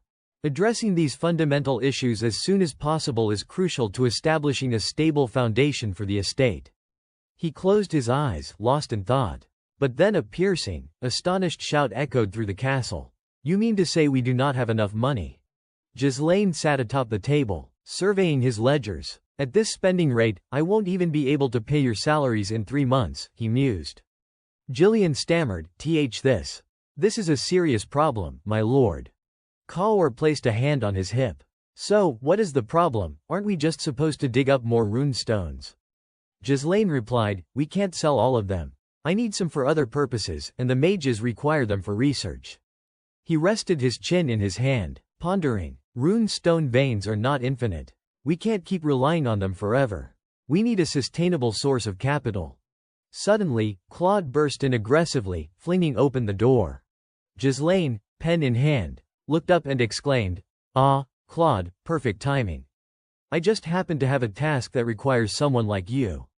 Claude rushed forward, confidence radiating from his voice. There is no need to worry about those tasks, my lord. I have already prepared the perfect plan to save this estate. A sly grin spread across his face. He proudly proposed, we build a casino. The moment he said it, Claude was literally kicked out of the castle. Belinda leaned to Wendy and whispered, next time he opens his mouth to spout nonsense, you just deal with him immediately. Wendy nodded, carefully noting it down. Understood. Claude shouted in frustration, no way, what am I supposed to do now? Determined, he argued, we can't farm, and runestones can't be used recklessly. Isn't turning this wasteland into a proper entertainment city the most practical solution? Alfoy, closing in behind him, said, I completely agree with you. Ghislaine looked up at him calmly. I will consider your suggestion later, once the foundation is secure. For now, continue the tasks I have already assigned. Claude protested. No, do you think we have enough food to hold out until then? Ghislaine patiently explained, if we build a casino while the estate's foundations are weak, we might make some money initially, but we won't be able to prevent the rise of an underground world. In the long term, it is not the best choice if we want to confront them later. Claude crossed his arms, frustrated. Our supplies are already running low, and you talk about the future, I mean, we have to do something now, before even the money to buy food runs out. Alfoy chimed in, other lords do not farm not because they hate it. I think building a grand entertainment district here is the right move. Ghislaine nodded. Then leave the food situation to me. Claude looked puzzled. Yes, sir. Ghislaine instructed firmly, if I can make crops grow on this land. From now on, follow my instructions without a single complaint. Claude sighed. Honestly, I already told you, this land is barren and impossible to cultivate. Ghislaine smirked. Are you certain about that? Claude and Alfoy exchanged confident glances. No matter what, they were sure the land could not be farmed. Ghislaine smiled gently at them. Bet you a wager. 3 months later, Claude and Alfoy stood in stunned silence, staring at the fields before them. Master Mage, am I dreaming? The once barren fields were now fertile, golden with ripened crops. Villagers wielding sickles eagerly harvested the bounty. Success. It is finally a success. How many years has it been since we last had a harvest on this land? Claude stared at Ghislaine in amazement. How is this even possible? Ghislaine calmly explained, black barley naturally grows well even in barren soil. Before sowing, I sprinkled powdered blood python bones, which are highly nutritious, over the prepared land. Then I planted black barley enhanced with the mana infusion array. He bent down, lifting a stalk of grain in his hand. Seeds sown this way grow at an accelerated rate, allowing us to harvest more frequently. Alfoy clenched his teeth, his astonishment mixed with frustration. Damn it, so that is why you had the bond mages create the slow-growth mana arrays. Vanessa looked at him with admiration. My lord, you are truly incredible. How could you think to use the mana infusion array, something meant for humans, on seeds? Ghislaine hesitated for a moment, closing his eyes in thought. That was not exactly my idea. He recalled the origins of the mana infusion array, a magic array capable of drawing the energy stored in rune stones to accelerate mana growth exponentially. At first, some had questioned why such a precious resource would be used on wheat, but once the results were seen, no one could argue against it. This method had been verified by mages and scholars from the future. Ghislaine smiled faintly. As for the principle behind it, that is not something I concern myself with. The villagers in front of him cheered enthusiastically. My lord, from now on, we will follow you unconditionally, no more starving to death, long live Baron Paris. Amid their jubilant celebration, Claude and Alfoy tried to sneak away quietly. A voice called from behind, startling them. You too. Ghislaine had somehow appeared behind them. Where do you think you are going? You still have your wager to settle. Claude forced a sheepish smile. Wager, sir, what wager? Ghislaine calmly opened his inner robe pocket. If you win, I will give you 5,000 gold and your freedom. He pulled out a small scroll. If I win, you will serve as my unpaid servants for 10 years. Immediately, Claude and Alfoy were surrounded. The bet's already made, Ghislaine reminded them. The two exchanged resigned smiles. Damn it. And so, the first harvest concluded. With a stable food supply secured, runestones could now be used for purposes other than sale. Herbert raised a brow, puzzled. Why you want me to build a branch of the magical guild here? Ghislaine nodded. Yes, master of the tower. Herbert grew more confused. But I only came to visit because my brother said you became the lord here. Why bring this up now? Ghislaine replied calmly. It all began with the unilateral declaration of war from Lord Disgald. In that battle, we received the aid of magic. But it was incredibly difficult to secure victory, especially by detonating the rune stones. Sweat beaded on Herbert's forehead. Wait, he said he detonated those precious rune stones. That brat only told me he won the battle. I never heard about this part. Ghislaine sighed heavily. If a fledgling territory like Paris comes under attack again, we will have no choice but to detonate the rune stones meant for magical defenses. Just like last time. Hubert, alarmed, quickly intervened. No, do not. Why do you always have to jump to such extreme measures? Ghislaine gave him a satisfied smirk. Fine then, my lord, please send more mages our way. Mages shine brightest when their talents are put to use building all sorts of structures, housing, aqueducts, temples. At the Paris branch of the Crimson Flame Magic Guild, everyone raised their staves, shouting with enthusiasm, we are mages, thanks to the mages' manpower. Bolstered by magical support, Paris had been able to swiftly complete the construction of large-scale projects. But some grumbled, that heartless jerk, forcing mages to do manual labor. What kind of injustice is this? Though minor disputes occasionally flared up with newcomers still adjusting to the territory, both sides usually reached peaceful agreements soon after. The same crowd that had been so spirited earlier now lay sprawled on the ground, exhausted. Ghislaine, unfazed, issued a command. Alfoy, go fetch those contracts and bring them here. Inwardly, Alfoy muttered to himself, I can't be the only one slaving away like this. The territory quickly regained its core functions. But then, Claude burst through the door, panting. My lord, we have got a major problem. Gasping for breath, he delivered the urgent report. Word is, a riot's broken out in Rayfold. Ghislaine's brow furrowed as he thought. The riot in Rayfold escalated faster than expected. Could my interference have caused this? Lady Amelia of Rayfold, along with Desmond, were mere puppets dancing to the tune of Duke Delphine. Having failed to seize Perdium through Disgald, they now had no choice but to take direct action. Ghislaine's eyes blazed with murderous intent. This war of mine is not over yet. Gillian spoke up, his voice tentative. My lord, what is your plan? Belinda, equally anxious, added, if Lady Amelia takes our territory. Ghislaine cut in, his voice slow and deliberate. If they dare try to crush me, I won't sit idly by. We will march to the kingdom. To Luthania's capital, Cardinia. In a cluttered room, strewn with scattered belongings, a hand reached out from the shadows in the corner. But the moment it touched the light, it was scorched, burned to ashes. The figure stared at their trembling, blistered hand for a long moment. Then, lifting their gaze to the sky, they whispered, all I want is to die. In a vast city brimming with energy and life, the streets teemed with people. Wagons followed one another in long lines, and knights stood guard with solemn dignity. As they gazed at the magnificent city around them, they could hardly believe it. This was Cardinia. At last, Ghislaine's group had set foot in the capital. The group of portly men could not help but speak up. The territories we have seen before. They were nothing but toys compared to this. One of them stammered in awe. The castle we built in our own lands does not even count as a real castle anymore.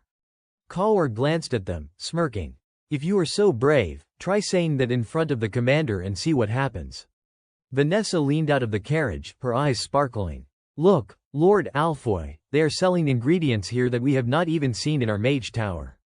Alfoy clicked his tongue and scratched his cheek, conceding. Seems like everything here is built a bit more meticulously than our own mage tower. Just a touch more detailed, I guess.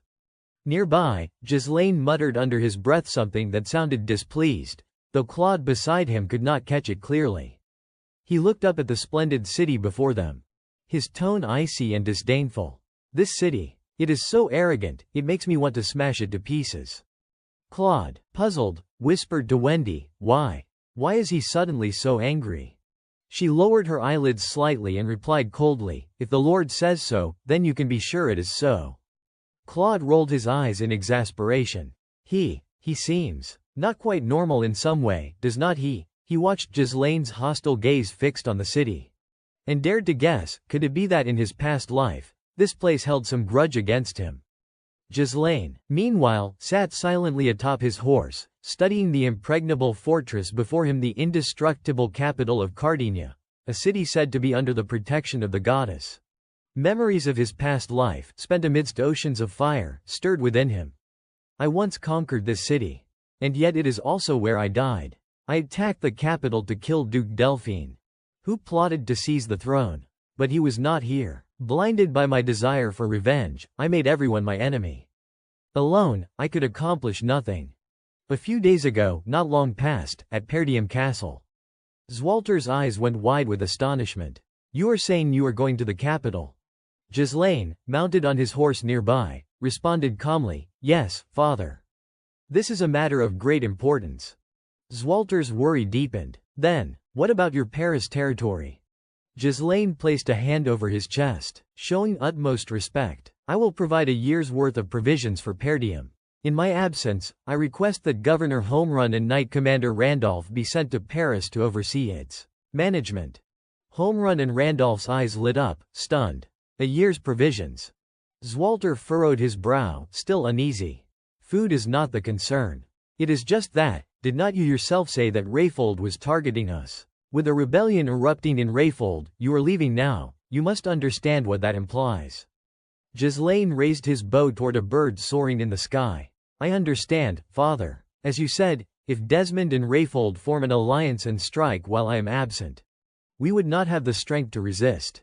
However, he released the arrow. It shot through the air with precision, piercing the bird effortlessly.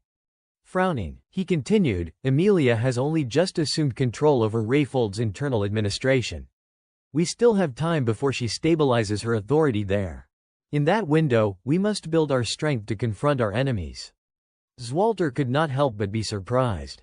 Build strength to confront them. Ghislaine replied matter-of-factly, exactly.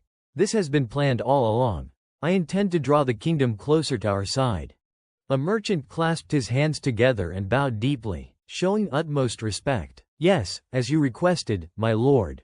By now, they had stopped before a grand castle, imposing yet shrouded in an eerie, cold atmosphere. I have prepared a stately mansion for you. The merchant continued, luxurious, with gardens, spacious grounds, and reasonably priced.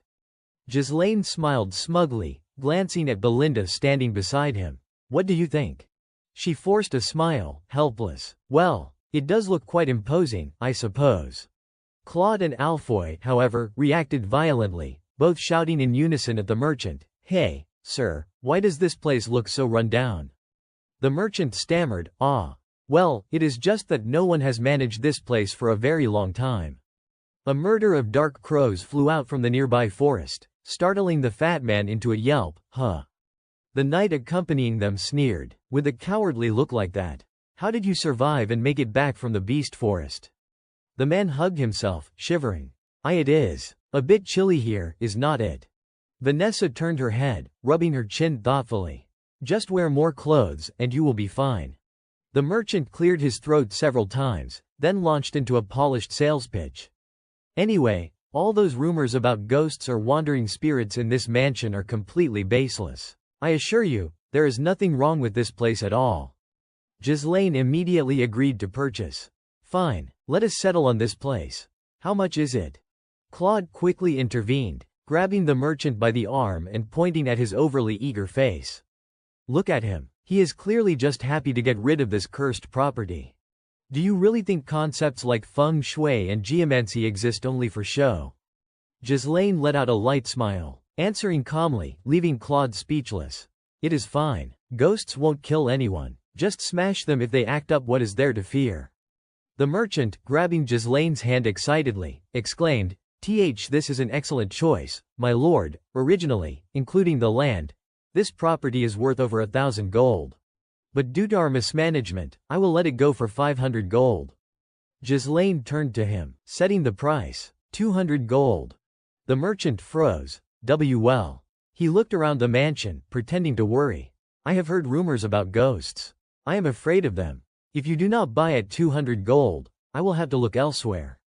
Upon hearing this, panic overtook him. No, that is impossible. A mansion this large, selling for 500 gold was already a bargain. There is nothing cheaper in the capital. But Ghislaine's firm words flowed relentlessly. A property this hard to sell, if you tried to manage it properly and sell it later, the upkeep costs would exceed its value. And even then, who would buy it? Yet every year you still pay property taxes. The merchant could offer no further argument. Ghislaine smirked, both satisfied and proud.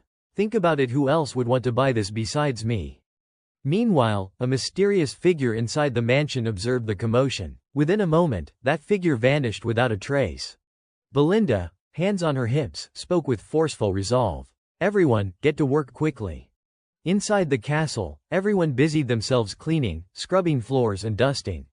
Let us erase every trace of gloom in this mansion. A voice rang out, making Ghislaine tilt his head to glance. Claude, holding a broom, paused and asked, My lord, you said you planned to establish relations with the kingdom to connect with the powers in Paris. How do you intend to do that? Does anyone here even care to meet a rural noble from the borderlands?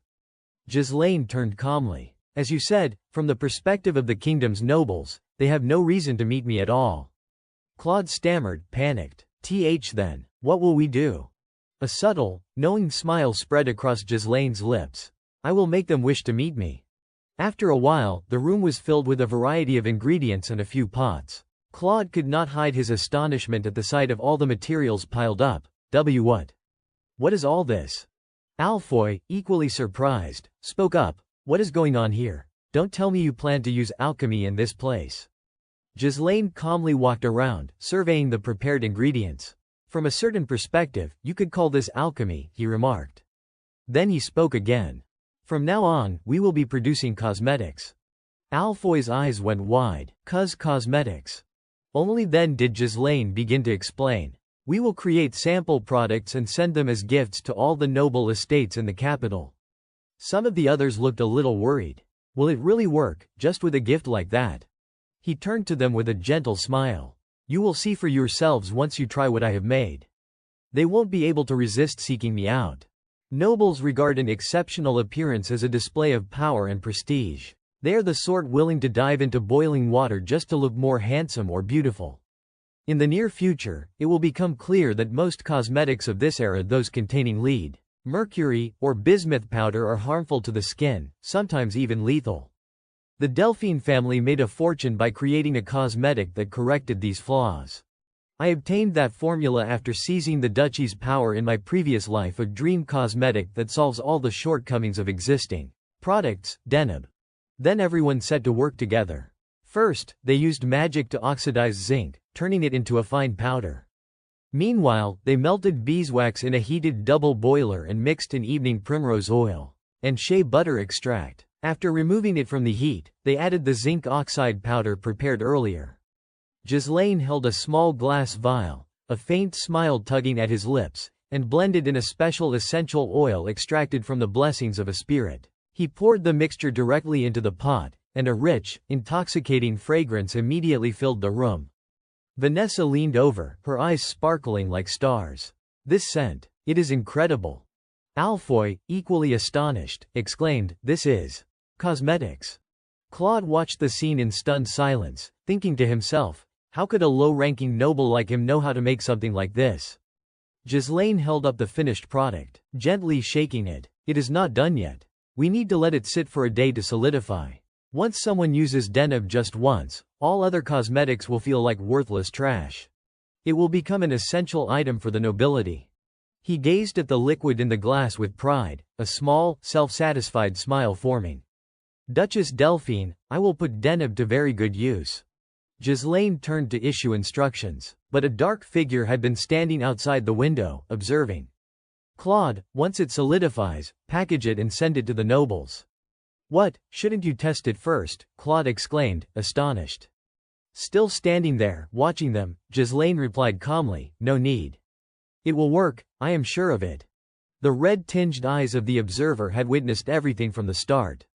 That night, a storm swept through, lightning flashing and thunder booming across the castle. Inside, everyone had fallen into a deep sleep. In the center room of the otherwise dark and cold castle, lightning illuminated a strange shadow. The figure glanced around, ensuring no one else was present, then approached the table covered with the cosmetics they had just made. The shadow reached for a jar. Gently twisting open the lid, a rich fragrance wafted out. It picked up a soft, solid substance, rolling it lightly between its fingers. Unbeknownst to the figure, Ghislaine had appeared behind it, his voice calm but firm. So, you are the ghost from the rumors, huh? Startled, the shadow immediately turned around. Ghislaine remained composed. I can assure you, that will work for you. The thunder and rain outside the castle grew louder and more intense. Inside, the two figures stood silently, facing one another. The mysterious person suddenly swung their sword, attacking Ghislaine in an instant. He did not hesitate, swiftly drawing his own blade to counter. Ghislaine tilted his body, effortlessly blocking the unexpected strike. Then quickly turned the tide, taking the offensive. The clash was fierce and relentless. Ghislaine attempted to subdue his opponent, only to find the stranger able to seize his blade. The mysterious figure then spun lightly, slashing at him from behind. Yet Ghislaine easily parried the strike. The two quickly separated, stepping a few paces apart, eyes locked, each assessing the other with sharp precision. The opponent was completely shrouded, head to toe, brandishing their sword in preparation for battle. With another charge, they engaged in a decisive strike. Ghislaine, observing and analyzing each swing, could feel the elegance in every movement, the grace, the control. The stranger executed a skillful spin to evade one of Ghislaine's powerful attacks, forming a twisting arc like a rose in motion. Then raised the sword high, preparing for a decisive blow, each movement painting a refined trajectory. Yet Ghislaine easily blocked it. Seizing the moment, he grabbed the opponent's sword hand. If he remembered correctly, with a swift maneuver, he turned the situation around, pressing the tip of his sword to the stranger's neck. The figure froze, astonished. Finally, Ghislaine spoke, his eyes gleaming sharp and cold. "A lady like you. Playing the ghost here, what is your connection to the Brantford family?" After a moment, the storm outside subsided, and the castle returned to its prior quiet. Belinda and Gillian rushed in, worry in their voices. "Young master," Belinda called out urgently. He, too, looked flustered, asking, "What is all the commotion?" But before them, Ghislaine stood silently, gazing out the window. He only responded softly, "Everyone. Return to rest." Moonlight poured through the window, casting a serene glow over the silent night, as if signaling that things might yet turn out well. In a splendid, beautiful flower garden within the estate, a pale, elegant hand carefully cradled a delicate object. A faint tint of red adorned her lips. She stood before a mirror, exuding composure and poise so striking that even the nearby servant could not help but comment, "You still look as beautiful as ever." Madame Countess Mariel of Aylesbury. Mariel frowned at her reflection, her expression twisting with irritation and disdain. No, this is not right. My face, hidden under all this makeup. When I was young, I set trends in the capital. All the noble ladies copied my style. My makeup, my fashion. But over time, my fame has faded. She remembered her aged, unflattering reflection with rising anger. Makeup was merely a mask to hide the passage of time. Could those days really never return? The servant reminded her softly, "It is time to attend the salon, madam." Mariel sighed lightly. "Very well, let us go." Her eyes flashed a cold, shivering sharpness as she glanced at the smooth, fair-skinned face of the maid beside her. She grabbed the girl's face with both hands and began kneading it forcefully, murmuring, "The suppleness. The firmness." The maid, bewildered, stammered, Madam." Mariel, on the brink of madness, shouted, "What have you done to your face? Tell me everything, do not leave out a single detail." Terrified, the maid confessed. The Count of Aylesbury was given some cosmetics, but he said he did not need them and gave them to the maids. From that revelation, a procession of knights and carriages made their way to Ghislaine's castle, claiming a new noble had arrived in the capital and sent gifts for introduction. Claude and Alfoy were shocked and astonished at the sight. They stared at the grand escort accompanying the carriage. What, could it be the Queen herself? Claude wiped the sweat from his brow, thinking, this is definitely someone important. A beautiful woman stepped down from the carriage. So the cosmetics really do work. Wendy nudged Claude forcefully from behind. What are you standing there for? Go greet them immediately. Claude, flustered and stammering, could only call out, let us go inside and speak with them." He then led Mariel, followed by a protective knight, into the castle grounds. Claude, noticing Ghislaine leisurely enjoying a cup of tea, cautiously spoke up. "My lord, Countess Mariel of Aylesbury has come to see you." Ghislaine, hearing him, remained calm and continued feeding the raven beside him. Mariel held her fan lightly and said, slightly surprised, "You are Baron Fenless." Ghislaine rose smoothly, gently taking her pale, flawless hand, and spoke, "It is an honor to meet you, miss." Following proper etiquette, he lightly pressed a kiss to the back of her hand. "I am Giselle Fenless, Lord of the Northern Territory of Fenless. It is truly a privilege that you personally came to this remote place." Mariel paused briefly, then spoke with a hint of reproach. "I am not supposed to receive gifts. Why is it only my husband who gets them? Perhaps my reputation has not reached where you live." Ghislaine smiled faintly and replied, "Not at all. I simply thought it would be disrespectful to offer something unworthy of a lady who sets the trends of the capital." Upon hearing this, she allowed a satisfied smile to appear behind her fan. "Ah, so you do understand. Then let us set aside formalities." After the greetings, they both sat at the tea table. Mariel then made a proposal, "Give me that cosmetic of yours." Ghislaine's expression became serious as he asked, "Have you tried it, miss?" She nodded slightly, her expression radiating satisfaction. "Yes, it is excellent. So good that I no longer need my old makeup. Mariel looked up, her eyes sharp and resolute. I will maintain exclusive rights to it. You just focus on developing and supplying the product. Ghislaine maintained a calm, polite smile in response. If it is a bulk order, I welcome it. She narrowed her eyes, smiling subtly. She continued, her tone calm yet carrying a subtle warning. You surely know that doing business alone in the capital is extremely difficult. No matter how good the product is, it is hard to surpass the established powers. Moreover, your residence here suggests your finances are not particularly strong. Ghislaine remained composed, as if nothing unusual had been said. Belinda, observing from outside, could not hide her annoyance. That woman dared to threaten the young master. Claude only whispered softly. The location of this manor is merely the Lord's stubbornness. Ghislaine, pausing for a moment, asked, the supply price will be somewhat high. Will that be acceptable, miss?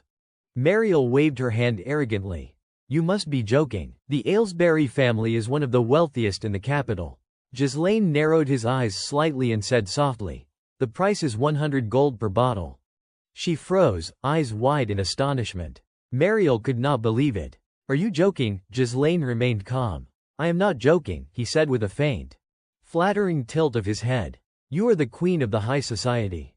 If Countess Aylesbury pays attention to this product, that price is entirely reasonable. Her eyes lit up with delight, convinced by his words.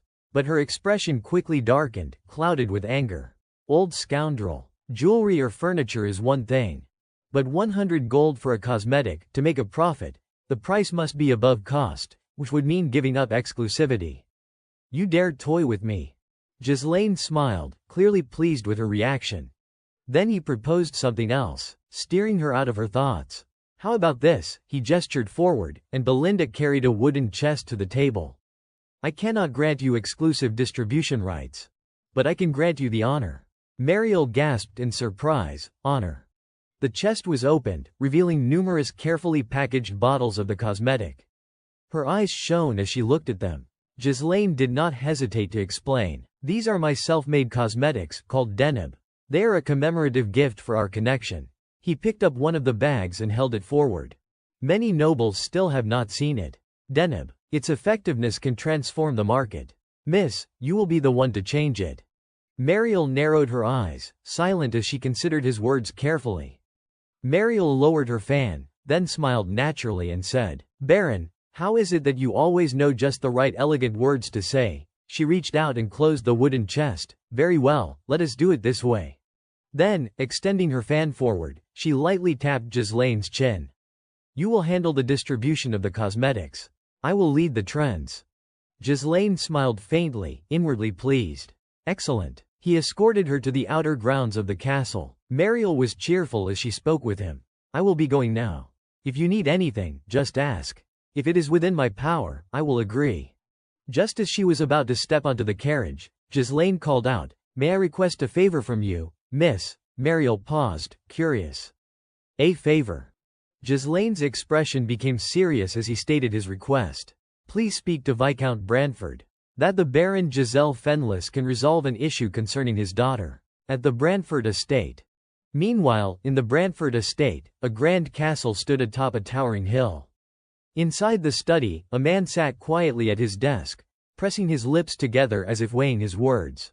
His eyes flicked toward the side, calculating, resting on Giselle Fenless. Claude excitedly tossed handfuls of gold coins into the air, shouting, We are rich. The grand hall of the castle was now overflowing with chests brimming with gold. It was incredible, truly incredible. The reputation of Countess Mariel must be immense, as the expensive cosmetics sold out immediately after production. Overjoyed, he rushed to Ghislaine and exclaimed, With this capital, we could gamble to our heart's content. Belinda shot Claude a look of disdain, silently thinking, Lord, are you really going to abandon the estate and run a business here? Gillian, standing nearby, looked puzzled. Why is he so excited when this money is not even his? But, Lord, it does make it easier to build connections in the kingdom. Ghislaine, however, shook his head slightly. No, it is still not enough. His blue eyes flickered sharply, carrying a glint of determination. What I truly want is.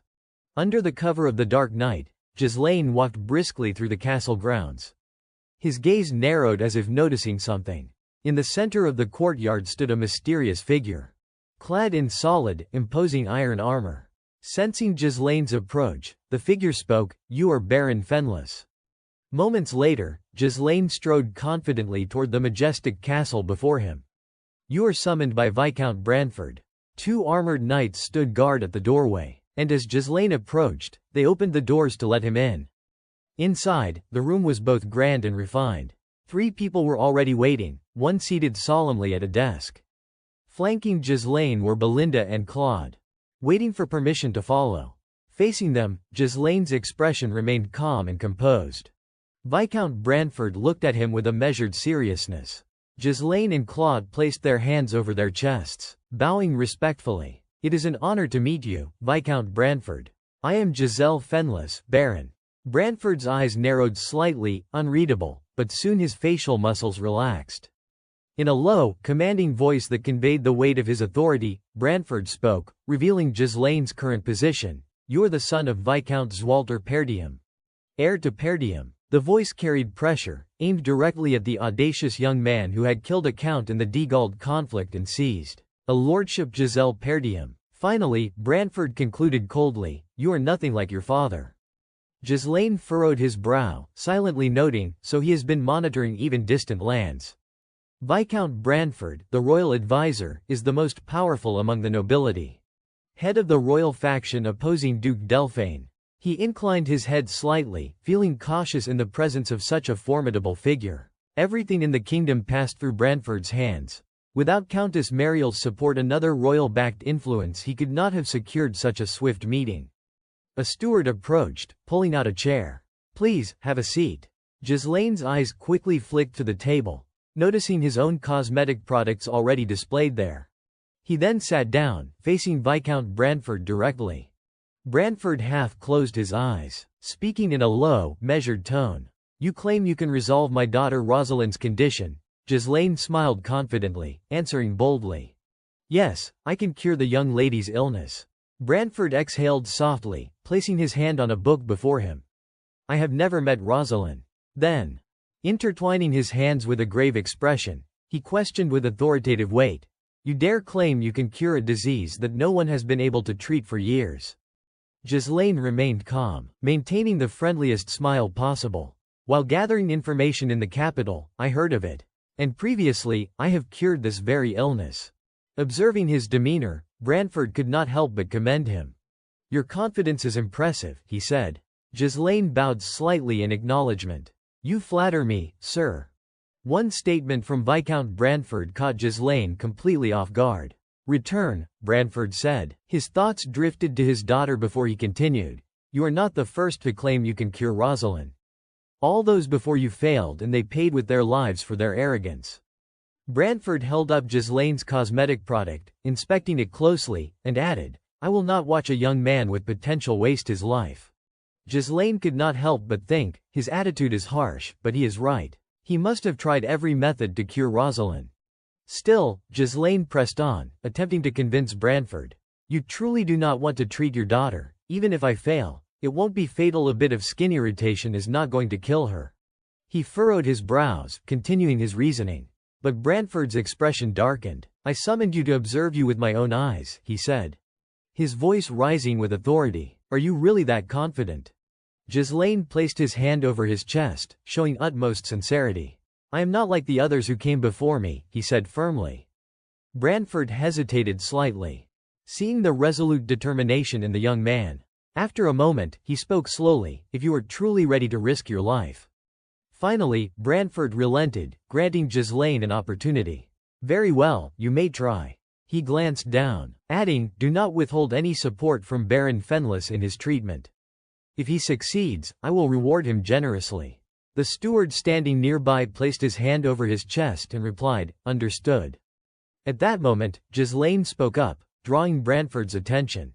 "A mere reward is not enough." His eyes glimmered with deep determination. "I ask that you grant me something I truly desire." Branford's expression darkened with displeasure and unease. He looked at Ghislaine intently, paused for a moment, then said, "Repeat that." Ghislaine smiled lightly, confidently raising his hand as he spoke. You are the pillar of the kingdom, Viscount. Surely you can fulfill at least a small wish of mine. Branford's voice rang with authority and tension. You dare demand a price just for curing my daughter? Ghislaine answered with unwavering conviction, yes, I believe it is worth it. He continued boldly, showing no trace of hesitation. As the pillar of the kingdom, the strongest noble if you cannot even protect your own family. What is the use of that power? Seated before Branford, Ghislaine confronted him directly, his tone firm and forceful. Belinda tensed behind him, while Claude bit his nails nervously. Thinking, this madman, how dare he speak like this to the Viscount? Branford's voice remained calm, yet stern, the cost of your demand will not be cheap. Behind you are countless lives, all tied to this wager. If you wish to obtain it, then stake everything you have. His tone carried an ominous weight, testing Ghislaine's resolve. Ghislaine's eyes fell on the hand placed before him. A faint smile curved his lips. He gripped the hand firmly, a silent affirmation of his commitment. Branford's pupils constricted, unable to anticipate the audacity of the situation. Looking Branford straight in the eye, Ghislaine declared, I dare. Their gazes locked, the stakes of a monumental wager hanging between them. Branford then turned decisively to his aide. Notify the Treasury to cut all aid to Per Diem. Command the lockdown of Baron Fenless's estate in the capital. From this moment, no one may enter or leave. He clasped his hands behind his back and stepped past Ghislaine, the weight of an immense responsibility pressing down on the young man's shoulders. I will give you 1 week. Within that time, bring Rosalind before me, flawless. Ghislaine responded with a calm, gentle smile. I will do it. Claude nearly lost his mind, tearing at his hair and swearing under his breath. Damn it, I thought money worries were over, and now this mess. Belinda looked at him with concern, a deep unease settling in her chest. If the Branford family acted, Per Diem and Fenless could be wiped out. It was only a matter of time. All she could see was the back of this young master, carrying the weight of countless lives.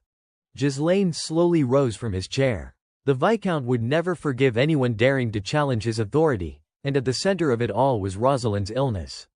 He walked forward, lost in thought. Even the most powerful in the kingdom had been powerless to solve this problem, which left only one option: he must succeed at all costs. Branford did not fail to leave a final warning: there is no turning back now. Deep beneath the castle, in a shadowed chamber, a mysterious figure stood alone: Giselle Per Diem. She was deep in thought, recalling her father's words. Even helping others required risking one's life. The aid of the weak is false. To truly help, one must first attain power worthy of the task. She looked at the sword resting quietly on the table. I have followed father's advice. I have trained to gain strength. Her gaze fell to her bloodied hands, trembling. If this ghastly result is what comes of it, then so be it. Ghislaine stepped in quietly from behind her. I know it is you, he said. She turned, tears still glistening on the edges of her eyes, ready to fall. Lady Rosalind Branford, daughter of Viscount Branford. Ghislaine placed a hand over his chest in a gesture of courtesy. I am the Lord of Fenless. He smiled warmly, extending his hand forward. Giselle Fenless. Rosalind narrowed her eyes, her tone guarded. Why have you come here? Ghislaine smiled softly as he closed the distance. I have come to treat you, my lady. Did the product I gave you have any effect? Suddenly, an object flew at his face. Ghislaine tilted his head, dodging effortlessly. The box smashed against the wall and cracked apart. Her voice was sharp, each word bitten off with venom. Do you think you are the first to claim you can cure me? Rosalind clutched her trembling body, her entire frame shuddering. No matter what medicines I take, no matter what treatments they try, it is all the same. Just leave me alone, none of it will work. Ghislaine frowned. I am different from the rest because I have staked my very life on curing you. Rosalind spun toward him, shouting in rage. Every greedy fool who has come here has said the same thing: I am different. I will wager my life. Cosmetics, potions, empty promises.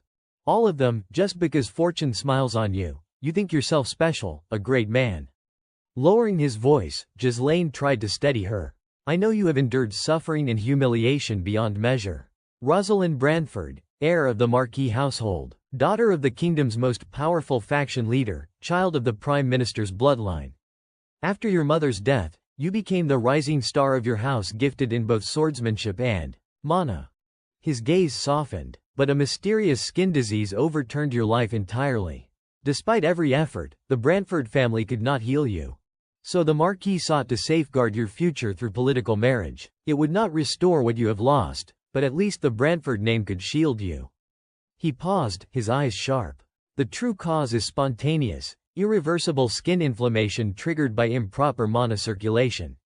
It is one of the rare rejection responses that occur when the balance of the two poles, yin and yang, the very principles of mana, collapses.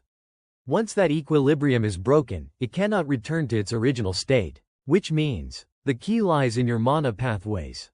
Rosalind drew her sword and roared with fury. Get out of my sight before I kill you. Ghislaine's thoughts turned grim. The more she abuses her mana, the harder this illness will be to cure. Forgive me, but...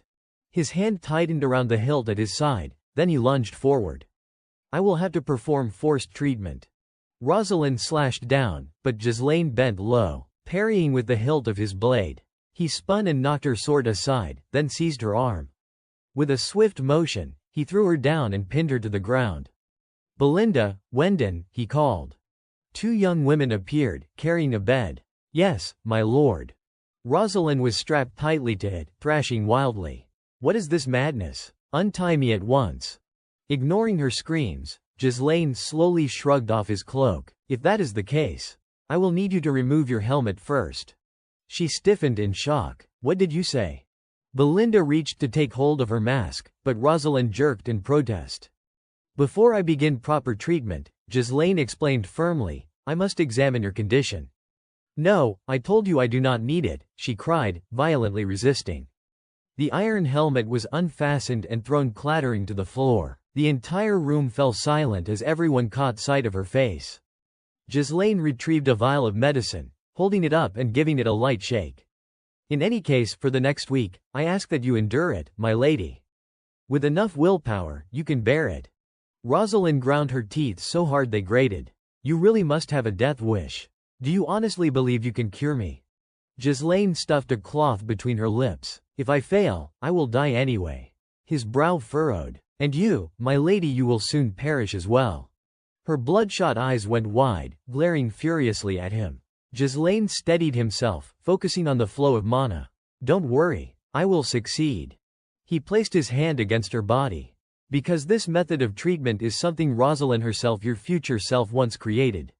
He began the procedure. A torrent of mana surged, engulfing her entirely. Lightning-like currents ripped through her body. Her pupils rolled white, her scream raw. It hurts so much, you expect me to endure this for an entire week. Inside her thoughts, Rosalind screamed in despair. Why me, out of all the people in the world? Why must I be the one to endure such agony? If this fails, then I will die anyway. She clenched her teeth against the torment. Then, with a sudden roar that startled Ghislaine, she shouted, Fine, if I am going to die anyway, then do it all the way. Don't you dare hold back. If you stop halfway, I will kill you myself. Her eyes widened, blazing with both fury and determination. Her blood-curdling cries echoed throughout the castle, searing the air with her suffering. Outside, Alfoy clenched his fists in worry. Damn it, who the hell are these people surrounding our estate? We did not even get to explore the capital before being locked down like this. It has gotta be that reckless lord stirring up trouble again. Right, hey, we can't just sit here forever. Should we go find the commander? Gillian and Cawor descended the staircase, both clutching wine jars. No need, Gillian said flatly. Cawor smirked, lips curling. Just drink and relax. Our lord never moves without a plan. 1 week later. Brantford ascended the stairs, 2 guards in tow. His hands clasped behind his back, he entered with measured steps. His brows furrowed the instant he saw the scene before him. Ghislaine stood silently at Rosalind's bedside. Her entire body was wrapped in white bandages. Blood covered him from head to toe. Sensing another's presence, Ghislaine slowly turned his head toward Brantford. The Marquis narrowed his gaze, staring hard at him. Ghislaine reached out and gently pulled away the bandages covering Rosalind's face. Brantford froze. His eyes widened as he looked at the girl lying on the bed. A glimmer of light flickered in his stern gaze. Outside the castle, Rumors erupted like wildfire. They say the Marquise's daughter's illness has been cured. What, but was not it supposed to be incurable? I heard the Marquis is about to host a grand banquet, don't tell me. Ghislaine entered the study alongside Belinda and Claude. The three of them bowed deeply before Marquis Brantford. The Marquis gave a slight nod. So, you are not merely a man of empty words. Ghislaine smiled calmly. That is only because you granted me the chance, my lord. Brantford fixed him with a serious gaze. A promise is a promise. Speak now, what is it that you desire? Belinda and Claude swallowed hard, their eyes fixed on Ghislaine. He looked straight into Brantford's eyes, a faint smile tugging at his lips. I ask that you become my backer. The room fell into stunned silence. What did you just say? One of them gasped. Belinda's eyes sparkled. She gave a triumphant thumbs up. As expected of the young master. Claude, on the other hand, was drenched in cold sweat. If the Marquis becomes our backer, then no matter what our lord does in the future, the Marquis himself will have to share in the responsibility. There is no better way to establish power in the kingdom. Brantford chuckled softly to himself. And you still call that a small wish? Clearly, you had your reasons for coming to me. Ghislaine only smiled in silence. The Marquis sighed. But I have already set my sights on someone else in the north. It seems that. Ghislaine interrupted smoothly. You mean Count Brabant, do not you? Brantford's eyes narrowed. He studied the young man carefully. In the north there are other great lords, Rayfold and Desmond among them. Why assume it is Brabant?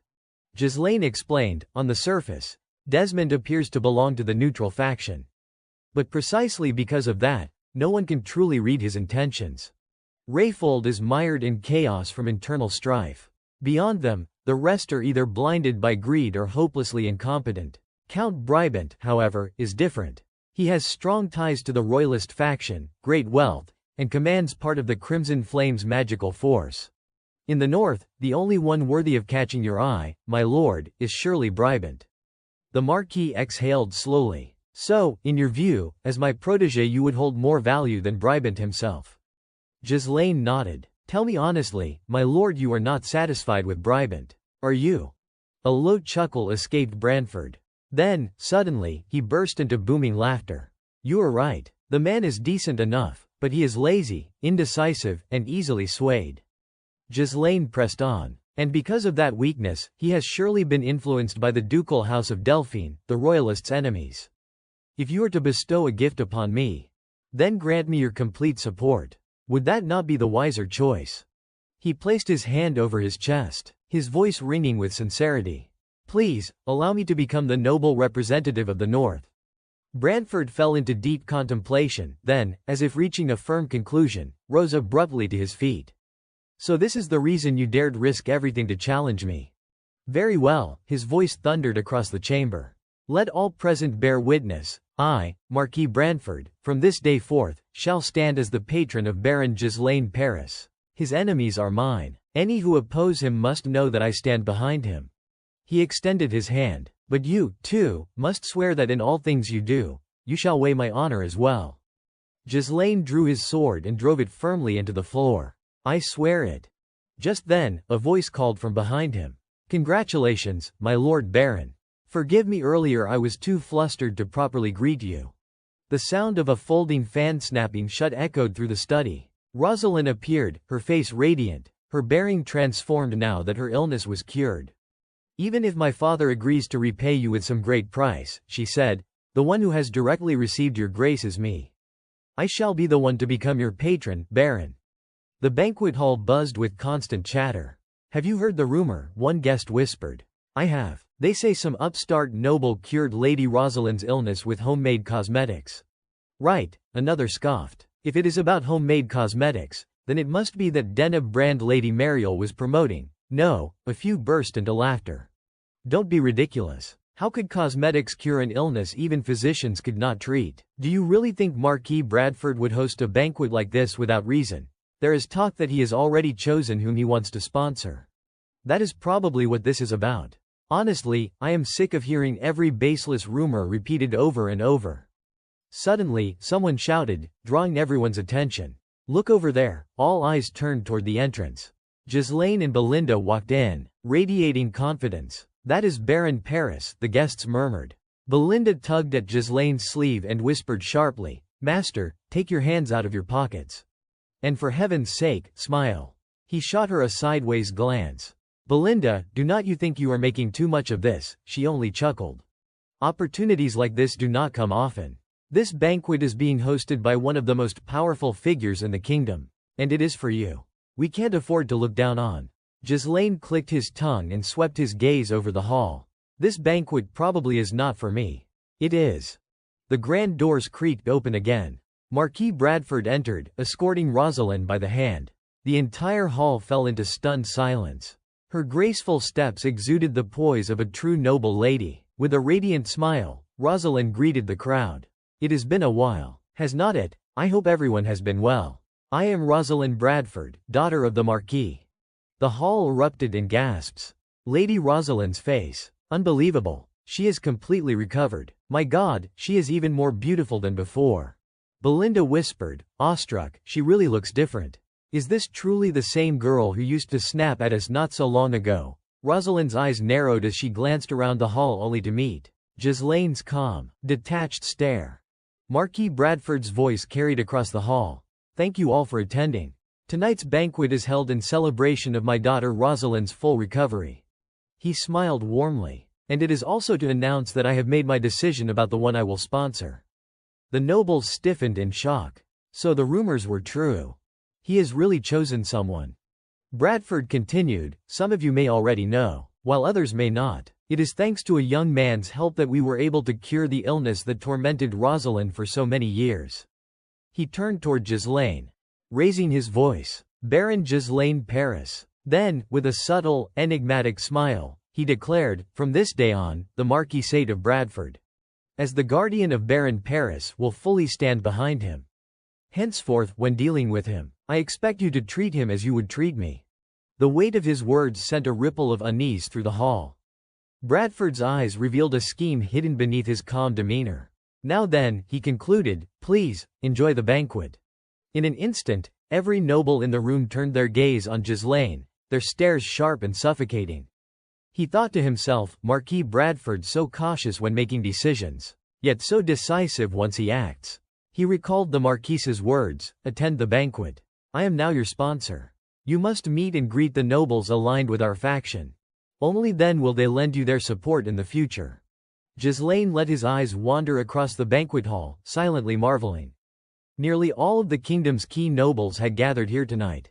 The pressure was undeniable, but securing such a coveted place among them was something that would undoubtedly serve him well in the future. The whispers around him had not ceased. "Isn't he far too young, so beneath our rank? Even if he cured Lady Rosalind, why would his lordship sponsor a family so insignificant?" Belinda muttered irritably under her breath, "They do not know a thing about the young master, yet they dare." Just then, Rosalind carefully approached. "Pardon me, Baron Paris. I am Rosalind." Lifting the hem of her gown slightly, she dipped in a polite curtsy. "Allow me to officially extend my gratitude to you, Baron." Her words silenced the hall in an instant. With a faint smirk, Rosalind added, "There is no need to mind such petty chatter. Famous people are always surrounded by rumors, after all." Ghislaine nodded. "And yet I would prefer to turn down that fame. Their stares are so hot I am about to burn alive." Rosalind tilted her head, stepping closer. "Today is special. Everyone just witnessed my return at a formal event and heard my father declare himself as your sponsor. Naturally, they are restless." She extended her hand toward him. "Come, let us go greet them together. They are waiting for you." Ghislaine glanced back. Belinda only waved with an encouraging smile. He gave a small smile of his own and followed Rosalind. "The princely faction can be divided into 3 main branches," Rosalind explained as she guided him. She introduced each noble in turn. First, Lady Mariel, a grand patron who dominates the capital's culture and high society, from the family of Count Aylesburg. Next, the eldest son of the kingdom's prime minister Lord Bylower Norton, who oversees the law and administration as the High Magistrate, and is also kin by marriage to our family. Finally, Marquis Maurice Macquarie, Commander-in-Chief of the kingdom's army. Rosalind's eyes narrowed slightly. These 3 high nobles wield immense influence controlling administration, justice, and the military of Luthania. As the representative of the North, Whomever you greet first will determine whose favor you honor, and whose pride you wound. Ghislaine's expression tightened. Don't forget, the world you are stepping into is nothing like the one you knew. Standing before the three, he exhaled deeply. He bowed respectfully. I am Baron Paris. Then, after a pause, he stepped toward Count Eilsberg and bent low. Count Eilsberg, I humbly ask for your favor in the future. Maurice's face darkened instantly, furious at being passed over. Eilsberg only smiled and patted Ghislaine's shoulder. No, it is I who should be grateful to you. Thanks to you, my wife has gained prestige tonight. If ever you need help, do not hesitate to come to me. Lady Mariel, hiding her smile behind her fan, moved closer. My dear younger brother, you truly are a man of loyalty. Ghislaine winced helplessly. Lady Mariel. In a place like this, should you really call me that? She chuckled. Why not? Between us, it hardly matters. Still, thank you for upholding the honor of my family. Maurice cleared his throat sharply, his displeasure evident. Alongside two other nobles, he sneered, if he is the son of a border count, then surely he should have paid respects first to Marquis Maurice Macquarie, commander of the kingdom's armies. Seems Marquis Bradford's eyes for judging people have dulled with age. Ghislaine said nothing. His gaze flicked over them once, cold and silent, before he strode past without a word. Instead of acknowledging their taunts, he went straight to Bylower, bowed deeply, and said, I am Baron Paris. I truly thank you for aiding Lady Rosalind's recovery. Thanks to that, I can finally breathe easier. The gesture made Maurice tremble with rage, his body shaking with suppressed fury. Bylower's face lit up with excitement as he looked at him. I already heard it from the Marquis. You are planning to rescue the enslaved dwarves and elves. Are not you? Leave the legal issues with slave merchants and the tax matters to me. You do not need to worry about that. He answered humbly, thank you, my lord. Afterward, Gillian walked over to Maurice and bowed. His whole body trembled as he forced out each word through clenched teeth. Don't get arrogant just because you have Bradford backing you. People like you I can erase at any moment. He replied in a calm, detached tone, indeed, I still have much to learn. I look forward to your guidance in the future. Mocking laughter erupted all around. Bradford, I can't believe you would trust some country bumpkin like this. Don't tell me it is just because he has good ties with the Eilsbergs. Or is it because Lord Norton and Marquis Bradford's families are in-laws? Rosalind looked at him and asked, was that order of greetings intentional? Gillian faltered for a moment before answering, I only followed the call of my heart. The other nobles immediately swarmed him. Baron Paris, they cried, pushing closer. Please look this way, my lord. Accept this gift, I beg you. I have heard you personally defended your lands during the territorial war. Is that true? Please spare some time for my family. Watching the scene, three men whispered their thoughts. He has already earned the hatred of Marquis Macquarie. Don't worry. Dealing with him is not too difficult. Jealous as he may be, because of Marquis Bradford, he won't be able to deny the boy's worth. Marquis Bradford, hands folded behind his back, stepped toward them. Of course. After all, he cured Rosalind of her illness, the very same illness that had stumped every physician in the kingdom. Bylower's eyes gleamed with excitement as he looked at the Marquis. To discover someone so exceptional, truly worthy of befriending, only you could recognize such a person. Bradford closed his eyes and sighed. I did not do anything special. For him to rise from nothing and stand before me like this, it is entirely his own strength. He led a battle from the brink of defeat to victory with sheer force. And he has the rare ability to read the flow of situations and anticipate what comes next. Turning his gaze distant, he added softly, that is why I believe he is someone I can trust. But when a light suddenly shines so brilliantly, I only hope the shadows that follow won't be too dark. A chill ran down Gillian's spine. Suddenly, a blurred silhouette appeared at the doorway, leaning on a cane. As the man stepped in, the entire hall fell silent. Gillian's head snapped toward him just as the sharp crack of a cane striking the floor broke the stillness. A man radiating sheer pride entered the room. Gillian clenched his jaw. At last you finally crawl out. He glared at the man with eyes filled with deep hatred. My eternal enemy, the ducal house of Delphine. And you are his closest aide, the Duke's personal strategist. That man was Raoul Joseph. Then, behind him, another figure emerged, a strangely dressed man carrying a massive sword strapped to his back. And with him came yet another presence.